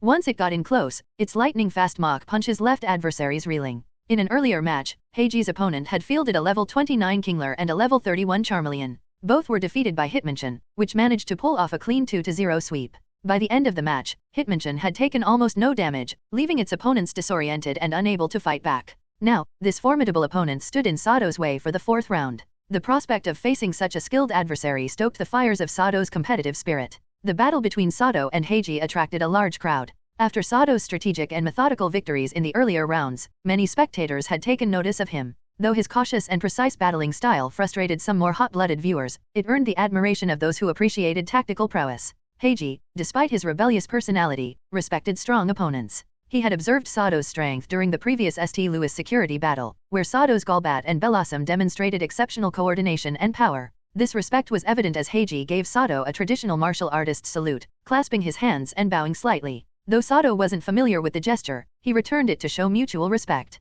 Heiji smiled faintly in response, his usually stoic face momentarily relaxed. The audience, unsure of the gesture's meaning, began imitating it in confusion, creating an awkward yet amusing scene. The match soon began. The arena for this round was a rocky battlefield, and Heiji was chosen to send out his Pokémon first. "Let's go, my trusted partner, let's show them a fiery battle," Heiji roared as he threw his Pokeball with dramatic flair. A flash of white light revealed his Hitmonchan, whose lean but solid frame exuded determination. To warm up, the Hitmonchan launched a flurry of punches at nearby boulders, reducing them to dust in seconds. The Hitmonchan's domineering display drew thunderous applause from the audience, who treated it like a martial arts superstar. Seemingly invigorated by their cheers, its aura became even more imposing. While Hitmonchan showcased its strength, Sato quietly scanned its updated stats using his system. Pokémon, Hitmonchan. Level, 33. Type, Fighting. Ability, Iron Fist. Gender, Male. Known moves, Comet Punch, Close Combat, Counter, Focus Punch, Revenge, Agility, Pursuit, Mach Punch, Bullet Punch, Feint, Vacuum Wave, Quick Guard, High Jump Kick, Egg Move, Thunder Punch, Tutor, Fire Punch, Tutor, Ice Punch, Tutor, Protect, TM, Double Team, TM. After consecutive battles, it's already leveled up to 33. Its power has definitely grown, Sato thought, his expression serious. He then prepared to send out his Pokémon to challenge this fearsome opponent. Bellossom, I'm counting on you to take the lead this time. With calm composure, Sato pressed the button on his Pokeball, releasing a beam of light. A graceful Bellossom appeared on the rocky field. Unlike Hitmonchan's intimidating entrance, Bellossom began to dance gracefully, her rhythm unaffected by the uneven terrain. The audience erupted in cheers, captivated by her elegance. Bellossom's beauty and helpful nature as a medic during the past few days had made her immensely popular among both trainers and Pokémon aboard the St. Louis. Her appearance now elicited even louder cheers than Hitmonchan's earlier displayed. The battle began even before the referee's countdown had fully ended. As the call reached about 4/5 of completion, Hitmonchan, who had been shuffling with small, calculated steps while keeping its intense gaze locked on Bellossom, made its move. Without waiting for Heiya Heiji's command, it instinctively chose the best course of action. Hitmonchan transformed into a brown blur, using the scattered rocks across the battlefield as springboards to propel itself forward with incredible short-distance speed. Its fists, wrapped in a fiery red aura, ignited into roaring flames. It was launching a fire punch straight at Bellossom. Similarly, Bellossom needed no instructions from Sato. Around her, a swirl of vibrant green energy leaves materialized. Her well-practiced move, Magical Leaf. The energy leaves, under Bellossom's graceful control, danced around her in a synchronized rhythm as she twirled elegantly. In an instant, they coalesced into a leaf tornado, surrounding her and obscuring her delicate figure within a swirling barrier of vibrant green. The dense veil of leaves concealed Bellossom's exact position, causing Hitmonchan, now less than 3 meters away, to lose sight of its target. Undeterred, the fighting-type Pokémon charged forward with relentless determination, its fiery fists blazing. Its fearless approach showcased the fiery spirit and bravery typical of fighting-type Pokémon. Whoosh, whoosh, whoosh. As Hitmonchan reached the leaf tornado, its flame-enshrouded fists struck with rapid, machine-like precision, generating a storm of fiery punch shadows. The relentless barrage caused the whirlwind of leaves to disintegrate under the intense assault. Many of the magical leaf fragments were incinerated, falling as ashes to the ground. However, despite destroying the leaf tornado, Hitmonchan's fists failed to connect with its true target Bellossom. Its instincts told it that it had merely struck a storm of energy leaves, not the opponent herself. The phrase hidden among the leaves aptly described Hitmonchan's predicament, as the remnants of the disintegrating whirlwind still occasionally blocked its vision. A few seconds later, the leaf tornado fully dissipated, but Bellossom was no longer where she had been. She had somehow repositioned herself 10 meters away, standing gracefully and already gathering another cluster of glowing energy leaves around her. Some of the scattered magical leaf fragments from the earlier whirlwind had intentionally been redirected back into her control. Meanwhile, Hitmonchan, having unleashed over 100 punches in quick succession, was now in a momentary lull, its energy momentarily depleted. It stood in place, panting heavily as it tried to recover. Now's our chance. Use Magical Leaf to attack. Sato called out decisively, unwilling to let such an opportunity slip by. At his command, Bellossom's vibrant eyes lit up with a dazzling emerald glow, and she suddenly launched into a rapid, energetic waltz. The magical leaf fragments surrounding her flared brightly, their green energy intensifying, before converging above her head. The leaves merged into a powerful emerald stream, which surged forward with tremendous force, aimed squarely at the fatigued Hitmonchan. Thanks to Bellossom's increased level and the support of the Miracle Seed, a treasured grass-type item, her magical leaf had undergone significant enhancement. Previously, she could only control up to 128 energy leaves at once. Now, she could command up to 180, and the increase in quantity had exponentially boosted the move's power. The emerald torrent surged forward, roaring with energy, as it closed in on Hitmonchan. Retreat. Use the rocks as cover to minimize the damage from the attack. Seeing Bellossom controlling a massive torrent of magical leaf energy heading straight for Hitmonchan, Heiya Heiji's expression changed. He quickly commanded Hitmonchan to retreat temporarily. Though reluctant,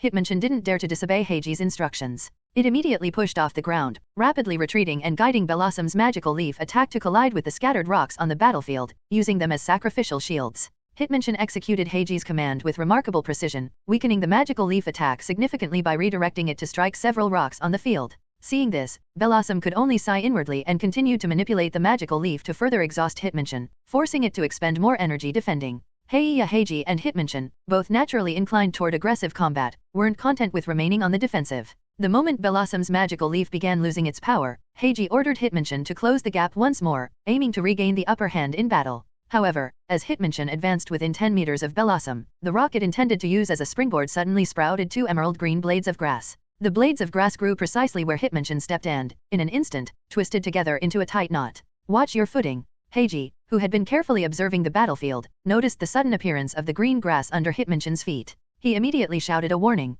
Focused solely on Blossom ahead, Hitmonchan failed to notice the situation beneath it. Despite Heiji's quick reaction, Hitmonchan had already committed to its next move. Thud. With Blossom's cleverly executed grass knot, Hitmonchan tripped and fell face-first onto the ground, creating a small crater upon impact. A cloud of dust erupted into the air as the force of the fall dragged its body forward, leaving a deep scratch on the battlefield and covering Hitmonchan in numerous abrasions. To make matters worse, Blossom's magical leaf seized the opportunity to strike. The green blades rained down from above, delivering another heavy blow to the struggling Hitmonchan as it attempted to rise, forcing it back onto the ground. Finally, Blossom concluded the assault with an energy ball, adding the finishing touch to the barrage of attacks. Hitmonchan, overwhelmed by consecutive hits, now bore significant damage. In just a minute or two, the battle had shifted dramatically. Hitmonchan, which started strong, was now entirely on the defensive, caught in Blossom's rhythm and repeatedly overwhelmed. The intense exchange, especially Blossom's masterful control of Magical Leaf and Hitmonchan's unfortunate misstep, thrilled the spectators at the edge of the battlefield.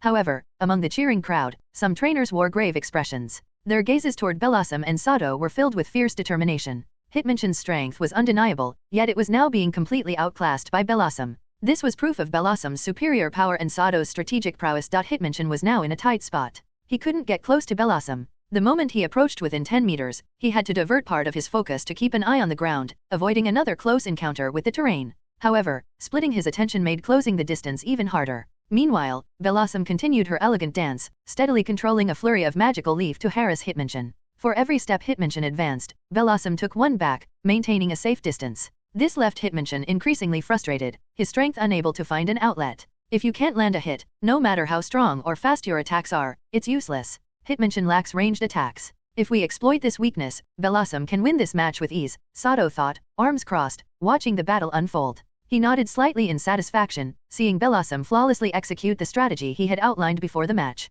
Eventually, under Heiji's gritted teeth and despite his strong will, Hitmonchan's body gave out. His determination was still intact, but his exhausted form betrayed him, causing him to collapse. Hitmonchan is unable to battle. The winner is Blossom. After silently counting to 10 and seeing that Hitmonchan couldn't respond to his trainer's calls, the referee raised his flag to declare the match's outcome. As the referee's announcement echoed, the spectators around the battlefield burst into applause, cheering for the victor while also offering consolation and respect to the defeated. This was the fourth round of the tournament, a 3-on-3 battle. While Blossom had secured an almost flawless first victory for Sato, the match was far from over. Sato still had to face Heiji's 2 remaining Pokémon, whose identities and strategies were unknown. Come back, Hitmonchan. You've done great. Leave the rest to your teammates, Heiji said solemnly as he recalled Hitmonchan into his Pokeball. Speaking softly to the ball, he clipped it back onto his belt and retrieved another one, a great ball. Mr. Sato, it seems you've studied my Hitmonchan thoroughly. Blossom, with her control and ranged combat capabilities, is indeed a nemesis for a strong offensive Pokémon like Hitmonchan, but the Pokémon I'm sending out next isn't of the same type.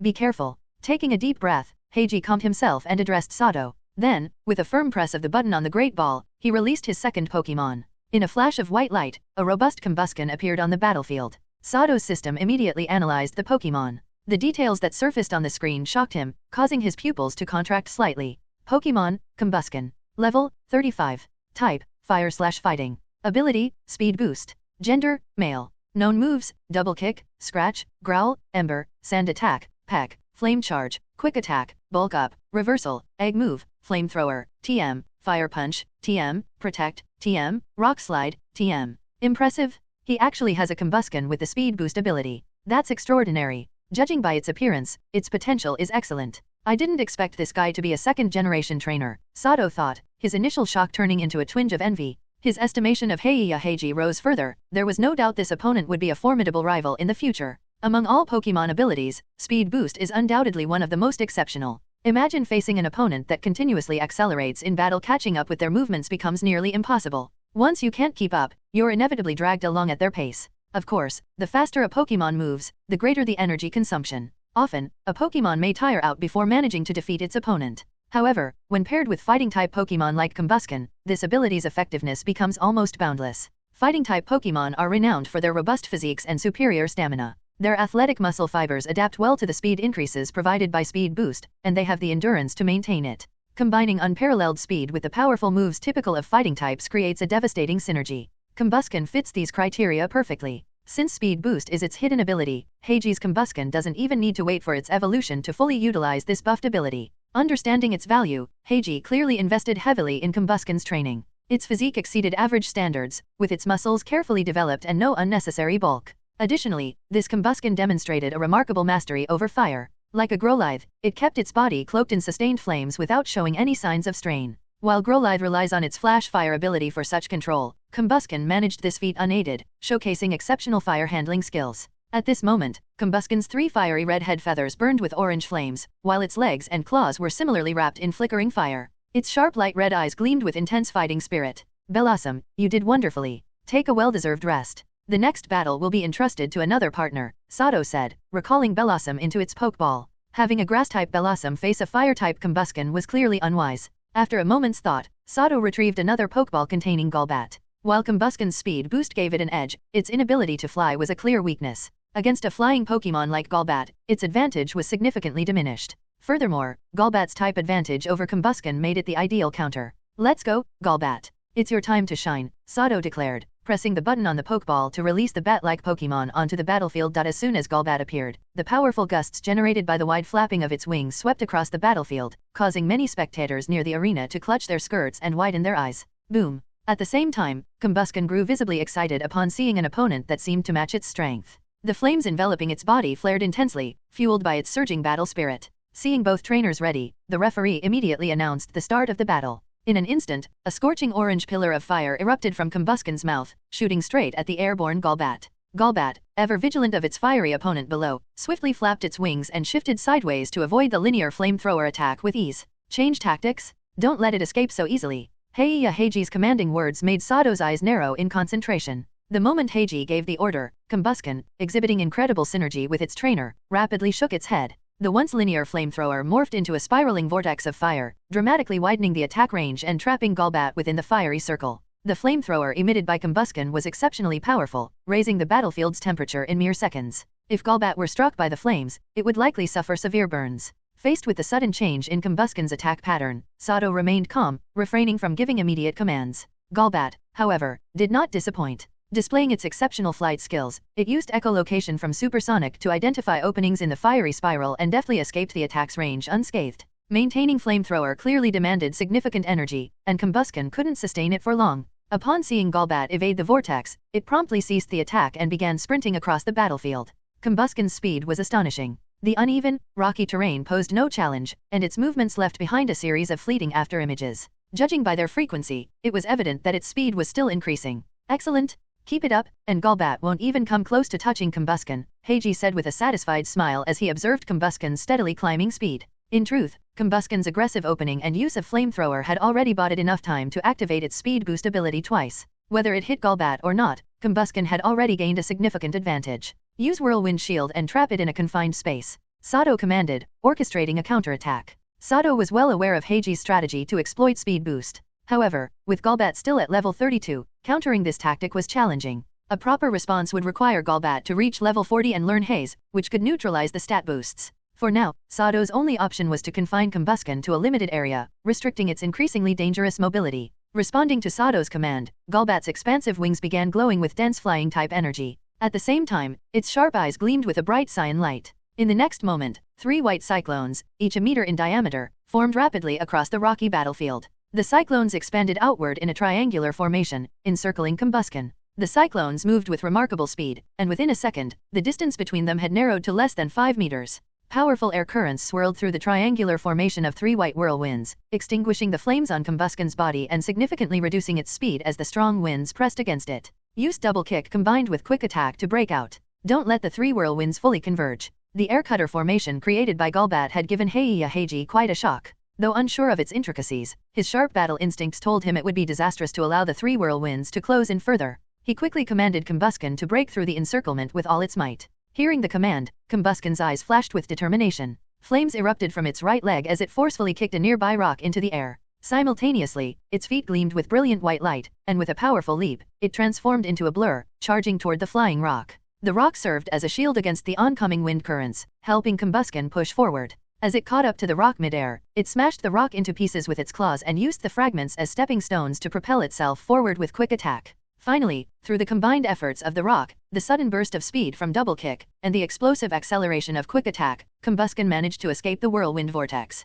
However, the escape was not without cost. The fine wind blades within the whirlwinds inflicted numerous small but sharp wounds across Combusken's body. Now's our turn. Use rock slide and hit it hard. Golbat, having expended significant energy to execute the whirlwind shield technique, was momentarily fatigued. Heiji seized this opportunity to launch a counterattack, instructing Combusken to unleash a rock-type move. Without hesitation, Combusken began gathering rock-type energy. Given the rocky terrain of the battlefield, the energy was abundant and easy to harness. In less than a second, several rocks, each roughly the size of a soccer ball, materialized around Combusken. Wasting no time, it began striking and kicking the rocks into the air, sending them hurtling toward Golbat with ear-piercing velocity. Dodge them? If you can't, use Protect to block. Faced with the barrage of rocks enhanced by Combusken's tremendous strength, Sato's expression turned grave as he commanded Golbat to react. Despite its exhaustion, Golbat flapped its wings with remarkable agility, using its exceptional flying skills to evade most of the rocks. However, for those it couldn't avoid, it followed Sato's orders and activated Protect to shield itself. It's time. Combusken, go play with Golbat. Use Flamethrower. By now, 3 minutes had elapsed since the battle began. A triumphant smile spread across Heiji's face as he gave his next command, confident in Combusken's fully charged speed boost. 3 minutes, that was the time Heiji had calculated for Combusken's speed boost to reach its maximum potential. At this point, even the skies would no longer limit it. Oh my goodness! To the astonishment of the spectators lining the battlefield, Combusken began running in midair. Its powerful legs moved with incredible speed, enabling it to step on the air itself, a feat that left everyone in awe. What terrifying combat talent! Is this the Pokémon version of Skywalk? Sato's eyes widened in shock as he observed the spectacle. Pokémon bodies were far superior to those of ordinary humans, capable of achieving feats others could barely comprehend, and with speed boost fully activated, Combusken achieving such a feat was no longer that surprising. However, it undeniably made the battle far more challenging. After Combusken gained its air-stepping ability from the 6th activation of Speed Boost, Golbat's advantage in the air was drastically diminished, and the momentum of the battle immediately shifted. Combusken left afterimages as it stepped through the air, appearing at one moment far below and in the next instant right before Golbat. Golbat's eyes could no longer keep up with Combusken's movements, a terrifying prospect. Bang! Combusken finally landed a hit, slamming into Golbat from behind with flame charge, sending it hurtling through the air. Without giving Golbat a moment to recover, Combusken appeared in front of it again at lightning speed and struck with another flame charge. For a while, Golbat was like a ball being batted back and forth in the air. Fortunately, Sato quickly commanded Golbat to use Steel Wing to protect itself, mitigating much of the damage from Combusken's relentless flame charge attacks. Otherwise, with such a ferocious combo, even a large and resilient Pokémon like Golbat would have succumbed to the assault. Still, the sustained attacks left Golbat badly injured, with numerous wounds on its body. If this continued, defeat was inevitable. However, during this period of relentless strikes, Golbat gradually adapted to Combusken's incredible speed by sensing the air currents generated during its movements. It began to evade some of the attacks. After continuously attacking for some time, Combusken began to feel the strain. The air-stepping technique was a short-lived burst ability that consumed tremendous energy. Even for a fighting-type Pokémon with exceptional stamina, the repeated use of air-stepping left Combusken fatigued, causing a slight decrease in its speed. Golbat, use Wing Attack. Sato's keen dynamic vision quickly picked up on Combusken's slowing movements. He immediately seized the opportunity and ordered Golbat, which had now partially adapted to Combusken's speed, to counterattack. As soon as Sato gave the command, Golbat's eyes gleamed. Its wings suddenly flapped with explosive force, propelling it forward at incredible speed. Using its 360-degree ultrasonic echolocation, it pinpointed Combusken's location in an instant. Empowered by flying-type energy, Golbat's wings struck Combusken squarely. Combusken, whose legs were already growing numb, was caught off guard. It hadn't expected the heavily injured Golbat to launch such a powerful attack. Before it could retreat using its ability, it was too late. Use Flamethrower. Heiji's voice snapped Combusken back into focus, and a searing column of flames erupted from its mouth. However, Golbat's wing attack had already landed solidly on Combusken, sending it hurtling to the ground. The next moment, Combusken crashed heavily into the rocky terrain, while Golbat also fell from the sky in pain, having been directly hit by Combusken's flamethrower. Dust and debris clouded the battlefield, obscuring everyone's view. Wow! The spectators around the battlefield erupted in excitement at the intense exchange. Cheers and applause resounded for both Pokémon, though the majority seemed to favor the impressive air-stepping Combusken. Whoosh! A figure broke through the dust and rose back into the air. The blue body and wide bat wings revealed the identity of the first Pokémon to recover. It was Golbat. Due to the hurried nature of Combusken's flamethrower, its power had been relatively weak. Moreover, Golbat minimized the impact of its fall by spreading its wings to reduce the damage. As a result, Golbat emerged from the collision with a significant advantage. Meanwhile, as Golbat returned to the sky, the dust settled, revealing Combusken lying unconscious in a crater. Its body was covered in injuries, and it had fainted. It was clear that Golbat's wing attack, a flying-type move, dealt devastating damage to the fighting-type Combusken. Combined with the injuries from its crash, it had completely overwhelmed the already weakened Pokémon. The outcome left most of the audience in disbelief. They couldn't understand how Combusken, which had dominated moments ago, had suddenly been reduced to such a state. "Come on, Combusken. Get up, don't lose." Heiji, unable to accept the result, shouted encouragement to the fainted Combusken lying in the crater. At this moment, the referee began silently counting down in their mind. If Combusken couldn't get back up within 10 seconds, the victory would go to Golbat. Just as the count reached 9, Combusken seemed to hear Heiji's shouts of encouragement. Suddenly, its crimson eyes snapped open, blazing with an unyielding fighting spirit and deep unwillingness to give up. With a burst of energy, it stood back up. Cha! The moment Combusken got to its feet, it let out a loud cry. Fiery red energy erupted from within, enveloping its body in blue flames. Almost immediately, a radiant yet gentle white light began to shine from its body. It's evolving. This thought crossed everyone's minds as they witnessed the spectacle. Heiji's face broke into an expression of overwhelming excitement. On the other hand, Sato wore a look of resignation as he observed the scene. Still, he had no intention of interrupting the evolution. With a wave of his hand, he signaled Golbat to stand down and not act recklessly. Sato's gesture didn't go unnoticed by Heiji and the other experienced trainers in the audience. Their respect for Sato grew even more. After all, it wasn't entirely unusual for some trainers to try and interrupt a Pokémon's evolution to maintain their advantage. For Sato to allow an opponent's Pokémon to evolve in the middle of a fight, forfeiting his certain victory, was a testament to his exceptional sportsmanship. Bathed in the light of evolution, Combusken's body began to transform. Its frame elongated, and its previously stocky legs grew longer and more muscular, granting it an impressive set of legs. Soon, the evolution was complete. When the light faded, standing tall on the battlefield was a Blaziken with a powerful and imposing figure. Blaziken opened its now clear eyes, clenching its fists as flames burst forth from them. Its aura surged rapidly, growing more intense with each passing moment. Sato immediately activated his system's detection ability to review Blaziken's updated data. Blaziken's data. Pokémon, Blaziken. Level, 36. Type, Fire/Fighting. Ability, Speed Boost. Gender, Male. Known moves, Blaze Kick, Double Kick, Flare Blitz, Fire Punch, High Jump Kick, Scratch, Growl, Ember, Sand Attack, Peck, Flame Charge, Quick Attack, Bulk Up, Reversal, Egg Move, Flamethrower, TM, Fire Punch, TM, Protect, TM, Rock Slide, TM. As expected, its strength has increased significantly after evolving. This just made things a lot tougher, Sato muttered, feeling the weight of the challenge intensify as he analyzed Blaziken's enhanced stats. As Combusken evolved into Blaziken, the crowd around the battlefield erupted into cheers and screams, their excitement palpable. Blaziken's indomitable spirit as a fire-type Pokémon resonated deeply with the audience, igniting their emotions to burn just as fiercely. Ugh, what a headache. They're making me and Golbat out to be villains here, Sato thought to himself as he observed the now fanatical support from the spectators for the newly evolved Blaziken. He sighed silently. But they might be in for disappointment. Even though Combusken evolved into Blaziken, it's already at its limit. Victory is far from guaranteed. With Blaziken's evolution complete, the battle resumed. Seizing the opportunity to strike first, Sato gave Golbat a small nod. Understanding the command, Golbat immediately unleashed an air cutter at Blaziken. A fierce gust of wind, comparable to a Category 9 gale, swept through the battlefield. The intensity even dampened the fiery enthusiasm of the crowd, snapping Blaziken's attention back to the battle. 12 razor-sharp air blades materialized, 7 of which, under Golbat's precise control, shifted angles mid-flight to converge on Blaziken. Seeing the incoming attack, Blaziken lightly pushed off the ground, launching itself into the air and dodging the air blades with ease. However, Golbat wasn't about to let Blaziken off so easily. A green glint appeared in Golbat's eyes, and the 7 air blades shimmered faintly before changing direction, homing in on Blaziken like a flock of pursuing birds. Noticing the relentless pursuit, Blaziken's feet ignited in roaring flames. With swift, powerful movements, it performed mid-air blaze steps, leaving behind fiery afterimages and glowing trails as it rapidly approached Golbat. The chasing blades, unable to keep up, lagged behind in futility. The dazzling display of Blaziken's mid-air agility drew a wave of ecstatic cheers from the crowd. Many now fully devoted fans shouted encouragements, urging Blaziken to land a decisive blow on Golbat. Blaziken, end this quickly, use Flare Blitz. Heiji's familiarity with Blaziken's newly learned moves was evident. As Blaziken closed in on Golbat, he commanded it to unleash a powerful new attack. Heiji was well aware of Blaziken's condition. Despite its evolution, its injuries remained, and as Sato had anticipated, Blaziken was already at its breaking point. To win, it needed to strike decisively and swiftly. Any further delay would exhaust the burst of energy fueled by its sheer will to win, causing it to collapse again.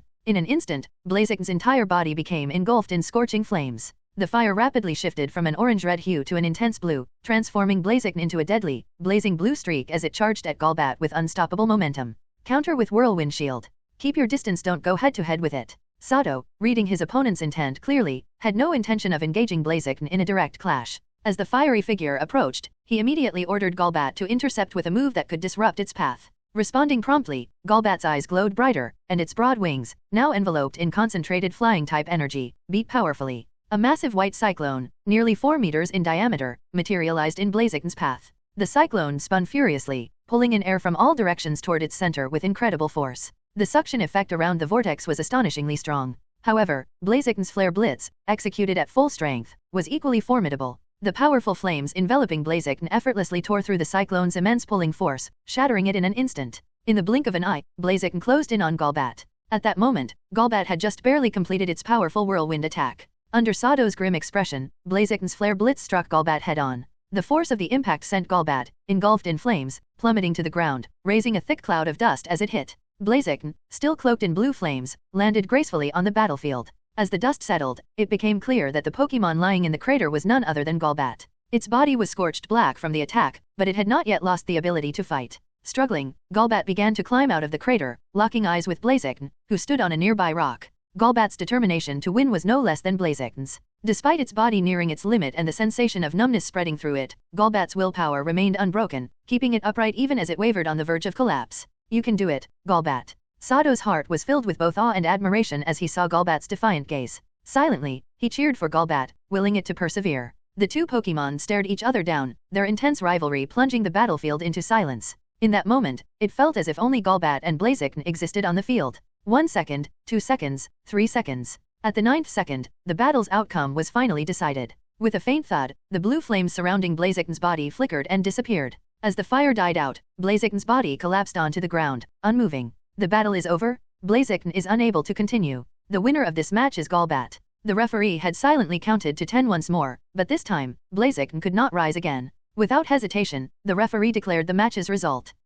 The battlefield erupted into cheers and applause. The crowd celebrated Golbat's victory with jubilant shouts. Only a few spectators expressed regret for Blaziken's defeat. Such is the harsh reality of battle. The victor claims the glory, while the defeated fade into obscurity. No matter how popular Blaziken had been moments ago, as the loser, it was destined to lose the spotlight. At this moment, Sato rushed onto the battlefield. He picked up Golbat, showering it with praise for its outstanding performance. Golbat, elated by the hard-earned victory, appeared in much better spirits. Thanks to its triumph over the formidable Blaziken, Golbat, originally at level 32, had risen to level 34, surpassing Bellossom, which had reached level 33. Afterward, Sato returned Golbat to its Pokeball and made his way back to the battle platform. Now, Heiji Kuroya had lost 2 consecutive matches, leaving him with only 1 Pokémon to face the next battle. He had no room left for retreat. Having lost 2 consecutive matches, especially the second one, where his ace, Combusken, evolved into Blaziken only to suffer defeat, this was undoubtedly a significant blow to Heiji Kuroya, a proud and ambitious young trainer.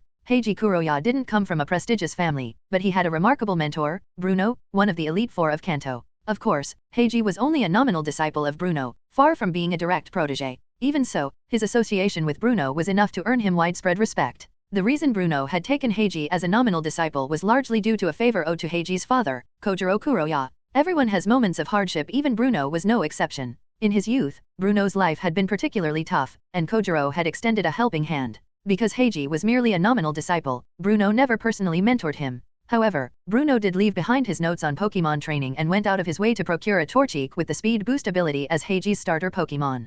Heiji, for his part, was no ordinary talent. Using Bruno's training notes, the speed boost Torchic, and his identity as Bruno's disciple, Heiji had experienced smooth sailing ever since debuting as a trainer a year and 3 months ago. But today marked the first major setback of his career. 2 of the Pokémon he had meticulously raised using his mentor's training methods had been defeated back-to-back by an unknown opponent. I've really underestimated the world's talent. I'm not as special as I thought I was. What my mentor wrote in his notes is true. There are always people stronger than you out there, you just haven't met them yet. Today, I finally met one of them. With a grim expression, Heiji recalled Blaziken into its Pokeball. Then, lifting his head, he gazed at Sato, who stood silently across the field, expressionless. Since Heiji's Blaziken was the one to fall, the rules required him to send out his Pokémon first for the next battle. Taking a deep breath to steady his emotions, Heiji reached for a great ball. It's all up to you now. Let's go, Hariyama.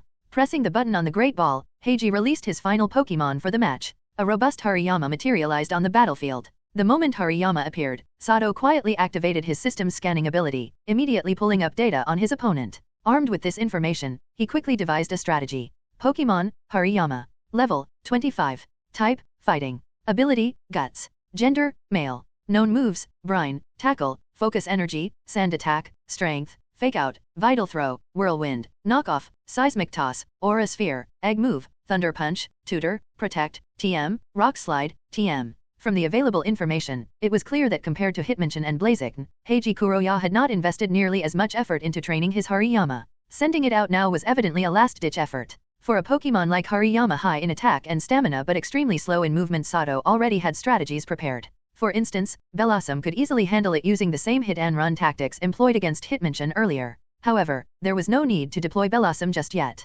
Hariyama was the perfect live target, an ideal training opportunity and experience boost for Sato's other Pokémon. It's your turn, Growlithe.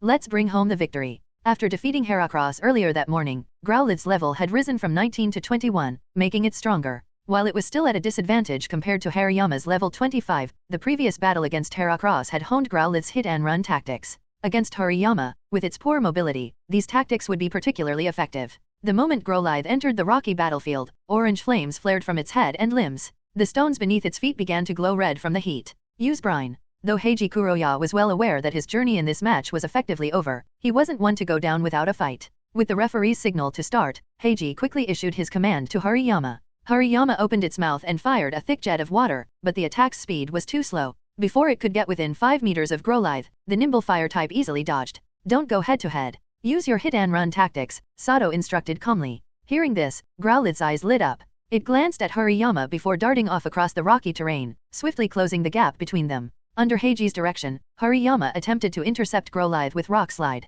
However, like the Brine attack, Rock Slide was too slow, and Growlithe effortlessly evaded the falling rocks. In no time, Growlithe had closed the distance to within 5 meters. It stopped abruptly and began spewing small fireballs from its mouth. Within seconds, Growlithe launched over a dozen ember attacks from different angles, sending them flying toward Hariyama. While Hariyama's massive hands swept through most of the small fireballs with ease, 2 or 3 managed to slip through and struck Hariyama, leaving faint scorch marks. From that point on, Growlithe fully displayed its mastery of hit-and-run tactics, maintaining a safe distance while relentlessly peppering Hariyama with ember attacks. It executed Sato's strategy perfectly. When the enemy advances, retreat. When the enemy retreats, harass. Damn it! They've completely exploited Hariyama's fatal weakness, its slow speed. That Growlithe may be at a lower level, but it's exceptionally skilled at hit-and-run tactics. Hariyama can't do anything against it, Heiji thought, gritting his teeth in frustration as Hariyama roared in anger, unable to retaliate effectively against the nimble fire type. Despite Heiji's repeated attempts to bait Sato and Growlithe into overextending, they refused to take the bait. They stuck to the safest, most cautious strategy to secure victory, which only made Heiji even angrier. Finally, after nearly 20 minutes of relentless kiting, Hariyama could no longer withstand Growlithe's constant barrage of small fireballs. Covered in burns, it let out a final, unwilling cry before collapsing to the ground, unable to battle. Although a bit distasteful, the advance and retreat tactics had been proved flawless once again. At the moment the referee announced that Hariyama had lost the ability to battle, Heiji Kuroya's third Pokémon had also fallen, marking the end of this match. The victor was none other than Sato. Clap, clap, clap. The audience surrounding the battlefield erupted into spontaneous applause. They were eager to give their heartfelt recognition to the 2 powerful trainers who had delivered a spectacular performance. At the same time, several trainers who had quickly secured their 4th-round victories also witnessed the latter half of the match. For some reason, a few of them now wore grim expressions, their faces dark with displeasure. Heiji Kuroya recalled Hariyama into its Pokeball. The applause ringing in his ears felt unusually harsh for the first time. However, he didn't lose his composure. After clasping his hands in a gesture of respect towards Sato, he slowly left the battlefield. What formidable strength! His Blaziken has already become a fully fledged powerhouse. Unless my Golbat evolves into Crobat, it will be incredibly difficult to defeat him next time, Sato thought to himself as he returned the gesture, watching Heiji's slightly dejected figure leave. The reasons Blaziken had failed to defeat Golbat previously were numerous, with the primary ones being its lack of full adaptation to its evolved body and its weakened state from prior injuries. If it were in perfect condition and fully accustomed to its new form, Sato believed Golbat's chances of victory would drop to less than 20%. The path to becoming stronger is still a long one. No need to undermine my own confidence by exaggerating others' strengths, Sato muttered to himself with a wry smile. Afterward, he praised Growlithe, who had bounded back to him, offering a piece of golden, crispy roasted meat as a reward before recalling it into its Pokeball. Sato then turned and left the battlefield as well. This match had taken quite a bit of time, and it had also consumed a significant amount of his energy and focus. Sato decided to return to his room to rest. With the conclusion of the battle between Sato and Heiji, the fourth round of the Pokémon competition aboard the St. Louis also came to an end. Only 13 trainers now remained in the tournament, advancing to the fifth round. The fifth round was scheduled for the following morning, and Sato's next opponent had already been announced, a female trainer named Mako. Even Heiji was defeated by him. This trainer named Sato is truly formidable, Mako thought with a heavy heart as she stared at the matchup display on the large screen. Although Mako hadn't been able to watch the entirety of Sato and Heiji's battle, the result spoke volumes. All three of Heiji's Pokémon had been defeated, while none of Sato's had lost their ability to battle. This clearly indicated that Sato's strength surpassed Heiji's. You seem troubled. It's no wonder your opponent tomorrow is very strong. Based on your current exposed capabilities, there's no way you can defeat Sato. However, I can help you. Here, take this. It's some information on Sato. I hope it'll be useful. While Mako was deep in thought, another female trainer with an unrefined appearance approached her. Without warning, the trainer spoke and handed Mako a piece of paper filled with handwritten notes before walking away. With the day's Pokémon matches now concluded, most of the passengers had dispersed in small groups, leaving the competition area quiet and deserted, save for a few trainers still engaging in casual battles for fun. Inside Sato's cabin, he was lying on the sofa with his eyes closed, looking completely exhausted. Beside him were Bellossom, Golbat, and Growlithe, with the latter two receiving treatment from Bellossom. Under Bellossom's grassy terrain healing and the gem-quality poke blocks Sato had provided, the injuries, stamina, and energy of all three Pokémon were recovering rapidly. Before long, Growlithe was back to its lively, playful self, frolicking with Nidoran and the others. Golbat, however, required more time to recover due to its severe injuries. Nonetheless, its wounds healed quickly as well, and after enjoying the carefully prepared late-night meal Sato had provided, it resumed its usual habit of hanging upside down from the ceiling. Time crept into the early hours of the morning, the depth of night settling over the ship. In the captain's cabin, guarded by numerous ship security sailors, First Mate Rhodes, dressed in plain clothes and wearing sunglasses, stood respectfully before the elderly captain. He was reporting the day's events to the seasoned leader. Is that so? These rats are surprisingly patient, aren't they? They still haven't made a move. Do you think they've caught wind of something? The old captain tugged at his white beard thoughtfully, then turned to Rhodes, his clouded yet sharp eyes fixed on him. Our men have been very cautious. It's unlikely they've been discovered. However, among the rats we've identified, a few have advanced to tomorrow's final round of the competition. It seems they're planning to act when you present the award to the champion. Rhodes dared not meet the captain's piercing gaze. Lowering his head further, he replied in an even more deferential tone. So they think I'm an easy target, huh? If that's the case, so be it. I've been itching for a little action lately. It'll be a good way to shake off the rust. Make the arrangements. I'll personally present the award to the champion tomorrow. Have someone else take the helm during that time. The old captain's eyes narrowed as he chuckled softly. Yes, Captain. With your strength, none of these rats will escape unscathed, Rhodes responded promptly, slipping in a well-crafted compliment. The flattery seemed to please the captain, as his smile grew even brighter. However, Rhodes failed to notice the trace of coldness hidden within the captain's cheerful expression. Meanwhile, in the cabin of the wealthy Widgel, the masked figures labeled number 5 and number 7 were meeting with Widgel alongside their subordinates. By around 5 p.m. tomorrow, the St. Louis will reach Slateport City in Hone. Your remaining time is running out. I've already provided you with more than enough support. Whether or not you succeed is up to you now. Widgel, still dressed in his flashy nouveau-riche style, fiddled with the large gold ring on his finger, his face cold as he regarded the group of people he despised. Supporting them had cost him dearly this time. Mr. Widgel, no need to be so upset.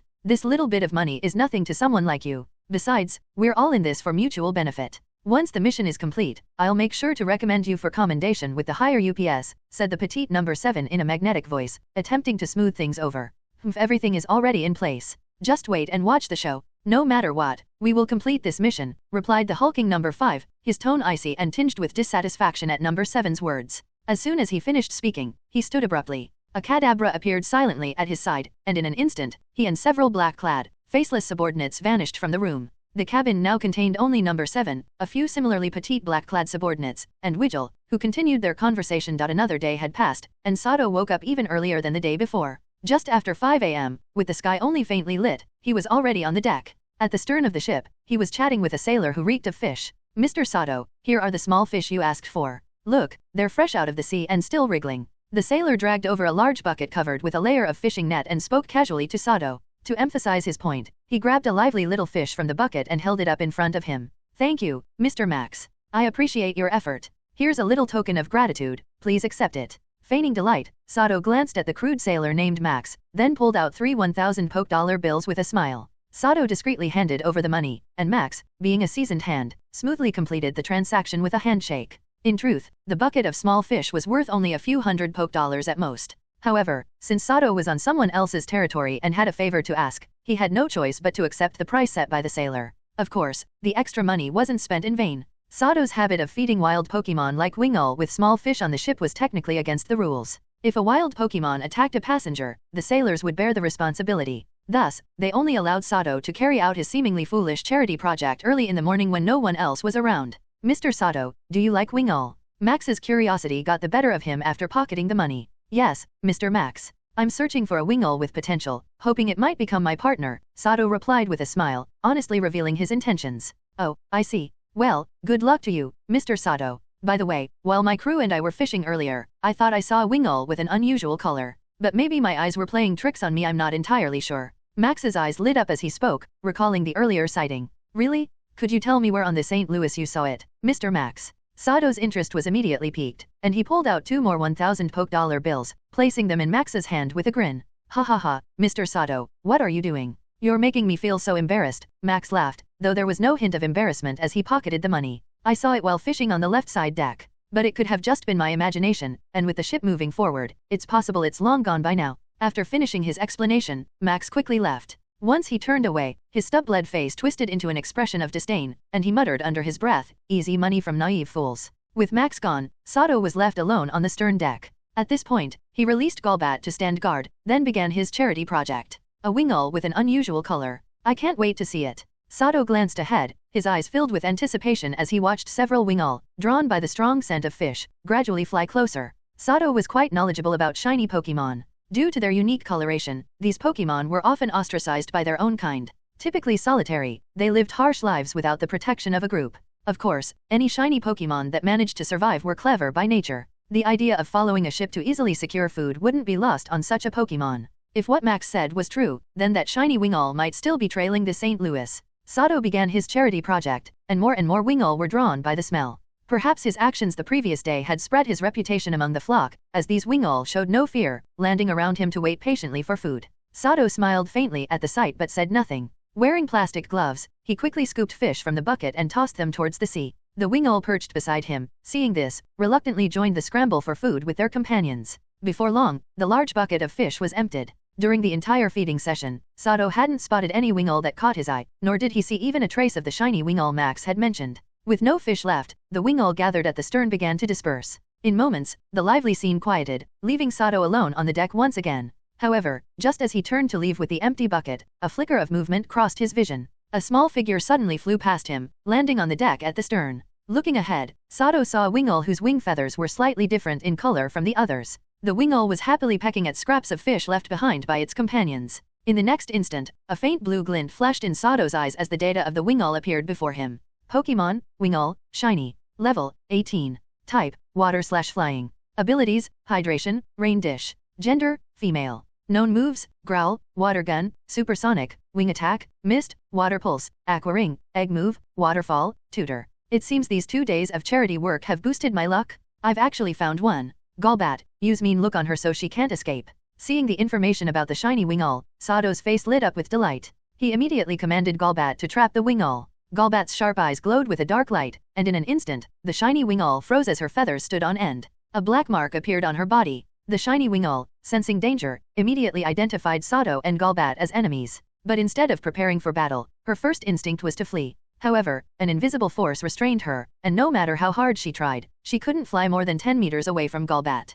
A level 18 Wingull versus a level 34 Golbat. What kind of battle would this be? Without a doubt, it was a straightforward and overwhelming mismatch. However, the shiny Wingull didn't completely lose its fighting spirit. Realizing that escape was futile, it launched a quick waterfall attack, charging directly at Sato with surprising cunning, understanding the principle of strike the leader first. Unfortunately for the shiny Wingull, this small trick was child's play to Golbat. With a single steel wing, Golbat effortlessly intercepted the attack and knocked out the Wingull in one blow, rendering it incapable of continuing the fight. Sato then calmly used a great ball to capture the shiny Wingull without any difficulty. From the moment Sato spotted the shiny Wingull to the successful capture, the entire process took no more than 2 or 3 minutes. Coupled with the confirmation that no one was around, thanks to Golbat's vigilance, Sato's capture went entirely unnoticed. Let's hope it stays that way, Sato muttered as he looked at the great ball in his hand containing the shiny Wingull. He gave Golbat on his shoulder a light pat before glancing toward a shadowed area in the distance with a hint of suspicion. During the capture, Sato thought he'd seen a brief distortion in that shadow, but he wasn't certain.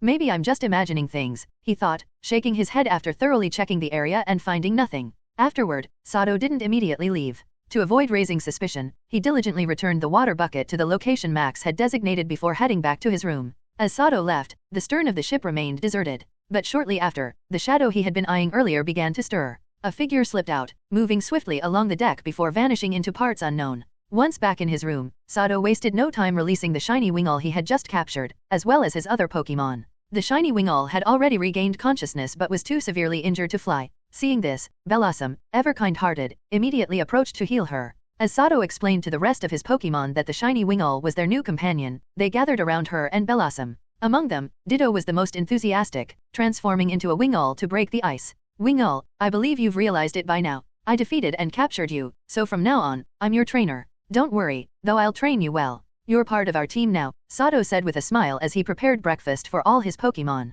Though the shiny Wingull had only known Sato for a few minutes, she seemed to accept her new reality. Since Sato had bested her fair and square, she gave him a small nod, signaling her submission. In truth, the shiny Wingull couldn't help but feel a significant amount of pressure from Golbat perched on Sato's shoulder. Recalling how she had been defeated in a single move, any lingering resentment she had towards Sato quickly dissipated. The shiny Wingull had been driven out of her flock shortly after hatching and had survived alone in the wild for a long time. Her cunning and adaptive nature made her well aware of the harsh survival of the fittest law of the natural world. As such, she had little resistance to the idea of submitting to a stronger individual. Moreover, the kind and graceful Bellossom left a strong impression on the shiny Wingull. As Bellossom tended to her injuries and spoke highly of Sato, the Wingull quickly got a sense of Sato's character. Her initial wariness began to fade, and her opinion of him improved significantly. What sealed the deal, however, was the delicious feast. Sato provided a gourmet meal of premium water-type Pokémon food and a generous offering of gem-grade Poke Blocks. The shiny Wingull swore she had never tasted anything so exquisite. Compared to this, the fish she usually worked so hard to catch were a far cry, like heaven and earth. Before long, yet another food-loving Pokémon from humble beginnings had fallen prey to Sato's culinary bribes, and judging by her behavior, she seemed on the verge of becoming one of his most loyal allies. All right, Wingull. I get it. Don't worry, I won't drive you away, Sato said with a twitch of his lips as the shiny Wingull clung to his leg with her wings, looking at him pitifully. Wing. Hearing Sato's reassuring response, the shiny Wingull eagerly chirped and quickly returned to her food bowl, happily devouring the contents with a blissful expression. To Sato's surprise, the shiny Wingull turned out to be quite the glutton. One standard portion of Pokémon food wasn't enough to satisfy her. After finishing her meal, she gazed longingly at Mudcup, who had claimed 5 food bowls for himself, leaving Mudcup visibly stressed. Naturally, Mudcup wasn't about to share. In a show of unmatched determination, he devoured the remaining 3 bowls of food at an astonishing speed, leaving the shiny Wingull stunned. In the end, Sato had no choice but to give her another portion of premium water-type Pokémon food, further earning her gratitude and affection. After breakfast, Sato turned his attention to an important task. Taking out a vial of blue dye, he called the shiny Wingull over to him. The value of a shiny Pokémon couldn't be overstated. Even a shiny Caterpie could fetch a staggering price on the black market, let alone one with such potential. To avoid any unnecessary trouble, Sato needed to use a bit of trickery to conceal her identity. In truth, the shiny Wingull was nearly identical to a normal Wingull, except for some parts of her feathers that differed in color. Sato only needed to dye those distinct feathers to make her indistinguishable from a regular Wingull. The shiny Wingull was all too happy to comply. Her unique feather coloration had always been a source of distress, leading to rejection by her own kind. When Sato offered to make her feathers look like those of a normal Wingull, she eagerly agreed. With her cooperation, it didn't take long for Sato to carefully apply the waterproof blue dye to the greenish feathers on her wings. Now, the shiny Wingull's true identity was perfectly concealed. As long as Sato reapplied the dye periodically, she would appear to everyone else as an ordinary Wingull. Sato and his Pokémon had breakfast and handled the matter of concealing the shiny Wingull. By the time everything was sorted, it was past 7 a.m., and the 5th round of the tournament was imminent. At 7:21 a.m., Sato arrived at the competition venue. By this stage, only 13 contestants remained in the St. Louis Pokémon tournament, with just 3 rounds left to determine the champion. Naturally, as the tournament entered its final phase, the crowd was even larger than the previous day. The venue was packed with people, a sea of heads and a cacophony of voices. As one of the remaining contestants in the 5th round, Sato's entrance immediately drew attention, and many spectators recognized him. Some, having become his fans, began cheering loudly. However, compared to the support Sato received, his opponent for the day, Mako, had an overwhelmingly larger fan base. This wasn't surprising. Not only was Mako a skilled trainer, but she was also stunningly beautiful. At around 20 years old, she was one of the only 2 female trainers left in the competition. Her youthful charm captivated many male spectators. When Mako entered the arena, it was as though a celebrity had arrived. The waves of cheers and applause for her filled the entire venue, drowning out the earlier reception for Sato. The difference was night and day. Looks like today's opponent is quite popular. Seems I'm playing the villain this time, Sato remarked with a faint smile as he watched Mako make her way through the throngs of fans. Standing calmly on the battlefield platform, his expression remained neutral as he silently waited for his opponent. Before long, Mako also ascended the platform and stood opposite Sato. The referee, who had been waiting in the wings, appeared on the large screen and immediately initiated the match by spinning the battlefield roulette. A few seconds later, the roulette stopped, displaying the results, Water Field, with Mako as the first to release her Pokémon. Just as the intel that woman gave me suggested, this guy has incredible composure. Even under so many watchful eyes, his expression hasn't changed. You've got this, Mako. You can't lose this match otherwise, the boss will punish you again, Mako thought, frowning briefly as she looked at Sato's calm demeanor. Recalling the detailed information she had received the previous night, her confidence grew, and her frown disappeared. Sidra, prepare for battle. Once the ordinary battlefield transformed into the water field, the referee gave the signal to start the match. Mako immediately released her first Pokémon, one she had prepared in anticipation of drawing the water field. In a flash of white light, a well-developed Sidra emerged from the Pokeball, landing gracefully in the expansive water area of the battlefield. The Sidra stood nearly 1.5 meters tall, its fierce eyes reflecting its aggressive personality. Its elongated snout stretched forward, and its back was lined with numerous sharp spines, both long and short. The tips of these spines shimmered with a deep purple hue, giving the impression that the Sidra bore a pair of wings. As soon as Sidra appeared, a subtle blue glint flickered in Sato's eyes. Activating his system's analysis, he quickly assessed Sidra's stats. Pokémon, Sidra. Level, 33. Type, Water. Ability, Poison Point. Gender, Male. Known moves, Water Gun, Bubble, Smokescreen, Leer, Twister, Bubble Beam, Focus Energy, Brine, Outrage, Egg Move, Dragon Pulse, Tutor, Ice Beam, TM, Protect, TM, Waterfall, TM. Impressive. This Sidra actually inherited Outrage, a signature Dragon-type move. Its parents must be remarkable, likely high-level Dragon Pokémon. Yet another Pokémon with exceptional talent. Once it evolves into Kingdra, its strength will skyrocket, Sato thought, staring at Sidra's stats. He couldn't help but envy Mako upon seeing Outrage listed among its inherited moves. Without a doubt, this Sidra carried noble dragon blood, likely purebred. Its potential was limitless. Come on out, Golbat. I'll leave this match to you, Sato declared. After briefly formulating his strategy, Sato confidently sent out his Golbat. The Pokémon emerged from its Pokeball, flapping its broad wings with powerful intensity. As usual, it created a gust of wind as a warm-up, stirring excitement among the audience.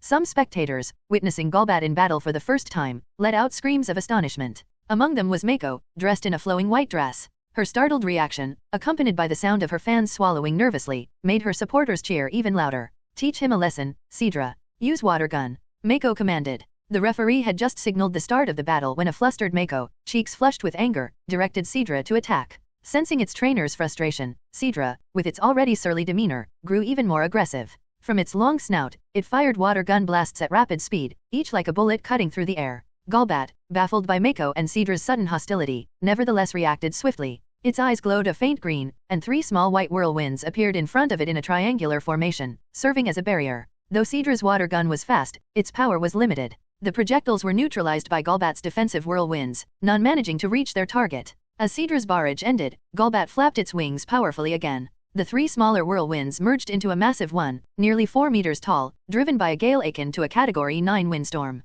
The towering whirlwind surged downward, aiming directly at Sidra with a ferocious intensity. Faced with the large white whirlwind, Sidra hesitated to confront it head-on and quickly dove underwater to evade. When the whirlwind struck the water's surface, it absorbed large volumes of water, transforming into a swirling waterspout. However, Sidra managed to navigate the churning water with remarkable agility, avoiding being caught. The waterspout, laden with water, became increasingly unstable. Within moments, it began to collapse. Now's our chance. Use waterfall through the waterspout. Seeing the waterspout destabilize, Mako's expression sharpened. Her tone was calm and calculated as she commanded Sidra to strike. The moment her words left her lips, Sidra, under the astonished gaze of the crowd, burst from the water. Its body was enveloped in a torrent of water as it surged up the collapsing waterspout, climbing to its peak in an instant. At the same time, an icy blue beam fired from Sidra's elongated snout, hurtling toward Golbat, who was hovering just 5 meters away. Sidra's combination of waterfall and ice beam was executed seamlessly, catching Golbat off guard. The short distance between them made it nearly impossible for Golbat to evade in time.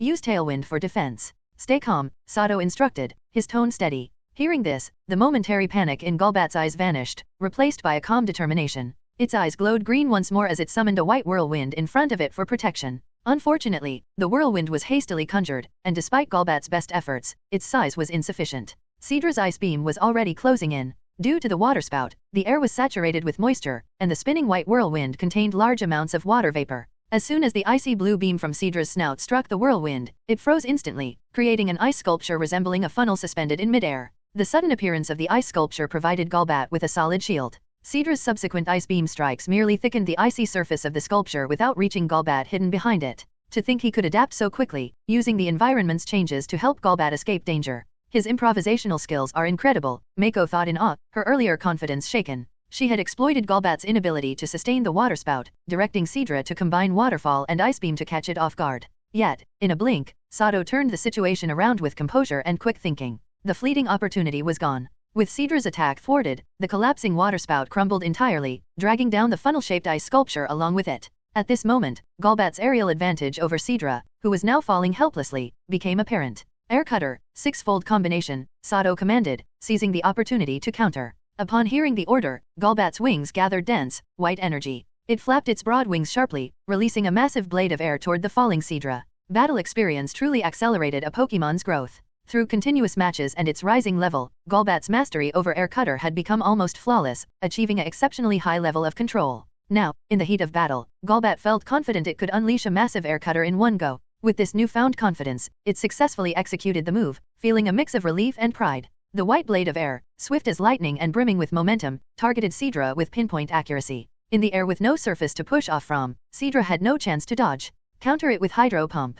In this critical moment, Mako stepped in, her voice calm but commanding, as she addressed the now fearful Sidra. Sidra, overwhelmed and panicked, clung to its trainer's command like a lifeline. A massive jet of water shot from its mouth, hurtling toward the incoming air blade. Sidra's Hydro Pump collided with Golbat's Air Cutter in a spectacular clash. Despite its immense power and broad area of attack, the massive air blade was swiftly split in two by the high-pressure water jet. Of course, the obstruction caused by the Hydro Pump inevitably slowed the air blade's advance. At the same time, the recoil from the Hydro Pump propelled Sidra further away from the attack. In the end, Sidra successfully evaded the Air Cutter and safely returned to the water. So Hydro Pump can be used like this. Impressive. But you still can't escape Golbat's pursuit, Sato remarked, a trace of admiration in his eyes as he watched Mako's clever strategy. Still, a sly smile formed on his lips as he devised a nasty countermeasure. Golbat, use supersonic on the water's surface? Force it out. Not giving Sidra any chance to recover, Sato ordered Golbat to press the attack immediately. Golbat responded by unleashing concentric sound waves from its enormous mouth, visibly rippling through the air before striking the water.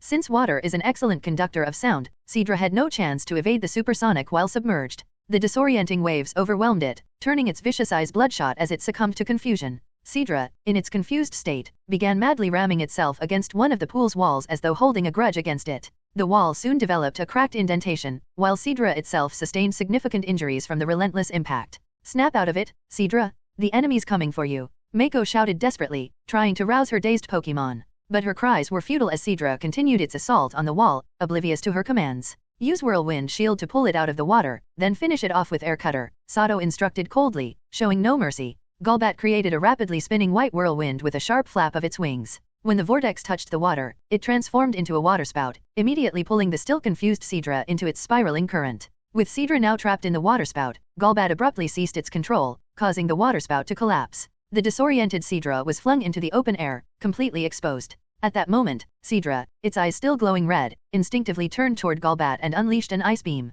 The sudden attack struck one of Golbat's wings, catching it off guard. Screech! Golbat let out a sharp cry of pain, but it retaliated swiftly. Channeling its frustration, Golbat released an even larger air cutter than before. The massive blade of air slashed downward with devastating force, striking the unresponsive Sidra head-on. With a loud boom, Sidra was sent crashing back into the water, creating a towering splash. When Sidra finally resurfaced, it was unconscious, floating lifelessly on the water. The intense battle between the two was over. Sidra had fainted and could no longer fight. Come back, Sidra. You did well. Mako's demeanor showed no signs of disappointment over Sidra's defeat. She glanced at Golbat, whose wings appeared stiff and labored as it panted heavily, then calmly retrieved Sidra into its pokeball. Last night, Mako had obtained detailed information from a plain-dressed female trainer. This data included in-depth records of all the Pokémon in Sato's team, down to the smallest detail. She knew that Golbat was the strongest Pokémon in Sato's lineup, while Sidra ranked only 4th among her own Pokémon. The reason she had sent Sidra out was due to its ability to battle effectively in a water terrain and its access to moves that counter Golbat.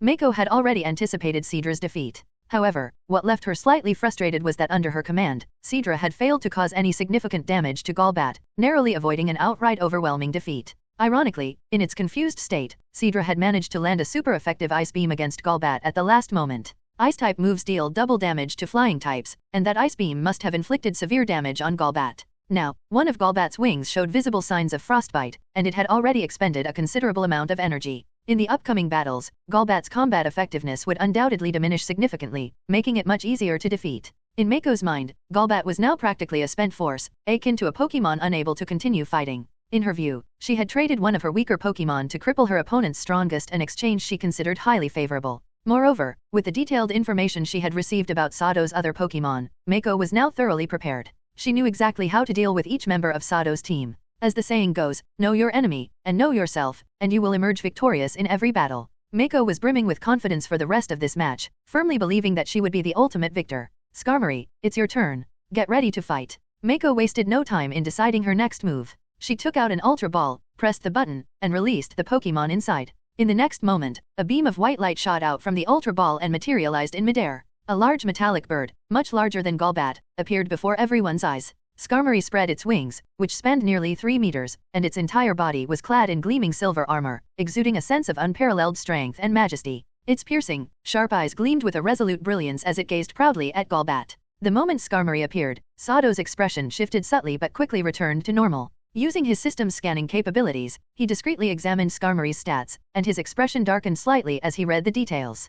Pokémon, Skarmory. Level, 34. Type, Flying/Steel. Ability, Keen-Eye. Gender, female. Known moves, Leer, Peck, Sand Attack, Metal Claw, Air Cutter, Fury Attack, Feint, Swift, Spikes, Agility, Steel Wing, Drill Peck, Egg Move, Protect, TM, Double Team, TM. This is going to be troublesome. She actually sent out Skarmory, and at such a high level. It's clearly well trained. Looking at Skarmory's data, Sato felt a tinge of helplessness. From a type perspective, Skarmory had a significant advantage over Golbat. Furthermore, with its sturdy steel armor and larger size, it was clear that Golbat couldn't compete in raw power. If Golbat were in peak condition, it might have been able to leverage its speed advantage to outmaneuver Skarmory. Moreover, it still had a hidden ace hidden power, electric type, that could potentially catch Skarmory off guard and deal heavy damage, possibly even knocking it out. Unfortunately, Golbat had been hit unexpectedly by Seadra's Ice Beam, leaving it significantly injured. One of its wings was now impaired, and its speed advantage was likely gone. Competing with Skarmory in aerial combat was now nearly impossible. As for his other main Pokémon, Bellossom, Sato couldn't rely on it in this situation. Bellossom had yet to master its hidden power, rock type, leaving it ill-equipped to deal with a flying-type Pokémon that dominated the skies. His remaining 2 Pokémon capable of battling gave Sato a headache. This match was revealing the glaring weakness of his insufficient roster depth. The current battlefield was water-based. Sending out Growlithe, a fire type, would be as good as handing his opponent a win. Without mastery of Flamethrower, Growlithe posed little threat to the airborne Skarmory. That left Nidoran, who at least had Thunderbolt, a fast and powerful electric-type move, making it a serious threat to flying types like Skarmory. The only issue was Nidoran's level. It was only level 19. Asking it to overcome a 15-level gap and defeat a level 34 Skarmory was almost impossible. The difference in stats and raw power was simply too vast. Even so, Sato had no choice but to press forward. He needed to conserve Golbat and Bellossom's strength for the later rounds if he wanted any chance of winning this 5th-round match. Letting them battle against an unfavorable type matchup would be foolish. Take a rest, Golbat. You did great. Nidoran, you're up. After a brief moment of thought, Sato decided on his plan. He recalled Golbat and then solemnly released Nidoran from its Pokeball. Even though he knew that his level 19 Nidoran stood little chance against a level 34 Skarmory, Sato had no other options. A beam of white light shot out from the blue Pokeball in his hand, landing on a circular floating platform on the water battlefield. As the light dissipated, a robust Nidoran appeared, causing the platform to sink slightly under its weight. The water battlefield was dotted with numerous white floating platforms, all loosely connected. Non-water type Pokémon relied on these platforms to fight in this terrain. Haha, just as the intel suggested. His main Pokémon are only Golbat and Bellossom. Nidoran and Growlithe are secondary, with Nidoran being the weakest. Since this is a water battlefield, there's no way he'd send out his fire-type Growlithe, so he's forced to use Nidoran with its electric-type move. This match is already in the bag. Seeing Sato withdraw Golbat and send out the weakest Nidoran, Mako's face lit up with a triumphant smile. She silently reveled in her apparent advantage. Her opponent seemed to be at his wit's end, while she still had her trump cards untouched. This psychological edge made Mako even more confident and delighted. How could a level 19 Nidoran possibly defeat a level 34 Skarmory? This question churned through Sato's mind, sparking ideas. The key lay in narrowing the immense 15-level gap as much as possible. After careful consideration, Sato's gaze fixed on the deep waters of the battlefield. The water, the floating platforms. These could be useful, Sato muttered, a plan forming in his mind as he studied the vast pool that made up the arena. At the referee's signal, the battle began. For now, Skarmory, dominating the skies, didn't rush in for a close-range assault. Following Mako's command, it unleashed Air Cutter at the diminutive Nidoran below. Though Skarmory wasn't as skilled with Air Cutter as Golbat, its proficiency was somewhere between novice and intermediate. However, the sheer number of air blades it produced was impressive. With a sudden sweep of its steel wings, coated in flying-type energy, over 20 air blades hurtled downward, targeting a 10-meter radius around Nidoran. The broad attack area left little room for the smaller Pokémon to evade. Whoosh, whoosh, whoosh. The sharp sound of slicing air filled the arena as the air blades rained down. Faced with the aerial assault, Nidoran remained unfazed. Its small eyes gleamed with determination, and its large ears twitched upright. Without even waiting for Sato's command, it used double kick to leap away from its current platform. Bounding quickly across the floating platforms, Nidoran's ears twitched repeatedly, allowing it to anticipate and dodge the incoming air blades. When evasion wasn't possible, its eyes lit up with a blue glow, causing the blades to briefly pause mid-air, granting it just enough time to escape unscathed. Skarmory, frustrated that its attacks had been completely evaded by an opponent of much lower level, flapped its wings furiously, launching another barrage of Air Cutter. The sky was soon filled with a relentless downpour of air blades. However, many missed their mark due to poor accuracy. Nidoran took advantage of the openings, moving deftly within the confined area and even using counter moves to neutralize some of the attacks, defusing the situation yet again. Unwilling to admit defeat, Skarmory redoubled its efforts, continuing to launch wave after wave of Air Cutter, as if determined to prove it could land a hit. Dive into the water and take cover behind the platforms. At this point, Sato, who had been observing quietly, finally gave an order to the panting Nidoran. Hearing this, Nidoran's eyes lit up with understanding.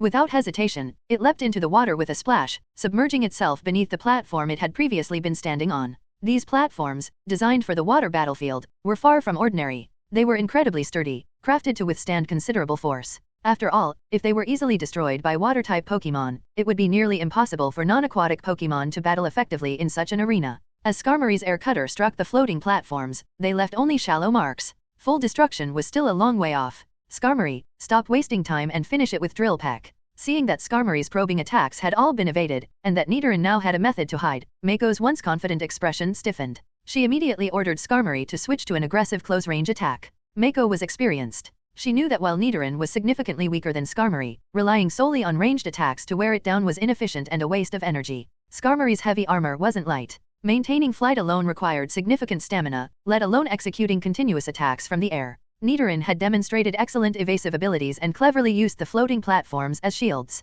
Even if Skarmory managed to deplete Nidoran's stamina with its long-range attacks and defeat it unscathed, Skarmory's energy reserves would be significantly drained in the process. Sato still had Golbat and one more Pokémon waiting in reserve. If Skarmory exhausted itself too much, it could be vulnerable to Golbat, who would have had time to recover some stamina. Although the saying goes, a lion uses its full strength even against a rabbit, Mako had no desire to engage in such a losing trade-off. Thus, Mako was determined to have Skarmory finish the battle swiftly, even at some cost, to conserve its stamina and combat readiness for the upcoming battles against Sato's other Pokémon. Hearing her command, Skarmory's eyes flashed with determination, and it transformed into a spinning silver top, diving from the sky like a whirling blade. Surrounding the silver top was a swirling wind, adding to its sharp, ferocious momentum. As Skarmory descended, spinning toward the water battlefield, the area where Nidoran was submerged began to churn. The powerful spiral airflow created a small whirlpool, trapping Nidoran at its center. Realizing the danger, Nidoran quickly climbed back onto the floating platform. The platform, now stuck at the whirlpool's center, was buffeted by intense winds.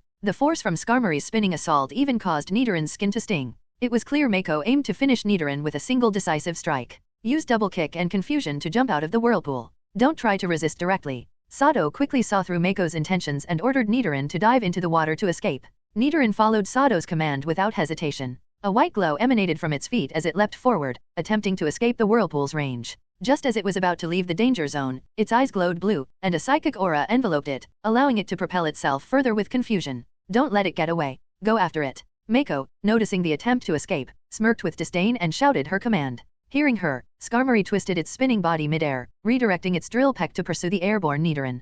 Counter with your strongest thunderbolt. Sato was shocked by the revelation that Mako had trained Skarmory's drill peck to the point it could change direction mid-attack. Knowing Nidoran had no way to evade, he had no choice but to command a direct counterattack. In an instant, a golden electric current surged from Nidoran's horn, striking the spinning silver Skarmory. However, Skarmory seemed unfazed by the attack and continued its relentless charge. The spinning silver top struck Nidoran with full force, sending it flying. A moment later, a loud splash echoed as Nidoran hit the water hard, creating a massive wave. When Nidoran resurfaced, it was evident that it had lost the ability to battle. In the end, the level gap was just too much, Sato thought with some regret as he watched Nidoran being defeated by Skarmory. However, when he turned his gaze to Skarmory still hovering above, his previously grave expression softened. Nidoran's final attack hadn't been in vain. High above, faint arcs of electricity coursed through Skarmory's body. Suddenly, its movements stiffened, and the steel bird plummeted from the sky. With a loud splash, Skarmory's body stiffened, paralyzed by sudden electric sparks, and its heavy frame plummeted from the sky, crashing into the water and sending up a towering wave. It seems Nidoran's Thunderbolt triggered its additional effect. Not bad at all, Sato remarked, his eyes lighting up as a small smile crept onto his face. Inside, he couldn't help but feel a surge of joy. Note, at this stage, Nidoran's ability is still hustle, not sheer force. Sheer force is only available after evolving into its final form, Nidoking. Come back, Nidoran. You did exceptionally well. Your efforts won't go to waste. Leave the rest of the battle to your teammates, Sato said as he recalled the fainted Nidoran into its Pokeball. His expression returned to a calm, stoic demeanor as he looked across the battlefield at Mako, whose face had turned ashen with frustration. This is infuriating. How could this happen? Such bad luck? The additional effect of Thunderbolt actually activated? What now? With Skarmory paralyzed, its speed is drastically reduced, and all the effort I've put in so far has been wasted, Mako fumed, her anger evident as panic began to creep in. She understood the implications all too well. Now that Skarmory was paralyzed, the advantage she had painstakingly built up was gone. Even though Golbat's wings were still recovering from frostbite, the paralyzed Skarmory would struggle to match its speed. Worse still, there was always the risk of another paralysis-induced mishap, making it almost impossible for Skarmory to fight effectively. Come on out, Golbat. It's time to show your strength once again, Sato called out as he sent Golbat back onto the battlefield. Having rested for some time, Golbat's frostbitten wings were much improved, and its stamina had partially recovered. On the other side, Skarmory, having taken a plunge into the water, flapped its wings furiously as it emerged, soaked and seething with frustration. Its drenched feathers weighed it down as it struggled to ascend into the air. However, from the way it coughed intermittently while flying, it was clear Skarmory had swallowed a significant amount of water. Its current state was visibly sluggish and far from its peak performance. Meanwhile, in a private room elsewhere, Mary and a tall, burly blonde man sat on a large sofa, watching a live feed of the battle on a massive screen. Behind them stood 7 individuals, each dressed in distinct attire. Among the group were Heiji Kuroya and the female trainer who had previously ambushed Sato. The group was focused on the screen, which displayed the ongoing Pokémon battle between Mako and Sato. Ha ha ha, Mary, your subordinate's luck is terrible. Skarmory got paralyzed? If she loses this one too, all your people will be eliminated, the blonde man, Hector, said, laughing boisterously as he shot a smug look at Mary. Don't be so quick to judge, Hector. Mako's full strength hasn't been revealed yet, Mary replied coolly. Instead of mocking me, you should worry more about your prized pupil, Shuji Aikida. Look at his opponent, that trainer Enna. Her strategy is entirely tailored to counter him. If he loses too, we might not have a single representative left in the finals. The blonde man, Hector, was met with a sharp glare and a sarcastic retort from Mary, clearly displeased by his comment. On the screen, next to the image of Sato's battle against Mako, another split-screen view displayed a match between Anna and an incredibly ordinary-looking man with a buzz cut. As always, Anna exuded an air of composure, calmly orchestrating her Pokémon's attacks without a trace of arrogance or panic. Each move she directed seemed to lead her opponent by the nose, forcing them to constantly react and struggle to keep up. However, the buzzcut man, identified as Shuji Aikida, remained entirely unfazed. His poker face betrayed no emotion, and his calm, steady eyes revealed not even the slightest ripple of tension. He spoke rarely, but each command he gave was timed impeccably, allowing his Pokémon to narrowly evade the traps Anna had so meticulously set. At this point, Anna's level 35 Venusaur had cornered Aikida's level 35 Ursaring, leaving it in a dire situation. Yet, thanks to Ursaring's quick feet ability and its strategic use of the rocky terrain for evasive maneuvers, coupled with Aikida's flawlessly timed directions, Ursaring managed to remain as slippery as an eel, much to Anna's growing frustration. This Anna is indeed a talented trainer, Hector said with a dismissive smirk. Gathering data to study her opponents gives her an edge, but data can be deceptive, especially against someone like him, who excels at improvisation and thrives on unpredictability. Watch closely, she'll soon lose, and it won't be pretty. True to his words, Aikida's hidden strategy was finally unveiled. The Ursaring that had been engaging Venusaur in a back and forth was, in fact, a substitute. Somehow, the real Ursaring had used Dig to sneak behind a massive boulder and come up directly behind Venusaur. With a devastating combination of Fire Punch and Ice Punch, Ursaring unleashed a fiery and icy barrage that left Venusaur collapsing to the ground in defeat. Venusaur's fall caught Anna completely off guard. From that moment onward, her meticulously crafted strategy began to unravel, like a machine with a critical component broken, until it finally fell apart entirely. In the end, Anna lost, and not just lost, but suffered a humiliating defeat, with her entire team swept by Aikida's Ursaring in a 1-on-3 battle. Meanwhile, Sato's battle against Mako had reached its final stages. Skarmory, still paralyzed, could no longer compete with Golbat in terms of speed. In the ensuing aerial battle, Golbat maintained a dominant position throughout. In this match, Sato finally unleashed Golbat's hidden ace, Hidden Power, Electric type, a move specifically prepared to counter Skarmory. Combined with the occasional paralysis-induced interruptions, Golbat managed to take down Skarmory with virtually no damage. Forced into a corner, Mako reluctantly sent out her final ace. Roar. An ear-splitting roar shook the entire arena. A fearsome dragon cloaked in blue scales, exuding a menacing aura, appeared in the water arena. Seeing the Pokemon Mako released as her final contender, several spectators with weaker nerves at the edges of the battlefield let out terrified screams and shrank back in fear. Yes, the Pokemon Mako sent out was none other than Gyarados, the infamous water-type Pokemon. Having recently endured an attack from a school of Gyarados, many ordinary passengers were still deeply traumatized and filled with dread at the sight of one. Mako's Gyarados clearly possessed the Intimidate ability, and the collective fear among the crowd only amplified its effects. For most of the ordinary spectators, the oppressive aura from Gyarados completely snuffed out any thoughts of resistance, leaving them paralyzed with fear. Of course, such intimidation had no effect on Sato, a trainer who had personally captured a Gyarados before. Similarly, Golbat, who had already defeated several Gyarados in the past, remained entirely unfazed. Towering over the battlefield, Gyarados' enormous frame made Golbat seem tiny by comparison. Its blue-scaled body gleamed with an oily sheen, exuding an air of incredible toughness. With its upper body rising above the water, Gyarados fixed its ferocious gaze on the airborne Golbat, its menacing aura strong enough to make even the bravest shudder. Interesting. To have earned the approval of a Gyarados, such a notoriously aggressive Pokemon, that does take some skill, Sato thought to himself, his expression calm despite the appearance of the fearsome Pokemon. Using his system's scanning ability, he quickly reviewed Gyarados' stats.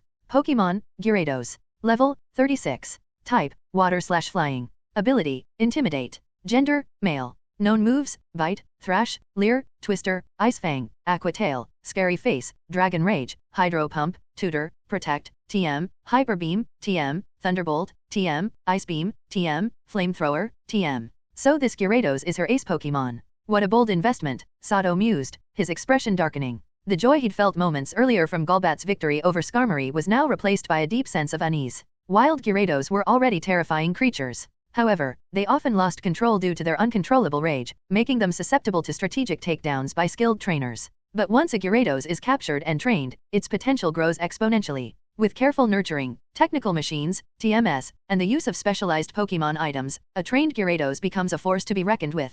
More importantly, when a Gyarados truly bonds with its trainer, its rage can be suppressed, unlocking its full potential. Some trainers with deep bonds can even dispel the innate anger within Gyarados entirely, granting it a clear and focused mind. The Gyarados before them clearly had a strong bond with Mako. It was likely that she had raised it from its days as a Magikarp, painstakingly training it until it evolved into the fearsome beast it was now. Indeed, this was the truth. Mako, a trainer from humble beginnings, had no starter Pokemon given to her. Her first Pokemon had been a Magikarp she caught herself. Through her relentless efforts and unwavering dedication, that Magikarp eventually leaped the Dragon's Gate and evolved into Gyarados, the fruit of her determination. A true fisherwoman trainer. Due to the deep bond between Mako and her Gyarados, even after Magikarp evolved and its temperament drastically changed, it continued to recognize Mako as its trusted trainer and regarded her as family. Gyarados followed her commands without hesitation. Although the referee's legs were trembling with fear, he maintained his professional demeanor. Unlike most of the audience, who had retreated in terror, he steadied his nerves and announced the battle's start. Gyarados, finish it. Use Thunderbolt. No sooner had the referee's declaration ended than Mako's voice turned cold. She immediately ordered Gyarados to unleash a powerful attack. At her command, Gyarados' eyes flashed menacingly, and a lightning bolt as thick as a water barrel erupted from the three horns atop its head, hurtling at Golbat in midair with blinding speed. Golbat, already battered from its battles with Seadra and Skarmory, was visibly fatigued, its body riddled with injuries. Even though Gyarados' base special attack stat wasn't particularly high, a super effective Thunderbolt would surely spell defeat. Protect. Put some distance between you two, Sato commanded, his voice calm but urgent. Encased in a shimmering green energy shield from Protect, Golbat successfully blocked the powerful attack. It then flapped its wings weakly, retreating to a safer distance. With just a single move, Gyarados had forced Golbat into full retreat. You're not getting away. Use Ice Beam. Seeing Golbat's struggling escape, Mako smirked slightly and ordered Gyarados to press the attack. As the thunder faded, a freezing blue beam erupted from Gyarados' gaping maw, the surrounding temperature plummeting instantly. The Ice Beam Gyarados unleashed was far more potent than the one Seadra had used earlier. Dodge it. Use Hidden Power. Sato countered quickly. Compared to Thunderbolt, the speed of Ice Beam was slower. Golbat, with every ounce of its remaining strength, beat its wings furiously and managed to evade the freezing attack. In response, a yellow energy orb began forming in front of Golbat's mouth. With precision, the orb shot toward Gyarados. Mid-flight, the energy ball exploded into a flurry of glowing electric orbs, raining down toward Gyarados like a scattered volley of sparks. Take it down, Thunderbolt again. Ignoring the incoming electric energy from hidden power, Mako commanded Gyarados to strike with another Thunderbolt. Although Golbat's hidden power, electric type, had the advantage of a 4 times effectiveness against Gyarados, its damage was only enough to make the massive Pokémon flinch slightly. It was still far from incapacitating. With a powerful roar, Gyarados unleashed another massive bolt of lightning from its horns, moving at lightning speed. This time, Golbat, exhausted and without access to another protect, was too slow to dodge. The devastating thunderbolt struck Golbat squarely, enveloping it in a brilliant flash of electricity. Moments later, as the electricity faded, the charred and battered Golbat plummeted from the sky, landing unconscious on the water's surface. Thank you for your hard work, Golbat. Sato's gaze softened as he looked at Golbat, now unable to battle. He calmly retrieved it into its pokeball and raised his head, meeting the intimidating gaze of Gyarados, who was now glaring down at him. Roar. Gyarados let out a triumphant roar, its voice reverberating through the battlefield. An overwhelming pressure bore down on Sato, unlike anything he had faced before. With Golbat defeated, Sato now stood in the same position as Mako down to his final Pokémon. However, his opponent was a Gyarados that not only had a tactical mind but also the support of an experienced trainer, making the battle situation extremely dire. I'm counting on you, Bellossom. The final fight of this match is in your hands. Despite Gyarados' intimidating roar and oppressive presence, Sato remained composed. His expression briefly hardened as he retrieved a Pokeball from his belt, pressing the button to release Bellossom. In the next instant, Bellossom appeared gracefully on a floating platform within the water arena. True to her nature, she began to dance as soon as she appeared, entirely unperturbed by the overwhelming intimidation radiating from Gyarados. Gyarados' intimidate was so overwhelming that, aside from a few spectators, most of the audience had retreated to watch from a distance, unable to bear the suffocating pressure that seemed to weigh on their hearts. With the referee's signal, the final battle began. Gyarados, use Flamethrower. Mako chose to seize the offensive, wasting no time in ordering a powerful attack as soon as the referee spoke. From the earlier clash with Golbat, it was evident that Gyarados excelled at executing moves like Thunderbolt and Ice Beam, showcasing extensive and rigorous training. Now, its execution of Flamethrower was no different. A massive flame burst forth from Gyarados' jaws. Though a Water-type Pokémon, Gyarados unleashed the Fire-type move with seamless precision and no apparent awkwardness. The roaring flame surged forward, instantly raising the temperature of the battlefield. Bellossom, now the target of the attack, wasted no time. Without waiting for Sato's command, she gracefully dove into the water, avoiding the flames entirely. Meanwhile, a vibrant green energy orb began forming rapidly between her hands beneath the water's surface. As the flames died out, a hissing sound filled the arena as white steam billowed up in large clouds. Though Gyarados' flamethrower was powerful, it wasn't enough to significantly impact the water-dominated battlefield. Aside from evaporating a small portion of the water, the move achieved little. Bellossom, safely submerged, emerged unharmed after the attack ended.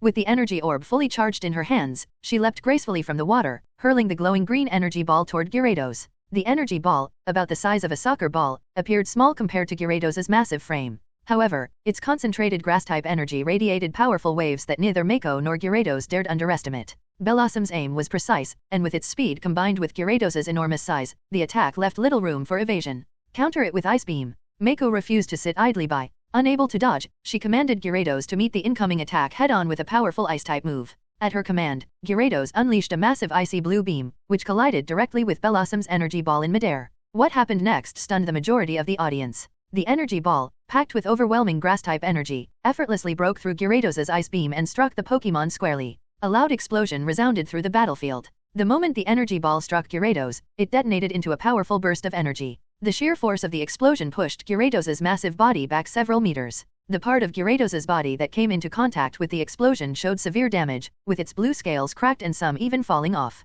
Impressive. This Bellossom can compress grass-type energy to the level of creating energy waves. While Gyarados' Ice Beam may look powerful, it's mostly about energy output. In terms of density and quality, Gyarados' Ice Beam can't hold a candle to Bellossom's energy ball, Hector remarked, visibly surprised as he watched the broadcast showing Gyarados being pushed back by the energy ball in Mary's room. Mary, standing nearby, remained silent, but the light-hearted expression on her face darkened considerably. A sense of unease began spreading through her heart. I must have underestimated Bellossom's strength. Ever since she obtained the Miracle Seed, her growth has been remarkable. Her mastery over grass-type energy has undoubtedly taken another leap forward, Sato thought, his earlier gloom vanishing as he watched Bellossom land a decisive blow. Let's keep up the pressure, Bellossom. Use Energy Ball again. Sato commanded without hesitation, determined to capitalize on the opportunity. Upon hearing the command, Belossom's graceful dancing stopped abruptly. A vibrant green energy ball began forming rapidly in front of her, growing to the size of 2 basketballs in less than a second. However, in the following instant, the ball compressed to the size of a soccer ball, its energy becoming more concentrated. For the first time, everyone could clearly observe the formation process of Belossom's energy ball, their expressions growing increasingly serious. Mako, in particular, was visibly alarmed. With a sharp whoosh, Belossom unleashed the energy ball, accompanied by a piercing sound as it tore through the air. Dive underwater and wait for an opportunity to use Ice Fang on Belossom. Mako, unwilling to take any chances, ordered Gyarados to dive into the water to avoid the attack and utilize the water arena's terrain to its advantage. This time, Gyarados didn't need Mako's urging. Having already suffered once, it had developed a cautious respect for Belossom. Fully focused, it dove underwater even before the energy ball reached its vicinity, successfully avoiding the attack. Boom! Another explosion resounded as the energy ball struck the water, sending a massive wave surging into the air. Belossom, scatter poison powder into the water. Force it to surface. Sato's eyes gleamed with insight, recalling a match where a Lillipup and Tentacruel had used a similar tactic. He quickly issued the command to Belossom. Gyarados, get out of the water now, don't absorb any of it. Mako's face turned pale the moment she heard Sato's instruction. She frantically yelled at Gyarados, who was rapidly closing in on Belossom's position underwater. But it was already too late. As soon as Sato's command was given, Belossom released a large cloud of purple powder from the vibrant flowers on her head. The powder dispersed into the water, creating a ripple of contamination that spread rapidly, much like ink diffusing in water. The surrounding water surface turned a deep purple. Before Gyarados could surface, small purple specks began to appear all over its body, the telltale sign of poisoning. The poison powder dispersed rapidly in the water, spreading its toxins. Gyarados' reaction was just a step too slow, and it was now poisoned. The symptoms would only worsen over time. With a loud splash, the Gyarados, now covered in purple spots, burst out of the water, sending waves surging around it. Its expression revealed significant discomfort, and its body was twitching unnaturally. Use Ice Fang. Seeing Gyarados in this state, Mako realized it had been poisoned. Given that it was still in the toxic water, its condition would deteriorate further. Determined to make use of what strength Gyarados had left, she immediately ordered an aggressive attack. Normally, Gyarados wouldn't have been poisoned so easily, even in toxic water, especially if it had avoided drinking the water or sustaining too many wounds. After all, Magi carp, even in heavily polluted industrial waters, are known for their remarkable resistance to toxins. As its evolved form, Gyarados naturally possessed an even greater resistance to poison. However, Gyarados had inadvertently ingested the poisoned water, and with its body already wounded, its poison resistance had been significantly weakened. As a result, poisoning was inevitable. Despite its poisoned state, Gyarados' fierce nature ensured its combat effectiveness remained formidable. Upon hearing Mako's command, it exhaled freezing air from its jaws and lunged at Belossom like a ravenous dragon, aiming to deliver a powerful Ice Fang. The water arena greatly restricted Belossom's mobility on land. Confronted with Gyarados' aggressive attack, Belossom's expression turned serious. Don't be afraid. Counter with Leaf Blade. Sato was well aware of Belossom's disadvantage in the water arena. Faced with Gyarados' brute force, the only option was to confront it head-on. At his command, Belossom swiftly drew 2 long leaves from her leafy skirt. As soon as she gripped them, a verdant green glow enveloped the leaves, sharpening them into sword-like blades. With the leaf blades in hand, Belossom's demeanor shifted subtly, and her movements became more urgent. Her graceful dance morphed into a fast-paced waltz, transforming the blades into a spinning whirlwind of slashing edges. Unlike the special moves Gyarados had used earlier, Ice Fang was a physical attack. Combined with Gyarados' impressive physical attack stats and immense size, it posed a terrifying threat. Finally, Gyarados' Ice Fang clashed with Belossom's leaf blade. Relying on her agile movements, Belossom dodged Gyarados' frontal assault, but she couldn't entirely evade the attack. The Ice Fang grazed her, inflicting minor damage. In return, Belossom's dual leaf blades unleashed a flurry of strikes on Gyarados, cutting through its blue-scaled armor and leaving deep, menacing wounds. As Gyarados plunged its freezing head back into the water, icy waves erupted, instantly freezing into sheets of ice. A thin layer of ice began forming across the water's surface. However, just as Sato and Belossom thought the assault was over, Gyarados' exposed tail suddenly became enveloped in a swirling current. With lightning speed, it delivered a devastating aqua tail, striking Belossom still wielding her dual leaf blades squarely. Boom! Belossom was caught off guard by the sudden attack and was sent flying into the water, creating a massive splash. Well done! Don't let her get back onto land. Finish her on the water's surface. Mako's face lit up with triumph as Gyarados' hidden aqua tail landed successfully. She immediately commanded Gyarados to press the attack and keep Belossom in the water. This combination of Ice Fang as an overt move and Aqua Tail as a hidden trump card was the result of Mako's meticulous training. Now, in this critical moment, the synergy between these moves was fully realized, showcasing their deadly effectiveness. Quickly surface and head to the nearest platform. Seeing Blossom fall into the water, Sato's expression finally betrayed a hint of panic as he hurriedly instructed Blossom to get back on land. In the water, the battle capabilities of water-type Pokémon increase exponentially. While Blossom was decent in water, she was no match for Gyarados, the tyrant of aquatic battles. Thanks to her plant-based body, Blossom was lightweight and had significant buoyancy. Swiftly moving her arms, she propelled herself toward the surface. However, just as she was about to break the surface, a massive, menacing head emerged in her path. Gyarados was preparing to unleash Thrash against her. Gyarados' current choice of moves was quite limited. Using Thunderbolt in water would be suicidal, while Ice Beam and Ice Fang would freeze the water and hinder his movements. As for Flamethrower, it was out of the question entirely. After deliberation, Gyarados resorted to his favorite move, Thrash, recklessly charging at Blossom. At that moment, Blossom's eyes sparkled with determination. Quickly crossing her arms in front of her, she began forming a verdant energy ball. Since evasion was impossible, she had no choice but to counter directly. The opportunity presented itself, and she wasn't going to waste it. The energy ball took form rapidly. Before Gyarados could close in with his bite, Blossom fired it off. This time, instead of compressing the energy for a single shot, she chose to launch a series of successive attacks. Aimed directly at the massive, gaping mouth of the oncoming Gyarados, the energy balls shot forward. In the next moment, a deafening explosion echoed as a huge splash erupted from the water. Gyarados' massive body surfaced, letting out a roar of pain. The energy ball had detonated inside his mouth, not only interrupting his thrash but also inflicting significant damage. Simultaneously, Blossom broke through the water's surface. Between her hands, another energy ball rapidly formed, but this time it was tightly compressed, radiating intense energy waves. Without hesitation, Blossom seized the moment of vulnerability and launched the compressed energy ball at Gyarados. The resulting explosion sent Gyarados reeling a short distance through the air. Due to the polluted water, neither Sato nor Mako could see much of what had transpired underwater. As the two Pokémon re-emerged, their states became clear, eliciting mixed emotions from the trainers. How could this happen? Mako's face turned pale, her expression filled with disbelief as she saw Gyarados, a water-type powerhouse, forced out of the water by Blossom. It's time to end this. Blossom, use Leaf Storm. Sato was amazed by Blossom's outstanding performance but remained calm. Seeing that the poisoned and battered Gyarados was at its limit, he commanded Blossom to unleash her finishing move. In the next moment, Blossom radiated a blinding green light as countless glowing leaves materialized around her. These leaves formed a raging leaf storm, which she sent hurtling toward the severely weakened Gyarados. Don't give up. Counter with Ice Beam. Mako shouted at the injured Gyarados, urging him to fight back. True to his fierce nature, Gyarados, despite his worsening injuries and poison taking a toll, mustered his remaining strength. He raised his head and unleashed a thick, icy blue ice beam from his mouth. However, Blossom's leaf storm was overwhelmingly powerful. The weakened ice beam was no match, and the verdant tempest tore through it, slamming into Gyarados with full force. In the end, with an anguished roar of defiance, Gyarados' massive, battered body slowly collapsed into the water, sending up a small splash as it fell. Gyarados is unable to battle. The winner is Sato and his Blossom. With the referee's announcement, the victor of the 5th round was finally determined. After 3 grueling Pokémon battles, Sato emerged victorious in this match. Phew, that was tough. This is only the 5th round, and I've already pushed myself to the limit. There are still 3 more rounds before the finals. With my current strength, I might only make it into the top 7. The competition is fierce, Sato thought to himself. Though he was naturally pleased with his victory, his heart grew heavy at the thought of the increasingly challenging battles ahead, which quickly dampened his joy.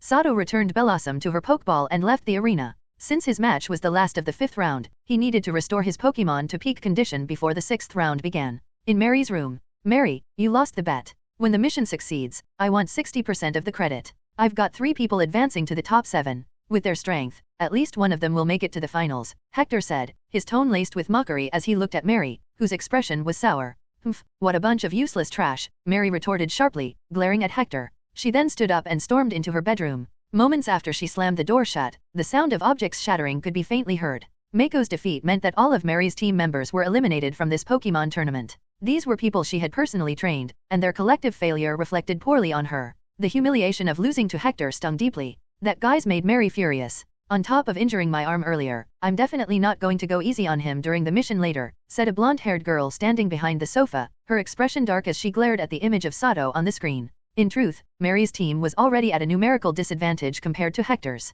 Additionally, bad luck in the 4th round pitted one of Mary's people against someone from Hector's group. By the 5th round, only Mako remained. No doubt about it, the guy who beat me is strong. Too bad his victory ends here, Heiji Kuroya said calmly as he stood next to the blonde girl, watching the screen display the results. It showed the matchup for the 6th round. Sato's opponent would be none other than Shuji Aikida, who had previously defeated Enna. Sato also saw the 6th round matchups displayed on the large screen, informing him of his next opponent. Mr. Sato, your Pokémon have fully recovered. Good luck in your next match, Eileen said with a smile as she handed Sato 3 Pokeballs. For Eileen, Sato's performance in making it into the top 7 out of 100 competitors spoke volumes about his skill. She deeply respected strong trainers, especially Sato, who was also skilled as a Pokémon medic. To her, he was an inspiring role model. Thank you, Eileen. I appreciate your kind words. Making it to the 5th round has already taken everything I have. The 6th round will undoubtedly be another tough battle, Sato said with a smile as he secured the Pokeballs back onto his belt. In the 5th round, Golbat and Nidoran had sustained severe injuries, and even Bellossom had taken a heavy toll during the fight against Gyarados.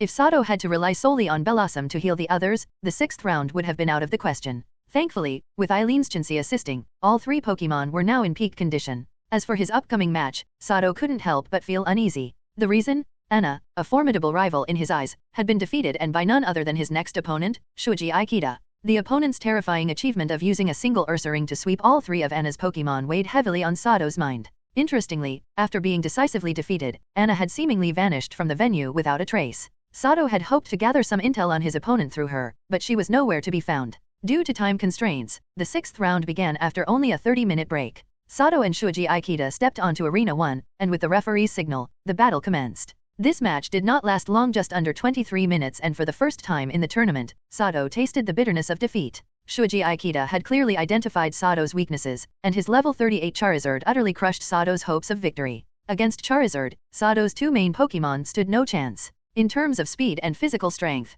Golbat was outclassed. As for Bellossom, the fire and flying type Charizard was her absolute counter, rendering her techniques ineffective. Charizard was nothing less than Bellossom's natural nemesis. During the battle, Charizard's flames burned away all of Sato's chances of victory. I lost, and it was a crushing defeat at that. It's clear now I need to train a capable water-type Pokémon as soon as possible. Otherwise, if I face another Charizard, the outcome will always be the same, Sato thought, staring at the energetic Charizard still soaring in the sky. Though he felt unwilling to accept the result, the fact of his defeat couldn't be denied. Sato recalled the fainted Bellossom into her Pokeball and quietly stepped off the platform. What a pity. If you had a strong water or electric-type Pokémon, this match wouldn't have been decided so easily. Your weakness to fire and flying types was obvious. Sending out a fire and flying type Pokémon like Charizard against you? You were bound to lose. Oh, by the way, I'm the one who told him about your weakness. So, technically, it's my victory too, a poorly dressed female trainer sneered at Sato as he descended the platform. Her face showed a smug, gloating expression, as though she had personally defeated him. Thanks for the free advice. I look forward to the day we battle, Sato replied calmly, not even bothering to turn to look. He didn't feel the need to. He already knew the voice belonged to Anna. Her obsession with seeing him defeated left Sato somewhat speechless. Without further acknowledgement, he walked past the crowd toward Eileen's temporary medical room. Sato had a gut feeling, the battles on the ship were far from over. He needed to be fully prepared for whatever came next. Mr. Sato, who do you think will win the championship? The remaining 4 trainers are all so strong, Eileen asked curiously, her eyes glued to the large screen in the temporary medical room. The St. Louis Pokémon tournament had reached the semifinals. Most people had gone to watch the battles live at the edge of the arena. The temporary medical room, now devoid of patients, was left with only Sato and Eileen, both Pokémon medical trainers, while the other auxiliary staff had joined the spectators. Eileen had wanted to watch the battles live too, but her deep-seated sense of responsibility as a Pokémon medical trainer stopped her. She couldn't bear the thought of someone needing medical attention while she was away. What surprised her, however, was that Sato, one of the top 7 trainers, had also chosen to stay behind and watch the matches on the screen. Though she wasn't sure if he shared her sense of duty, Eileen was delighted by his choice and innocently categorized Sato as a responsible person in her mind. I'm not too sure, Sato replied, glancing briefly at the young woman beside him. The skill levels among them are pretty close. The one who can best utilize their Pokémon's strengths will likely emerge as the champion. The 4 remaining semi-finalists included Shuji Aikida, Mike, Jiro Miyamoto, and Shu Yamato, all young trainers. Among them, Sato believed Shuji Aikida to be the strongest. So far, Aikida had revealed 4 Pokémon, Ursaring, Charizard, Vaporeon, and Sneasel. All of them were at level 35, with Charizard standing out at level 38. However, if the trainers were ranked purely by their Pokémon's levels, Shuji Aikida would only place second. Mike, a Western trainer, had a level 40 Blastoise, the highest level Pokémon among the semi-finalists. Aikida's real strength lay in his exceptional battle strategies and the meticulous training of his Pokémon. Whether it was Ursaring, Charizard, Vaporeon, or Sneasel, each had been trained to fight in a style tailored to its strengths. Under Aikida's command, their tactics were dynamic and adaptable.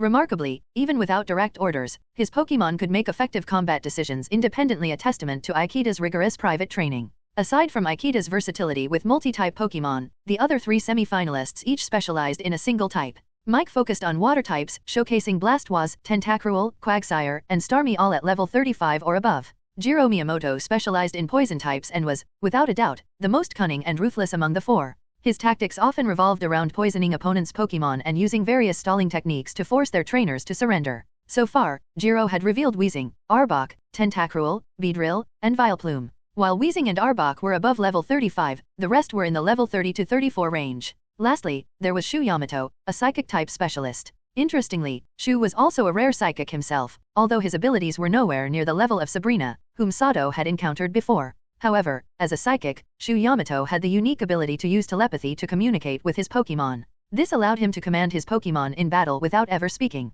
Shu's silent command style was undoubtedly impressive, giving him a significant advantage. Opponents often struggled to predict his Pokémon's next moves, granting him a tactical edge in battle. The Pokémon Shu Yamato had showcased thus far included Alakazam, Hypno, and Mr. Mime. Among them, Alakazam was the strongest, standing at level 39, while Hypno and Mr. Mime lagged at level 30. Shu's battles had been overwhelmingly one-sided, with Alakazam frequently sweeping through 2 or even 3 of his opponent's Pokémon. Even when using Hypno or Mr. Mime, his opponents found it incredibly challenging to defeat a single one of his Pokémon. Now, however, Shu Yamato, who had cruised through the St. Louis Pokémon tournament with ease, was facing an unprecedented challenge. His opponent in the semifinals was none other than Shuji Aikida, the competitor Sato considered the strongest. At present, Shu's strongest Pokémon, Alakazam, had already fallen to Aikida's Sneasel. Mr. Mime was now struggling against Sneasel's cunning attacks, and unless Shu devised a counter-strategy, Mr. Mime's defeat was only a matter of time. In contrast to Shu and Aikida's one-sided battle, the match between Mike and Jiro Miyamoto had reached an intense stalemate.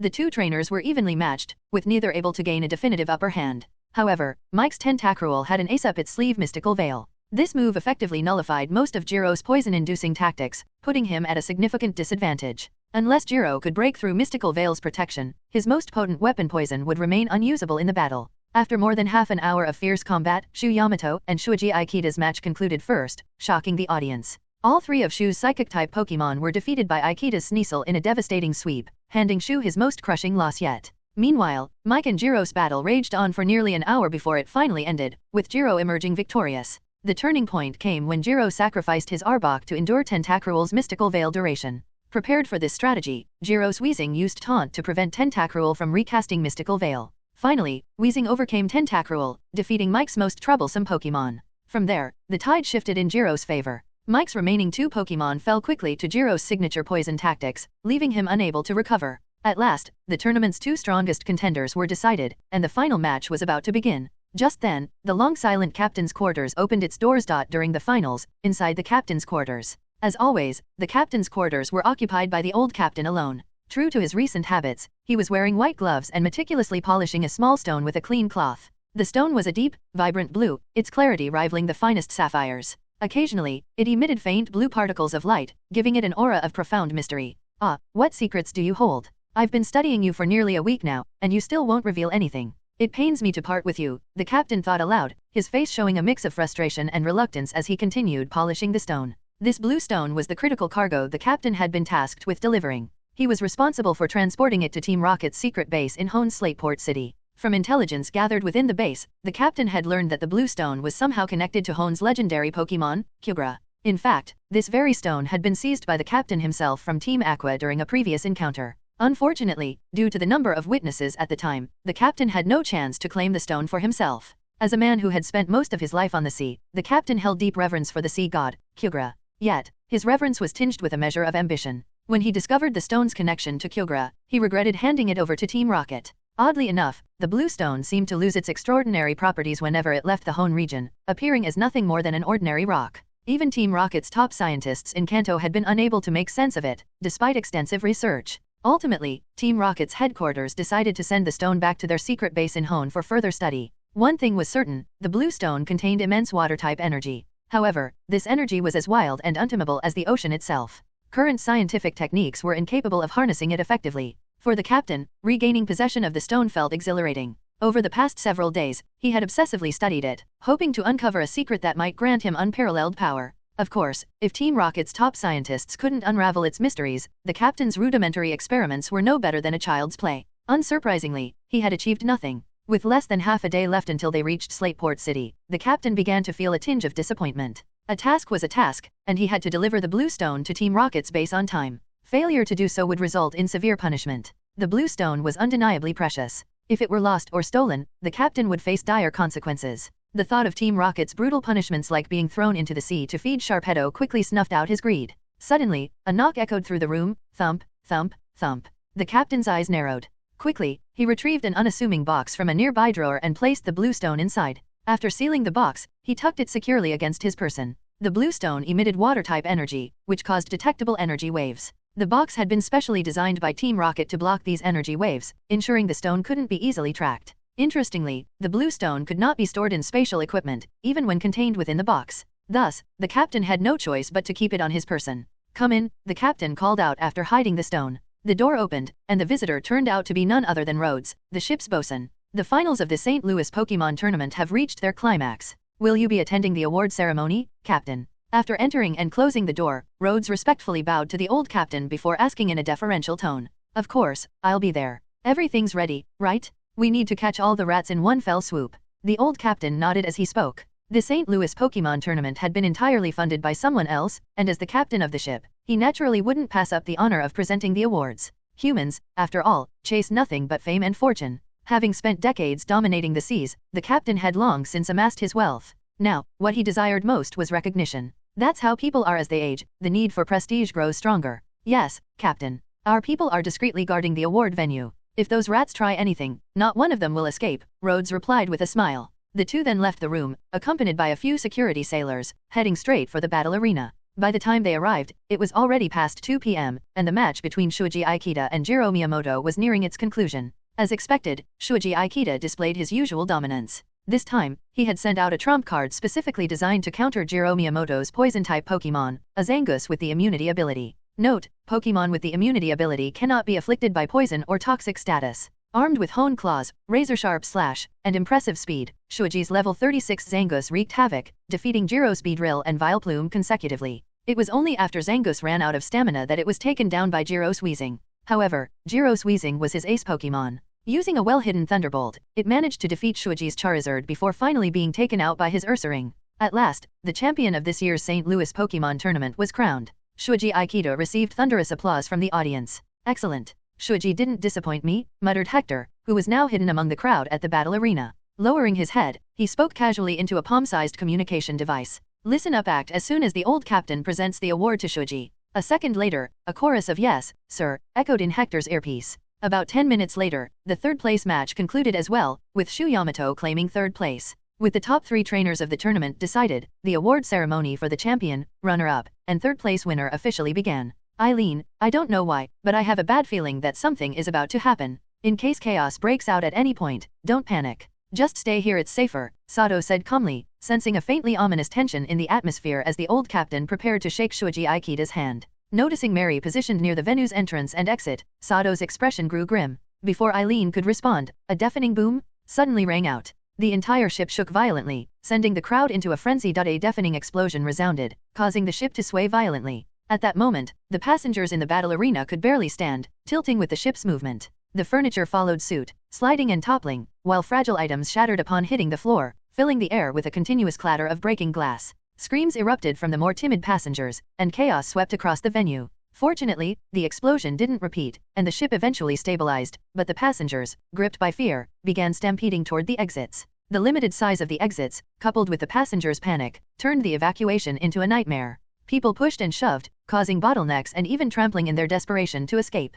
Thankfully, the ship's crew and attendants, all trained for emergencies, sprang into action. They worked to restore order, using Pokémon where necessary to calm the terrified crowd. "What the hell is going on, Rhodes?" The captain's face was a mix of anger and shock as he turned to Rhodes, who looked equally incensed at the chaos unfolding in the award venue. "Captain, the engine room has exploded, and the ship is taking on water. It's going to sink." Before Rhodes could answer, a sailor in uniform burst out from a corner, holding a walkie-talkie and shouting in panic. His words sent the crowd into a frenzy. Whatever semblance of order had been restored evaporated instantly as passengers ignored the crew's attempts to calm them and surged toward the exits in sheer desperation. A sinking ship was no trivial matter. If they didn't escape in time, everyone aboard could be doomed to go down with it. How could this happen? How dare they do something so reckless? Have they lost their minds? Standing on the award platform beside the captain, Wigel's face was dark with fury. His hands, adorned with numerous expensive rings, gripped a nearby railing tightly, his knuckles turning white. These lunatic rats? I'll kill every last one of you. Come out, you filthy cowards. If you have a grudge, take it out on me. How dare you harm my ship? I'll destroy you all. The captain, upon hearing the news that his beloved ship was sinking, turned pale as a sheet, his anger blazing like fire. He roared furiously at the crowd below the stage, his voice trembling with rage. The St. Louis was the captain's pride and joy, a vessel that had accompanied him through nearly half of his life. To him, it was like a child. Now, that child was being destroyed, and the realization pushed him to the brink of madness. While the captain was losing himself to anger, Rhodes remained calm and composed. Without hesitation, he summoned a level 45 Feraligatr and a level 43 Reishu, positioning them as guards in front of the captain. At the same time, he directed several security sailors to form a protective barrier around Wigil and the tournament's top-ranking trainers, watching the non-crew members warily. Captain, don't fall for their tricks. This place is no longer safe. Leave the rats to us. And you lot, why are you still standing there? Get the captain out of here immediately. Rhodes quickly restrained the furious captain, who was about to charge into the fray, and spoke to him in a calm and reassuring tone. Strictly speaking, the captain was Rhodes' foster father and had once recognized his talents, offering him guidance and opportunities. Even though Rhodes had now far surpassed the captain in strength, he remained loyal and willingly served under him. You're right, Rhodes. Let's go. We need to head back to the captain's quarters immediately. The captain, a man seasoned by years of sailing through storms and peril, had acted impulsively in his anger. However, Rhodes' words brought him back to his senses, and he quickly regained his composure. Without hesitation, he ordered Rhodes to escort him away. The captain and a group of ship guards were just about to leave the platform through an emergency exit when Mary, Hector, and their accomplices hidden among the crowd made their move. The first to strike were none other than the two award recipients standing alongside the captain on the platform earlier, Shuji Aikida and Shu Yamato. Shu Yamato's Alakazam suddenly materialized and unleashed Psychic, overpowering Feraligatr in an instant. At the same time, Shuji Aikida's Sneasel delivered a vicious feint attack, knocking Reishu off the platform. With Feraligatr and Reishu neutralized, the two Pokémon immediately turned their attention to the captain. Alakazam's eyes glowed blue as it prepared to use telekinesis to yank the captain from the crowd, while Sneasel unleashed Icy Wind to keep the ship guards and their Pokémon at bay. You've gone too far? Reishu, use Thunderbolt. Feraligatr, Hydro Pump. Rhodes, his eyes filled with fury, immediately commanded a counterattack. Unfortunately, both Reishu and Feraligatr were already occupied. Mary's level 42 Poliwrath was locked in a brutal clash with Feraligatr, while Hector's level 43 Sceptile intercepted Reishu, preventing either from aiding the captain. In this electrifying moment, everything seemed meticulously planned. Rhodes found himself completely pinned by Mary and Hector, leaving him unable to assist the captain. However, to the attacker's surprise, someone unexpected made a move. Jiro Miyamoto, who had been quietly observing from the side, suddenly sprang into action. A Jengar leaped out from his shadow, launching a shadow ball that struck Alakazam squarely. Boom. Caught completely off guard, Alakazam crumpled under the super-effective attack from the Ghost-type move. Its fragile defenses couldn't withstand the hit, and it collapsed instantly. Meanwhile, an inconspicuous patch of muddy ground near Sneasel swelled unexpectedly. A mook emerged and engulfed the unprepared Sneasel in one swift motion. Ha, ha, ha. Lord Rhodes, don't forget what you promised me after all this is over, Jiro Miyamoto said with a sinister grin after neutralizing the immediate threat to the captain. Well, the mantis stalks the cicada, unaware of the Oriole behind, Sato thought to himself as he watched the dramatic turn of events unfold from the temporary medical room where he had been hiding. His gaze lingered on the ongoing chaos around him, and a glimmer of murderous intent flashed in his eyes. These raving lunatics have gone too far. They need to be eradicated, he mused, feeling a growing unease amidst the chaos. Hello, everyone! As we wrap up this video, I want to share a quick note. I have a Patreon account. If you'd like to support me and enjoy on-demand audiobooks, you can become a Patreon member. Alternatively, you can check out my Google Drive link, which has 500+ novel audiobooks available through my Ko-fi or Patreon shop. I appreciate your support.